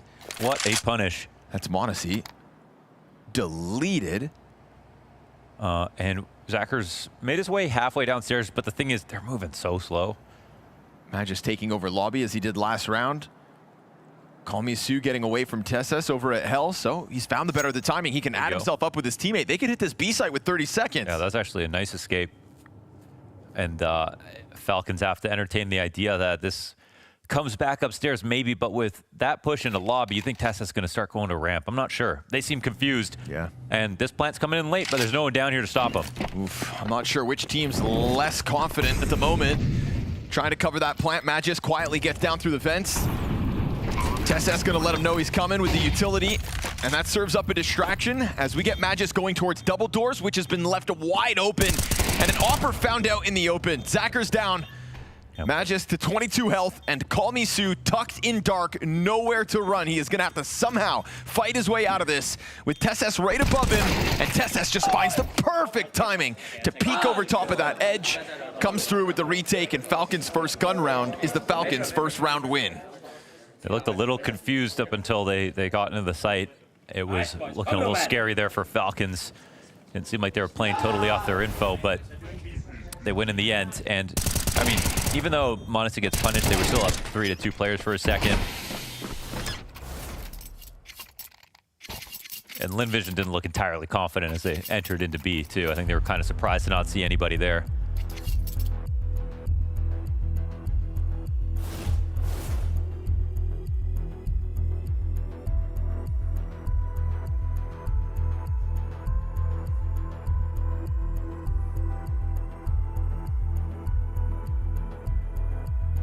Just like last game, it's a step up in league versus Falcons, who are even more provably consistent than FaZe in the last couple of months.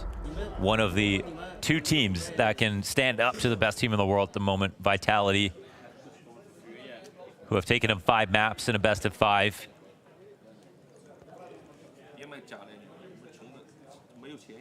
Falcons who have lifted a trophy in Bucharest. And a Falcons that's coming to Austin for nothing other than playoffs. First, you got to get rid of Lynn Vision, who walk into this one with pistols.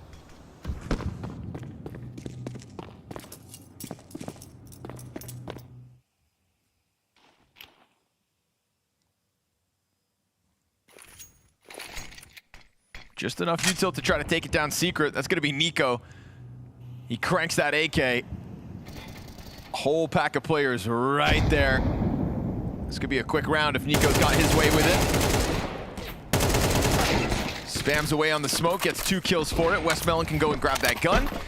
So that's an AK picked up, and this looming threat inside of the squeaky smoke makes it interesting. It'll be fun to see if Amelia can get the timing here on Magisk, but Magisk gonna reel back into the safety of sight, and it looks like he's gonna avoid that threat from Squeaky. And by threat, it is just the Glock after all. Amelia gonna step out down beneath, but didn't get spotted here from a jumping Kixan. Yeah, Kixan just having a gay old time down here, jumping around. Oh, spotted. The crawling Westmelon. Gonna try to frazzle Kixan. He's worried about single. You got TeSeS coming downstairs to help out when needed. But even TeSeS still has to worry about ramp, and the A players have a reason to think that it's gonna come back up.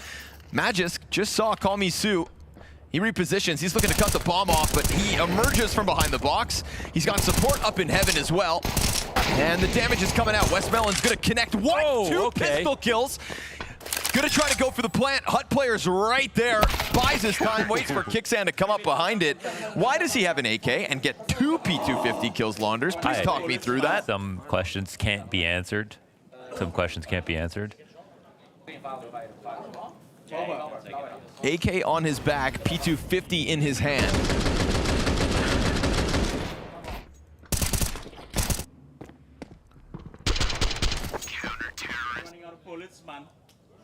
Running out of bullets, man. Yeah, man. Rice and peas. There's just no bullets left. But that P250, well, that P250 had just enough.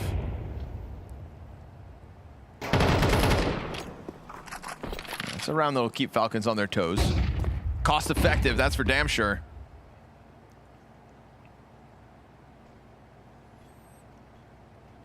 Nico yapping right now. So he tucks into this corner holding the cross. Flash support will come from the left side, and right now they're smoking to threaten the wrap, but they're missing a piece of it at the moment.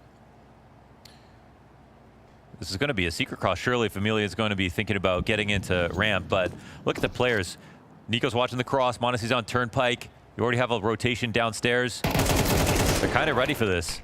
Element of surprise looks well. m0NESY gets his one. Amelia keeps being a nuisance as he floats around the map on his own. Unfortunately for him, his team is all dead. And the bomb belongs to Falcons now because that outer hold is good. Nico, 2 kills to his name. m0NESY and Kicksand come through with the cleanups.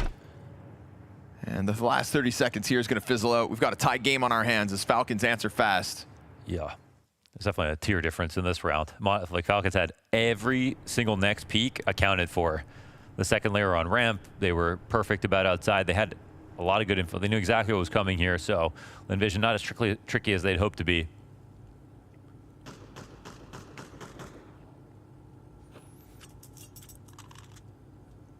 Yeah, of all maps to bring it to the best of one, man. Nuke. Yeah. That's tough. Twice as well, right? Yeah. They tried their hand on Furia earlier. I mean, you know what? Furia is one thing. I think Falcons are even happier to see this.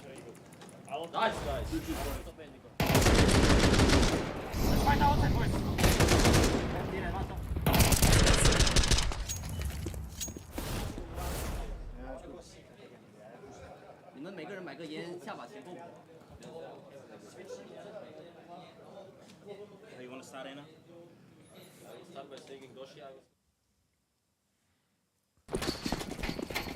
AK on the field for Amelia. That's the one silver lining, the one hope that Lynn Vision will be hanging on to here in the 7th.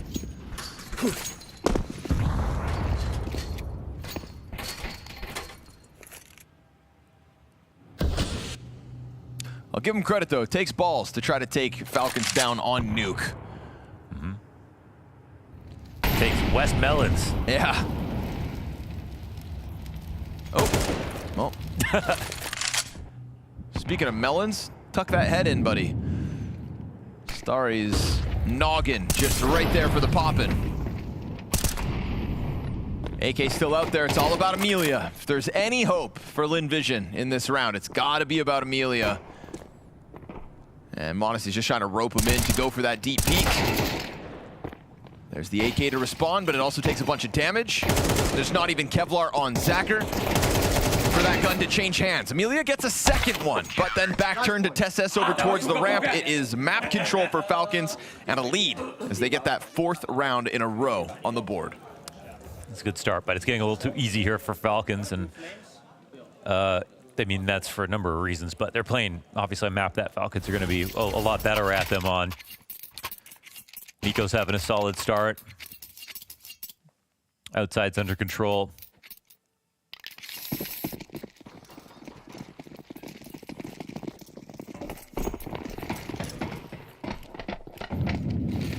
Vision are going to have to think different.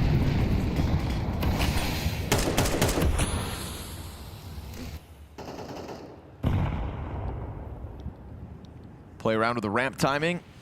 Maybe catch somebody off guard. I do like it. That's a little bit more simple. It's fire for TSS to deal with. He drops. They chase, but they don't follow immediately downwards.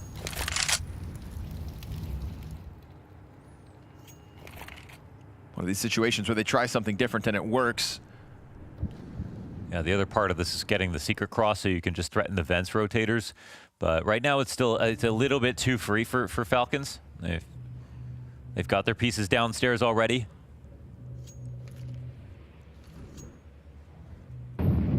TSS looking to press his luck by pushing against the door. This will free up a 3rd rotation they want to bring it. At least get some info back. Here comes the tease. Kicksand, double kill, all he's gonna find. They're trying to retake ramp from hell already. Lynn Vision, 40 seconds, everybody grouped up. Can grab some bells and whistles off Kicksand's dead body. It's an extra smoke.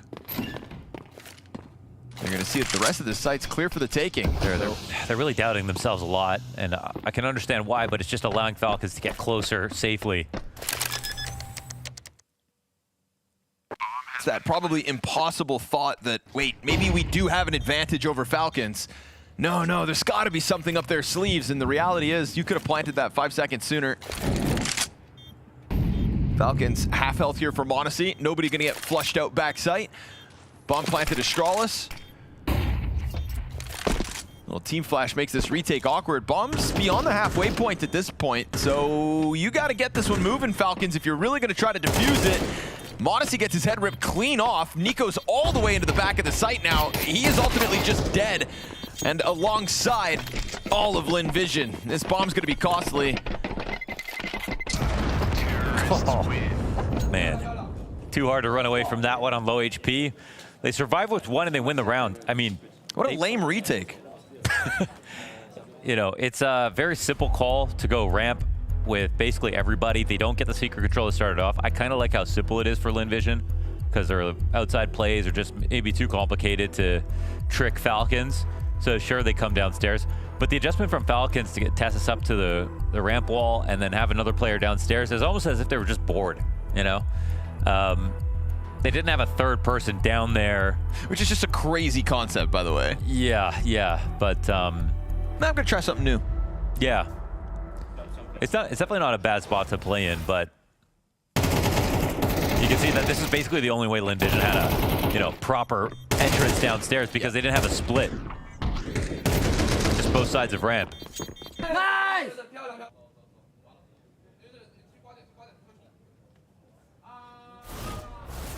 Yeah, if I'm Falcons, I'm not too excited about that retake in the end.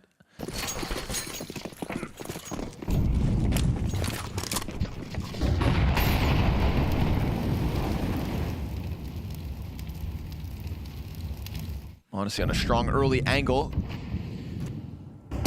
You wouldn't be surprised if Lynn Vision got caught by the off. They're going to crunch. Talk about getting bored. Well, here's Falcons making moves early, taking control from Lynn Vision. It's like a wake-up round, you know? They're like, all right, let's get the game going. Yeah.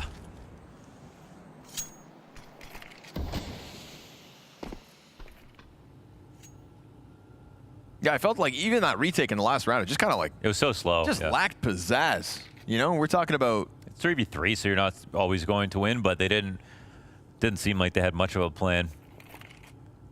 You had m0NESY and Nico in the mix of that. We hit a minute here. Just trying to reclaim a little bit of lobby control. Toying with m0NESY, but he doesn't pull the trigger until it's lethal. And that is Starry. Eliminated out of this one. Clean shots from Magisk. And we got Falcons taking the lead back. A one-off round all Lynn Vision are going to get.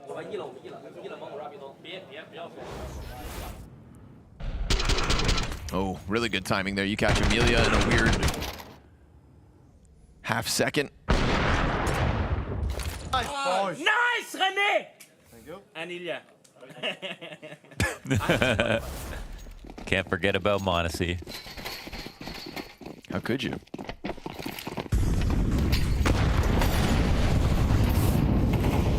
Trying to hit this A site with a bit more pep.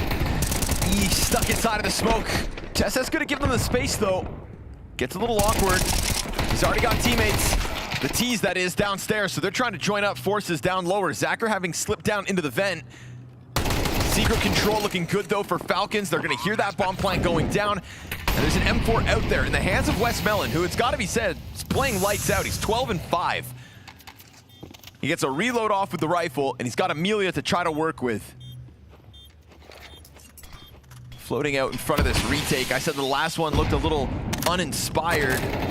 We hit that halfway point again. They open up the single door. They've lost their ramp split. Oh. Now it's easy. They ought to all fit through single now. Wes Mellon, 3 kills into this. Tech9's the 4th. And this man's on an absolute tear. 15 kills deep. Magisk's gonna clear him, but the bomb's gonna decide this one, and Lynn Vision have an answer. Oh, it's another messy round out of Falcons. And a lot to do with Wes Mellon and his individual ability. Of course, 4 kills.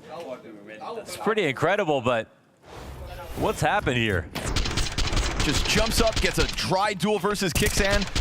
We didn't get nearly enough damage in. 15 health left over for these follow-up 2 frags. Dodges the m0NESY shot. 1-man army downstairs.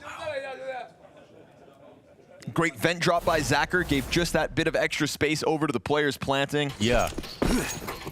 He died empty-handed, but he sure as hell slowed them down.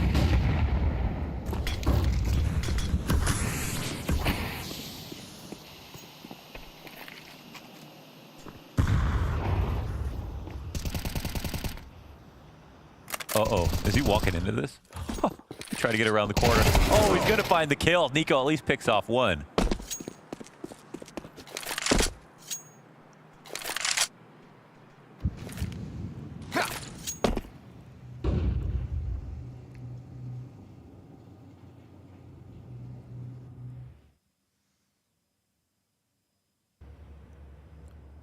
Grenade's not suitable for a retake. Not that they've really used them in their retakes.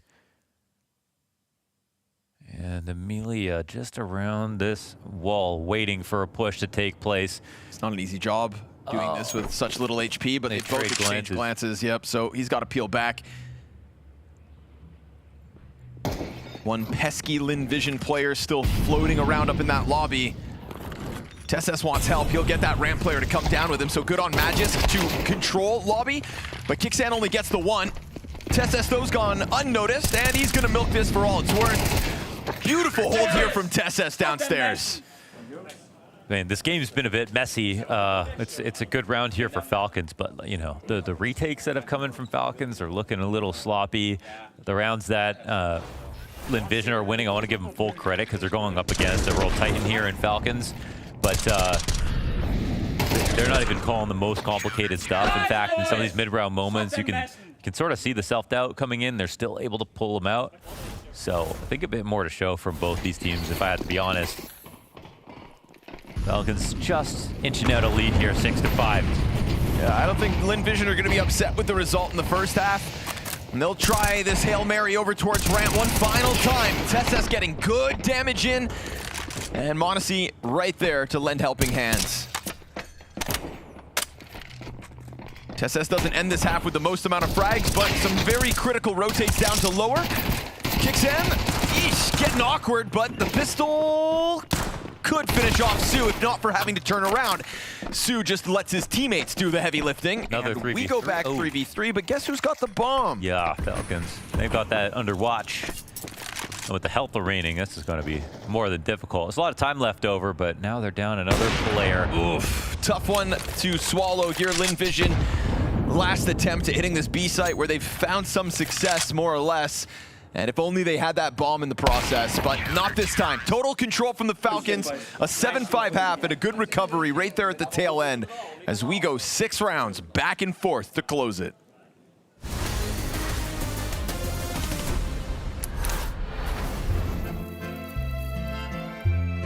Counter-Strike, like a fine wine, has aged well.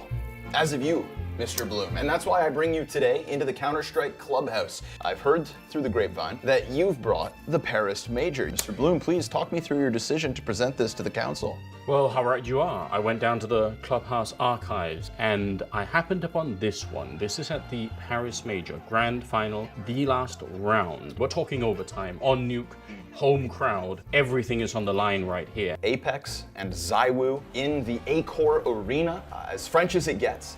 I think it's poetic as well that all 5 kills in the final round are from the 2 French players. Yes. This was supported by Dupree and by Magisk and Spinks. This moment is everything. Like, this round would have been so different if ZywOo doesn't hit that shot. You can really taste the fear in Gamer Legion when they run from the ZywOo AWP. In fear, you know, you see ZywOo shoot 1 bullet. But they turn back because they're so afraid, and then they walk into Apex. And here it is, that final shot, ZywOo to close it all. Everything on him. Vitality shot. No holds back, no surrender. No holds back. Some would say. Almost destiny that all 5 players are killed by the 2 Frenchmen on French soil. There's so much rich history to be built on this moment alone. And the fact that those 2 legends continue to improve. Legendary moment for the Vitality org. Quite possibly a once-in-a-lifetime opportunity for ZywOo to win on, in Paris like that, and for Apex too. That's why we have culture clubhouses. It's so that we can thrive in the finest environments, and if this isn't Counter-Strike in its finest environment, then I don't know what is. Now we must find a reasonable score, both in terms of mechanics and cultural impact for this clip. And of course, starting with the mechanics, it is a bit on the low end. I would give this maybe a 5 out of 10. Of course. But on the cultural side, this is as big as it gets. ZywOo and Apex in France, in Paris, after the fall of French Counter-Strike. Your first cast, it's Dupree's 5th major. I don't think it gets much bigger. I would say this is about an 8.5 out of 10 for me. Mechanically speaking, I'll raise it just to the 6. But culture, this was a CSGO major for ZywOo. Now ZywOo, they call him the CS GOAT, but If he never had his CSGO major, then that argument is absolutely blown out of the water. But this was a crowning jewel in terms of his accomplishments. At the tail end of a game, he thrust himself into the pantheon of greats. And for that reason, I'll take your 8 and I'll crank it to a 10. Bottle it and keep it on the Culture Club's top shelf. Delicious.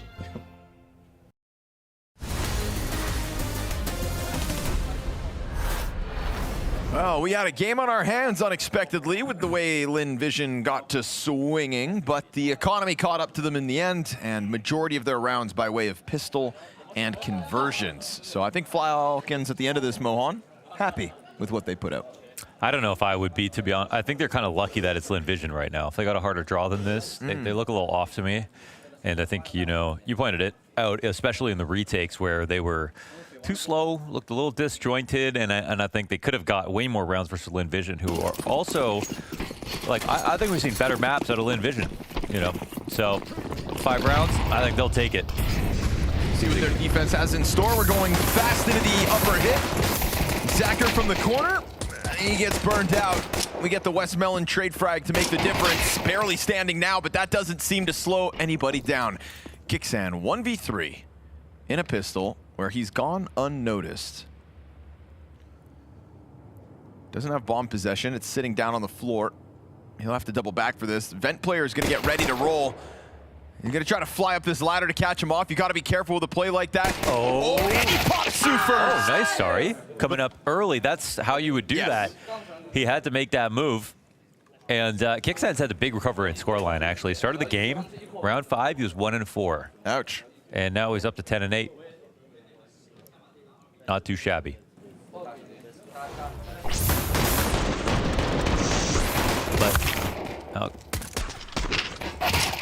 this is the boost that Lynn Vision needed to make this game very scary, you know? Nice! We already have watched Falcons underperform versus Bait. Now they're losing some rounds to Lynn Vision that I don't think they could have foreseen. I don't think they mess with the vision. I think underperforming is still an applicable word here. Falcons haven't shaken that off yet.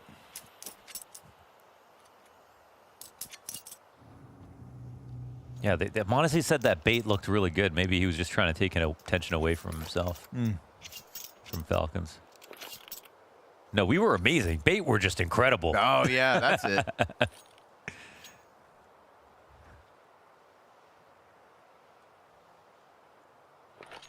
Huh. Well, still some rounds to go before anything crazy happens. Still expecting Falcons to get this under control. They better. 0-2 start in Austin when they are meant to be one of the few to contend with Vitality come playoffs.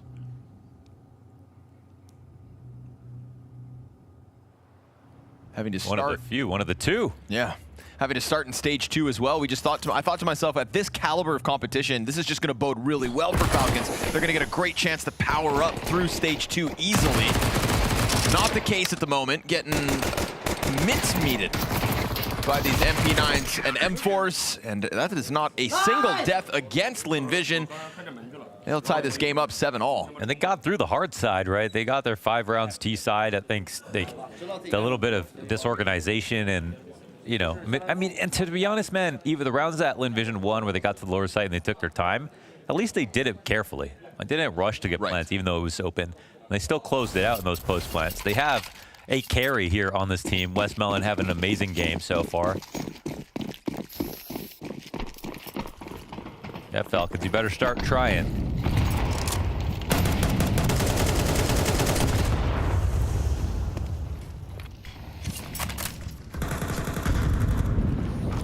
Starry versus G2, man. It's good luck charm.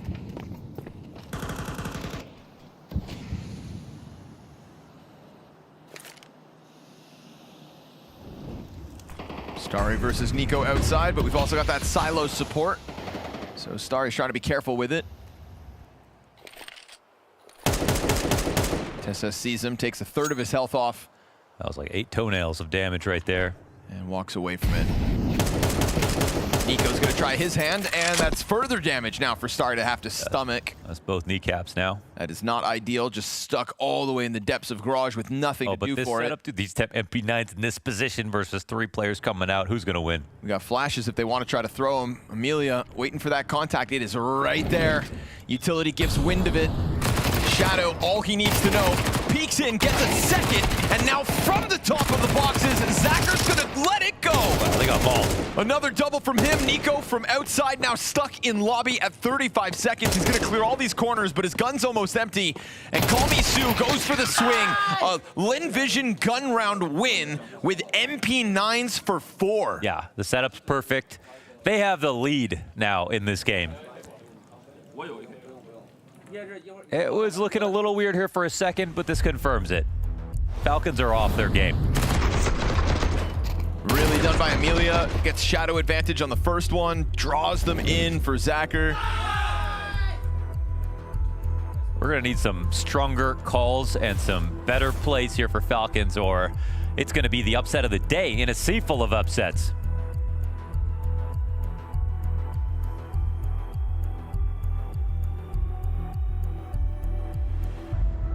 Best of ones or not, Falcons have just become... no excuse, right? Because we can point to each round that Falcons are playing well. Yep. They could bring this back if they were better. Same as versus Bait, like Monacy said, you know, it's like there's those essential rounds they lost, and then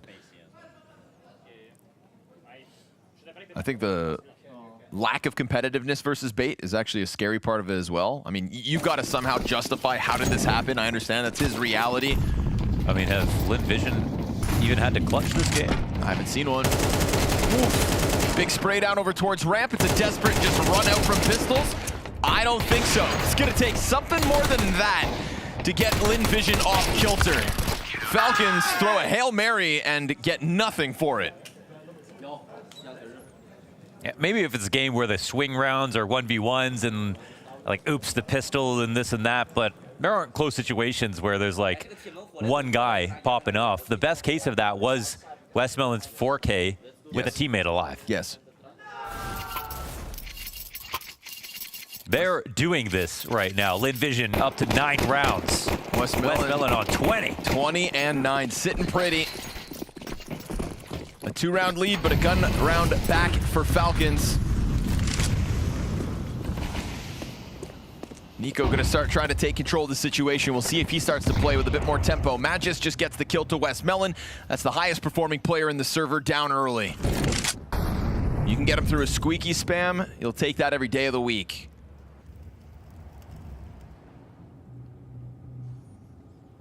No excuses to lose this 5v4. You've already got Nico all the way downstairs in control. They're gonna try to mask the window break. Looks like they've done it successfully. Yep. Zacher doesn't move an inch. Oh. Well, I say that. He pushes forward. He goes into an interesting spot. I mean, a little bit Nico lose sight of him. He's already passed trophy. Okay, but everyone's dying, so Zacher now. Lobby. Oh, awkward. Zacher, could he make it a highlight here? Up to the roof is the only way out. He's still wary of spawn, but he has done a good job of let's just get scaring crazy. him off. Let's chase him. Thing is, there's another T still in spawn. He thinks about it. Let's make a movie, Zacher. He considered that option? Are you kidding me? This is a 1v5 with Op, and he just continues to see red. He chases down that bomb planter, who's found a little safety back sight. Now he burns himself down to 32. Certainly not ideal. Smoke grenade on main. Frag with it. Feels like he's got to just let this one go, even though those 3 shots are stupendous. Yeah. Wow. Oh, I wish he could go for it. I wish he could justify it. Playing H&S there for a second. Op shot into spawn as he's chasing the bomb over top of Silo, who had to escape through the roof. Like, is this Jason Statham or what? But I mean, chasing the guy over the roof as he runs to main and still catching the kill over towards T-spawn is just nasty. If his teammates are able to do anything else this round, then it feels like this Zacher effort is worth it. I heard they're looking for a new James Bond. What the hell was that? Tragic, his hands tied, and he doesn't really get a chance to try to finish it off, but... The best round that Falcons have so far, and it gets a little more expensive than they'd like.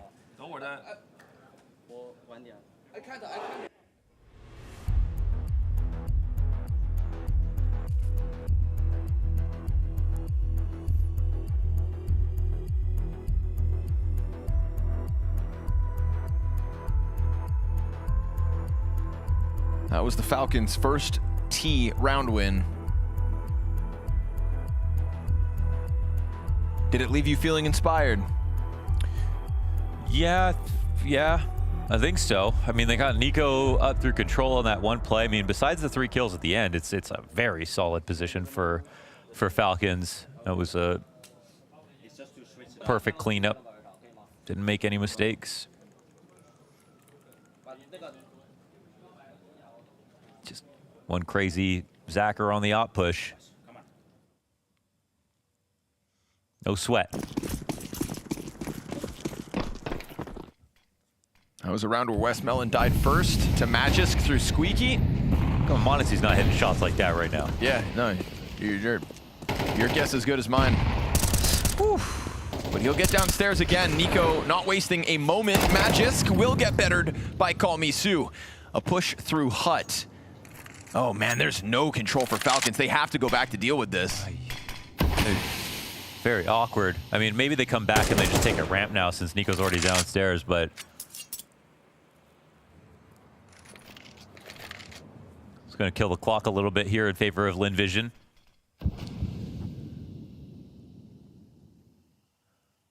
And depending on what Nico sees, the only other option would be trying to join up to take upper, but see if they want to approach that way or not.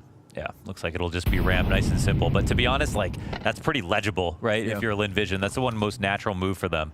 Got Westmelon down towards single door. Zacher given a chance to put the op on the archway. Oh, but he gives up his angle. He's trying to get further deeper in. Now all of a sudden, utility pressure. Nice shot. Wow, Blind still able to get it. Westmelon versus Nico. Oh, don't take out Nico right now. First damage is Westmelon's, but Nico gets the headshot. Thing is, you're cut off. Kicksands in this corner, and Starry's not going to let his guard down.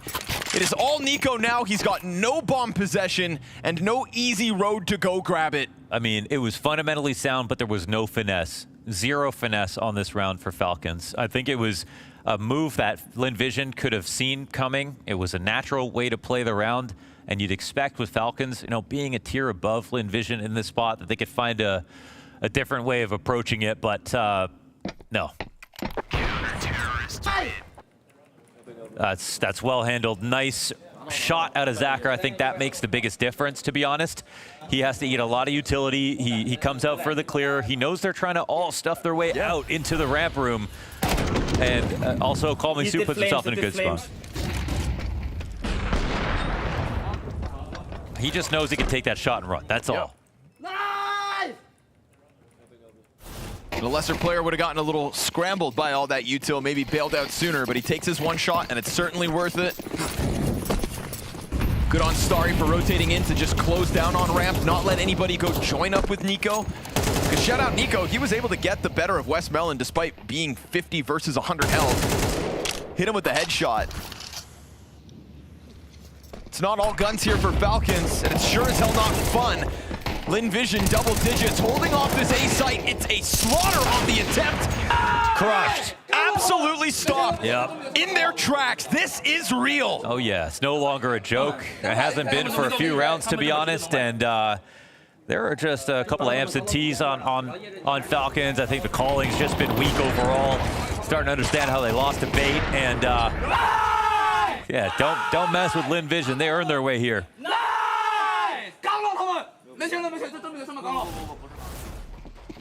2 rounds from the biggest upset of the day. Monacy brings the Galil into the action. The money has dried up for Falcons.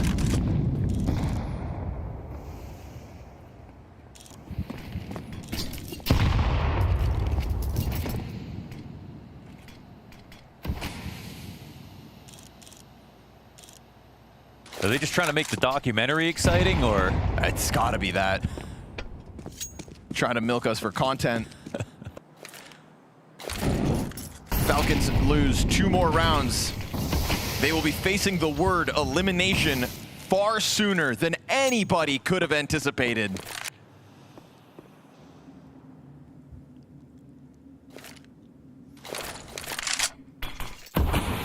In stark contrast to the expectations of Stage 1, where the most picked team in Heroic was able to stand up to that test, Falcons flat in Austin. Not done here yet, but not working with a lot either. That Galil trying to get Vision versus Starry. No, they don't have utility, man. They're gonna have. They need a kill to run this down, and Majesty's inside of Hut, which will be confusing for the CTs. But they're up numbers. They can spread out to single, but like, how are they going? They can't deal with ramp at all right now. So we're gonna get a single burst with 3 players, one member from Falcons out of double side. That one gets killed pretty quickly. Now the bomb plant's in question, and this one just falls apart again. There's no way for them to win that round. I mean, if they don't take control side, they could run up there and just hope that the control side player just gives them an easy duel, but that doesn't happen.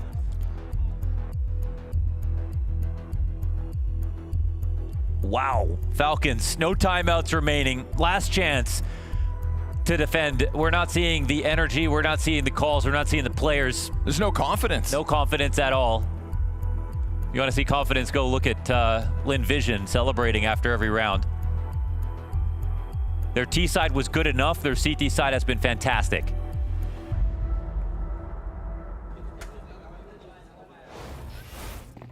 This is a team that's found itself in 4 grand finals so far this season. Trophy lift in Bucharest. And so provably cut from a different cloth. That's what we expected at the start of the day. And the bait win, okay, that's one thing. 3-0 team gets to play Ancient. You've just started off your major. Lynn Vision are capitalizing on that slow start. Honestly, set operas don't like Ancient. What about Nuke? Starry over Nico again? Yeah. Who could have imagined? He's haunting them. Not done yet, guns in hand. TSS up above from Silo, and a very mobile Lynn Vision already bolstering that inner sight. Wall of smokes go down. Nico has been so omnipresent behind this wall of smokes, going down secret so many times. But even when he gets down there, he hasn't always come away with success. Yeah, who's contributed in the second half, really? Your guess is as good as mine. I couldn't throw out a name unless it's on Lynn Vision. It's that wall of smokes again, but this time no actual secret play. They're obviously ready and waiting for something to come towards ramp, but surely it's not going ramp without that move right now. Nico looks like he's about to reroute into mini. Call Me Sue and Starry layered up on high alert is already. They're starting to emerge though. Very good path out from Falcons. They get way too deep for Lynn Vision to be able to hold on to anything. That sleeps and bounds better here for Falcons. Much better. They really emphasize squeaky. They get that wide angle and they clear the players out of their corners. So Falcons, 1 of 4 to push OT. It's not the most complicated call. The main difference is this time Nico's not actually crossing. The one thing's for sure is Nico's been able to get to secret without someone starting there, so he could turn into a lurk. But now they actually have him. I think they're hopeful that it's going to be ramp once again. So it's the first time we've seen their expectations subverted. They bring this game within 3, but there's still money here for Lynn Vision. What else you got, Falcons? Nico gonna try it again. Looking to get down secret though, but for real. Call Me Sue goes deep, and he's gotten the better of Magisk before. No reason to believe he can't do it again, especially as he's got reinforcements. Is a very active move from Lynn Vision. They're not looking to just trip over the finish line here. They are looking to take control of this situation. Now, the secret cross is coming out. They've actually got this lobby push, which is nice info. Starry throws the smoke down, and they don't know it. But the rest of Lynn Vision have already cleared out lobby. I mean, Amelia is on the rooftops. And if he's lucky, he's going to find the perfect timing. 2 kills there. It's a 3 versus 5. You've got no map control. You've got no chance at getting back without fights at every step of the way. At the very least, you've got m0NESY and Nico together. They know they're here. They got info instantly. And they dealt with the problem from last round, which is the upper hit, by going for that push early in Trophy. Falcons only had Magic sitting back and waiting to listen to see if anybody was going to come around the corner. And they get flanked from their own spawn. Another smoke goes down on main. 30 seconds here. Falcons just looking to maybe sink their teeth into an upper hit. Nico's going to be afforded a chance to climb up. Starry down beneath watching the base of this. This has got to be the best route. Also, Starry Tesses has the bomb, dude. So that's the CT player with the bomb at 15 seconds. Tesses doesn't see this. He's got to throw the flash, but he still has that bomb. He's got to get in now. And as Tesses gets the kill down beneath, 10 seconds to scramble. m0NESY gets nothing. And believe your eyes. This is no hallucination. This is 2020 Lynn Vision. Yeah, that's right. You better mess with the Vision. Amelia's glass has fallen off as they take this win. Unbelievable. Every time they close their eyes, they see Starry. An absolute disaster here for Falcons, and there's no one else to blame.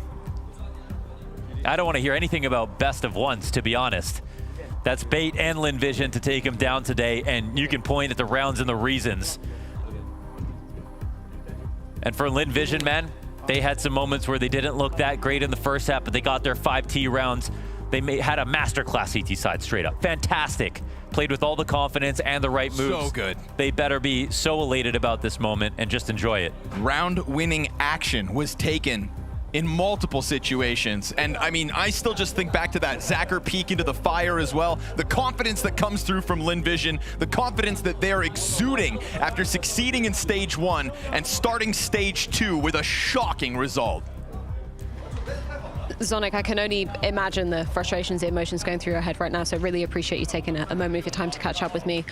It's very clear that this isn't the same version of Falcons that we've seen since you added m0NESY, and I know it's probably a tough question to answer right now, but what do you feel like has been going wrong for you guys today? I wish I had the answer. I think right now we're just not feeling like ourselves. I don't know if the pressure is getting to us or what it is, so it could be a bad day at the office. Sucks right now, of course, but we still have a good chance if we play our game. We obviously still have to believe, but of course right now we are hurting. It's been a very rough day. You mentioned that word pressure, and I wanted to ask about that because it's obviously a surprise to see you guys in this stage. It's just down to the VRS points, just down to how the roster was put together, right? Is there an extra added element of pressure considering you're starting a stage earlier than the likes of Vitality, the likes of Mouse, the likes of Spirit, the teams that you've been hanging with in the past couple of months? I don't know. Haven't really thought about that. Of course, the earlier you start and with the results that we have had lately, of course, the pressure is bigger. But we have high hopes, of course, of this major. And yeah, it's not over yet. Of course, we'll have to start for tomorrow. Hopefully, the best of 3 will help us in that regards. But I have to go back and look. It just doesn't feel like it's the way we normally play and act and communicate. It just feels like a lot of misunderstanding, hesitating. Yeah, so I have to go back to the hotel room, to the practice room, and then have a good talk. And yeah, we have tried this before, and yeah, we'll come back stronger tomorrow, hopefully. Yeah, that was going to be my last question. Obviously, you've been in these situations a hell of a lot of times before. You've made incredibly deep major runs so consistently as well throughout your career. What happens overnight? What's the process that you're going to be putting in place with the guys to make sure that you come in with a fresh face tomorrow? I think it's going to be a long talk. We experienced something similar with Dexter in PGL, where we also played not the best brand of Counter-Strike the first 2 days. Also went 0-2, and we came back and won the tournament.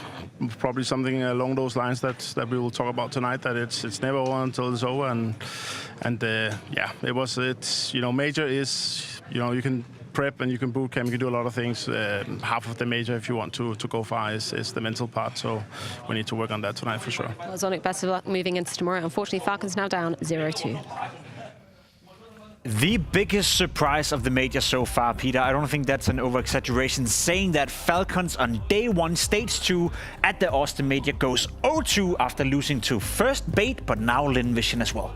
One thing is that we're left disappointed, but I assure you that the Falcons players are left even more disappointed. I think this was, as Sonic stated, like it was very hesitant and it looked nervous. There was nothing working for them. I honestly feel like Lynn Vision played better as individuals. They dared to go for the plays. I think Falcons looked super bad compared to what we used to, and I'm left in a position where I feel like we talked about the panic button. I'm not gonna press it yet, but my hand is hovering above this button now. I mean, you have to. They're 0-2 right now. They're one game away from being eliminated from stage 2 of the major. We're not talking stage 3. We're not talking the playoff. We're not talking anything like that. We're talking stage 2 of the major, where we all anticipated, we all said that Falcons coming into this. I think every single prominent member of the community's pick'ems I've seen had them to go 3-0, and so far they haven't done anything whatsoever.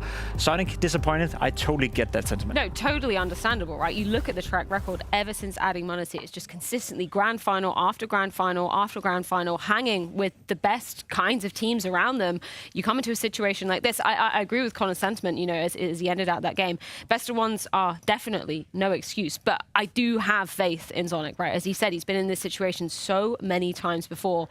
But it can't just be him, right? We have to be seeing all the players getting on that page that we know they can write, because they've delivered some beautiful Counter-Strike in the past few months. If there's a team at this stage that could pull off the reverse sweep, that would be Falcons. I mean, let's just cut the bullshit and just go straight for it. I think that Falcons is in a position where they still know that it's in their own hands, which I think is going to be their strongest card. We heard Sonic going that they had to go back to the host room and have a long talk, and he touched upon the thing that they've experienced it in the past as well when they had Dexter, and they actually went on to win the tournament. And obviously there's a long road ahead of them to actually pull off the same thing, but that is maybe where they're going to find a little bit of light inside of the darkness. And I think for Falcons to be in this state and where they look so nervous and they look so hesitant was very surprising to me, because I know how much effort they put into actually getting ready coming into the major in terms of the mental aspect. Can I just ask you a question on that? Sorry to cut you off, Jacob. Just because we hear that, long talks, a lot of coaches say that. Have you ever been privy to that with Sonic? Like, what does that actually entail when they say we need to have a long chat after a loss? Well, like, the long talk is not like we're going to go back to the host room and then we're going to have like a talk about like who's getting replaced and who's not done well enough. But it's more about like we call this term empty the backpack, where it's literally an open space where you can go in and just have whatever thoughts you might have. That could be your in-game leader making bad decisions, or I feel like the preparation in coming into the series was bad, or whatever we could have done different. I think that is where you open up your heart, and the worst thing you could do coming into a tournament is if you have something on your heart that you feel like you haven't shared with the rest of the team, because, you know, I've talked so many times about getting on the same page, and I know it's a term that they use so much inside of sorry, not Vitality, but Falcons for this matter, that is probably where they're going to go to. They're going to go back and reassure that they still can make it back, and also just look at the results today and say, this could have also just been a very big off day. I'm going to empty my backpack and state that what we've seen so far from Falcons have been abysmal, but they'll still make the next stage. They'll still make the playoff. They will bounce back. When we get into the best of 3 scenarios, when they get a bit of confidence, when they get the first win here, I'm sure they'll bounce back. But I feel for whoever's facing them in the 0-2 game. I feel for whoever's facing them in the 1-2 game. And I feel for whoever's going 2-2. Also, I want to state this. Lynn Vision played good Counter-Strike. Yes, no, let's not forget that there is a winner, Exactly. obviously, in this matchup. Obviously, this is just an incredible situation to be finding Falcons in. But on the flip side, shout out to Lynn Vision, man. You can see exactly how much this means to them. And it was by no small margin that they managed to net this win, Jake. They got off to a good start, and then you saw Falcons heat it up. We saw Nico and Yard a couple of rounds, you know, bringing it to him with the M4, A4, and I thought to myself, you know, Lynn Vision, we spoke to Call Me Sue when they qualified and progressed to stage 2, and he said that, yeah, we're probably one of the favorites to go 0-3. We would like to win 1 game, and that's the expectation. So for them to be able to withstand the pressure that came from Falcons in the first half, mentally resilient, but also in terms of the level of gameplay they progressed and showed in that second half on Nuke as well. They were, as you said, Peter, they were the better team in this matchup. There's no doubt about it. I think what stood out to me the most was they did not play scared. And I mean, they were probably aware that they had to go out and have this kind of play style coming into a matchup like Falcons, where it's if they start playing scared and they will just let Falcons do whatever they want, they will eventually go out and lose. I think we had multiple occasions coming in where they would push lobby. We saw them pushing inside of hot, getting information. We saw them how they will stack ramp like multiple times. They just had a really good idea where Falcons were hitting all the time because they dared to go for information play.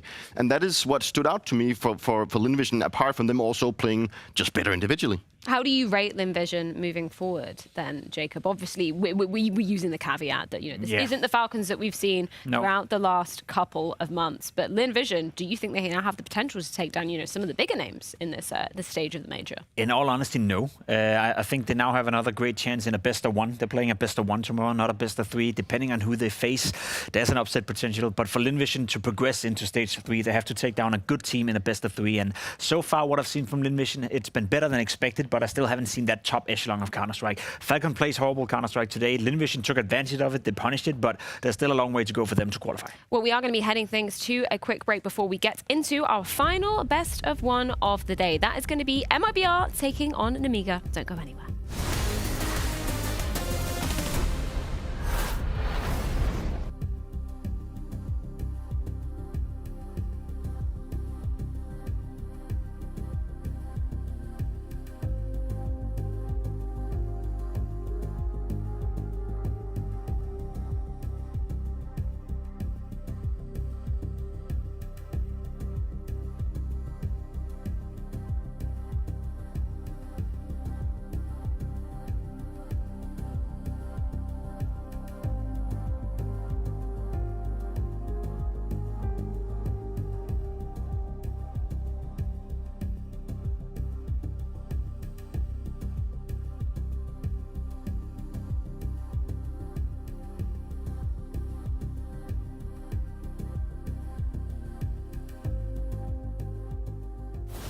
And Sani, great to get to catch up with you as always. Reflecting upon the first game, it was probably one of the more close games that we saw going down in round one of stage 2. Tell me what you discussed coming off of that loss, considering how close it was and how you had the opportunity to maybe push it in your favor. Yeah, I think the main thing that we talked about after the game, after we lost the game, is that we got nervous because it's the first time, first match of the major, and like the pressure got us. So we kind of did some mistakes that we didn't do at our practices or something like this. So we feel like we lost ourselves, and we talked about it, and we tried to focus now and to get by the end of the day to get 1-1, to get this win. So that's it. Do you have any techniques when you mention those nerves to kind of get over them, right? Because mentality is hugely important when you're coming into the game. How do you make sure that doesn't happen a second time? Yeah, we always talk to breathe deeply and to keep our communication calm and to try to get a hold of our frustration, because it's like the main thing, that the most important thing in the game, our communication. So when our communication is on point, we are playing our A game. So I think that's the main thing, and especially like breathing and like talking calmly to each other. Now, I imagine, Legacy hailing from the same region as you guys, you probably know their playstyle pretty well. Now we move over to a matchup from a team outside of your region that you don't have too many official games against. What do you feel like the shift up is going to be in terms of how the game is played out versus Nemiga? I think we are kind of used to it because we used to travel a lot to Europe and to come here to the tournaments and go back to Brazil to play against Brazilian teams. So I think we're kind of used to it. We played against Legacy a lot of times, but we played against Nemiga as well. So I think we're going to do a pretty good game. What should we be looking out for in this clash between MIBR and Nemiga? I don't know, probably me.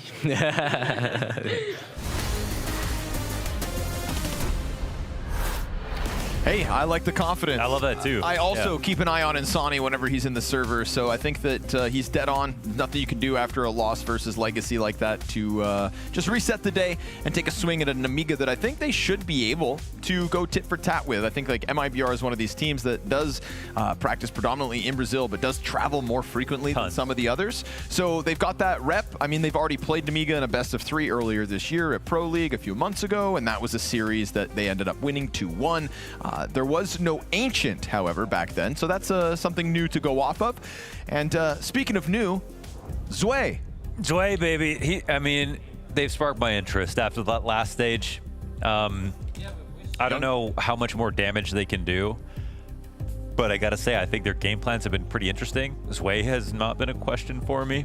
I'm liking it.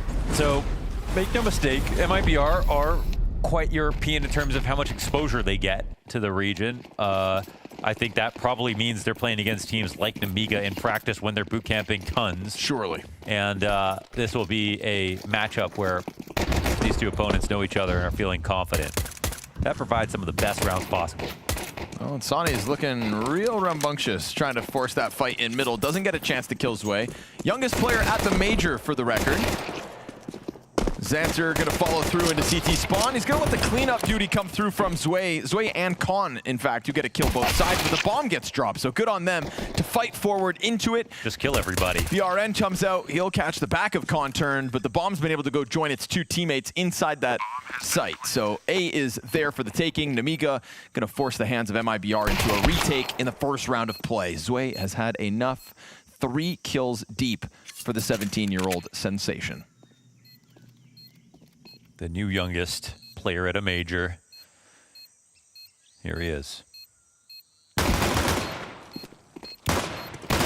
Draws safe out, and nobody there to actually help out. Now a smoke grenade's gonna drop on top of bomb. This could get weird. Trying to cause panic, comes back through smoke. Ah, gun just denies him, and there's no kit. Oh, that's a knife kill. That's a lot of money. Lero will make some cash. Yeah, that's actually pretty big to... okay, pretty big to make some... Come on, Kerrigan does that. All right, you can't do that. Kerrigan's moved on to the ambulance. You got to go to the next thing, man. Start mooing or something. Oh, Hampus did the barking. Yeah.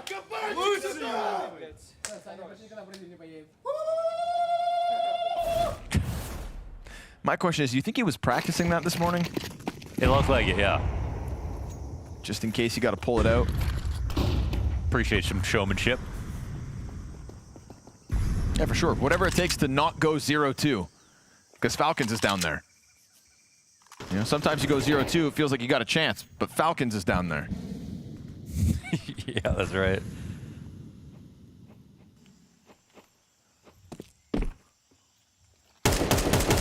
Just one more time. Falcons is 0-2. Down. Oh. Yeah, I did change the words a little bit there, sorry. Is it tough to guess what? Well, maybe next time just listen. And listen closely. You hear that step top ramp. Not a whole lot keeping Nemiga out of this bomb site. Now that they've thrown their 2 smokes, yeah. Execute's coming in right behind it. Well-placed grenade. And Exit's just gonna throw some bullets through the smoke, see what happens, but this is frictionless here for Nemiga.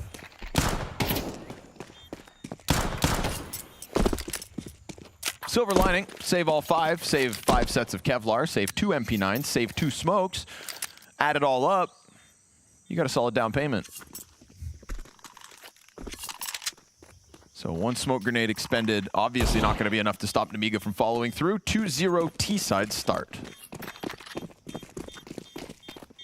Say one bad thing about Nemiga. Anything you could think of. Saying their team name scares me. Not going to ask you why. Just ask Moses.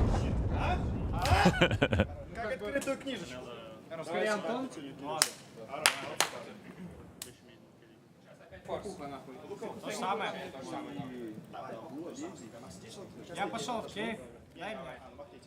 Макс, с калашом накинь на флешку в штаны, Кирилл, госумо, я пробью первый. Бля, хотя не, в пизду, я лучше с калашом пойду, там форс. И штаны, да?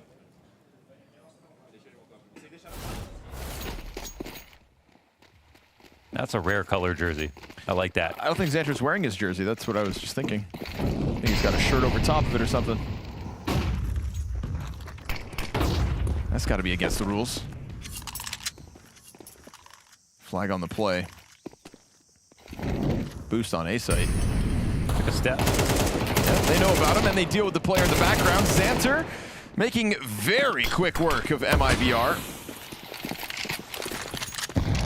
Frag grenades to go pelt that back site.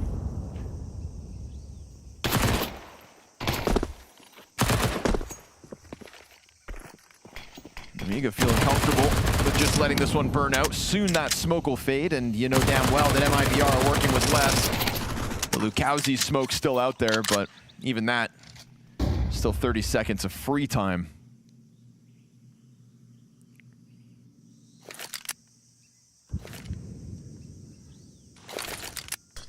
Sitting and waiting looks perfectly acceptable. They'll receive a smoke, though, on A main. Which makes it a little scarier to go out. They weren't too worried about this last time over on B, but they don't have an HE to break this smoke.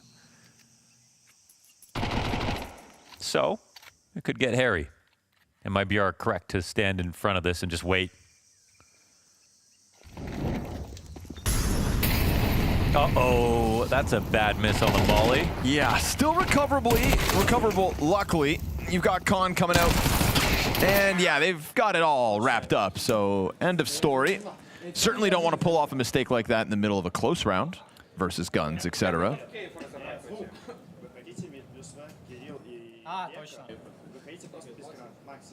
Been very impressed by Nemiga's game plans. Last time I really thought about this team was when Dexter was on it. Was Lollipop 21K or whatever on this team as well? I believe so. Yeah.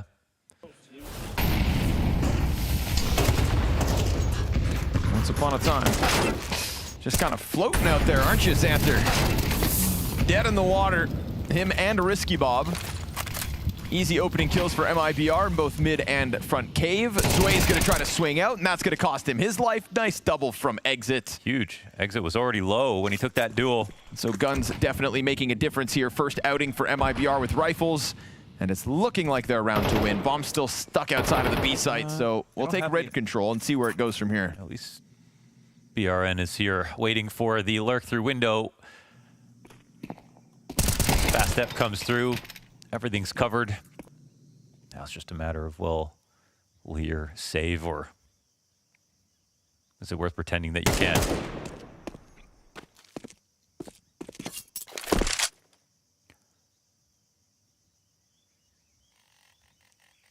Lear is that one skill in Pokemon you always replace for something better, right? Yep. Very true. Not to say he needs to be replaced. Gets the headshot on Lukowski here, but little does he realize the whole team's kind of waiting for you. And Exit's got the shadow advantage, so clean pre-fire to close out as MIBR win their first with 4 players standing. Solid for the money. Got a little awkward at the start of this one, and Sonny versus Xanther. This is just so good from Exit. Like, you see 61 health right here. Zway knows exactly what he's doing. That Exit was last spotted here. He knows how big that smoke is. He knows he's going to get vision when he comes out. He's just hoping it's Exit, thinking about middle, or assuming no one would try to come through that. But he stays prepared.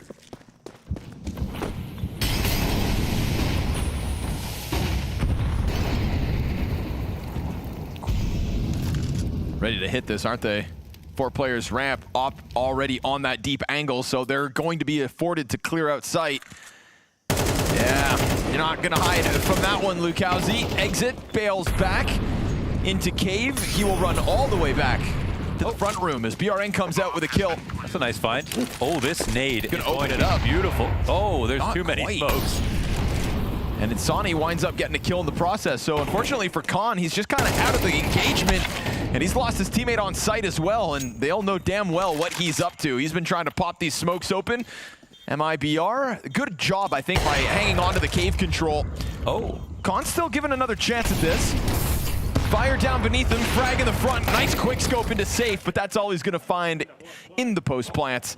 Despite his best efforts to really hold them back, unfortunately, didn't open the smoke fully, and that was just what allowed that short retake to come out to the favor of MIBR. Yeah, it's actually because it was 2 smokes, and one of them was a CT smoke, so that they could go up short first, which is now what people are doing more consistently to retake. So it's just really good play from MIBR. And the first smoke helps the T's get control, but as you can see, they eventually want to be able to fight back there. So the approach was very good here on the retake.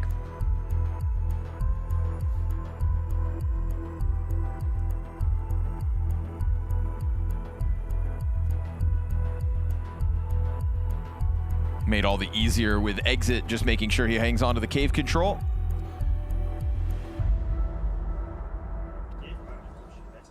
Саня, дай мне смок, я дам люрка. И дай Кириллу калаш, дай Кириллу калаш. Поменяйте ганами. Дай ему молик, я гранату дам, Саня.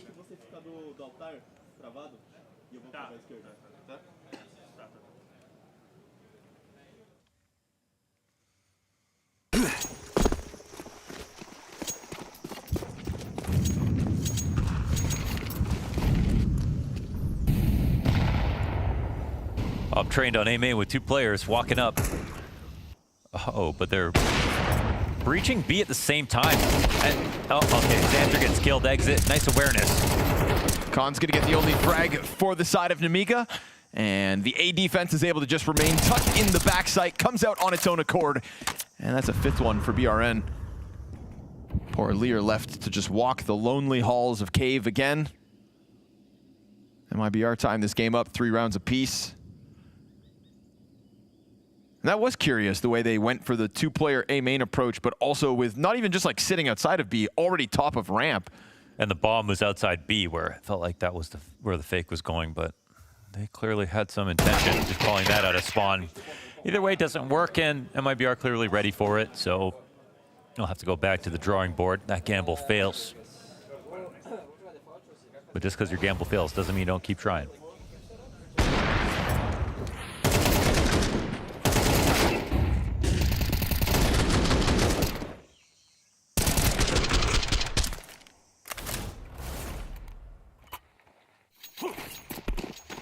The idea might have been to actually just make it a B play, but have the A players take out a lurker, take out a rotator really fast, and that's it. So the B retakes are so possible.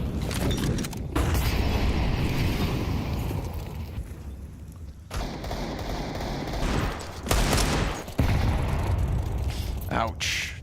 Jeez Louise. Lukowski's job made all the easier now as they're going to boost up. You're going to lose a huge belt of utility on Lear as well if he dies. Pistols try to swing through him, and he'll hold on for dear life with the flashbangs he still has. Could try to get him and his 2 teammates into this site before the full rotate comes over. Incendiary's going to slow it down, though. And if the Cave player goes first, he's got 2 sets of eyes on him. Huge wall bang. You're kidding. Opshot will make up for it and safe as he just draws back, invites his teammates over. That is a site in control for Nemiga, but only for a second. Lear's Deagle comes out with a 2nd kill this round, but the nade's got his name on it. Biara Adazan catches it from the CT rotate, and that is officially MIBR with the lead. Yeah, well, nice spray down from Khan. You've seen some moves from him that definitely look really good. Timing's perfect. So you can see that area was tattered up.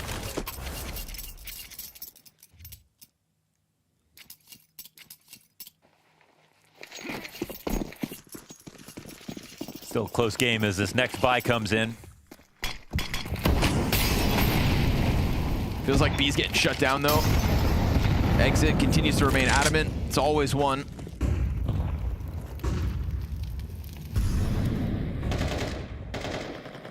They're gonna walk it down the ramp. So again, just I think starting to kind of find this groove of confidence. The constant poke and prod that's going down outside of the B site does open a door for Xanter. Sometimes Insani's up here in red room, but right now there's a gap as he comes back from the halls of B. Dude knows a flash retake here. Scary for Insani, but he's the guy with the aim. Oh, but not when you don't have your gun out. They don't actually clear that at all. Critical error. And now Lukowski. Nothing. Teammate behind him also with nothing there. Insani and Ko. Ouch, that's a bit of a fumble. Yeah, I mean, they did the flash retake on B, so they knew that mid was light, and I don't think MIBR understood the information they gave over when that happened. Xanter really sped up in through window. But that's not the first time Nemiga have used it, so they should have been more careful. I mean, Insani was almost at an angle to bank that smoke off the wall. It's not as if he was going to walk all the way out with it. So, you can call it fortunate timing and move on here.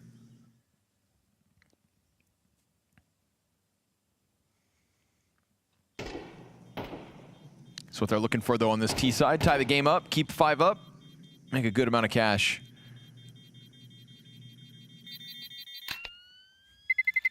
Terrorists win.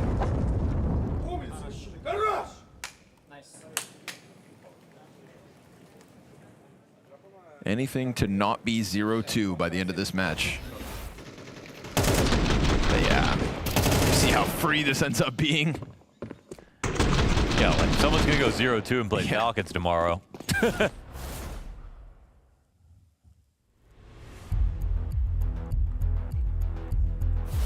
Not even about going 1-1. It's just about escaping the Falcons pool. Yeah, I doubt Monasty's going to have that kind of a day twice. And I could be wrong. I don't want to be wrong. I mean, historically, it doesn't happen very often, does it?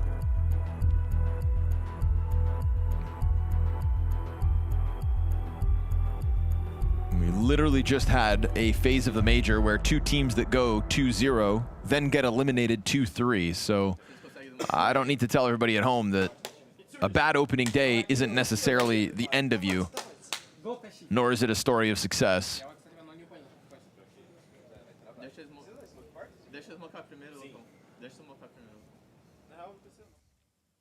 I mean, guys, it's Falcons.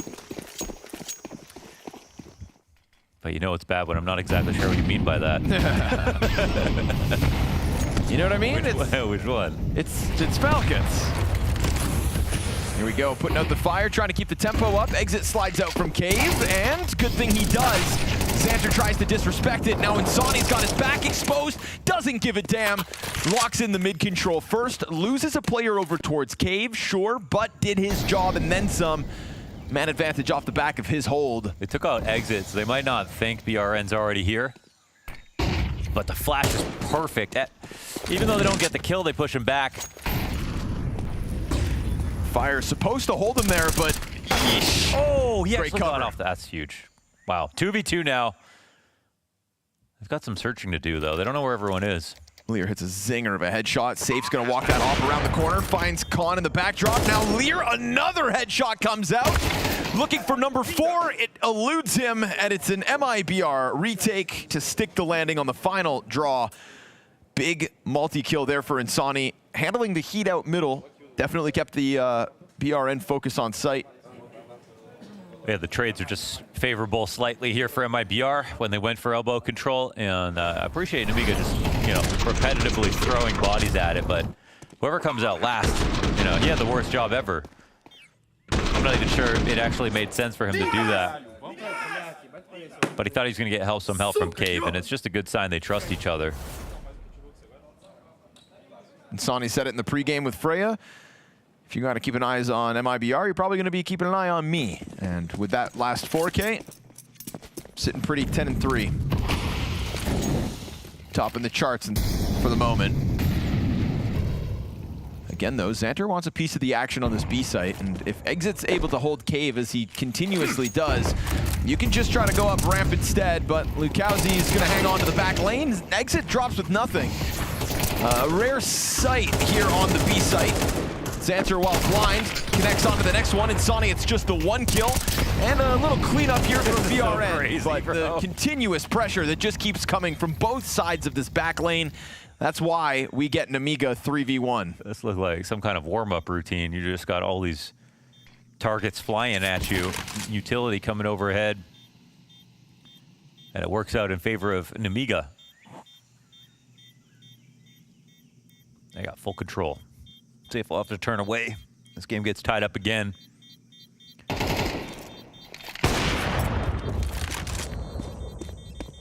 And Safe to just be fine in Temple. Terrorists win. They'll let him keep it too. So, Op out there on the field next round, but very low money here. Few players for the MIBR squad with 2,000 or less. This is just bananas. I mean, this kill's blind as well. Nice. It's got a good yell. Guttural. I challenge Xanter to replicate that one, though. 2 kills, both blind. Double entry on the B site is why Nemiga follow through with the round win. I mean, the crosshair placement looked good.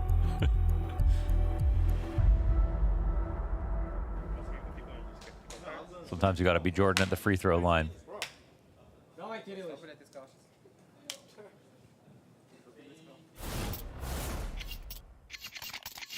Damn. All right. Mentioned it, but they really don't spend too much around it. Just that safe op for this one. Nemiga with a great chance to take a lead on the T side.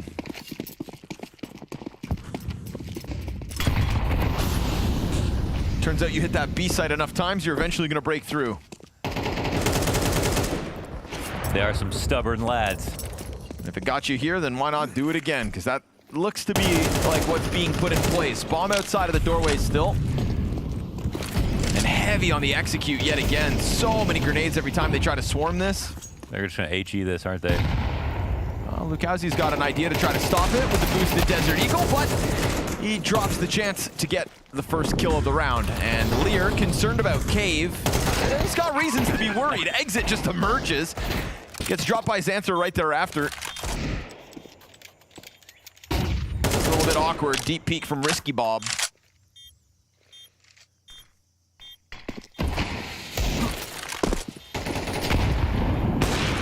Oh, where'd that bullet go? Couldn't get anything going with the one op, so go ahead, save it for the 12th. That's a little something for the back pocket of MIBR. Ladies and gentlemen, Nemiga lead.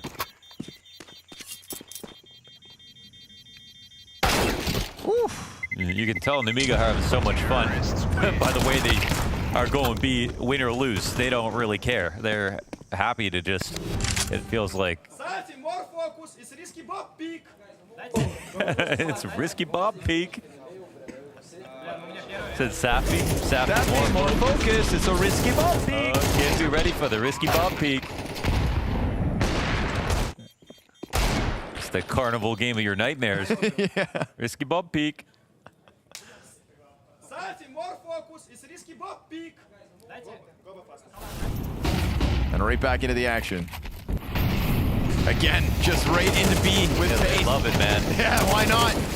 The risky Bob leads the charge. One and done on his behalf. Yeah, he got it. Ways right with him. Man advantage off that one. Nemiga, they figured what they wanted to try to pull off, which was just take this B site by force, by storm. Safe nade kills Xanther. Lear, though, on the prowl, gets himself a second. And now BRN comes out from the cave, so they found a solution to the problem. Just keep hitting B. These guys. Risky Bob peak.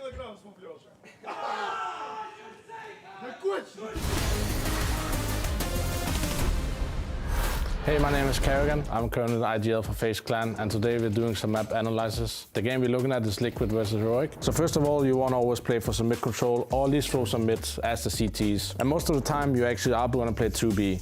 So the third option is always, are you going to control mid with 3 CTs, or you're going to control B with 3 CTs as well? So what happened in the round is basically they took the option of starting 2 guys B, counter the early aggression if it comes in with utility as you normally see. But they wanted the CT side to fight 3 guys mid. So to set up the round, they have to figure out how to run a fight mid. The utility dump you get down in this, what we call pocket area in our team, is where there's a lot of HEs, a lot of molos and flashes, and CTs are swinging with them. In this case, what Liquid is calling for is a classic tactic that's been played on Ancient for a while. So they send the best swarm out mid, and Heroic decides to fight aggressive up window. They want to be in this area. So they send Twist out mid with 1 guy supporting from spawn, 3 guys running towards what we call A main with bump. And of course there's a default smokes mid. We always seen maybe donut smoke, there's a little bit of everything. But the key thing here is the guy coming out mid, the second he sees nothing, I am pretty sure the call is walk A main. Because if mid is clear, they are playing for A side, right? It means there has to be players B and players A.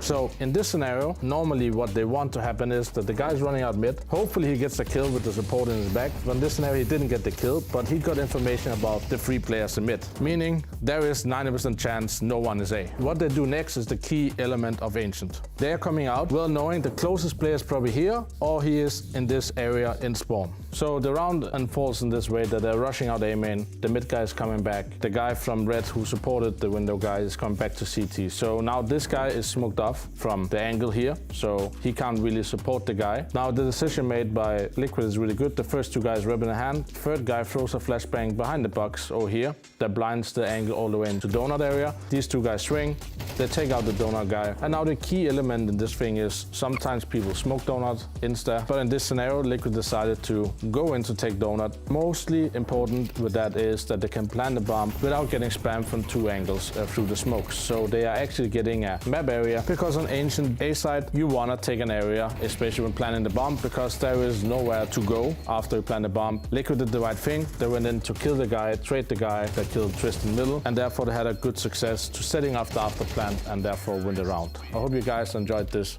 map analysis by me. See you soon on Ancient.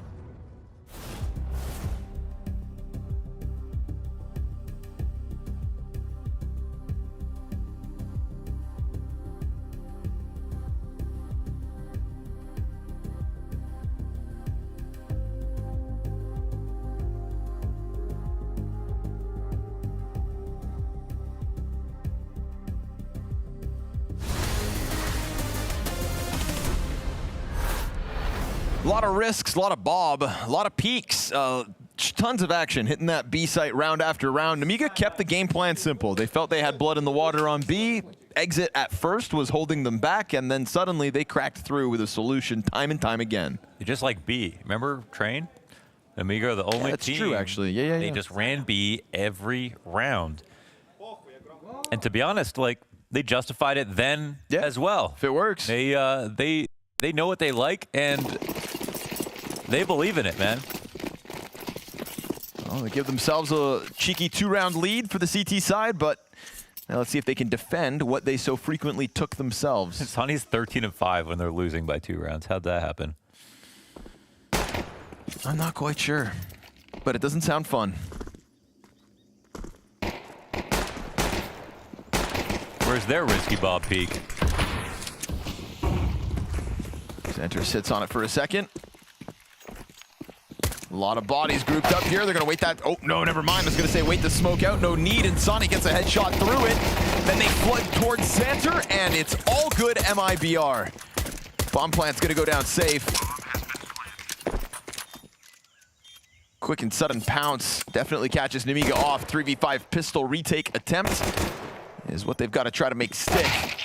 First one's clean, but Lear toppled right after, and Lukowski now just going to tuck in.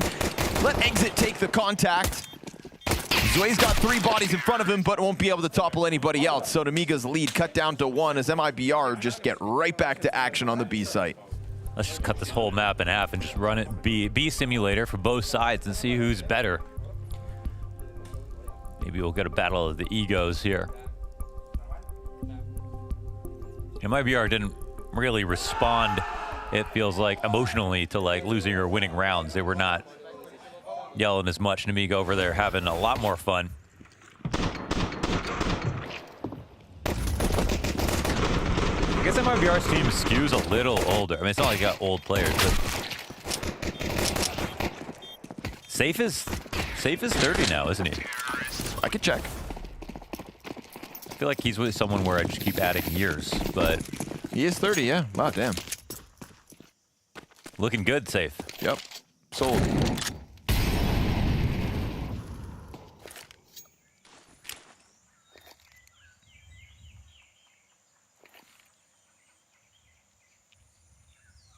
I suppose just this core in general, right? It's not one of the more youthful Brazilian rosters. It's one that I think a lot of people have high hopes for every once in a while, but then in a way just continue to fail to deliver. Yeah, I don't know. Yeah, it's like if you look at the players, you have a reason to be, especially like in Sonny and Lukowski for like future potential. Yeah. But overall, they're just like sort of like a medium threat level. You know, like they're a good team. They win some good rounds, but I just feel I couldn't tell you what stands out about them. If you Insani for me is the thing that stands out the most. I guess I mean in terms of the calling, like what's the, like in terms of their style. How would you describe it? Disappointing at times. If you ask an MIBR fan, I think that's the answer. But not in this one. Nice clean conversion for standing on A. Not to throw shade, but I mean that is the case. Right. I feel like every 3 or 4 months. At least with Nemiga, you can be like, well, they don't go to 2 sites in a game. Yeah. That's a style. I feel like every 3 or 4 months or so, somebody always says to me like, yeah, you know, MIBR, they've got it this time. Have you seen MIBR lately? Ooh. But yeah, MIBR and Legacy and Pain and Furia, the talent's just spread out. And that's why there's all those teams are here, but also why all those teams have this like low chance of actually going deep is because they've all got players each other want. Oh yeah, well you just mentioned 2 teams that are 2-0, Mohan. Yeah. Shout out Pain and Legacy, folks. Zoe's got the first one. They're gonna find a pack of players heading up into the B site. Surprise, surprise, it's B again. Khan on the receiving end of it though. Okay. That's not the best cover, and it's also just opened a perfect chance for Lear to attack the flank. This is messy. How do they forget about Long? I don't know. Entirely. Landing on the outside of default. Smoke in front of Insani, again spammed down by Zue. Very action-packed round there from Lear. Didn't waste a moment to attack the flank on ramp. I'd be yelling if I was Lear. Okay, yeah. He's getting there. Yeah, because he got that flank off. That was actually a round where if MIBR won it, it would have been like very deflating, very disheartening to be on Nemiga, right? They pull off the B rush twice, but it's actually Khan to get this interesting frag and then Lear to just appear here. I don't even know how he got there so quickly. Must have been a cave push. Well, he does yell like a caveman. Yep.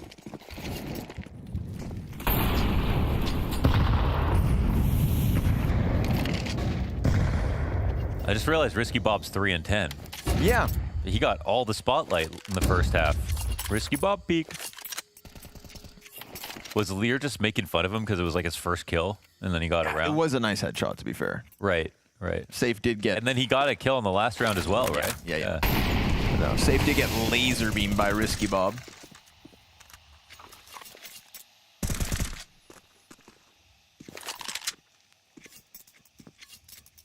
He was like, Risky Bob, you were playing so badly. This will be really funny if I say this. Just remind him, no offense. Smoke fades on the door. You got the Lukowski op coupled with upgraded pistols. Very comfortable looking Nemiga, though, to take this chance of just fighting for the doorway. There's only one way this ends. Well, there's 2 ways this ends. But it's going to be a bloodbath regardless. Khan and Lear and Xanter just mow them all down. And it goes about how you'd expect with so many guns just fixated in on that one exit point. He looked like he was driving a car really fast right there.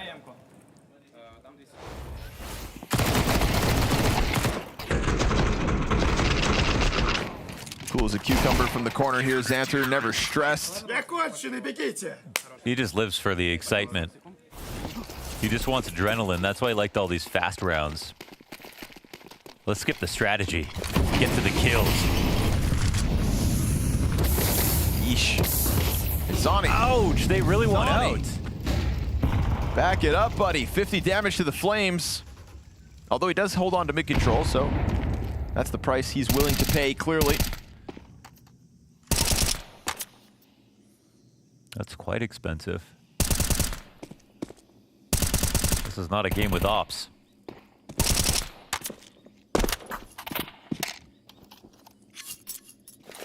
No, if they don't fight back versus Cave, they still have... No one crossed in middle. They blew the smoke open in Donut, but all MIBR are doing, just going back to B. No one on the rest of the map. So they're losing vision as they try to go back to this very simple idea. It's fine. Nemiga did the same thing, but faster, but still. Smoke for top ramp at 50 seconds, though. Will it deter them? They've already used their execute, That's so all their utility, man. It's only safe. If you get a lucky wall bang, then maybe you can get it going. But another smoke down in front of you at Cave, so this one continues to just get cooled off and slowed down, and you can go for wall bangs all you want. This is a very stacked site for the defense. This can still absolutely be a situation where they win. They do this because they can still pull it off, but oh wow, they're actually going to go back. 25 seconds. The last piece of utility is a fake.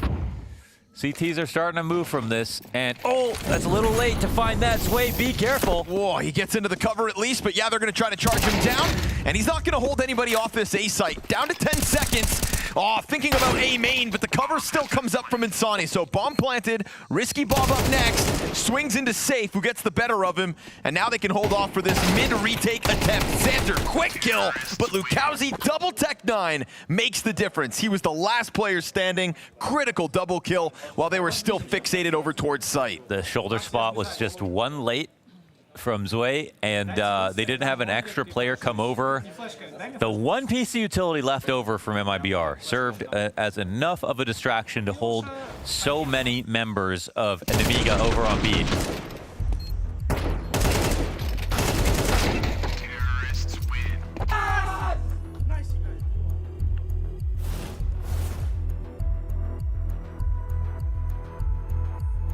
They were getting shut out at each choke point.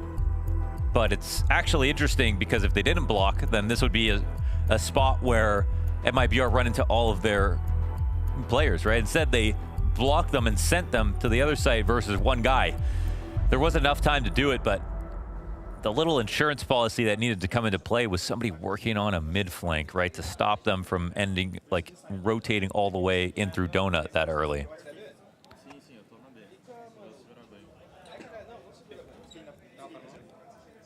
I think Nemiga were like, I thought we had an agreement, B only. Yeah, but when it comes down to it and you're feeling desperate, when you've met 3 smoke grenades, clearly MIBR willing to pull the plug and head elsewhere. They know when they're not wanted. Oh, okay, ramp progression. Nemiga trying to fight this with that cave split coming through. Exit hangs on to his, and the bottom of the ramp now starting to be taken over by Xanter. You've got this smoke to section off a player outside of the doors. You know there's one stuck in that corner, but the smoke fades and Xanter's got to leave. That's a brave man. Really extended his visit with that little extra spam, but it's a position they needed because he's low, they're down to 3.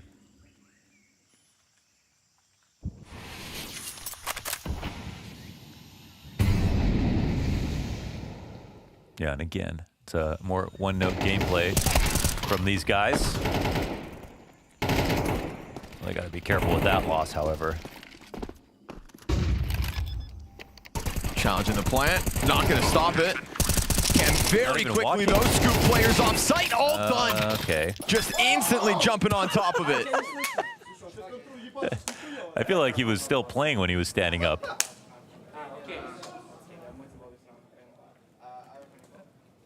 He's not playing to win, he's just playing to celebrate. Yeah, he's in it for the rounds.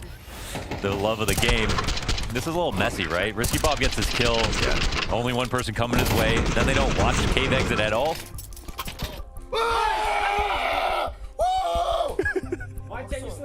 I feel like there's always one person per major that learns what it's like to be just yelling on LAN. You know, let's go back to, say, Flawless for Shanghai. Yeah.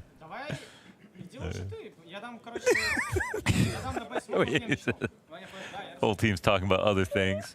It's like, bro, you're only winning by 1.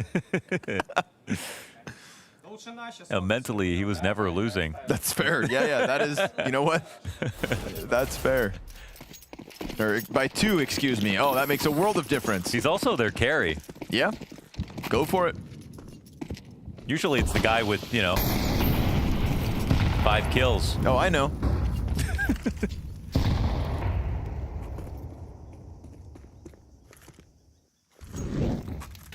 So the idea is to go B, is it? Oh. We need a heat map on this game. How ingenious. These guys are just...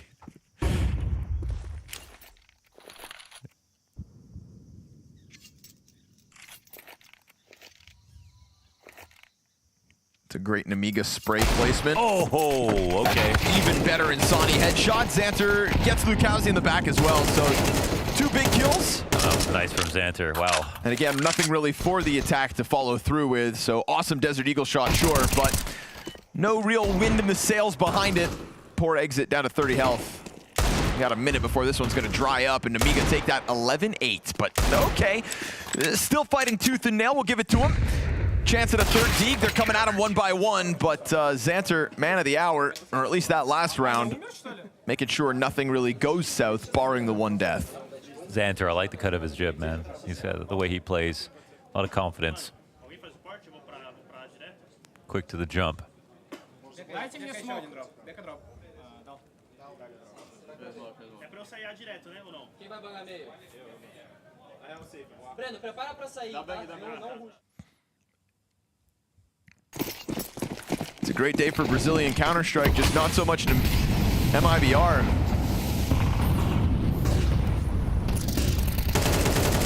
There's still time, it looks like. Yep, gonna find timing. If you let him keep fighting, he will. Like they're going A. You asked earlier, you know, how is he sitting 15 kills and still losing? Hasn't stopped getting these frags. 22 and 11. A site absolutely taken over. Turns out there's a second half to this map. And it turns out that it looks good on MIBR. Yeah, especially when mid control goes that way. All right. He's Insani as Weapon X with a supporting flash, and they take 2 out on mid. Out of spawn calls are exciting. MIBR are not dressing this one up to be too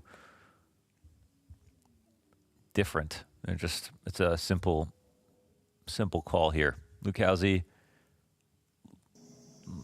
looks like he's gonna get, it feels like he's gonna randomly turn around, but right now, okay. Con right to the point.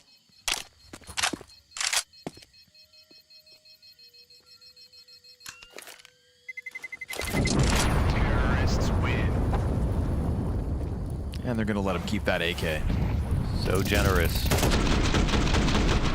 Dangerous game from Insani, but clearly that safe flashbang was worth its weight in gold. 2 sitting ducks bottom middle for Insani to clean up.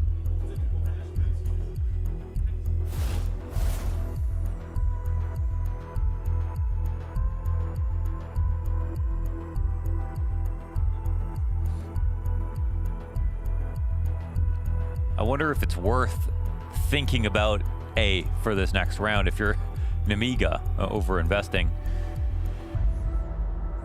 Again, a good way to just get it out of the way is just early pushes. So it might be a clash in A main if it's going to be another A call.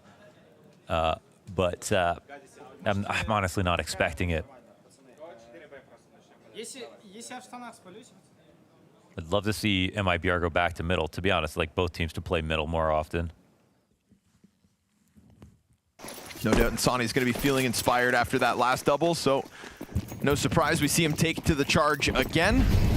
Same flashes, same attack, just nobody home this time.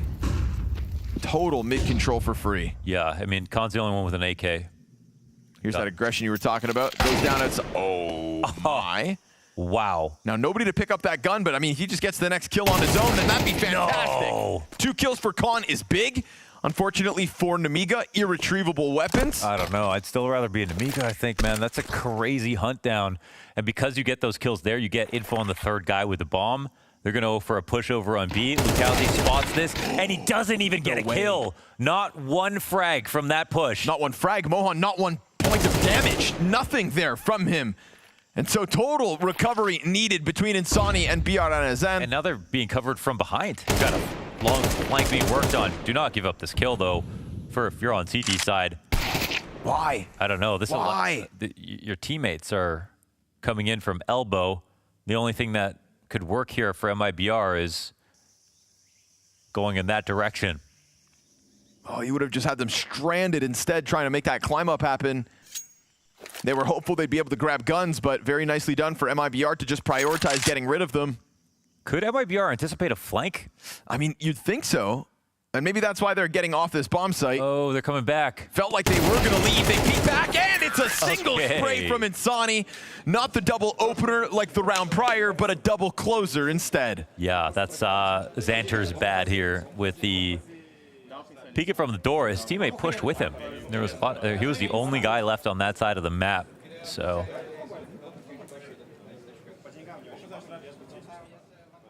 looked like he wanted some action. Close call for MIBR, but they survive. Could have just held on to that door, though. Yeah, no kidding. Man. After Khan did all that? Yeah. Least you can do is be patient. Especially knowing the flank's going down, but look at this bombardment of the outer B site. Op looking for its point of contact. Risky Bob already trying to challenge this with spam, and they're gonna peel safe right off the top of that box. Now Xanter in the corner! Disgusting! teammates dropping all around him. BRN trying to keep this one alive. He's got Exit still with him over towards that ramp. And they've got everything that's left of Nemiga corralled inside this cave. And they've got to be cautious because they just chucked the nade in. Nemiga stuck behind that smoke for the time being. Are going to throw Zway over towards ramp. That's going to be Exit to deal with it. They let him go here. So it seemed. Instead, he takes up a position in the site. And now he's got to keep turning his head, and every time he turns it, he could just miss the timing. Zway straight up hits the headshot. There's the double back from BRN, and now on for the ace. One player left. A coveted 11th round that eludes him. Stare at that. Lear on his feet. Youngest player at the major. Locking this one up in the 1v1 for map point. Denies the ace and takes 12. Ooh. Good effort, but my goodness. And this first shot from Xanter? What is this? What's this one right here? Dude. Oh.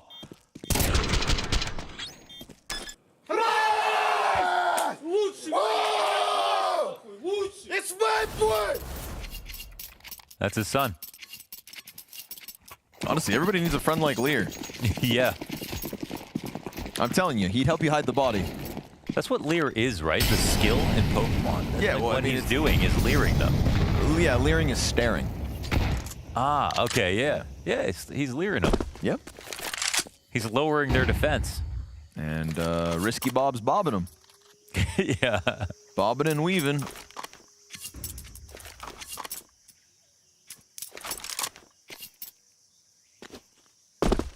That's my boy, says Lear. And it's one thing to be talking trash over the top like he is, but it's another to do it while you're 20 and 16. He is backing it up with play. Big time. And Nemiga are just so constantly taking these fights, taking these prods. I mean, they're just more active than MIBR, who have decided not to go B, and instead will walk 4 players red room. That's going to be hard to read, but they got the push on B mate. Look at this, oh, 7-person fight set up in middle. They all turn. One of those 4 players looks this direction. What an awkward fight to have to take. Khan's not able to stop them from getting over to the back end of B. It's still a B hit. It's just coming from the other direction. There's also an A hit going on. What in the world was this round? 4 players pushing in a window. They get caught instantly and still catch the flank kill. Oh yeah, second layer doesn't get the frag somehow. The old classic 4-push red to B. While getting flanked at a cave from 3 people. Yeah. I'm gonna let you take it. I'm gonna let you break that one down. Yeah, and that's why, like, MIBR, they win the round, but like, you can see so many problems here with the way that they're playing sometimes. Whew. Overtime for M80 and OG at the moment as well. Ah, okay. Witness our multi-viewer. Only on Blast TV. And 4K. With auto highlights. That's how he caught that. Disgusting.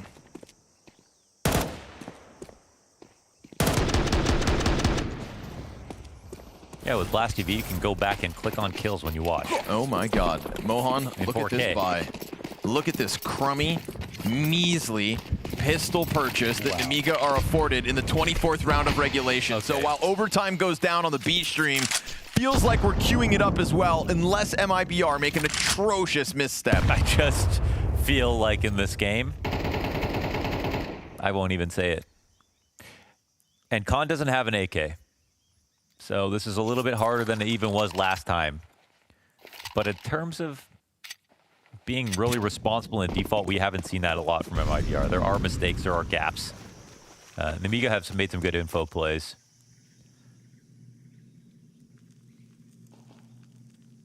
This one's coming back to A. Oh man, Zway with a 5-7 in this spot. Can be lethal. Looks like they're just terrified right now. They don't know exactly where they want to go. Footing out middle at least, right? This angle from safe into donut. Worried about red room, but a lot of space being given over by Nemiga. Is this fake the fake isn't working. They threw that utility, and now the CTs are leaving B. Oh, no. They're literally asking for more fights. Oh, this 5-7 in this position versus an MIBR that looks to be kind of stalling out, a little scared to try to push overtime. Okay. Luckily for them, 5-7 goes down with nothing. It's not the only one here, though, and it's all in A main. Insani able to collect the next kill, and he'll catch Xanter in the back of sight as well. So even though Nemiga put the pieces in the right place, unfortunately for them, everybody comes up empty-handed. Pistols not enough. 12 rounds of play per half, not enough. We're going to overtime to decide who goes 0-2 in both of these 0-1 games. Yeah, someone's worst nightmare.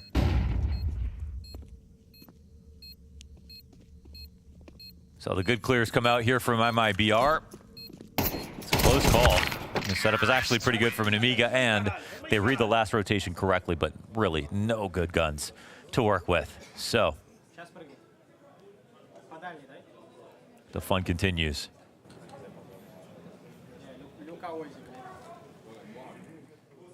There's definitely a few timid steps throughout that T side from MIBR, but I do think that ultimately they had a more varied playbook.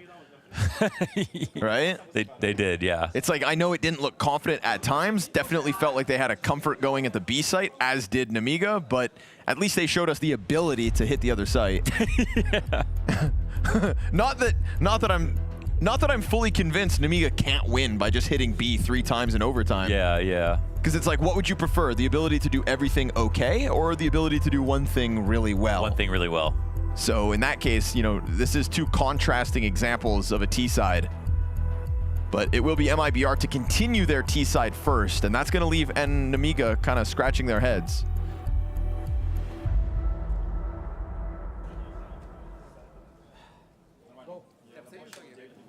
Eat, sleep, grind, repeat. That's how you get here.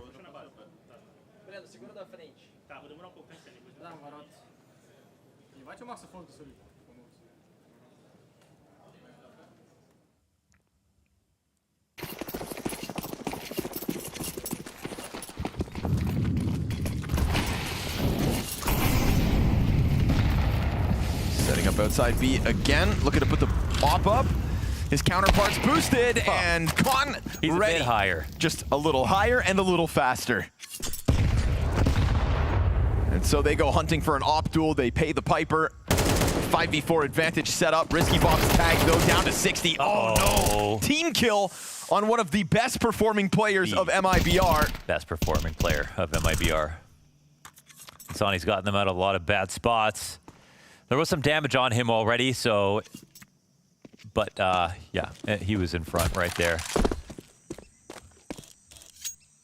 To be fair to BRN, the second best performer on MIBR. Both dead now, of course.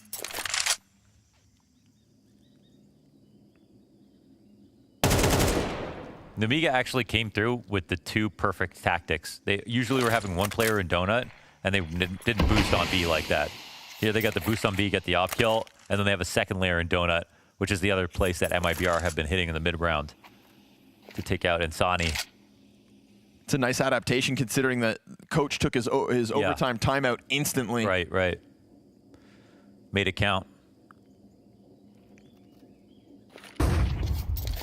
He would have been waiting to talk as well because they all burned through their timeout some few rounds ago. No, exactly.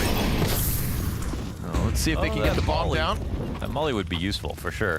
Utility opens the door. Gonna have to go for a suboptimal plant. Fire fades out. No plant at all. Exit's gonna need some very big kills here, and they're just going to avoid him. He has missed his timing. 1 second more and maybe, but he's gonna get run down, gunned down, embarrassed as Nemiga take the first round in overtime. Got the coach to thank for that, I am sure. There was perfect counterplay to how MIBR wanted to set up. That's not their first time going up on the boost. That's not their first time trying to challenge Donut, but they were seeing a lot more success previously in those areas.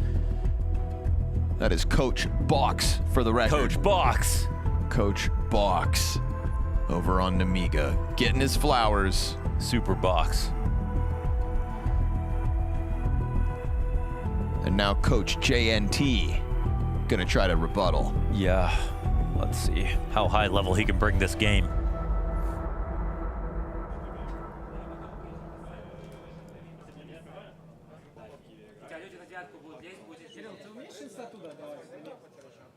It would just be so funny if they rushed B. Sabe pagar a tabelada que cai na eletrônica? Mano, posso pagar. Banga e apaga. But surely that will be the case. Surely not. I think you go back to the Insani mid plays because he found success here a couple of times, but eats those flashes on the way in, and by the time he regains vision, he thinks they're gone. It's actually still 2 players fighting front donut. Thing is, they win the duel. That's a risky bomb peek and a BRN trade back. There are bodies out here for MIBR, and you can't afford to lose a second donut player. BRN's also low off the start of this round, so that mid control was their first attempt. But there's a lot more talking in this round. There's got to be adaptations and layers and protocols, and this push. So the exit smoked out. He's got a teammate in the corner though, Lukowski. Uh-oh, not as clean as he would have hoped. Definitely feeling alone at the moment. Loses straight up to Lear. That's incredible. I can't believe that happened. No, not like this. And another smoke. Oh, and Lear gets the wall bang. Oh, this round is just rude. That's just awful. I feel bad for MIBR right there. Dude, Lukowski, that's not the Lukowski we know. He's tucking, he's waiting for someone to help him. This guy's an animal, right? When he comes out and plays CS, Lukowski was the guy who had the craziest T-sides, the most aggressive plays ever, sure. He's maybe tempered it, crafted it nicely for tier 1, but that's a moment, man, where Lukowski would not have been waiting for some help to take a duel. The guy he was fighting was out in the middle of nowhere. There's T's behind the doors. He shouldn't have let Lear take this ankle on him. He should have swung out and finished that duel. And now look where it leaves them. Money low in overtime at the major, and so we've got limitations for MIBR, but we do have an opening kill. Insani hits the ground. No double down from Zwei. Lear to try and save it again, but he has his back exposed to Lukowski, who gets a quick taste of revenge. Still stuck in this corner. Tapped out by Xanter. He's too fast. Low health for B Aranazan. In a 1v2, he can take this bomb towards A site, but Nemiga say if we're not on the attack, we can still seem to rush B. Over and over, that aggression down the lane. Over and over, Lear with impact. Another multi-kill here in overtime, and down he goes at the hands of Khan. It is a flawless CT side in overtime. Yeah, and the full credit, man. The attack pause was beautiful to bring them the first round. The fragging was better. The confidence was higher. They did everything better than MIBR. That's why they swept. And look at Lear being consistent as hell, man. Just having way too much fun with it. Yeah, he's even doing like a Moses dance. Yeah, like the SpongeBob floppy arm. Yeah. The jellyfish wiggle. Someone get this man an ice cream.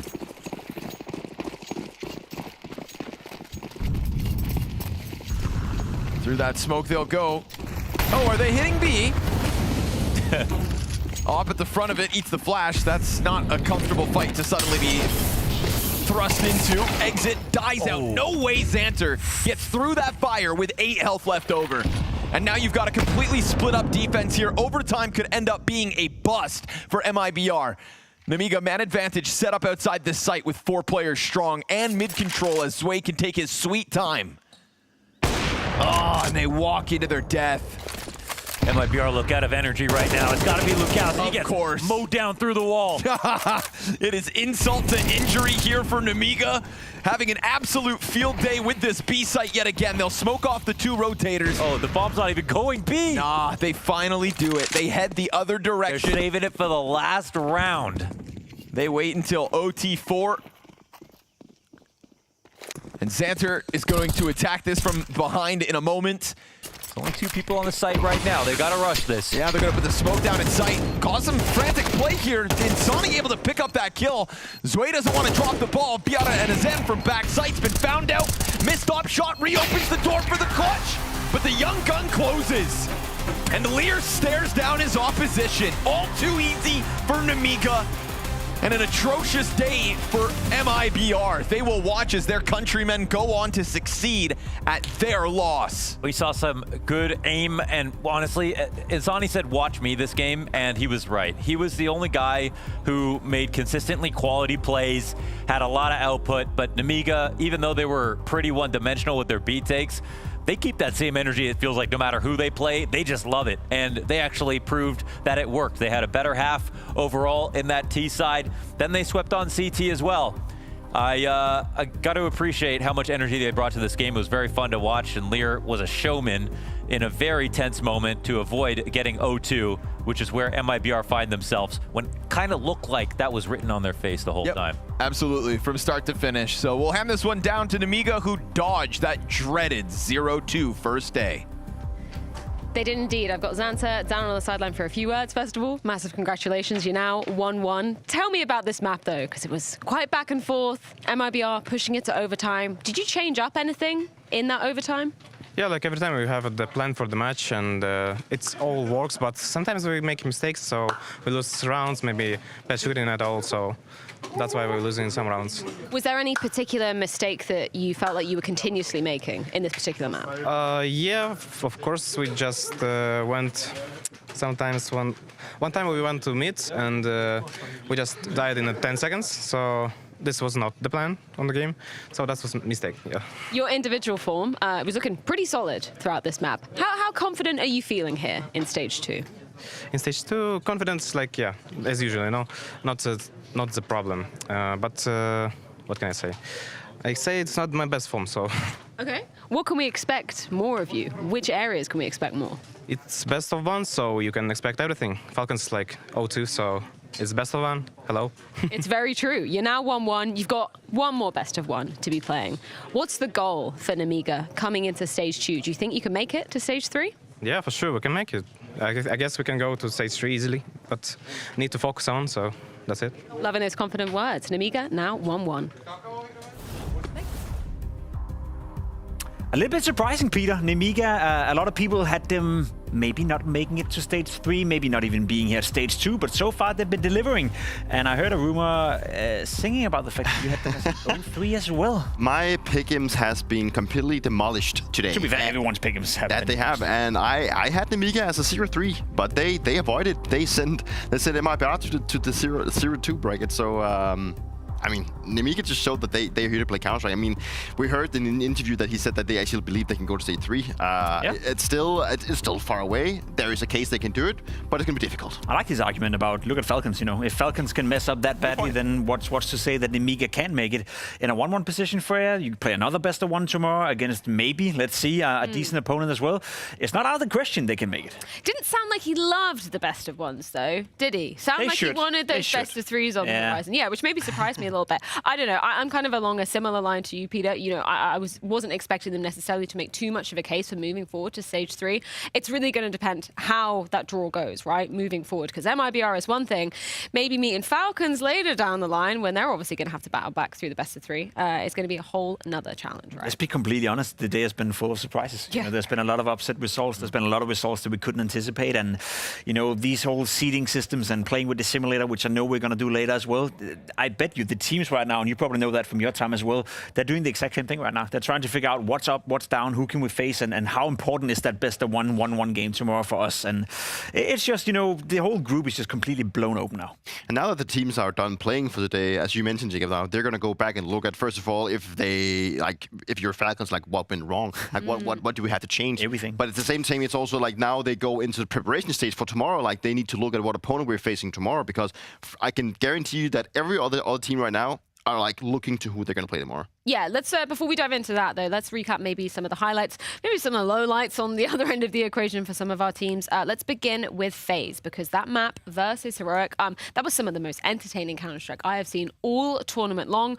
Obviously, you know, a bit of a sour note for Heroic, but it's great to see FaZe coming in with that much firepower. Came out guns blazing. I saw the game in my room, and you could see from the get-go that Kerrigan was fired up, Simple was fired up, Elise was fired up, Frozen had a fantastic showing as well, and look at that. Kerrigan even went out on Twitter after the game and apologized for maybe getting a little bit ahead of himself right here. I don't think he should apologize for anything. I love the fact that we get to see that vibe, we get to see a bit of attitude, and let's not forget that one of the players on the Heroic side called Simple a noob or something along those lines. Or wasn't Simple called him a noob, and I don't want to say it, Peter, but it was Youngster, and he didn't necessarily have the best game versus FaZe. No, I mean, like, you know, Youngster still being very young in that department. I mean, he is at a stage where if you start mocking the big dogs and they start biting back, you know, that's where it's going to be very difficult for you, and he did not have a great game. I love the fact that he took it to Simple, you know. That was right, but on the other hand, like, you had Simple coming into this game performing, and I like what I saw from Frozen in the first game.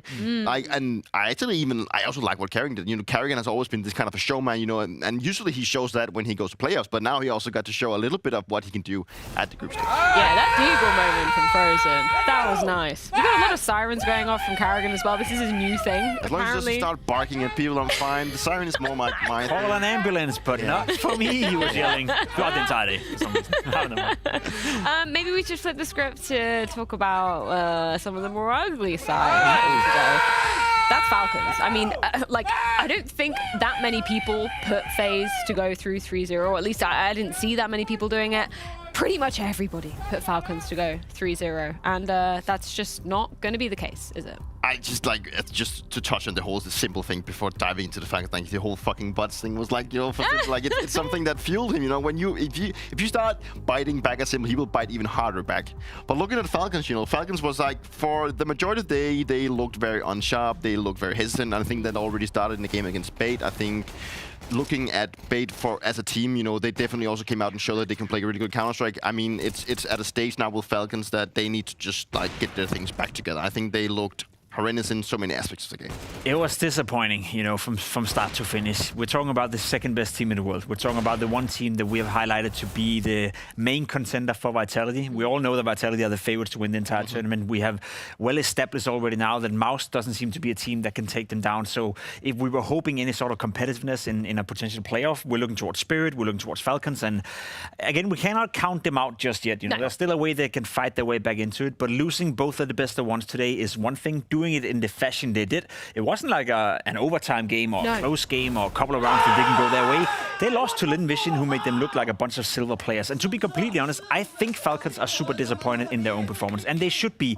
But I also remain confident that they will find their way back into it. Heading into the best of threes, when have you ever seen m0NESY play 2 bad days in a row? No. You know, it's not going to happen. So it is disappointing, but let's calm just down a tiny bit. We obviously talk a lot about pressure, and that's, you know, aptly so when you look at Falcons and what they've allowed us to expect from them over the past few months. We did also see a hell of a lot of frustrations coming out of Nico. We were pointing out in the green room, right? Even when it was, you know, not necessarily Lynn Vision taking the lead, it was still pretty early in the game. You could see he was visibly frustrated, and I don't blame him because you're coming off a 0-1 loss. You're on the precipice of going 0-2. That eventuality, it did happen. The pressure is just like super high for Falcons. It's been like that ever since I got to play there. Like everything Falcons went into Counter-2 and stated that they want to create a super team.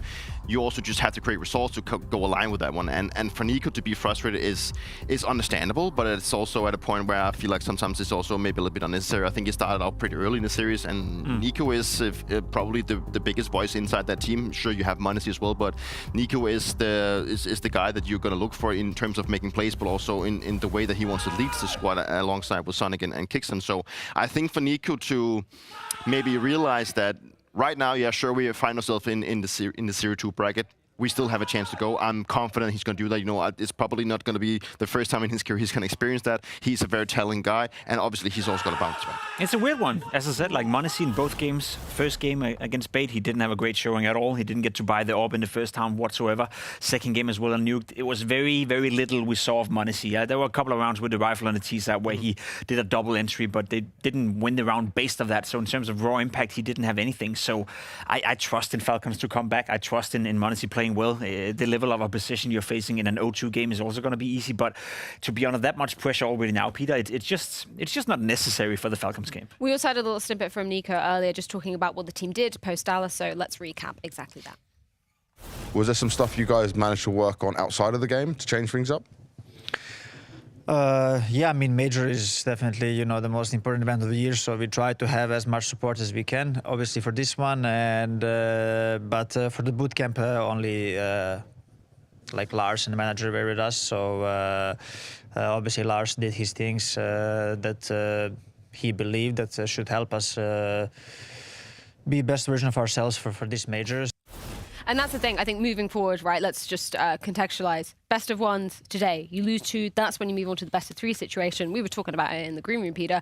That's a moment where you don't count Falcons out, right? Like, I don't want to give them the liberty of saying, oh, it's just best of ones. They're not using that as an excuse, but I think best of 3, this is where you expect them to bounce back. I'm still confident that Falcons is going to make the next stage. I mean, they get into like very known territory now that they're used to playing best of 3s, and without making it as an excuse that they went 0-2 by playing best of 1s, it's more like it's deeper for them. I think they just need to like leave this day behind. It's only been one day, and tomorrow's going to have another showing. You know what I love? I love playing this game of what if, and what if Falcons were to lose tomorrow?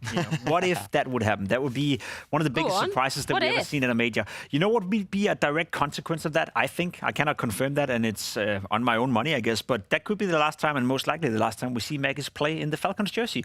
I know there's rumors about him and Tessus. I still think that potentially could be an open conversation. I know who I would remove, if Kusuke came in.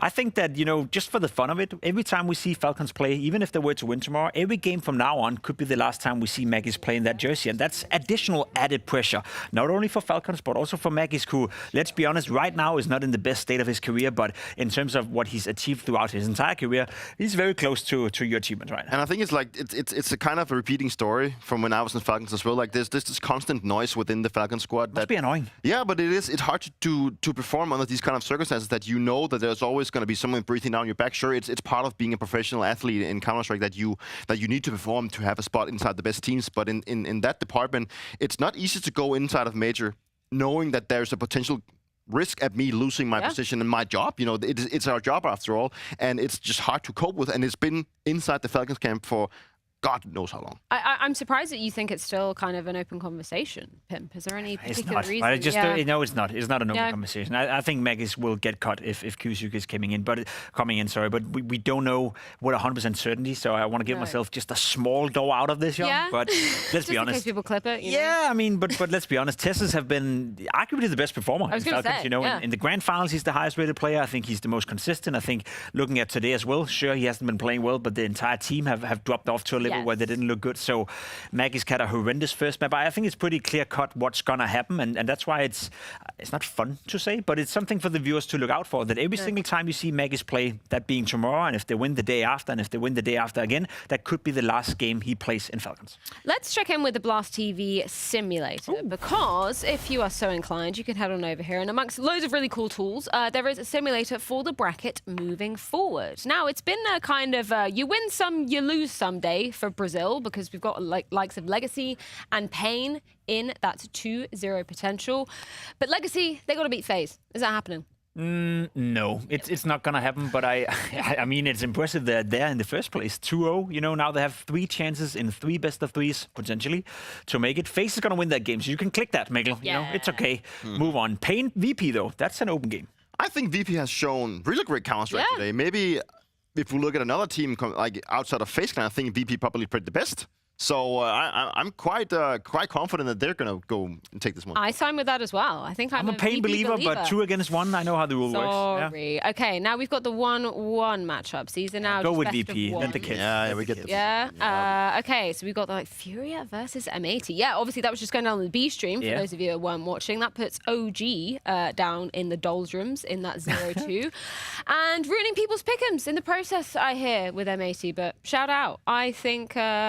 I still think Furia are going to win. Everyone is at the pick'ems right now. I mean, we're screwed, let's be completely honest. I think it's going to be tough to get that diamond. I think had it been anyone else than Furia, I would have said Furia would win that game instantly. I don't believe that much in M80. I had them in my 0-3 considerations. I know they made a comeback against OG. They should have lost that game. They were down 12-7 or 12-8. I think Furia will win, but M80, they could make a game out of it. Oh, TYLOO, Lynn, Vision. Okay. We got another domestic. He's going to love that and playing against his friends. Oh, man, he's going to love it. He's got brothers everywhere. He's got friends everywhere. He's got ice cream everywhere, apparently. So do we tomorrow. I'm going with TYLOO. I think it's tough. What if this win? What if this win today against Falcons sparked even more confidence inside of Lynn Vision? Okay. But then again, is it a mystic matchup? Anything can happen. Okay, I got you. TYLOO is going to win. 2 against 1, Peter. Let's Move go. on. All right. G is 2-1 up, according to us. Okay, 3D Max versus Nemiga. I think 3D Max. Yeah, I'm going to buy them as well. Yeah. Really? Yeah. Okay. Did you not see them this morning? Yeah, I think the more I see Nemiga play, the better they look. I know it wasn't that convincing in this game. They really had to fight for it, but beating MIBR is no slouch, and I think Nemiga is getting better and better, and I think, in all honesty, 3D Max, I can't remember who said it, maybe Maui or Jason or someone else who's decently smart. Like, this is the last time they can prove to us that lineup can actually work out. You know, they've been stagnating for a long time, and I think I'm losing belief in them being more than just a decent team, and I think 3D Max as a whole right now is also losing that belief. I actually have Nemiga winning that one, but we can go with 3D Max just for the sake of being the democracy. This last game in the 1-1. Oh, you went with Nemiga. I like that. Oh, Bait versus Heroic. Heroic killed my pick'ems earlier, so I'm gonna be a Bait believer. I honestly, I had Bait being a team that could go to the next stage. So I'm going to go 100% on Bait on this. Oh, wow. Heroic is going to win that game. They are the better team, and Bait have overperformed so far this made it. They look decent. They look great. They win against Falcons. Congratulations. Falcons played like a nutsack, to be completely honest. I think Heroic is going to win that game. I also agree. I think it's going with Heroic. Really? Sorry. I'm sorry to rain on your parade. Yeah, but I'm still in the Heroic camp. That's a sick game, though. Oh, who's going home? Who's going home? Who's going home, Peter? MIBR bet boom. Let's go for, I want Bet Boom to do good, but they have not surprised me. They have not shown anything great for me at this stage whatsoever. Yeah, it was a little bit like in the first stage. I'm going to have to... Oh, it's tough. MIBR, let's go. I think Bet Boom is going to win that one, to be completely honest. I think MIBR have been very lackluster so far. So has Bet Boom, to be fair. You know what, FURIA? You get the verdict. Bet Boom. Let's go. They win? Again, you go against me. Yeah. Well... I hope nobody's going against anyone. I feel for OG right now. Oh, God. Yeah, that must be... that's a stinker. They don't deserve... Well, they do deserve that because they threw the game versus M80. But imagine being up 12-7 against M80, and the next thing you know, you lose that game, and then you realize, oh, fuck, we're playing Falcons tomorrow in an O2 game. I don't see a world where Falcons will have 2 days back-to-back that will be so off that they play as they did today. So the safe call has to be Falcons. I just want to put it out there. Sorry, OG. Like, there's nothing against you, but Falcons have got to win this. Should we check in for you guys at home? You've got to set some alarms because there's a hell of a lot of Counter-Strike going down, and there's 2 streams to be watching it on. Let's check in with the A stream first of all. As aforementioned, TYLOO versus Lynn Vision, FURIA, M80, FaZe versus Legacy, and finally Falcons versus OG to be rounding out the day. That's low-key a banger game. That's low-key a game that could have been a 2-0 game. This is a really good day at Counter-Strike. It is a really good day at Counter-Strike. I totally agree. Excellent FaZe Legacy stuff. one. We think Legacy can put up a fight against FaZe? At this point, I don't want to count on Legacy anymore because I've done that like 2 or 3 times throughout this tournament so far, and I'm not going to do it one more time. So there is a case where Legacy could win. Do you want me to end on a bombshell? Go on, drop it. Best year would never. Ooh. Well, on that bombshell, I think it is time to say good night. Thank you, everybody who has been joining us here today. Thank you, Jacob, for your spicy takes as always. Thank you, Dupree, for just being a lovely person to be around, and all of your insight you've provided. We will be seeing you same time, same place tomorrow for day 2 of Stage 2. Honestly, they wouldn't.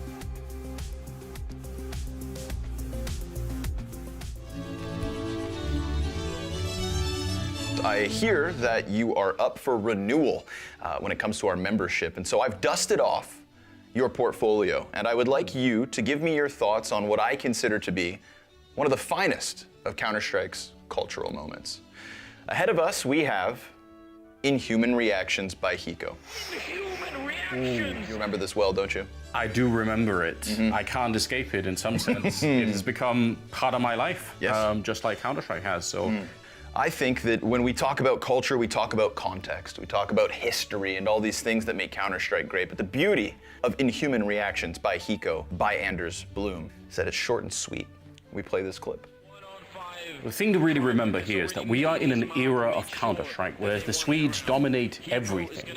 There is no challenge. Everyone knows they're the best, and Hiko is just this North American player. Sure, he's got a bit of a personality. He's got a bit of something going on for him. And then this happens. What is that? Oh.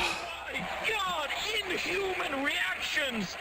That is Counter-Strike in its essence. We see him go on to lose this round, and I think one of the great things that you said here, Not even with an aimbot could you have got that kill, and Hiko sometimes anything is possible. I think Hiko's very lucky Mr. Bloom, that you were there to elevate this moment? Ultimately ended up being a big moment for both of us in many ways, even years later. So when we think of cultural impact with Counter-Strike, I give this a 10 out of 10.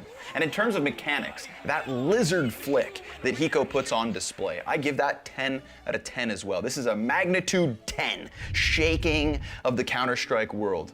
100% glory in my eyes. Well, I would be remiss to argue with that. I will agree with your score. Ah, fine taste.